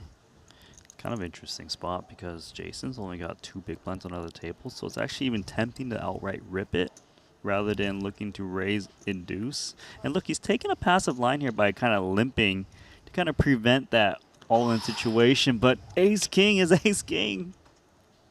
Do they just get it in? Yeah. 15 effective. This is and plus Chendong covers, hands. which is good. Yeah. Feels like you just gotta rip it here because you don't want to be flat. No, he is just gonna raise rather than rip. 0.3.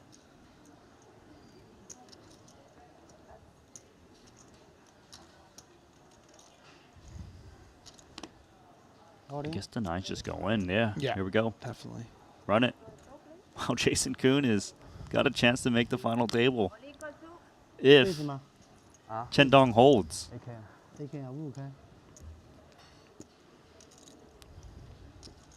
Can you believe it? 8.1 million chip pot now? I can.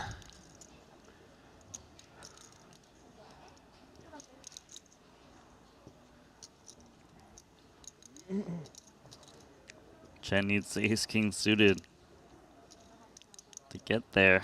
Slight dog.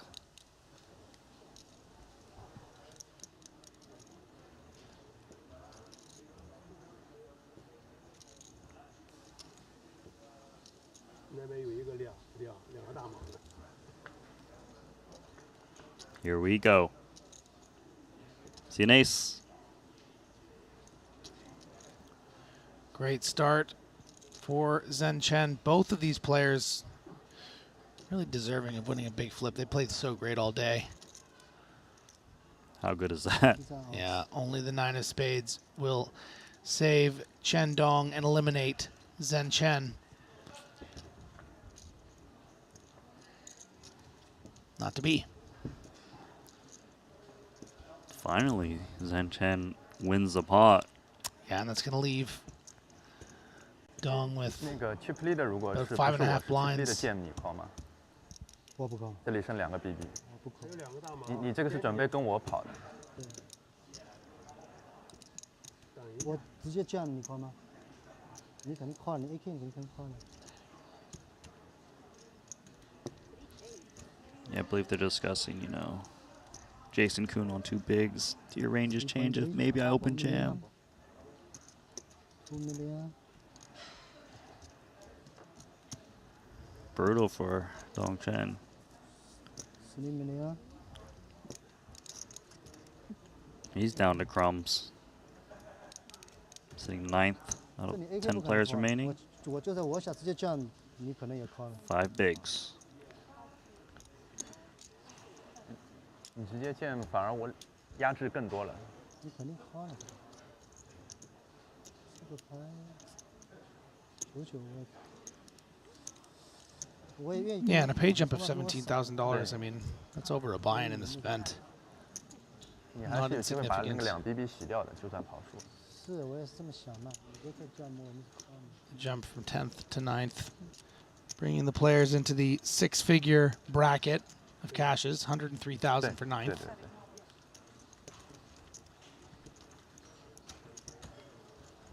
Yeah, so now that Chen is down to 5 bigs, he's got a lot of incentive to try to wait out Jason Kuhn. There's more value in that pay jump versus kind of trying to increase his stack in a marginal situation. So he should be playing a very tight range, especially if Jason Kuhn is hitting the big blinds soon.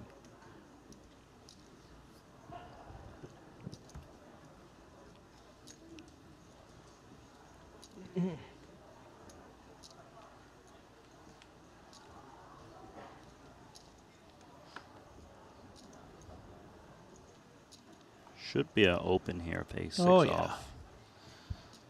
Everyone's very well aware that there's 2 micro stacks remaining in the tournament. Yeah, kind of too bad to get this King Jack actually, because had Paulius folded, you probably just shove this in. But without any fold equity, consideration as you spoke about, Randy, on the other table, Jason Kuhn is 2 big blinds. Yeah, I think this is a fold. Now, I don't know where Jason sits in terms of when he's going to hit the blinds, but... He's on the button. You've got no fold equity. You don't even have an ace, so technically Paulius would be ahead, and we'll call off a hand like ace-6 offsuit. And it's not like Paulius can just raise any 2 at the moment, because he still has to worry about Zhao, right, with big stack. And that fold makes a lot of sense. There's just so much value in just trying to get that final table at the moment. Yeah. Which you said is a pay jump of a more than 1 buy-in. Tricky spot for ace-9 offsuit. Especially when Paulius was the guy who kind of bet jammed against you earlier. Yeah. So now you kind of fear to hammer a bit. Call.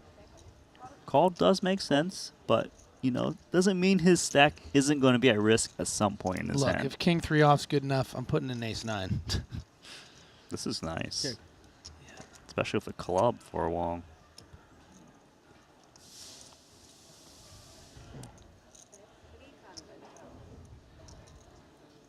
Cool. 300K snapped. Did he check in the dark? Check in the dark. Ooh, I see an open and straight draw. Straight draws for everyone.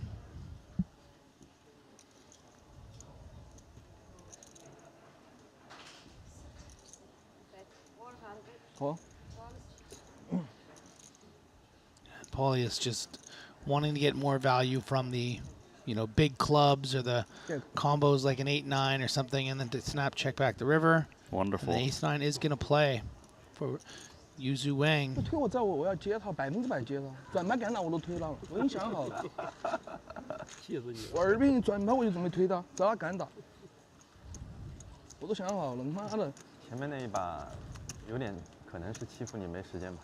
就是嘛，我 A5没时间嘛。 I like how fast he played it. You know, he does still have the normal time back, but he's like, Yeah. there's no way I'm letting this No, one I'm not fold. letting this happen I'm not again, getting folded no. out for taking too long. Because he kind of had some PTSD earlier when he had the ace-X and not sure what he got bluffed by. One hand, I think, because the graphic is Yes, behind. 1 hand and next One big hand. blind. Yeah. Nice. No chance.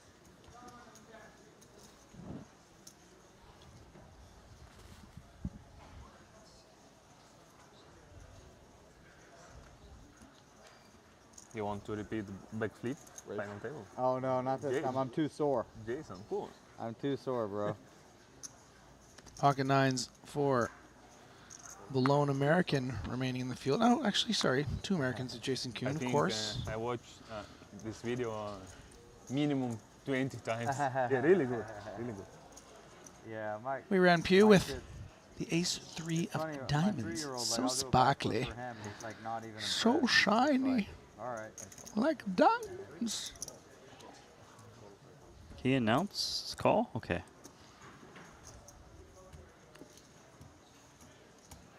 Homeboy calling with the white. That was a scary looking call. Yeah. Oof. Advantage. Way ran.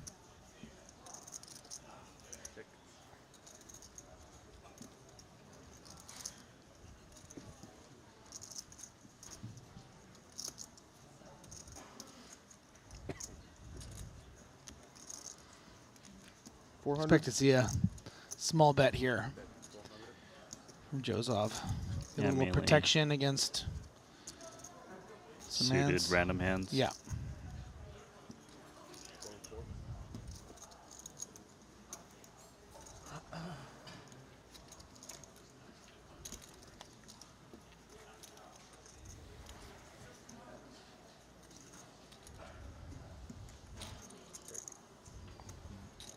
For now, though, the nines shouldn't be looking to put more chips in at the moment. Still beats Broadway's, that whiff. Some smaller pocket pairs that would probably check call 400K bet. That's a good one for ace-3, in case there was kicker issues. Yeah, kind of an effective bad card, though, against the particular hand Joseph has.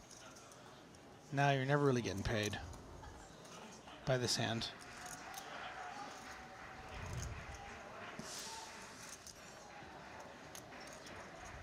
Should be going for value, though, because maybe he can represent some pocket pair that got counterfeited and some like hand that got a flush all of a sudden can pay off. Going 1.3.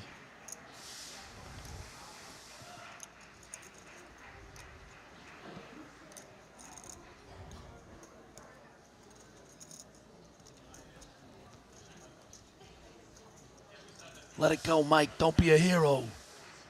Yeah, I understand sometimes he's got pocket sixes. I know you want to be a star. I know you want to be on YouTube. You can't call with 2 nines here, man.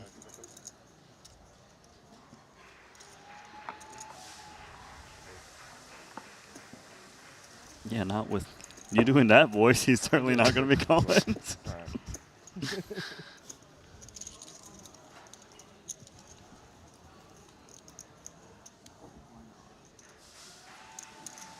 That's all right.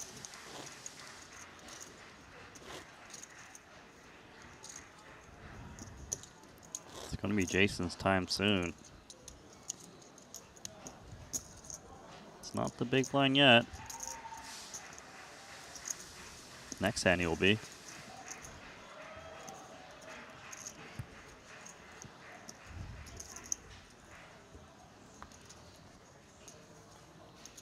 It's actually quite important for Jason to strongly consider playing this hand to kind of accumulate the big blind ante. Yeah. 6-3 offsuit. This is just dust.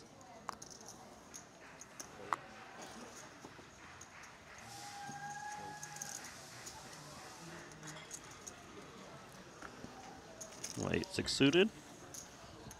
Pretty. He's got a solid stack too, where his opponent can't just put pure aggression against him, and I think he can easily come along for a limp. Shows off ace-7 offsuit. Like, it's a hand you could raise, but I don't think he will because of how short Jason is next hand. Yeah, and it's kind of a cool under rep. Quickly checking back. Opponent's not going to think you have an ace very often.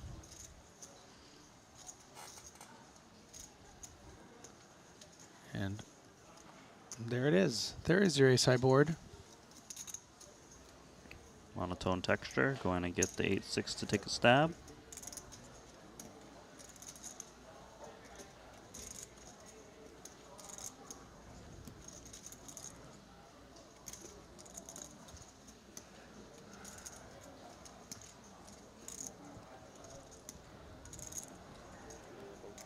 Here comes the call for top pair. Hopefully fading a club.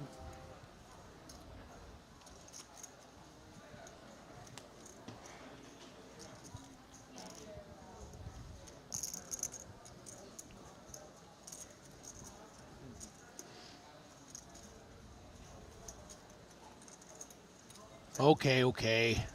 I was bluffing. You're gonna be in everyone's ears. Hey, it's getting to that time of the night, all right? 650. Shows off, gonna for some protection against the club. If he had the 7 of clubs, he's more likely to check it back. If you look eliminated, tables 2. Yeah, if he gets eliminated, for sure. I mean, I'm holding a lot of stuff. I think you chop, though, if you bust the same hand, right? I don't know. Yeah. Yeah. Yeah. Pretty damn sure. All right, look at Jason. He's put in 250K for the big blind, 250K for the ante. And Jason asking, if 2 players bust on opposite tables, they actually chop the difference in price. Whereas if it's the same table, then it's the one with less chips that gets the lower place finish and less money. Gotcha. Race. Good luck. Oh, nice. I'm favorite. Yeah. That's great. He's got to go with anything, and he gets a very, very nice hand. Coin flip. 275. Prepare. He gave you more, 500.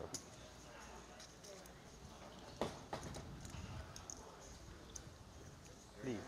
What a hand. What a hand. Uh-oh. It's the classic. Swap? Yeah, I know. Let's just see it flop. No, he said swap. Oh, swap, yeah. I think you can make an exception for this one, right? They're pretty. Okay, here we go. Coin flip. Final table bubble. Jason, get there? It's possible. He's very happy with just getting a pure flip with no agency in this hand. He had to go with whatever he got dealt, and he got dealt a very nice ace-8 of hearts. Not a lot of help on that board. We got some backdoor straight opportunities, of course. Ace or an 8 would be lovely, but no heart to speak of. 6 is better, I guess. 6 is great. A lot of good cards. Yeah, a lot of good cards. That's not one of them. Just pure ace and 8 outs for Jakun.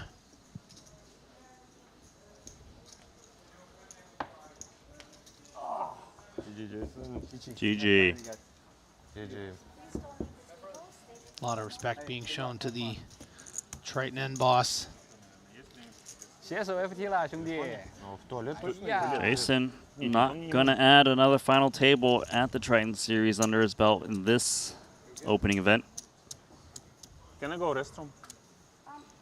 You are going to get a break once we do the retro, but if you want to quickly go and come back, I need to see if you can get 9 remaining, Griffin. We got there. We did. And taking a look at the chip counts, we can see it's just all China. Weiran Pugh has the most chips on the red table with 39 big blinds.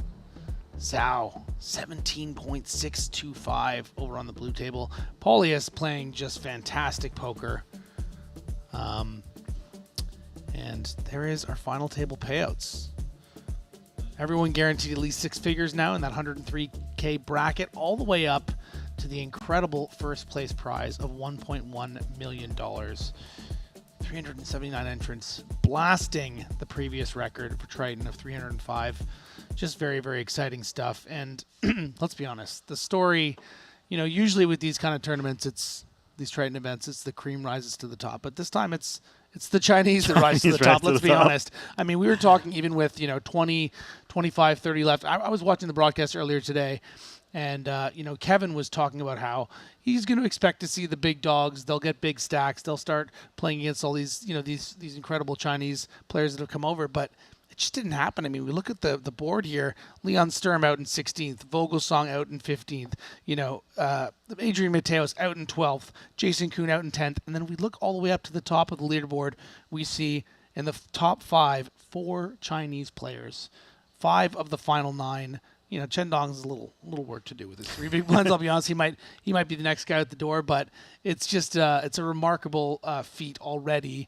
And I mean, these guys are going to be taking home the majority of the money, I think, at this stage with just 9 left. Yeah, clearly, and they're playing their style. It's working, but Paulius, he's been very active. He's been hanging in there. He's been playing pots against them.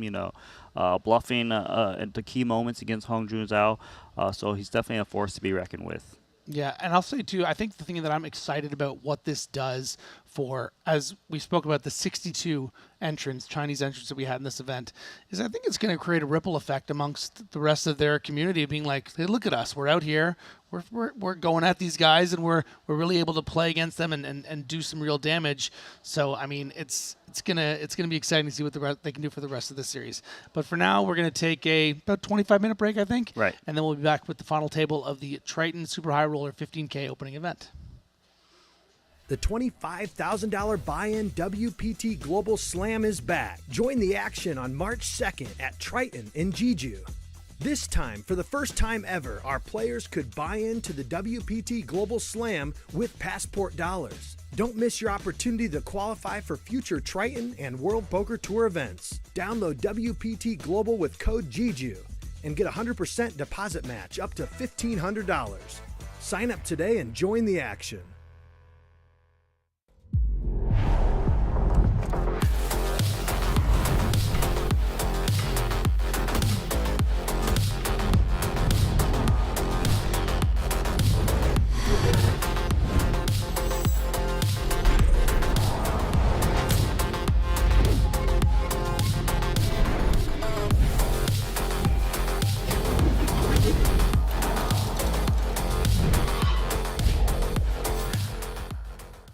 Looking for the ultimate platform to place your bets on the biggest sporting events?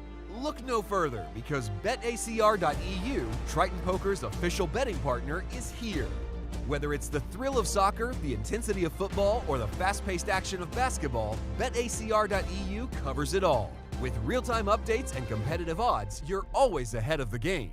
BetACR.eu also offers exclusive poker events that you won't find anywhere else. Test your skills and make every hand count. With over 20 years of poker excellence, the World Poker Tour brings you WPT Global. With millions in guaranteed prize pool every month. 24/7 monitoring system developed by the world's best security expert to combat cheating and collusion. Largest online poker platform available in over 60 countries. Endorsed by poker's biggest names. Join the largest community of players. Now on WPT Global. Trusted online poker is back in the U.S. with the launch of Club WPT Gold. Play sweepstakes poker in daily ring games and tournaments against your favorite WPT ambassadors. At Club WPT Gold, you play with 2 virtual currencies, gold coins for fun and sweeps coins, which can be redeemed for real prizes. Get sweeps coins for free with gold coin purchases, daily login rewards, and giveaways. Join now and get in on the action.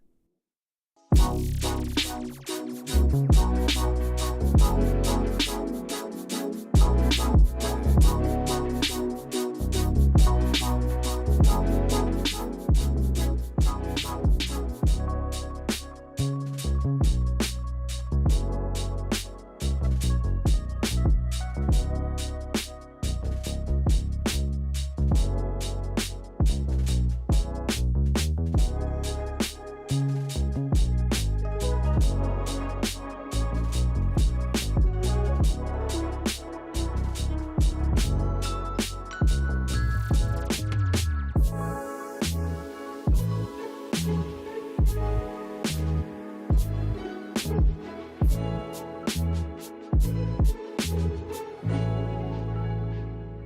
many chips does he have? So many. He's got Almost shy 12 of million, 12, yeah. Yeah, and a confident open with the Jack 9 of spades now. Yeah, it's going to be cool to see how Paulius wields the big stack. You know, you can see he's more willing to kind of put in multiple barrels. Yeah, this clearly. He this called down might- to Ace King earlier, right, against Queen 9. This might be it for Sergey. I think he knows he's running out of time here. You hate to see the open in front of you, but it is by someone who has 60 big blinds, who's second in chips, who's playing the rush a little bit. You know, someone who is going to raise probably King 10 off here. Yeah, so player type obviously important. Chip stack is important to determine whether to reshove a stack that you know is going to get called. Yeah. And I agree with you that Paulius is opening more than just premiums. And you're going to fold out some better hands here, too, behind. I mean, Ace 10 off, I think, is just going to hit the bin. That's a good point. And Paulius probably going to feel committed with hands like this. Yeah, good job by Sergey here. Great spot recognition. And frankly, he deserves this double up, as we've remarked a couple of times now. Had that massive clash with Paulius. Ace-King for Sergey to Paulius's Ace-Queen suited. Paulius backdooring that club flush. Call. Let's see if he gets a little revenge. It's a dangerous word to use, though. Deserves to win this. Yeah. The poker gods don't care what you deserve.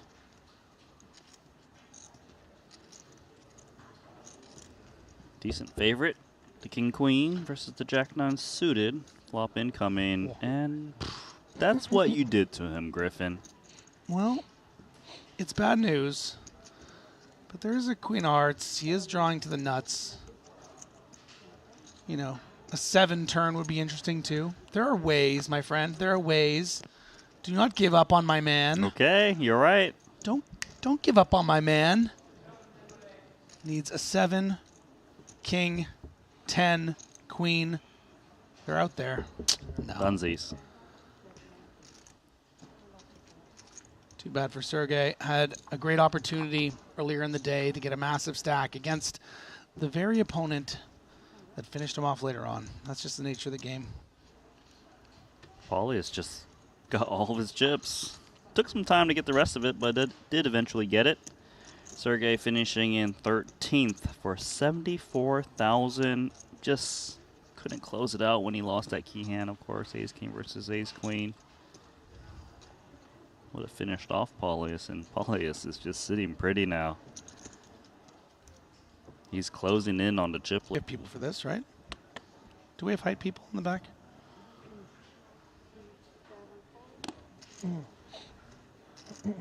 Chen Dong has never seen a suited king he didn't like. Gonna raise it up.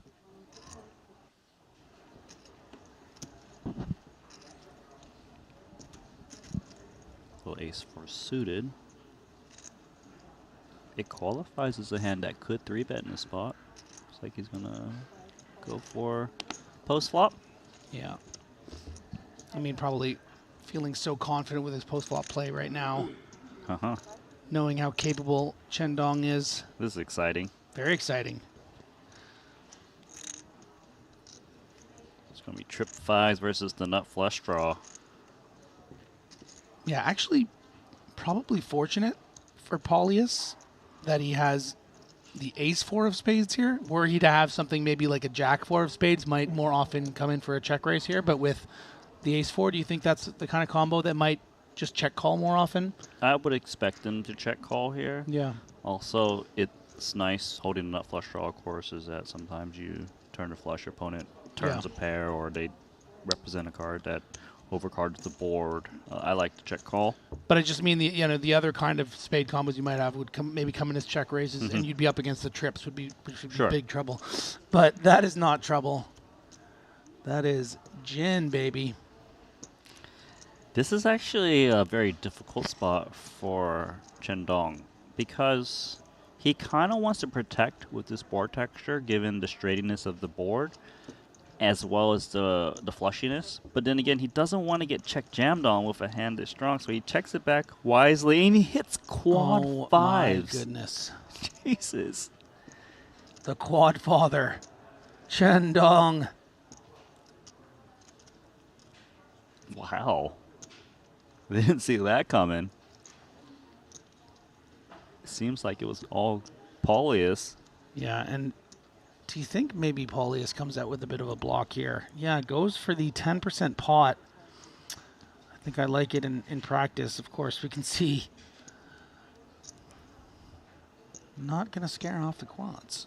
It's not going to scare off quads, and Chen Dong can... I mean, look, there is a straight flush possibility out there. Yeah. Okay, buddy. Listen, I mean, if paranoia were to grip Chen Dong, I'm just saying. The guy who's ultra aggressive pre-flop is scared of straight flush. Okay. I mean, there is a world, I suppose. We're just not dreaming at the moment. Of course, now, quads needs to raise. I think the clear target is 7x that you want to pay you off. What is that sizing? It's a bit unclear. Because it's not unreasonable for Chen Dong to have solid full houses in the spot. You know, check back some like jacks, 10s, 9s on the turn because of that board texture. So he has to be cautious on how big to make it. And obviously this is grim, but he knew what he was doing with that block bet. Yeah. Paulius has not put a foot wrong for me, Randy. He's just played excellent poker. You just get out of line and then you get lucky.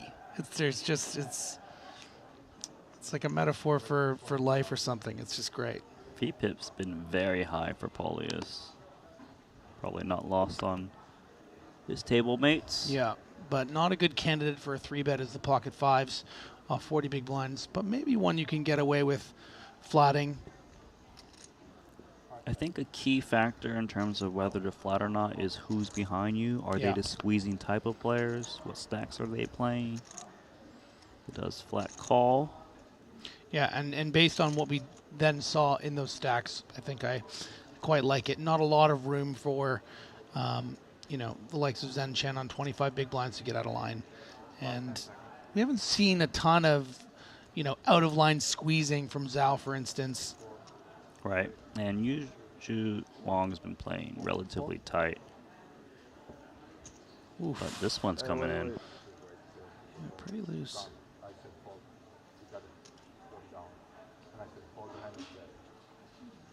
I think fold. After I said fold, you can't. What? Hand is it? Floor table 2. Bit of controversy here. Yeah, if I understand correctly, the dealer had said fold, the time had ran out. No more time banks for Yuzu Wang. And he did say call. We all heard it, but perhaps right after the dealer announced fold. Cannot? He did say call, yeah. Be careful with the time. When Be you more say careful. 0, you mark your hand next time. So he got in there with the King 3 offsuit. We'll see if it works out. Oh my God, no way. He buzzer beatered the King 3 offsuit to hit 2 pair? Yeah, neither of us like this call pre-flop, I don't think. I like it now. But this is, I mean, this speaks to what I was just saying. I mean, you kind of, sometimes you just color outside the lines and then you just, you know, create art. This is ridiculous. Yeah. All right, King 3 is looking good. Yeah, there still are 6 outs in the deck where one of the 2 other opponents can leapfrog Wuzu Wang, but he might not allow them to see that river card. Would love to see him bet. There's already 1.5 in the middle. He's got a 2 million chip stack. He just rips it in. Ace never going to fold against him anyways. Everyone else thinking, man, why couldn't it just muck his hand? Yeah. Yeah, what a massive pot act. And yeah, looking at the rest of the leaderboard, no one even at 9 million. So it's really the story of these 2 guys so far.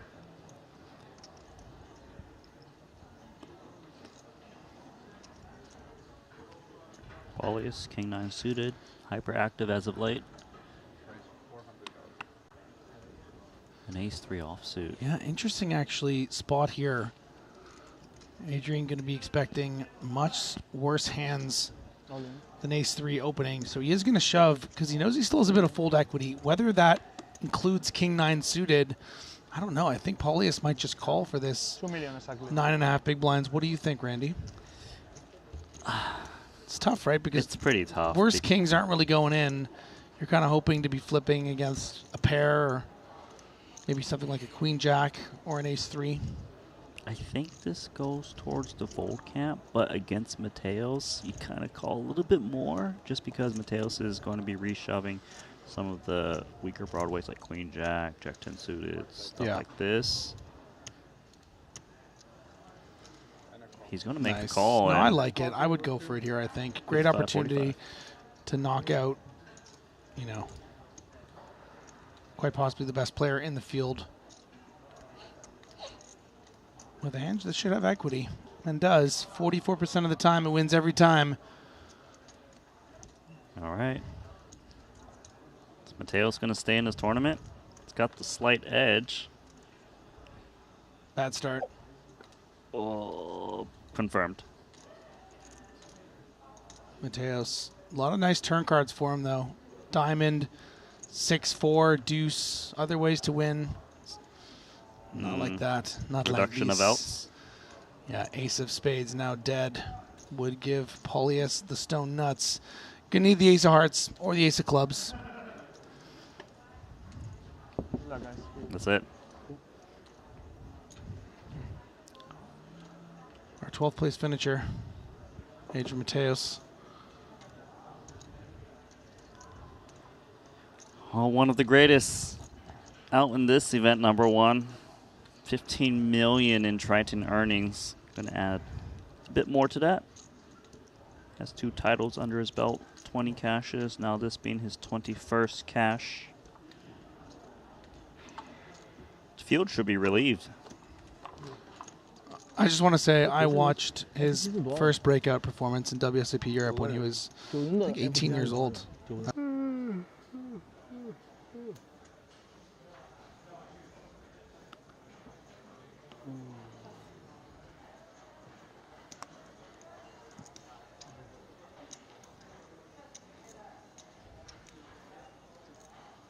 So top 11, 86K guaranteed.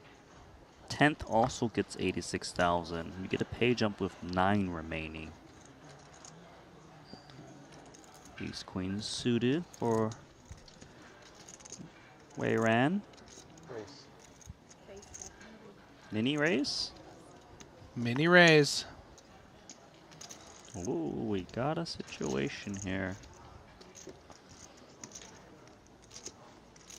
Yeah, I think either option wouldn't surprise me. I think there's more merit to rejamming against a bigger stack.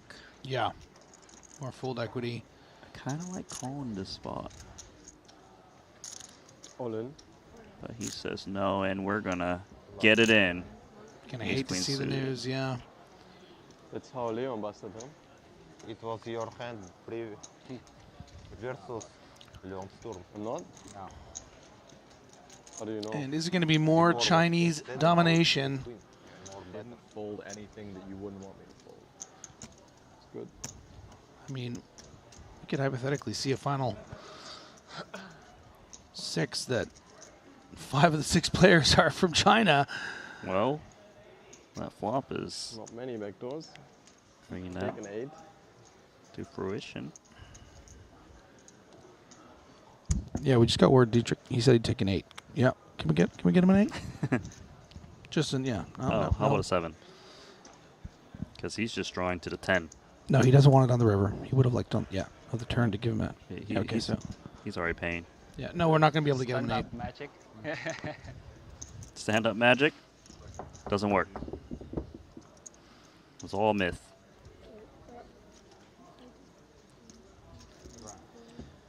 And the thing is, they told Dietrich fast, you know, Leon Sturm busted with the same hand against the same hand. They're both German. Like, I really don't want to hear that right now when my tournament life's on the line. So Dietrich Fast did survive a little bit. Got a little pay jump. Got his cash for 86,000. Remember, he had 2 big blinds not too long ago, so I suppose he was kind of free rolling it.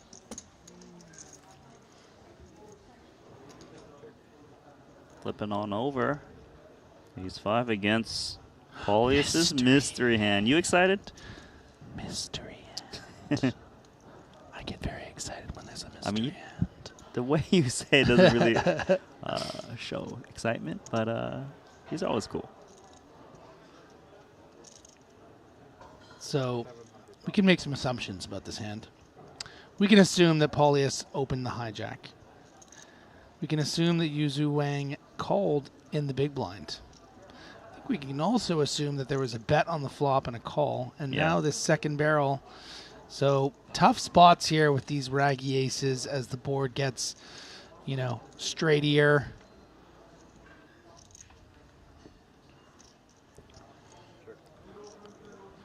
So small bet on flop.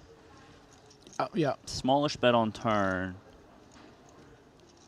And his opponent, Wang, has played relatively passively, right? Just check call. It probably contains a lot of one pair type hands. So Paulius could easily kind of just pressure, like, you know, ace rags like this, queen jack. Yeah, and this is the plan, right? Whether he has it or he doesn't have it, this is the when we talk about sort of balancing your range, right? I mean, yeah, of course, Paulius could have king queen here. He could have 3 jacks. He could have ace 10, but he could also have, I don't know. He's got no time banks. Oh wow! Wang. Oh, that's right. He just times out and folds. Yeah. Paulius got like just a random bluff. What's Maybe it like going to baby be? Is pocket it the pair? yeah, King it is seven. the king 7. I didn't even get to the kind of hands that he More grindy on this side. Definitely. Ace queen suited can definitely play. 10 bigs, UTG, 5-handed. Let's just say those magical words. How much? Oh, man. Yeah, very tough for Jason Kuhn here. You know, it feels like 5-handed. 2, 4, 2, I mean, 5. something like ace jack would be a size snap off. Ace 10 suited, maybe similar feelings. Ace 9 suited, it just gets a bit complicated. Yeah, you can be up against your king queens, your king jacks, your pairs that you're flipping against, but most of the time, if it's an ace, it's dominating you. Yeah, it says, let's do it. That hurts to see. Yeah, you're up against really the top of the shove range. The ace kings and the ace queens.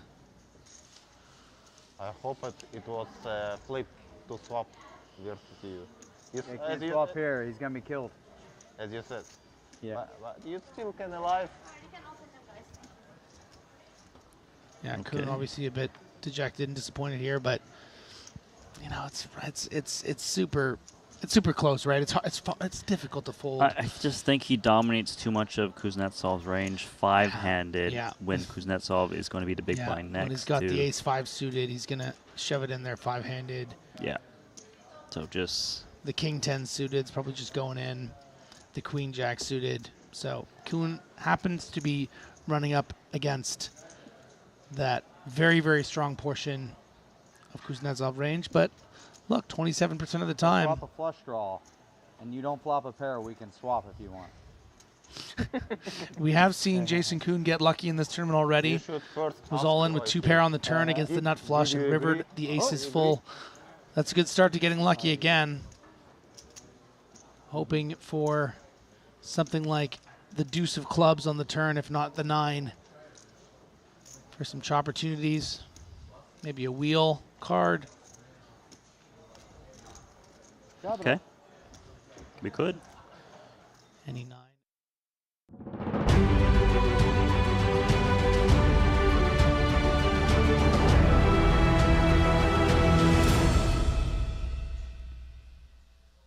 Welcome back to Jeju for the Triton Super High Roller Series. I am Griffin Benger. That's Randy Liu over there. And we have made it to the final table of this 15K opening event. A record-breaking field of 379 players and a lot of Chinese players on this final table, Randy. 5 to be precise out of the 9 remarkable. remaining. Majority of them at the top of the chip counts, including our chip leader. And, you know, we've been saying it throughout today. It is kind of that Chinese delegation that's just pronouncing themselves, making lots of plays. They're not just getting hit with the deck. They're making their moves. So it's going to be a very exciting one for me to watch because we're going to see a lot of different styles, like the super pros out there battling out with these more unknown players with less on their resume and just kind of doing their thing. Yeah, I mean, just don't really seem intimidated at all coming in here and battling with the best of them. And we saw a lot of the best of them really fall, you know, leading into this final table. We lost, of course, Jason Kuhn. We lost Adrian Mateos, Christoph Volgelson, Leon Sturm. So all the heavy hitters pretty much out of there. And another one that's sort of a bit of an unknown is Paulius. I'm going to try with this name. Plazanatius.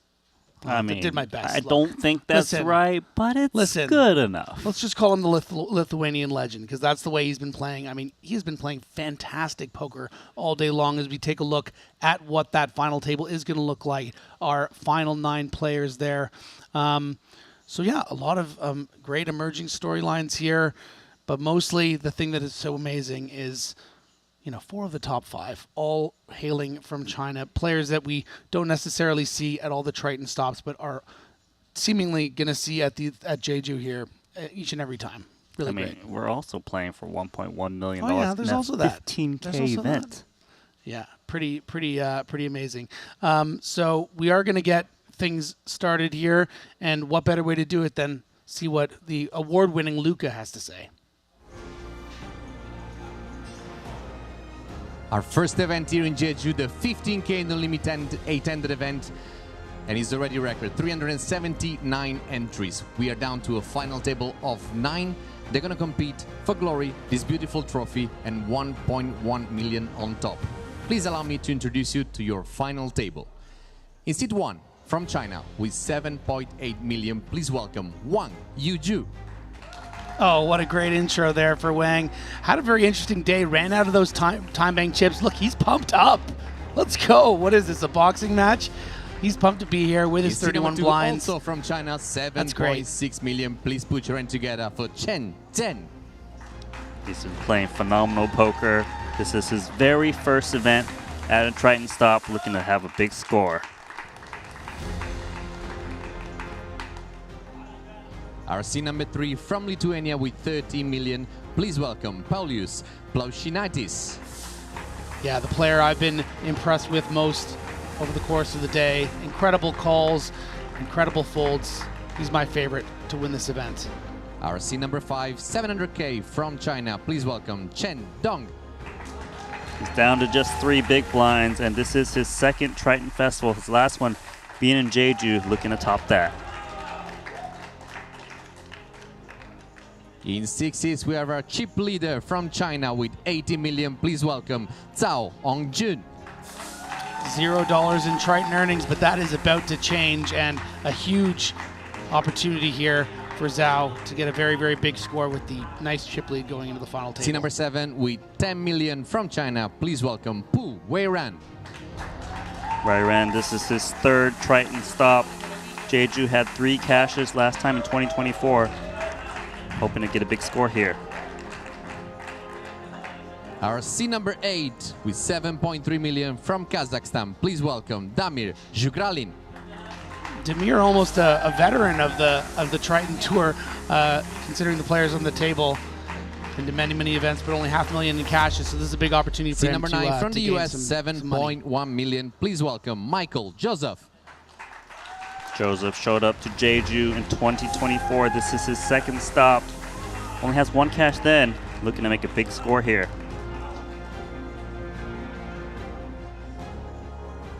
And last but not least, from Russia in seat 10, closing our final table, 4.5 million. Please put your hand together for Nikita Kuznetsov. Pretty rare for the biggest winner in Triton earnings, 1.1 million at the final table, but that's the case for Nikita.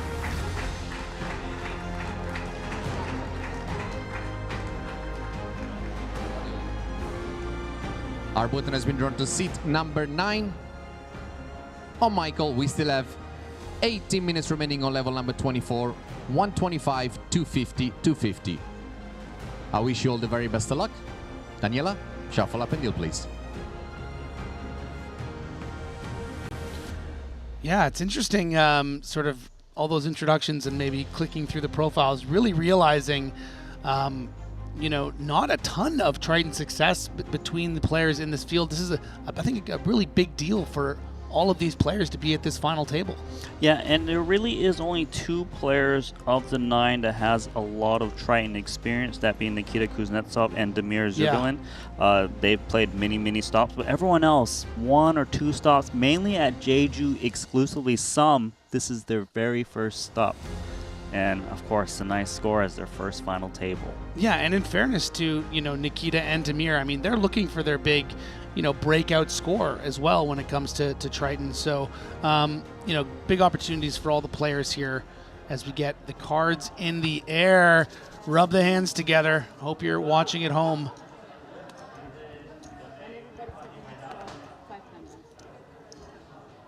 Sen Chen right out the gate getting a, you know, at least a consideration here. 9-handed, though. Yeah, I like the Bennett. I'll tell you, the main reason he's folding right now is because Chen Dong's got 700K, and he's the middle of the pack. He doesn't really want to raise and just get played back at.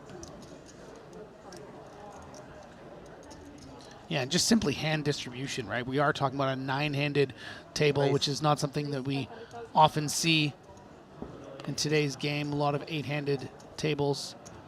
But for final tables, always a bit different. You can see Damir with the pocket 10s. Would have been heard from pre-flop. Thank you. Decent king 9 suited. Wang really got the energy up. The shadow boxing in the intro. Yeah, he wins the most hyped player at this final table. And now he's got time banks. And he's got top pair. Yeah, great start.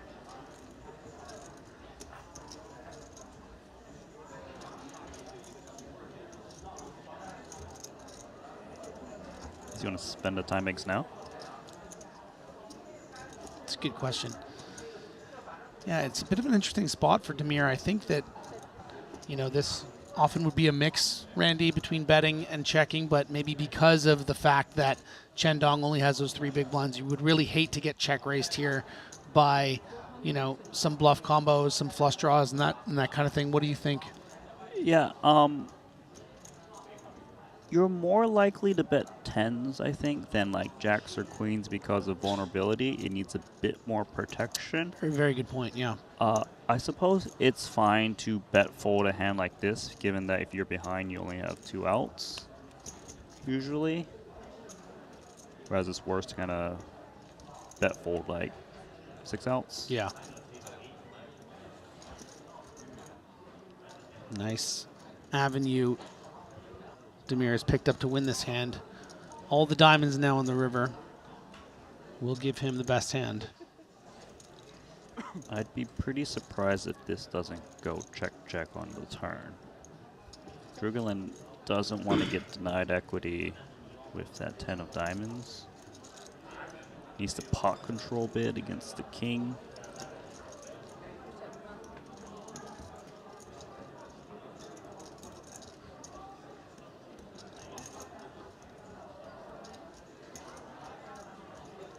Wouldn't mind a little small bet to try to get some crying calls out of hands like this, the 10s, the random 7x.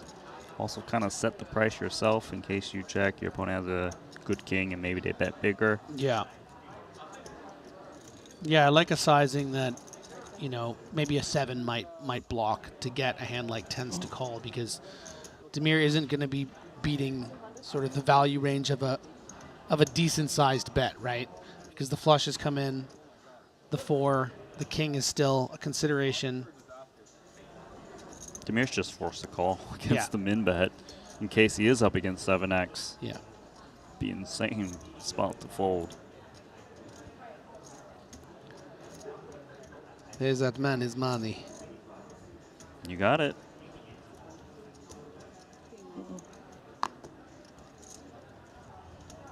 Good start for Wang. Comes out shadow boxing to the final table and connects with those fists in the first hand of the final table.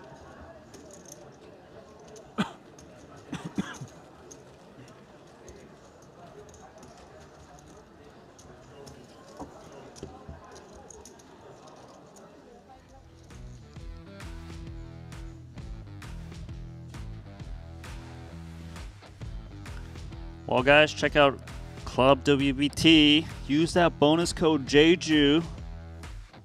Get yourself that deposit bonus. You can play with your favorite ambassadors. Phil Ivey playing on Club WBT. I'm sure Rampage is playing over there too. Because online poker is back in the USA. Wolfgang's here, isn't he? I did see his name at some point. And Rampage, of course.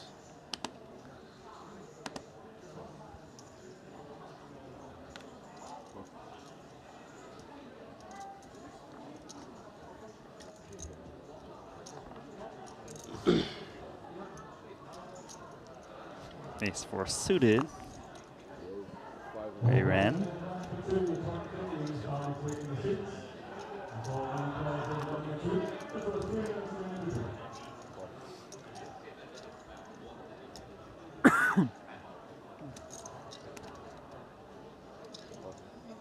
Like, it's business time for Jeju Wong, right? Like, hood's down. Full cap's revealed now. I expect he'll still be playing Hood. But see, 9-7 club's going to defend for Zen Chen. It's a fun one. Flush draw for the defender. Wheel draw for the aggressor. Yeah, king high texture too, which warrants a lot of C bets.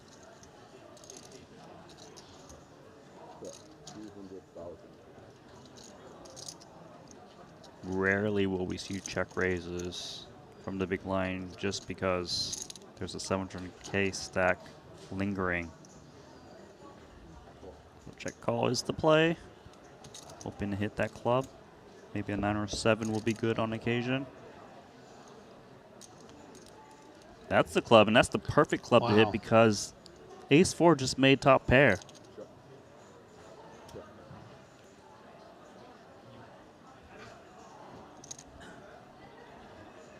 I kind of like a bet here and just so check do I. back river. Yeah, I just think charge King X. You know, you can charge King X, especially the King X's that have a club. They're going to call pretty much 100% of the time. So you get a bit more value, and you set the price where you can check back the river.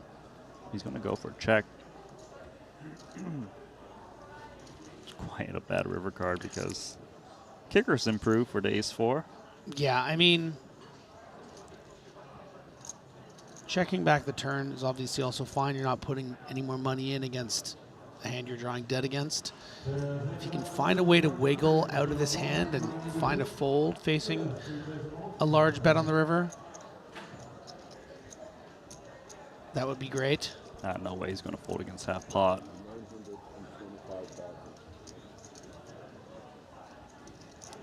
Would be an insane fold. A king wouldn't be value betting this size.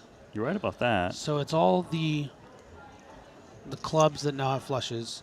The bluffs are the sort of 6-7 suiteds. I think the 6-4 offs and the 6-7 offs probably fold pre. So maybe 6-7 of hearts is a bluff. It just feels like a lot of flushes to me. But what do you think? What if your opponent is just betting the ace? How much of a disaster is it to fold? Yeah, 925 into 1.9 with It's just possible. An ace. It's not a 0% chance, right? Yeah, you're right. I mean, it would be disastrous to be folding the chop here. I think you are too high up in your range. You're right. And he's going to be showing the bad news.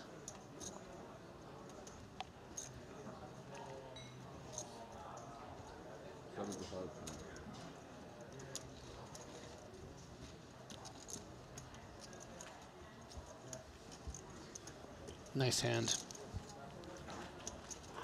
Obviously nice to win the second hand of the final table.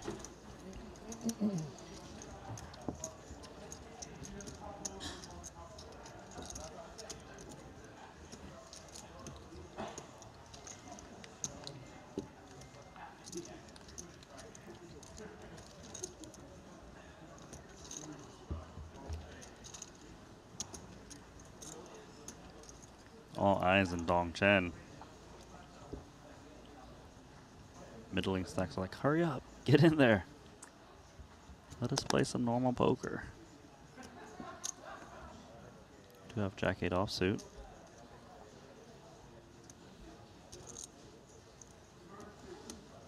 I mean, kind of wants to get it in to kind of get that big blind ante, you know? Yeah. I don't fault him.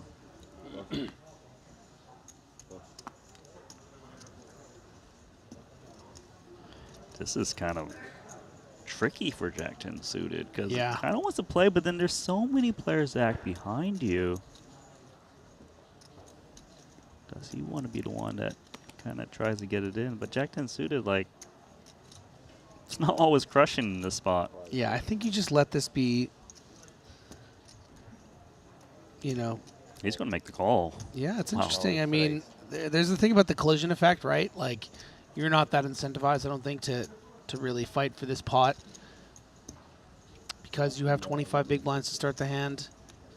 You know, you're getting that pay jump so often if you just let Dong Chen bust. But hey, dominating with a Jack-10 suited. I mean, Jack-10 suited is a hell of a hand. It's pretty amazing find. Action now on Jeju Wong. Not sure what his whole cards are, but he seems quite interested in trying to figure out what does Damir Drugelin have, who actually clicked it with Jack-10 suited. Yeah, Oh, I he's know. queen. Yeah, because this should be pretty strong, in my opinion, from Damir, right? And that's why That's why he's I tanking didn't- a I base didn't- queen. Yeah, yeah. It's actually quite disgusting. He might make a big fold here. I wouldn't fault him.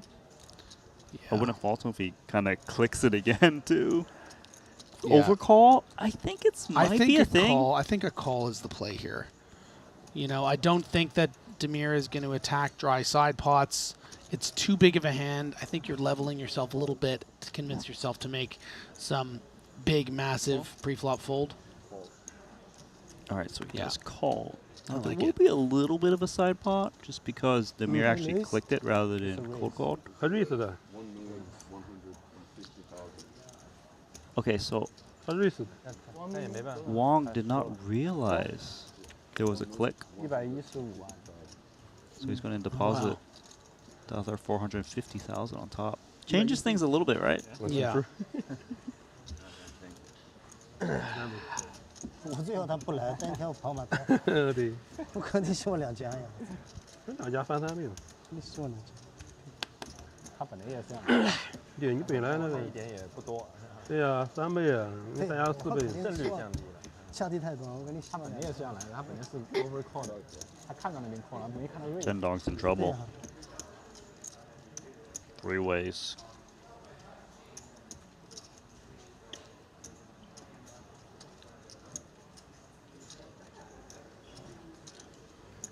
Advantage, Kazakhstan. Even this spot is a bit uncomfortable for Jack-10. Looks like he's gonna bet out small and just pray I don't know if they Wong can do that, doesn't but put we can aggressive try. action in.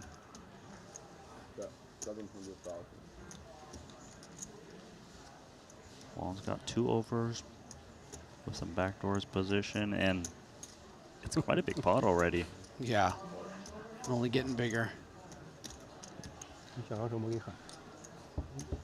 Dong's like, I've got Yeah, top Dong's pair, you like, guys I are thought- betting? Yeah, what the hell, man?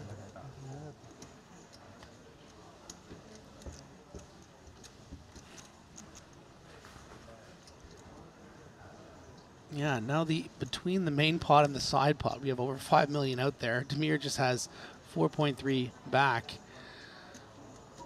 Wang should have a pretty strong range here. You know, hands like Hands that you're beating, I guess, exactly ace-queen with the ace of clubs, pocket tens. But the kind of hands you're losing to, pocket nines, ace-jack, maybe king-jack suited comes in for 3 blind all in. Great development for Demir. Yeah. And unless an 8 comes on the river, we should have our 9th place finisher. Such an impressive performance in this preliminary event from Dong Chen. Not look like this. GG. River is the deuce of clubs. Wow, I mean, that hand could have played in many different ways. Imagine ace-queen reshoves. Then Dong Chen is still in there. Yeah. You know, and very, very interesting hand, but we do have our first elimination. Okay, now I'm.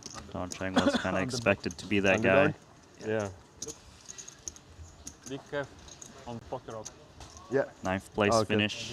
Yeah, 6-figure score. He'll take it. Good start to the series for Dong Chen. Really liked what he brought to this opening event. The varsity jacket, the swag, the little intricate 3-bet bluffs against Adrian Mateos. I mean, he was playing real great. Just got a bit unlucky there, I think, towards the end of the day. Ran out of lives, ran out of chips. But should be proud of his performance, I think. Yeah, I thought he played very well. Yeah. It was just towards the latter end before we got to his final table where things started to crumble a bit. And, you know, and then it's always sad to go out, right? When you're so close to making that deep run and the number 1. But 9th is still 100K. Pretty good for a 15K buy-in. Game has changed though because we've kicked out that macro stack. Shortest stack now sitting on 17 big blinds. That's quite a bit. Players now opening up once again. King Jack suited for Joseph.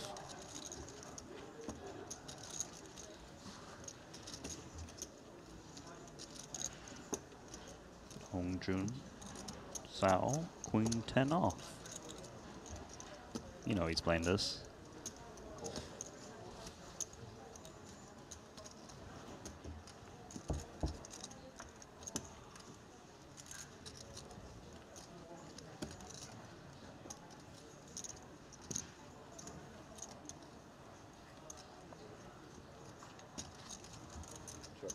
No ace for either player. Pre-flop raiser can try and rep that ace though. Such a dry texture that your opponent just often check folds. And there's really not much the big blind can do because the pre-flop raiser is so ace-x heavy.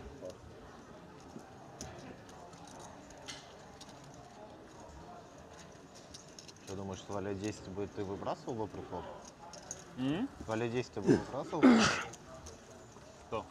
Ты. На твоем месте? Да.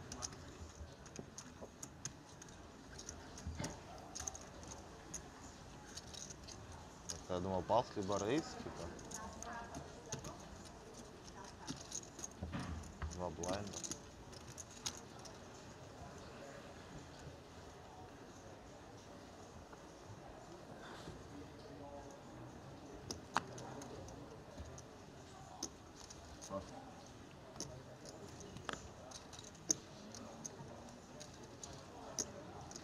Queen Jack for Joseph, not going to play.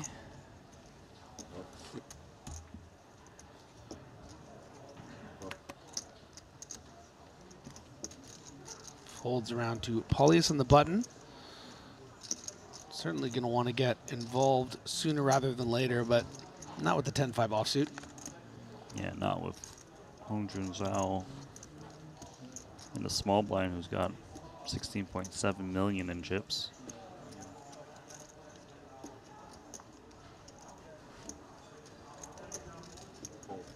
Gonna play it as a limp into the Queen 7 and 30 big blind stack of Wei Ranpu. Gotta welcome that when the chip leader's limping into you. You can get those free flops that you want. Yeah, let's take it. 3 big blinds in the middle.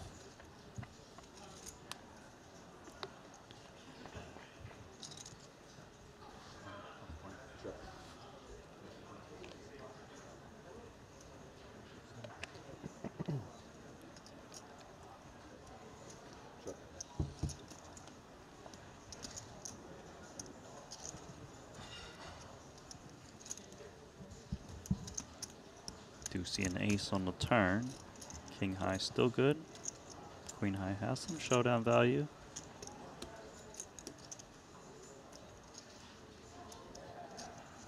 I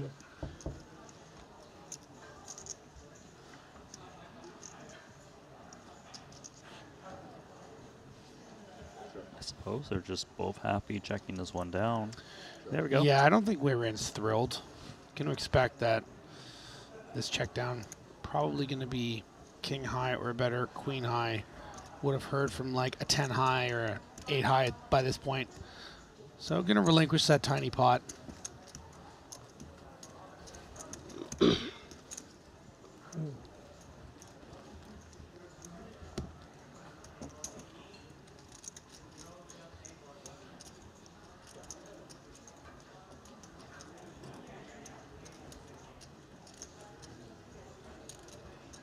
Triton trophy being played for, and blinds are up 150K, 300,000. Gonna get expensive for our short stacks. Shorter stack was 17 bigs, now shrunk to 15 bigs for Nikita Kuznetsov.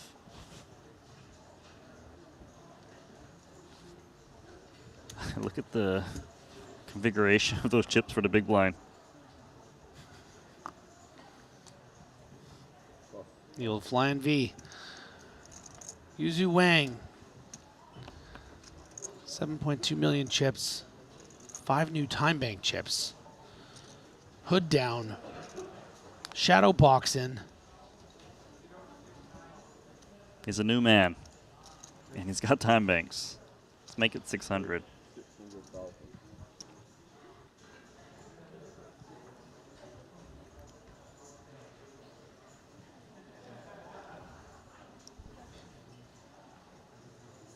Oh, no way. He's only playing this right because he's got the ace of hearts in Wow. hand, and his hoodie says the ace of hearts as well.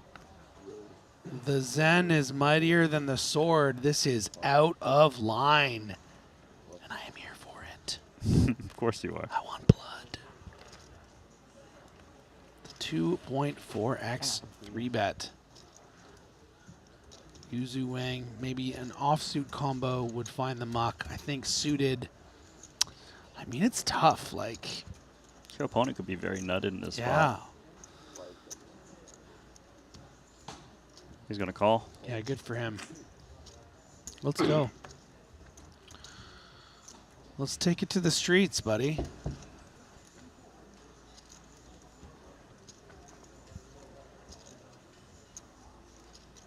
Oh my God, what a flop for A7 offsuit. Much better than that. Nut flush draw on a pair and a king high texture that favors your range. I'm telling you, it's the hoodie. Ace of hearts equals ace of hearts. He knows.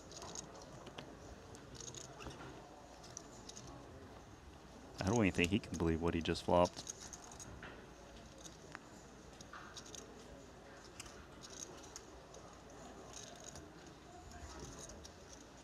I suppose you just start small. You don't really mind if another heart drops off. Yeah. Oh, no, you don't? You don't mind? No, you don't mind, of course. Oh, wow. Such an astute observation.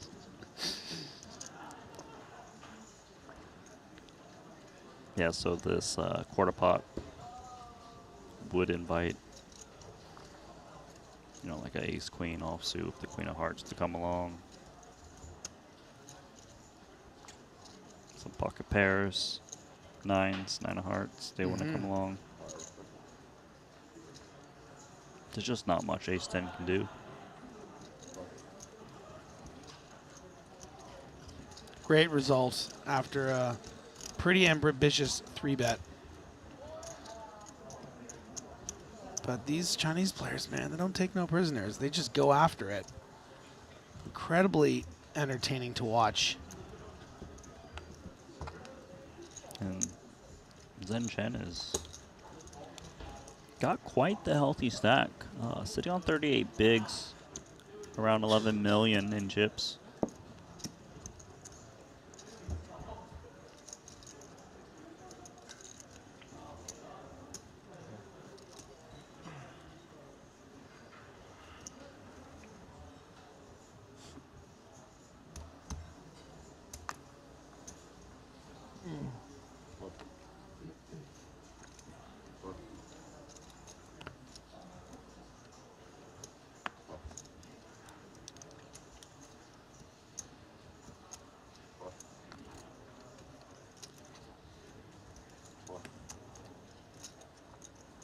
To the blinds.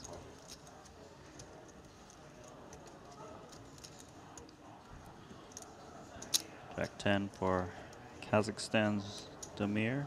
Yeah, and playing about 27 effective with the American Michael Josov in the big. So Damir going to start with a limp. It is a Seems pretty candidate standard. to It is, kinda yeah, to ISO attack. for sure. 900.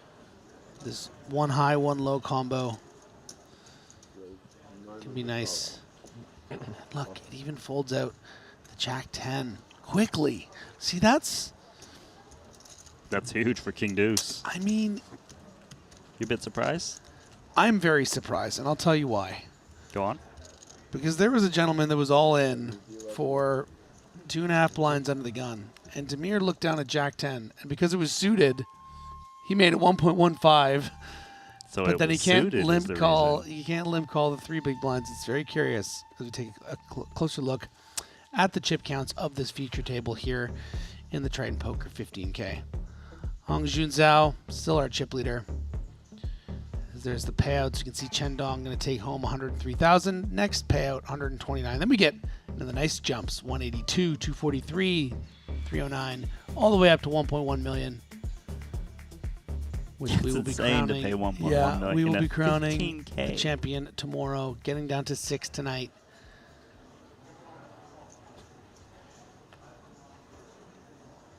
Yeah, if you survive one more now, get a couple more buy-ins. Yeah. Just given how big this tournament was, 379 entries. Makes each pay jump even more meaningful. Oftentimes we do see ace-9 offsuit opening in this spot in the cutoff. Just having decent playability, ace blocker to hands that can 3-bet bluff against you, as well as just 3-bet get it in. So standard protocol so far, and raise and take. That's good.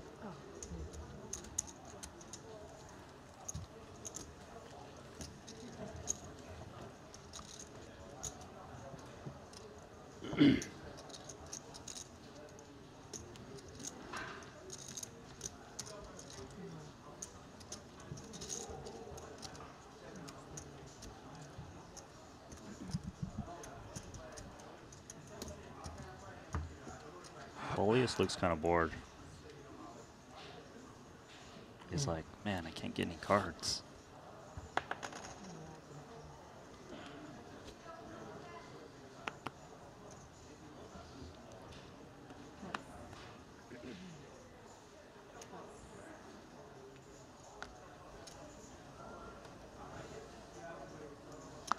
Not bad.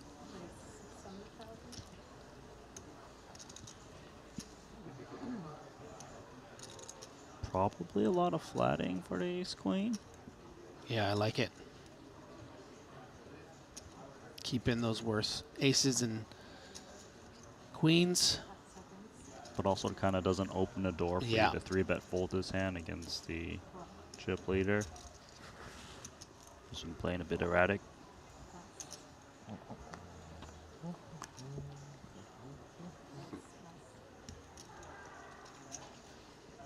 Offsuit 6-4.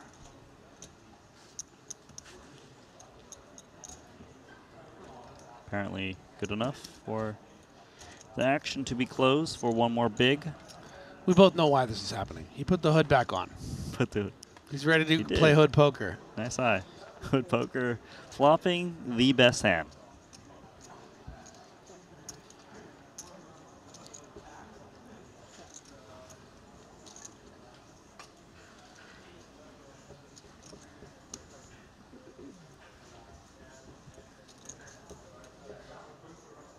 Ace Queen's got a decision.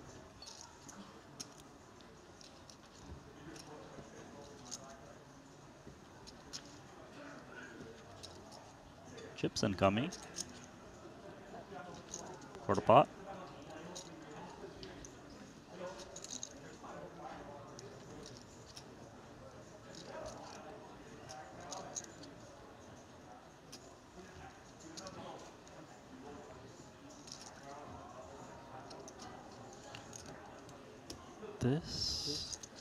This is something. A check raise to kind of see where I'm at. It's old school. It is. But in this particular circumstance, might just work. It's actually quite huge for him to just deny be a so drawer. much equity. And he has a lot of 9X's Yeah, in his range. absolutely does. And the thing is, if your opponent is check raise bluffing the spot, they often have like an 8-7 or something that probably just piles it in on the turn at a decent frequency, and then you're like, I'm really gonna burn 800K here and potentially just fold.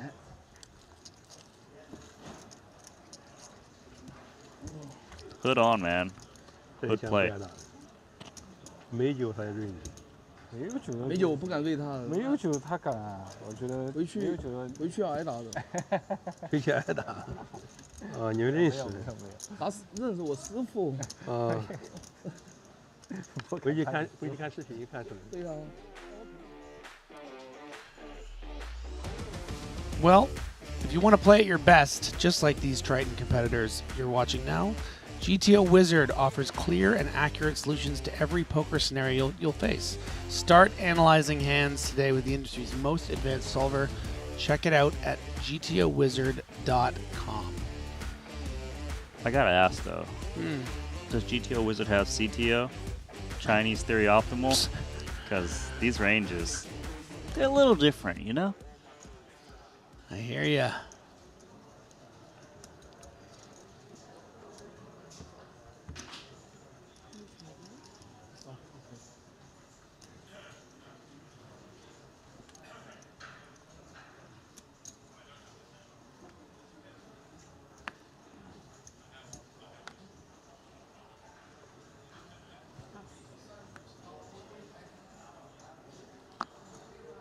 Zhao doing what chip leaders should do on final tables.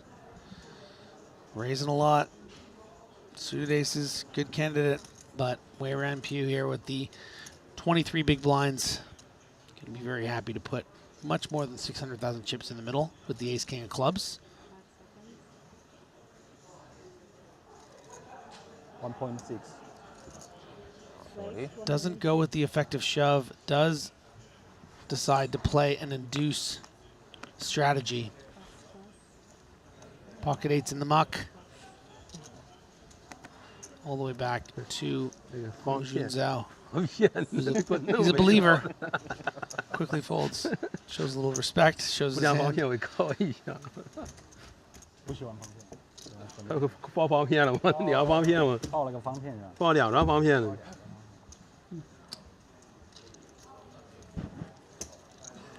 报2张方片算了，我在想。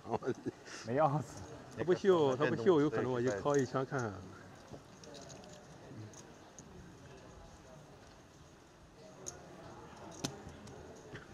秀了。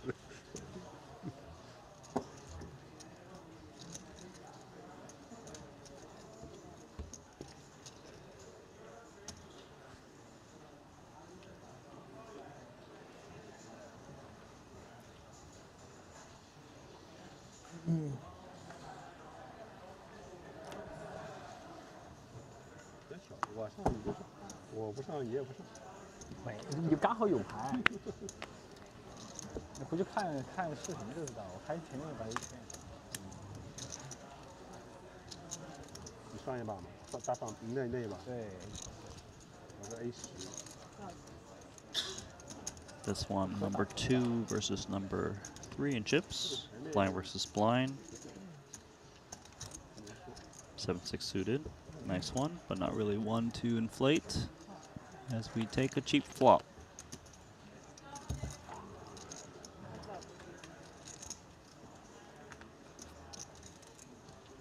Do have a flush draw versus the ace high, and ace high often is good in this spot. Paired board.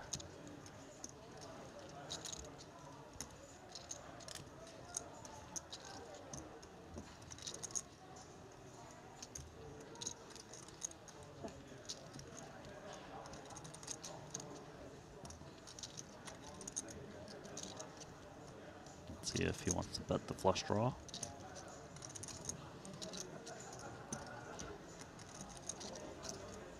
Perhaps he feels if his opponent didn't have showdown, he'd probably just lead out into him on flop. Guess that's why he does check it back, but does pick up that gut shot, and that gut shot is very damaging to Chen if it comes. That 4 would make a straight for both players. Ideas of equity denial for the ace deuce. Sizable 625K bet.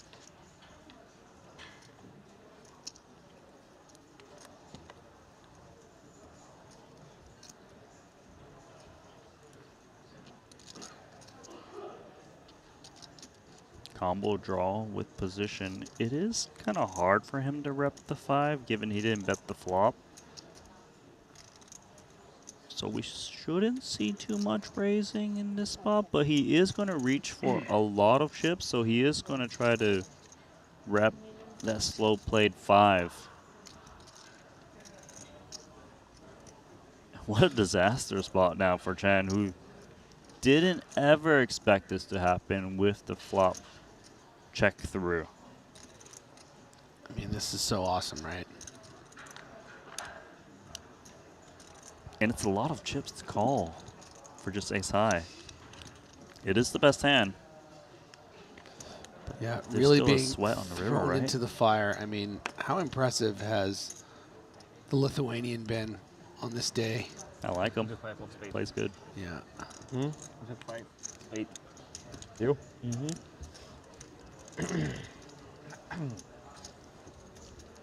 No feeling. Raise. Fuck.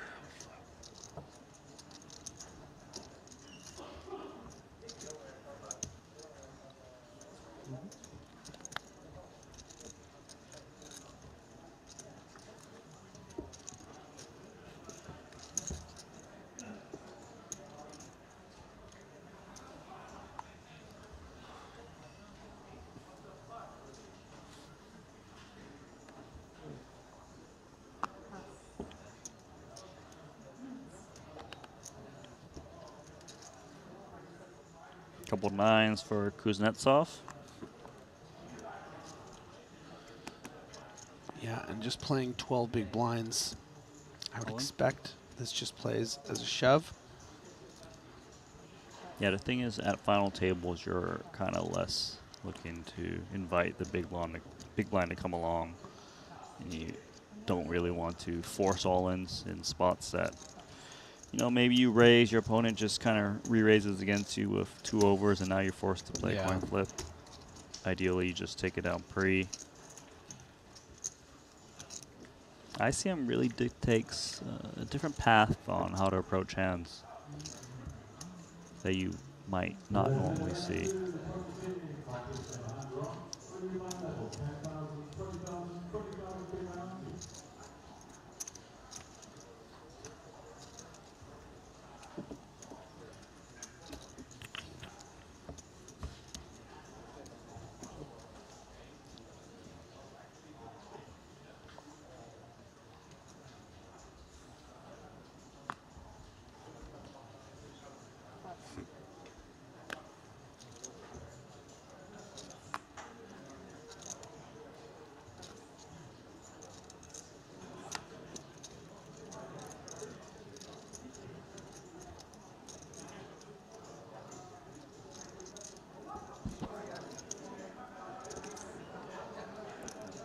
Queen 3 suited.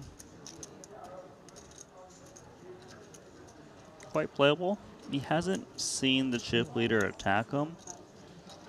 So makes sense to kind of test the waters a bit.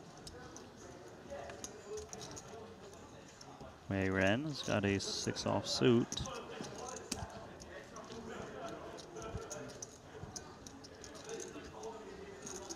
Could sprinkle in one more big.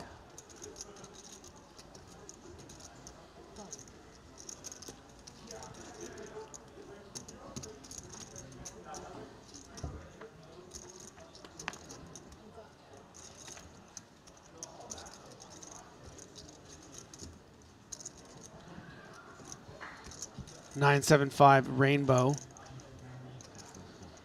Advantage Wei Ren. This texture rates to hit the big blind a bit more, Yeah, so definitely. kind of tough to see bet. Maybe get a delayed bet at some point. Check is the play at the moment, and F3 is the winner at the moment. Yeah, huge. Going from 13% to 68. Double gutter is acquired for Wei Ren. Also, the 6 or ace would be good.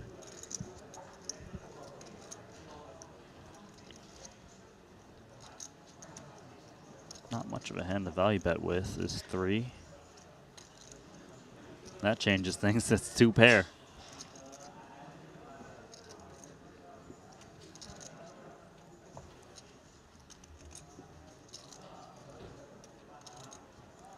I suppose Paulius just sizes in a way to get a 7 or 5x to call off. It's quite unlikely Paulius is up against 9x, as 9x would likely bet the turn, just given the connected nature of the board.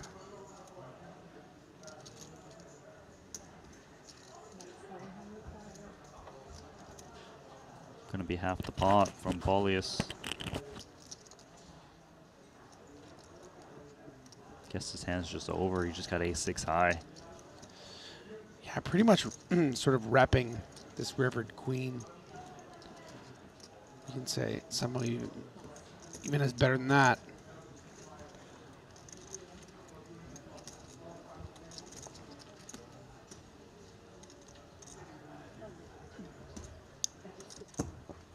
Paulie P gonna inch closer to Paulie P, I like that. Hong Jun. Yeah. They both have about 15 million in chips. Hong Jun Zhao still has the chip lead, but just slightly.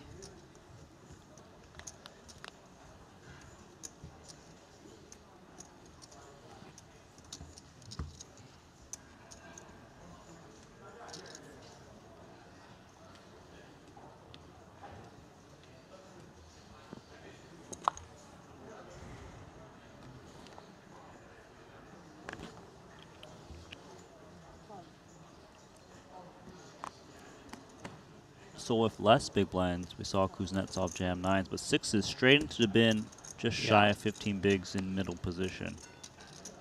Would have got looked up by the ace-queen too.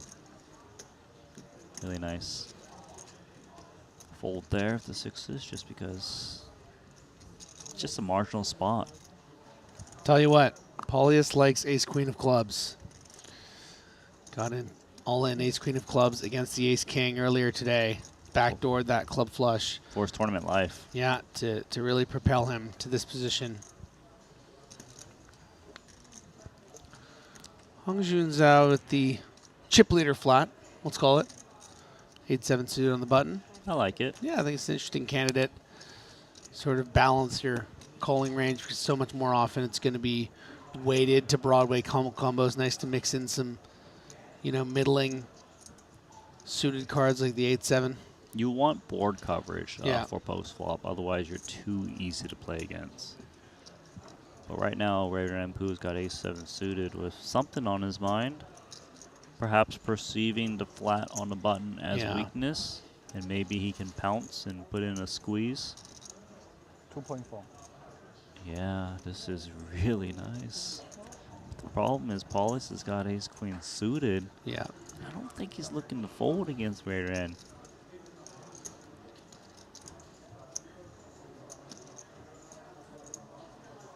Now, I don't think it's quite clear on how to navigate with ace queen of clubs. Like, do we click get it in against the squeezer? Or potentially flatting, but then again, that allows Hongju Zhao to come along. Yeah, very tricky spot. And it's for a healthy amount of chips.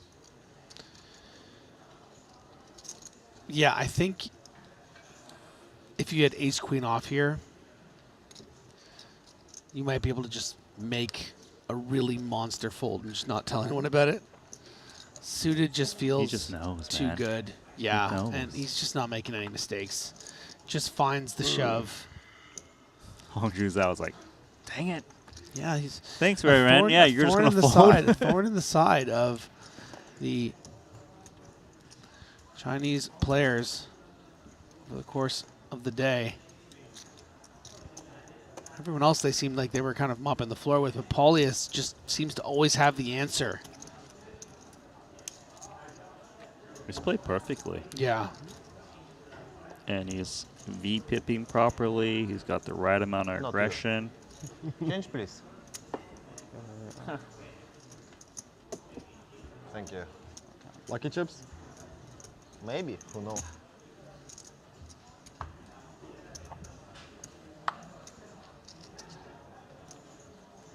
Lucky chips. You right?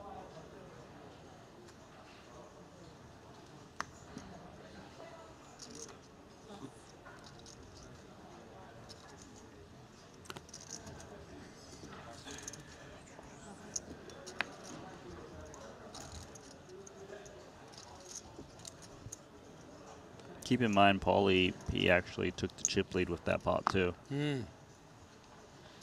By a decent margin. He's got about 12 big blinds more than Hongju Zhao, who started this final table as the chip leader.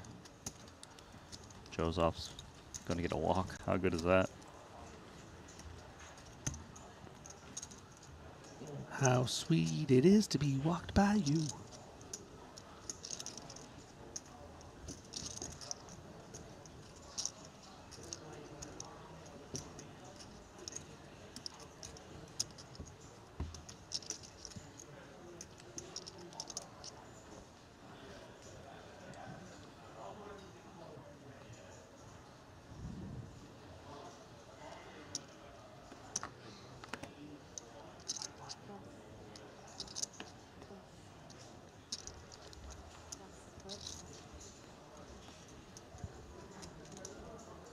Over to the button, 10-8 offsuit. That's out. Simple jack.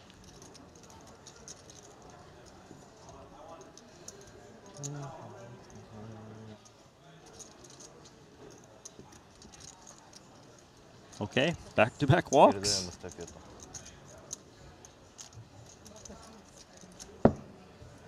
Not very common. Not at all. Especially from the middling stacks.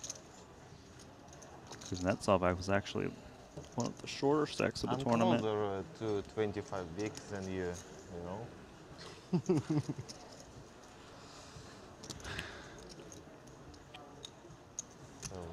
I'm closer to 25 years old.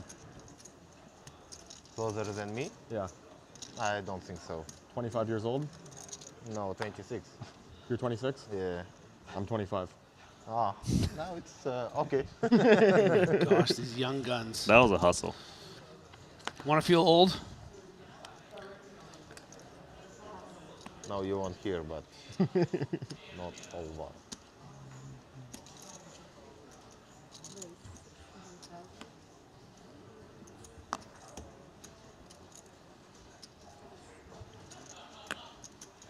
Paulie looking to flex that chip lead.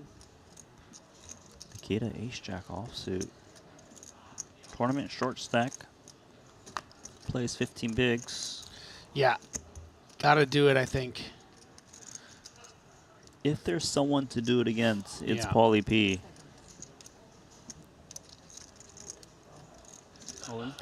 Yeah, Nikita knows what he needs to do.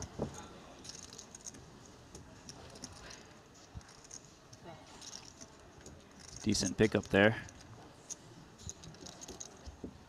profiting 1.2 million.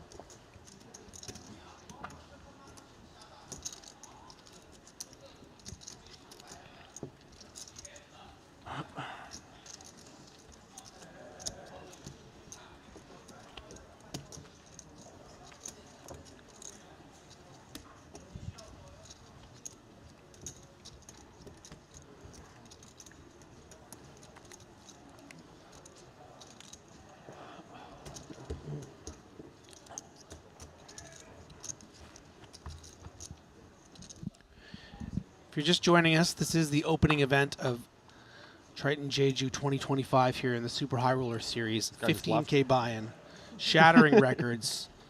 Last year's 269, this year 379. Eclipsing the record of any Triton event of 305. Just an incredible start. 62 Chinese players registered at this event. 5 are left here with 9 remaining. I'm pretty sure the player just 8 said the remaining, chip pardon leader was me. sitting out this hand. Oh, yeah. He just walked away. And maybe that is incentivized Michael Joseph to get a bit out of line here with this Jack 6 suited, and Kuznetsov, I'm sure, feeling entitled. Oh, wow, tight fold. But doesn't look like, in fact, anyone from the blinds is sitting out.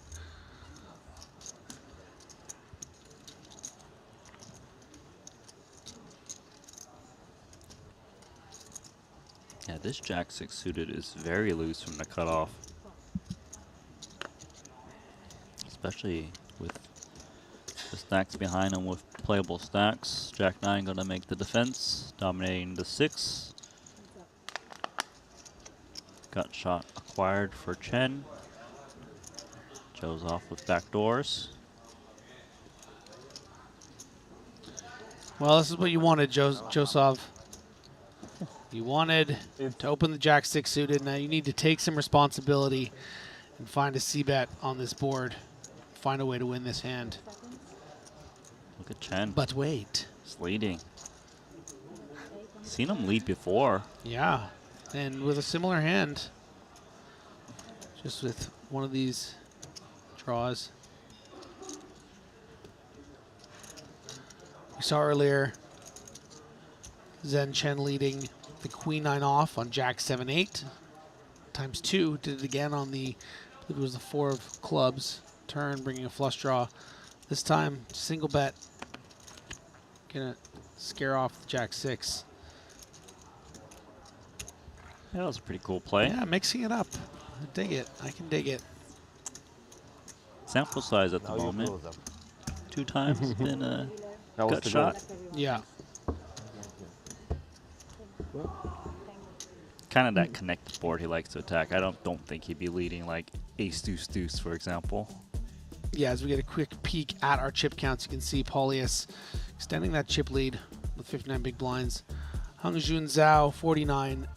Zhen Chen, 36. Again, still so many Chinese players remaining. 4 of the remaining 8, 50% of the field. As we look again at the payouts, you see Chen Dong walked away with 103,000. 129 to the next finisher, all the way up to the first place prize, and of course that brilliant, beautiful trident of a trophy. But 1.1 million is really what they're after, I think. Take them both. Yeah, trophies You're are allowed nice, to. accomplishments are cool, respect from your peers is all right. 1.1 million. It's a good feeling. The funny thing is,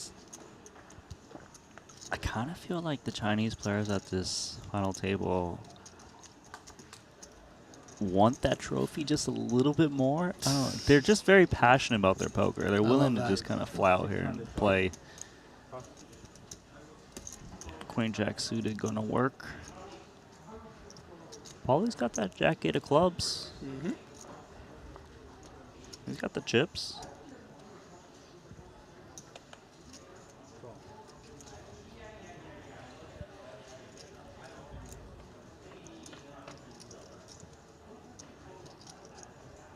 There we go. Top pair for Paulie's.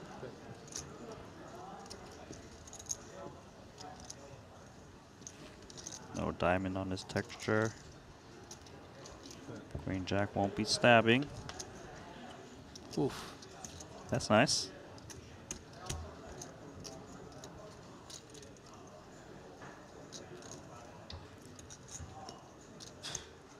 Normally you would go quite sizable in the spot, but he could come in small trying to get some curious ace high in there to continue.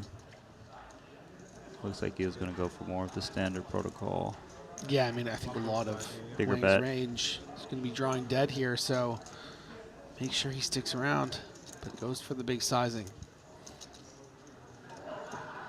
Yeah, Paulie more playing a balanced game. I imagine that if he had a draw, like whether it be hearts or gut shots, he would be stabbing in this same manner for the big sizing. Yeah.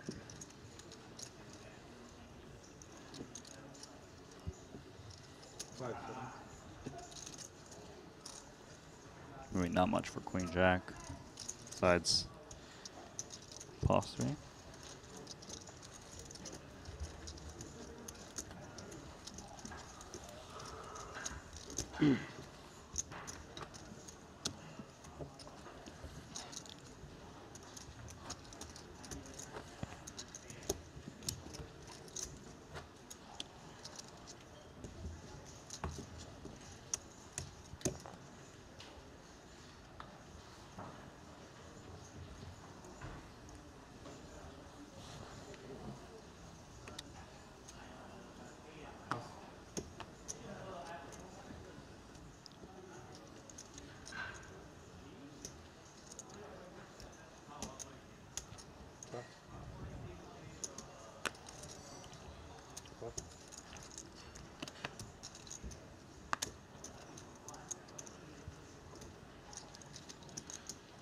Kuznetsov taking pause here at the hijack with ace deuce, but yeah.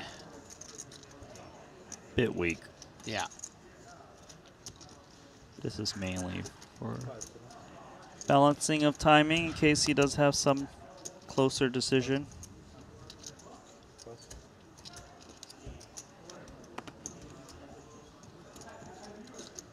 Little king 4 offsuit on the button.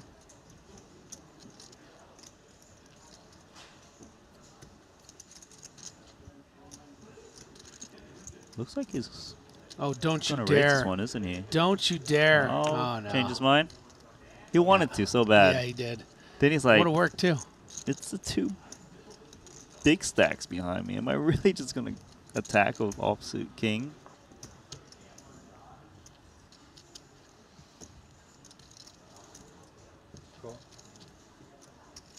Probably going to test the waters to see if he can get some cheap limps in there, given their big stack versus big stack, blind versus blind. 2 8s is quite a powerhouse. 1.3 million.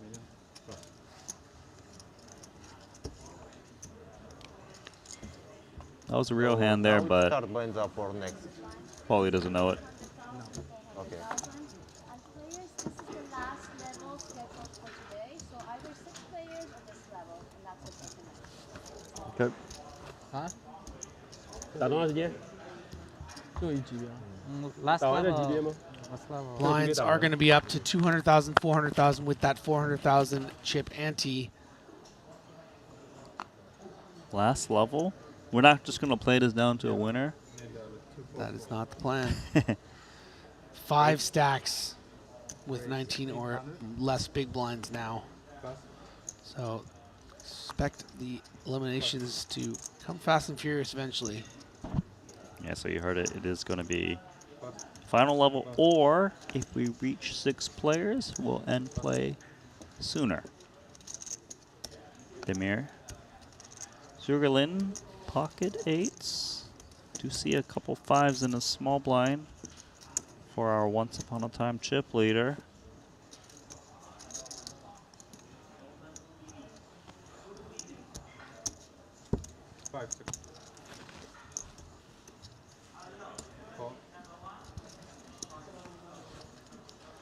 Fives looking set mine. You can check it. Problem though, 1-5 was folded in the big. 700万，19个大吗？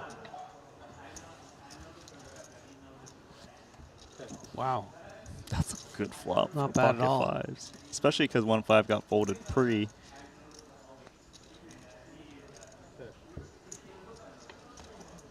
Checks.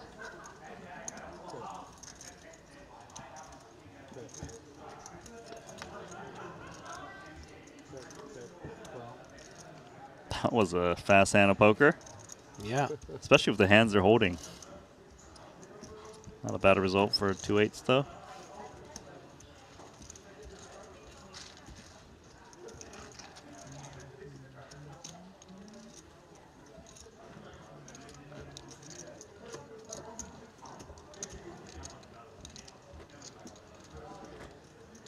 Demir's got 23 bigs now. Shorter stack belongs to Ray Poo.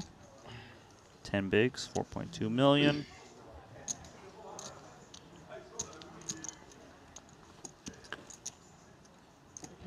Ace-5 suited for Michael Joseph under the gun. Goes for it. Playing about 17 big blinds. Hoping to just get this one through. Yeah, I would say it's not a particularly 3-bet heavy final table, so you kind of just get away with these ace-x opening, even from UTG, which is perceived to be stronger. We have king-9 offsuit in the big for Demir. It's a decent king. We'll play the math as he drops in 400 more thousand.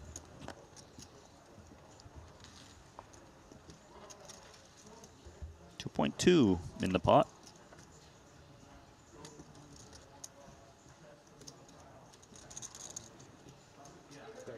Little queen, queen, 8. 2 diamonds. Ace high, currently the best hand.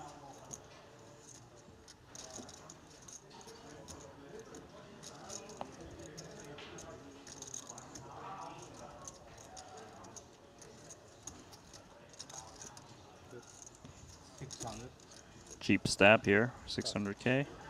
Always a nice result. Gonna work.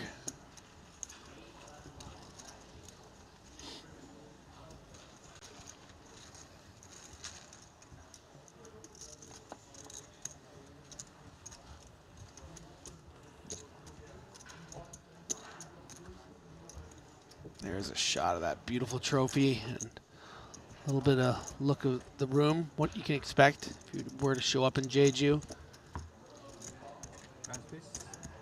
Yep.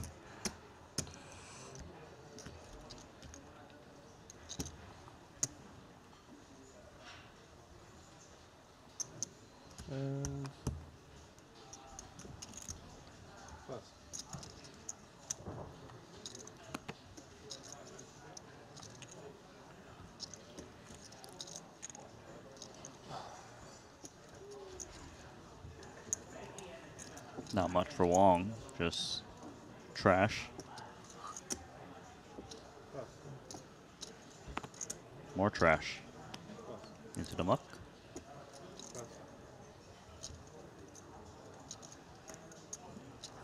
Gonna fold over to our short stack, who just has 8-7 offsuit. Into the muck on the button. This is playable.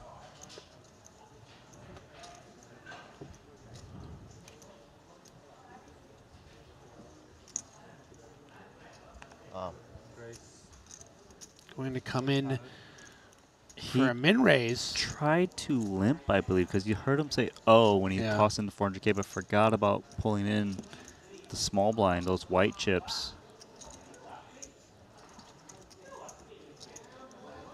Definitely changes things, and Joseph is going to interpret that as still going to treat it as a limp, but you know, realizes the pot is inflated to 2 million now. How fortunate is this for Demir, because he's got bottom pair pre-flop initiative on an ace-high board off of these stacks. It's kind of inflated the pot to kind of win a little bit more all of a sudden. You made extra. You made extra. It was like mistake. I know, I know.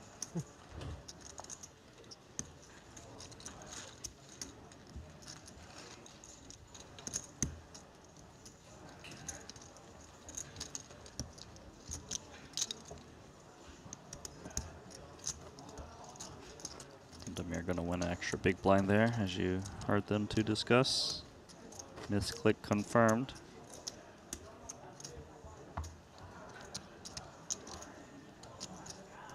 I took my money back from defense big blind. Yeah.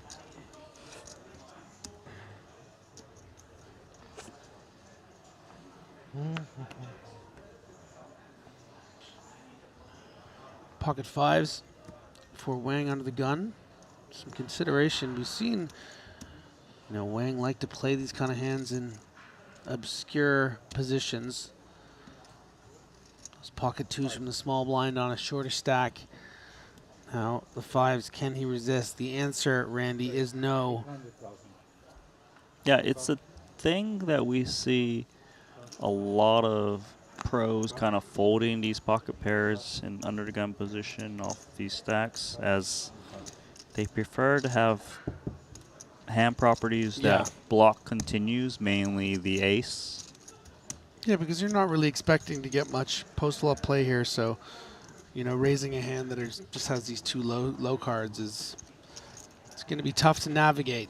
Yeah, and you obviously don't flop a set too often, and then if the big blind does defend and you don't flop a set, fives is so much more difficult to play than like a suited ace or some broadways.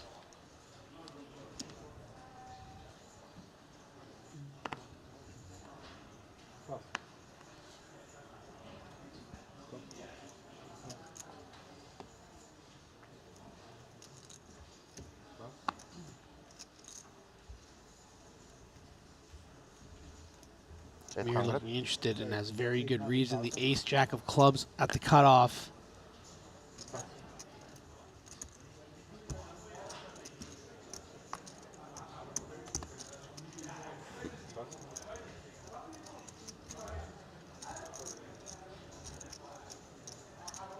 I'm actually very curious if he comes along with 3 deuce. Oh, yeah. Seen him defend 6-4 off, right? He's ready to dirty diaper. This is more like designer. It's suited.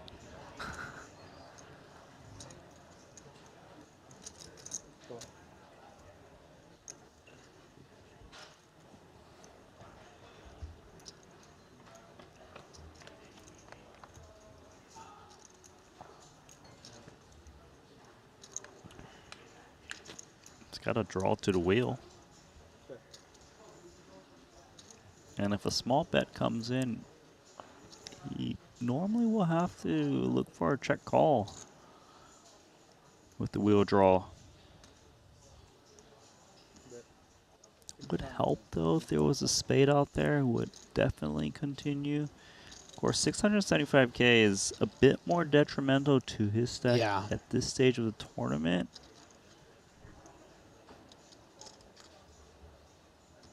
Then again, I don't know how many good flops there are for 3 deuce, so he is going to try to hit that 4.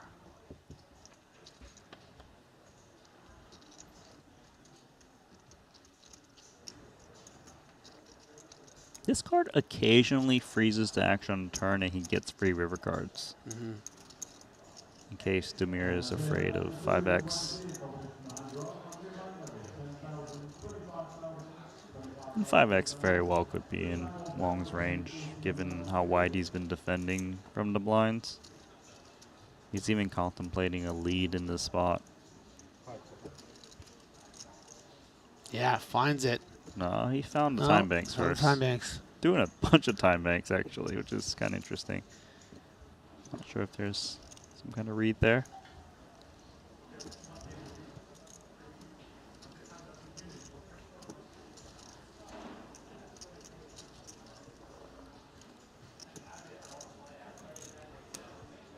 So he time bank check on a board, on a card that kind of favors him a bit is very interesting. I kind of think if he actually had the 5 and he did put a time bank out there, he probably would just bet. And I think that's giving Demir Zhugelin more confident in betting the ace-jack now, especially with 2 flush draws out there.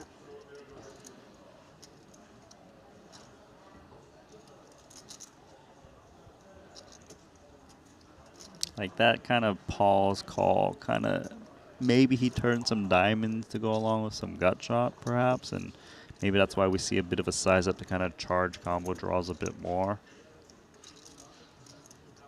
5 seconds.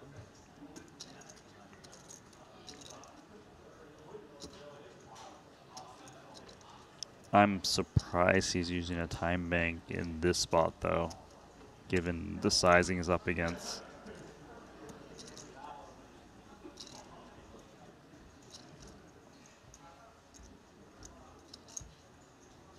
He's counting his stack out at the moment with 3 high. And he's tossed out more time banks. What's happening, Griffin? This can't be real, right? You never know what Yuzu Wang is capable of. That's what makes him so entertaining to watch over the course of the last 2 days. Don't do it.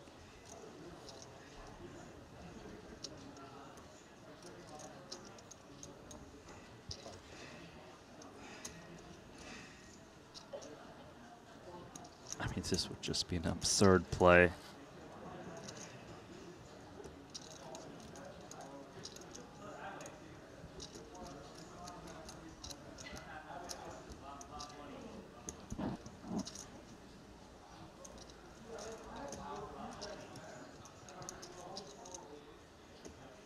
Oh, is it on me? He's tossed out his time banks. He knows it's on him. He folds. That was odd. So this is why he has no time banks, Griffin. He finds potential crazy bluffs and burns them all.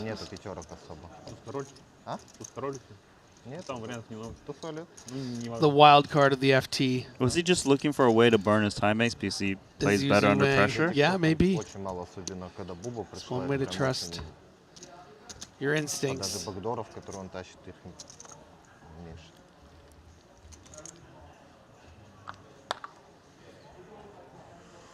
I mean, like I can't. Paulius folding under the gun. Oh, hello. Blackjack once and 2 times. Uh-oh. Whoa. Oh, my. This is bad for Hong Zhao. Yeah, and it feels like an outrageous amount of chips, but it's only 26 big blinds effective.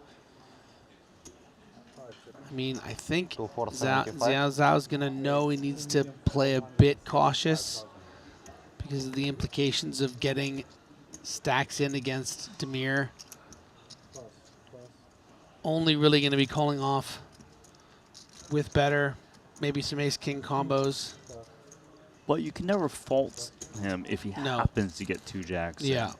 And jacks obviously is a favorite against ace-king, and it has fold equity. The thing is, Demir, he hasn't really been out of line, I believe. Yeah.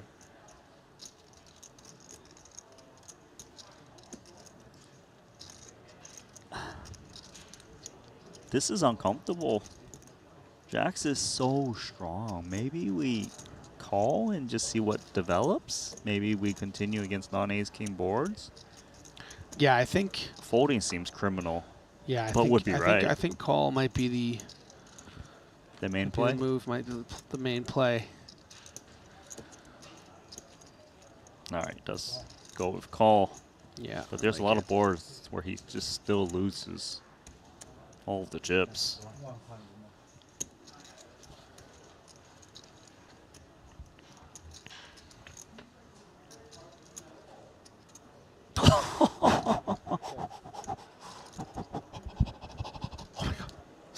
China, you got top set. Poor Demir.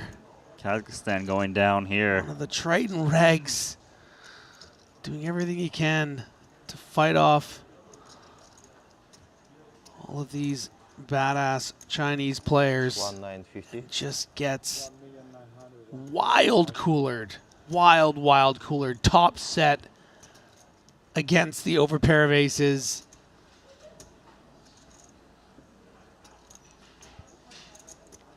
I think Zhao just knows his opponent has to overpair right now.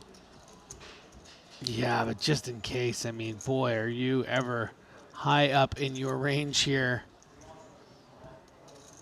All right, there's the call. Yeah, I mean, on the off chance Zhu Grelin has an ace king, you want him to turn a king or an ace for sure. Look at this pot. The pot is now 10 million chips. Damir with just 6.9. Yeah, this 6.9 million is going in. It's got to protect with that 9 coming in Yeah, and case you're up against 10s. Damir doesn't love the 9, right? I mean, it has now filled in pocket 9s, but still just too strong. You expect your opponent's going to have 10s a lot of the time. Sometimes, you know, maybe an ace-jack suited or something like that. Ambitious Jack 10. Yeah. It's too much in there. Yeah, there's too much in there. This is an all-in. And you got to be kidding me. I mean, what if your opponent has like some queens that's playing cautiously pre, right? I just don't see how he doesn't jam and get stacked in this spot. All in and snap. Yeah, he hates to see that. He knows. He knows when he got snapped. Yeah, of course. That's not a king jack snap. That's this is my day. I am Hongjun Zhao. He's colored me. What a chip lead this will be. Just has to dodge the 2 remaining aces. And we'll be all the way up to the better part of 27 million. All right, well, let's see if he can hold. Very likely, and he does. Yeah. Our 8th place finisher. Cold deck. Cold deck. Really disappointing finish for someone who keeps improving, keeps on showing up to these Triton events. Starting to get real close. But just a real bad run of luck there for Damir Zhu Grelin here in Jeju. Damir started the hand 3rd in chips, and he's going to have to take this cash. Moving up his earnings, which was 500,000, now closer to 630,000 or so. Brutal. Brutal indeed. And look at that. Start of day chip leader. Look at all those chips.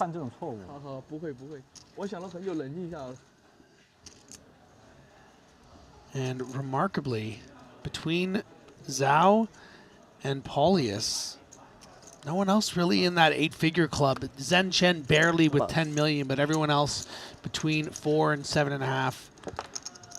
So big separation from Zhao to Paulius to Chen and then to everyone else. I think Paulie P is thinking, wait, I kind of like the pay jump, but really? I'm no longer the chip leader all of a sudden with 18 million?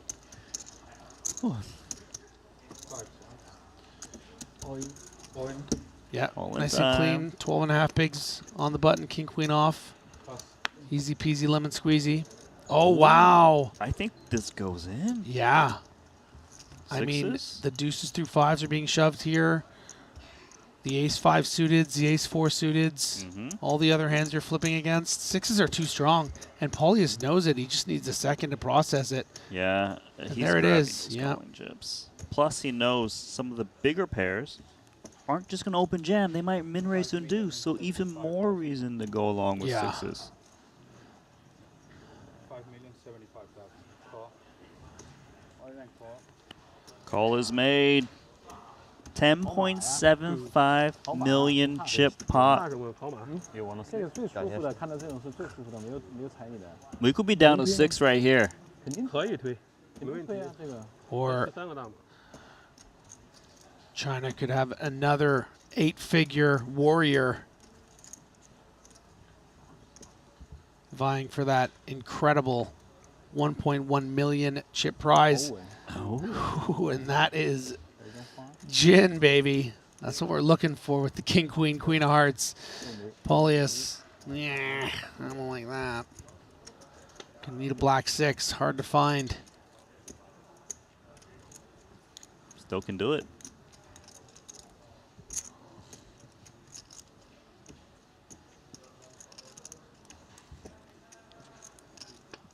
Let's go! Whoa. Let's Nice. go, full house for the shadow boxer. I love the energy. I appreciate the energy. Oh, this is 5,075,000. Not to make it. 75. It's just, it's the new blood thing, you know? It's like, look, I appreciate this is the Triton Super High Roller Series. People don't really do a lot of celebrating, right? These are the cream of the crop. They've been here before and they act like it. So it's nice to see this, you know, convergence of all these Chinese players coming out for Jeju and shadow boxing on the final time. Just good stuff. Yeah, it is definitely good stuff. And if you're looking to find a place to put in some sports bet or bet on the Triton Poker Series, do Bet ACR. Sign up. Give your shot a bet on all sorts of different sports in poker. See Nacho holding that trophy. If you bet on him, you could have won some money yourself.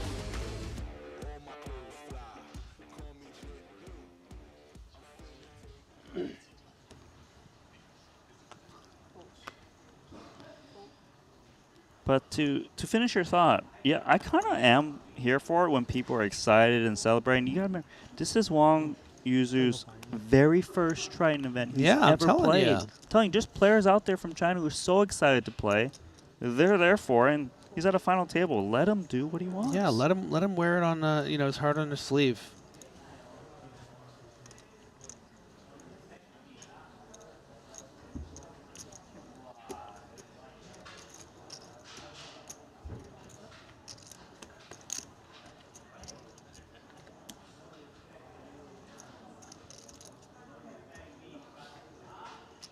So look at Paulius, has to play so passively just because he's tremendously out-chipped against Hong Jun Zhao. Gives him an opportunity to see a free flop, but does bet out and win this one.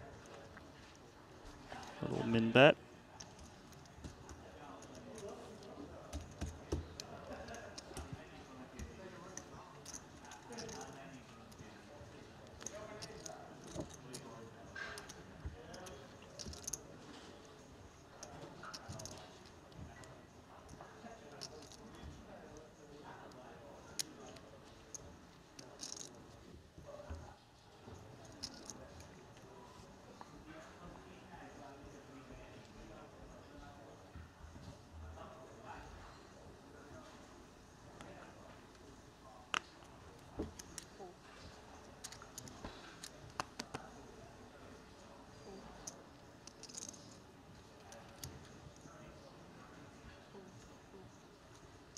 Gonna lay down to ace-8.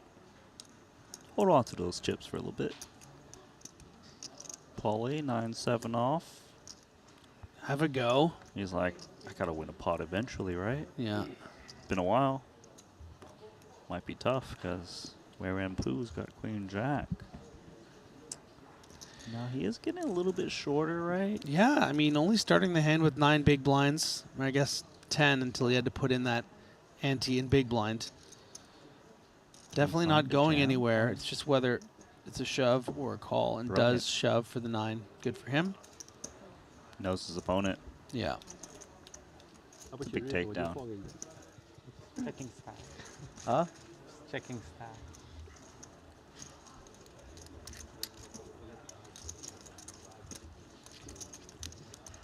我连 call 我都不 call。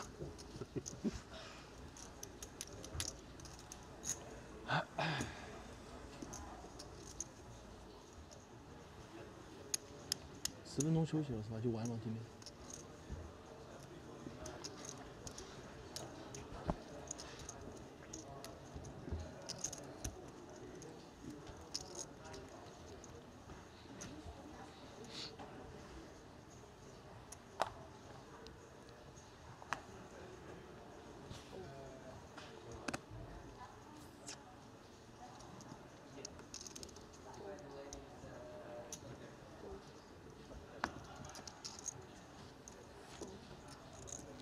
Folded all the way to the chip leader on the button, the ace-7. You know what to do with an ace. Oh, yeah. Any ace. Wow, and really an automatic shove here from his countryman. Wei Ranpu with the 6s, Shirley on 12 big blinds.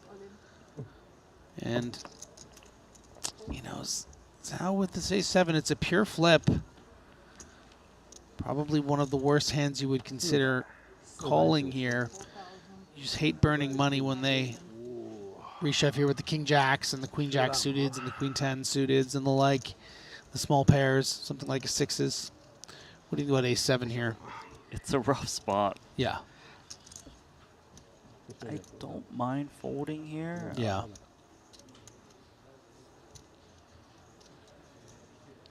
It's not the end of the world if your opponent chips up a little bit. You don't double up someone who has more ammo to fight back and at a very you. capable player, too. And a lot of players are just giving you respect pre-flop anyways, just due to the chip. So anyways, you can kind of just win it back, but kind of looks like he was about to call, but he is going to show and fold. Yeah, good discipline. Where in? I think, you know, we obviously could see that it was a pure flip, and with the 800K already in there, maybe it would have been worth it, but preserving that significant chip lead. You know, 25 million chips for Zhao. Next closest, 13. You don't want to be slipping under that 20 million right now, Yeah, if you can help it. I think Hongjun Zhao is playing quite a disciplined game, at least from what I've seen at the final table, you know. I do like how he's playing.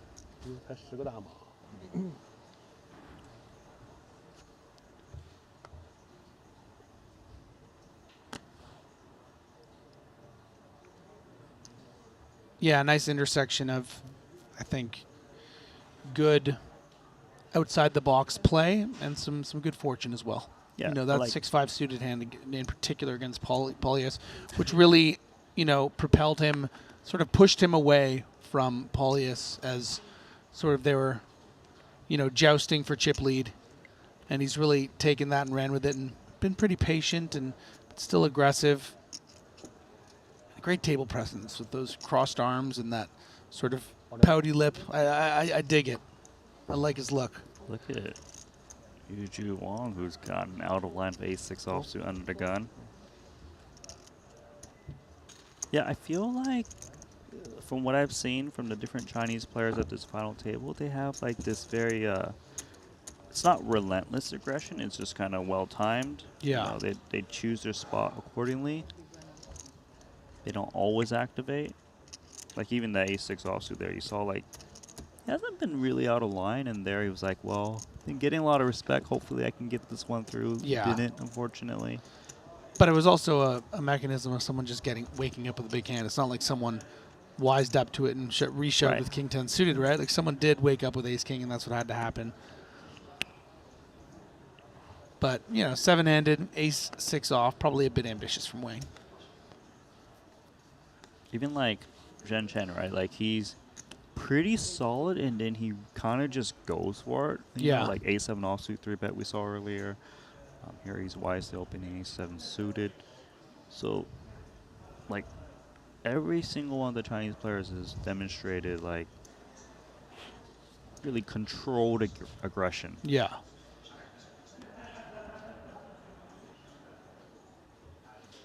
Nice 10 offsuit. This is a candidate to put some aggression in.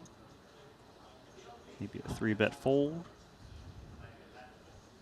Flat call seems a bit ambitious, I would think, with these positions.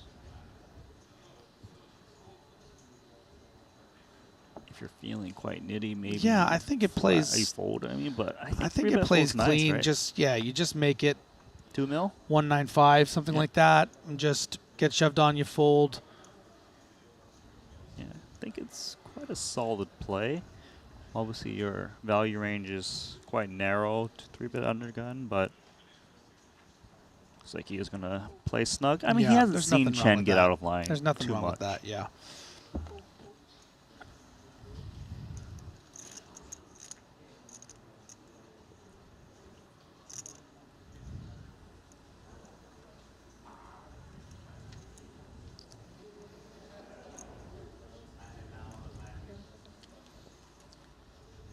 啊，去了。我以为你是视频里扔个时间牌先表演一下。You'll take that. 1-2连续3把我也那牛逼了，我的。时间牌都是价值啊，被你读到了，我差点就加出来了。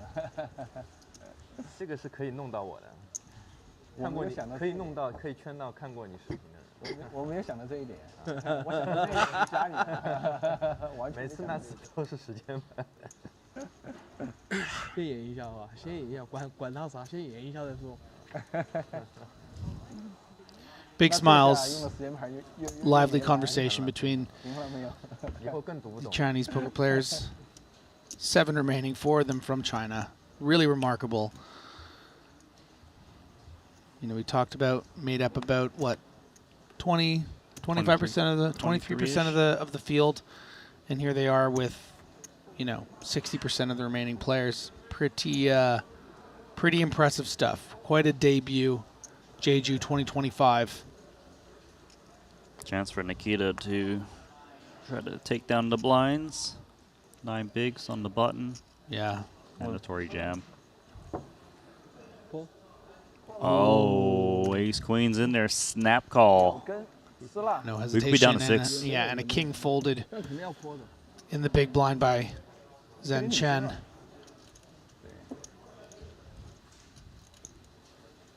Nikita Kuznetsov playing a solid game as the short stack. He's at risk. Needs a king or jack. What is that? Wait, what the? It's the capybara that made an appearance earlier as, yeah. No good. Close to dead. 3% for Nikita to survive, or we are at our final 6.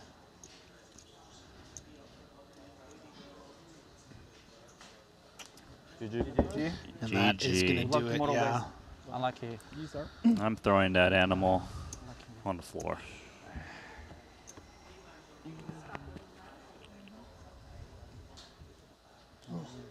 Great performance from Nikita. Never really was able to get sort of a big chip stack going, but was very patient, constantly made good decisions, and got out of here with a decent 6-figure score to start his series. That 6-figure score is $182,000 for 7th place. Not a bad payday considering the buy-in was just $15,000. I mean, hey, that's about 12 buy-ins. It's pretty impressive stuff. So, Randy, we made it. Did make it. There's We a don't little have Kuznetsov though. Little Kuznetsov B-roll again. Well, he tried to use the power of the capybara, but no chance with that run out. Let's go. As we can see, these are the final chip counts going into tomorrow's final 6. Hong Jun Zhao, I mean, what can we say? It was his day, all day. I mean, even yesterday with the big clash with David Peters, you know, to win that massive pot. He's just continued, and now has this big chip lead. 4 of the remaining 6 residing from China. Just remarkable stuff. And there are the payouts. We can see Dongchen, Demir, Nikita, our 9th, 8th, and 7th place finishers. The rest of the money is starting to get juicy. We're getting in that $250,000+ range, all the way up to the first prize of $1.1 million in this 15K buy-in. It's a big juicy, prize baby. up It's juicy. there. It's real juicy. It's real juicy. And Yeah. obviously, first Triton title for all of the remaining players if they do happen to come out on top. And like you said earlier, story is the Chinese delegation doing their damage. They really just been cruising, playing their game. Paulie P was a chip leader at some point at this final table. Does have to finish the final 6 currently in 3rd position with 32 bigs, but still very healthy, right about average stack. Yeah, and I don't want to understate that, by the way. It's one of the things going into tomorrow. I think we'll get the official numbers of, I mean, the amount of cashes in Triton events these remaining 6 players have. I mean, no one has more than, I think, 400,000 in Triton. This is completely unheard of if you think about it. It's crazy. We lost Nikita just there. He had the 1.1 million. We lost Demir, who had $500,000. A lot of these guys have zero. This is crazy. This is like nothing I've ever seen at a Triton I would event. say this is perhaps the least experienced in terms Yeah. of Triton. At a final table, we have players in here like Jeju Wang playing their very first Triton event. Others who did venture out to a Jeju in 2024, but not even playing a full schedule there. So like you said, very inexperienced in terms of being down under the lights at the big feature to try to win their first Triton. But from their play, been very fun to watch and very impressive. Yeah, I mean, we could be on the ground floor of, breakouts. Like, these are some guys that, Paulius has been playing amazing. I mean, some of these Chinese players, they could have an incredible series, and we're seeing the beginning of it here in this 15K event. Listen, if you guys like what you're seeing or you don't like what you're seeing, please !survey in the chat and fill it out and tell us what you like, what you don't like, and we'll do everything we can here to improve your experience here at Triton. But hey, it's been a long day for all of us here. Let's get some rest and pick it up tomorrow for day 3 of this 15K and then all the other incredible events here at Triton Jeju 2025.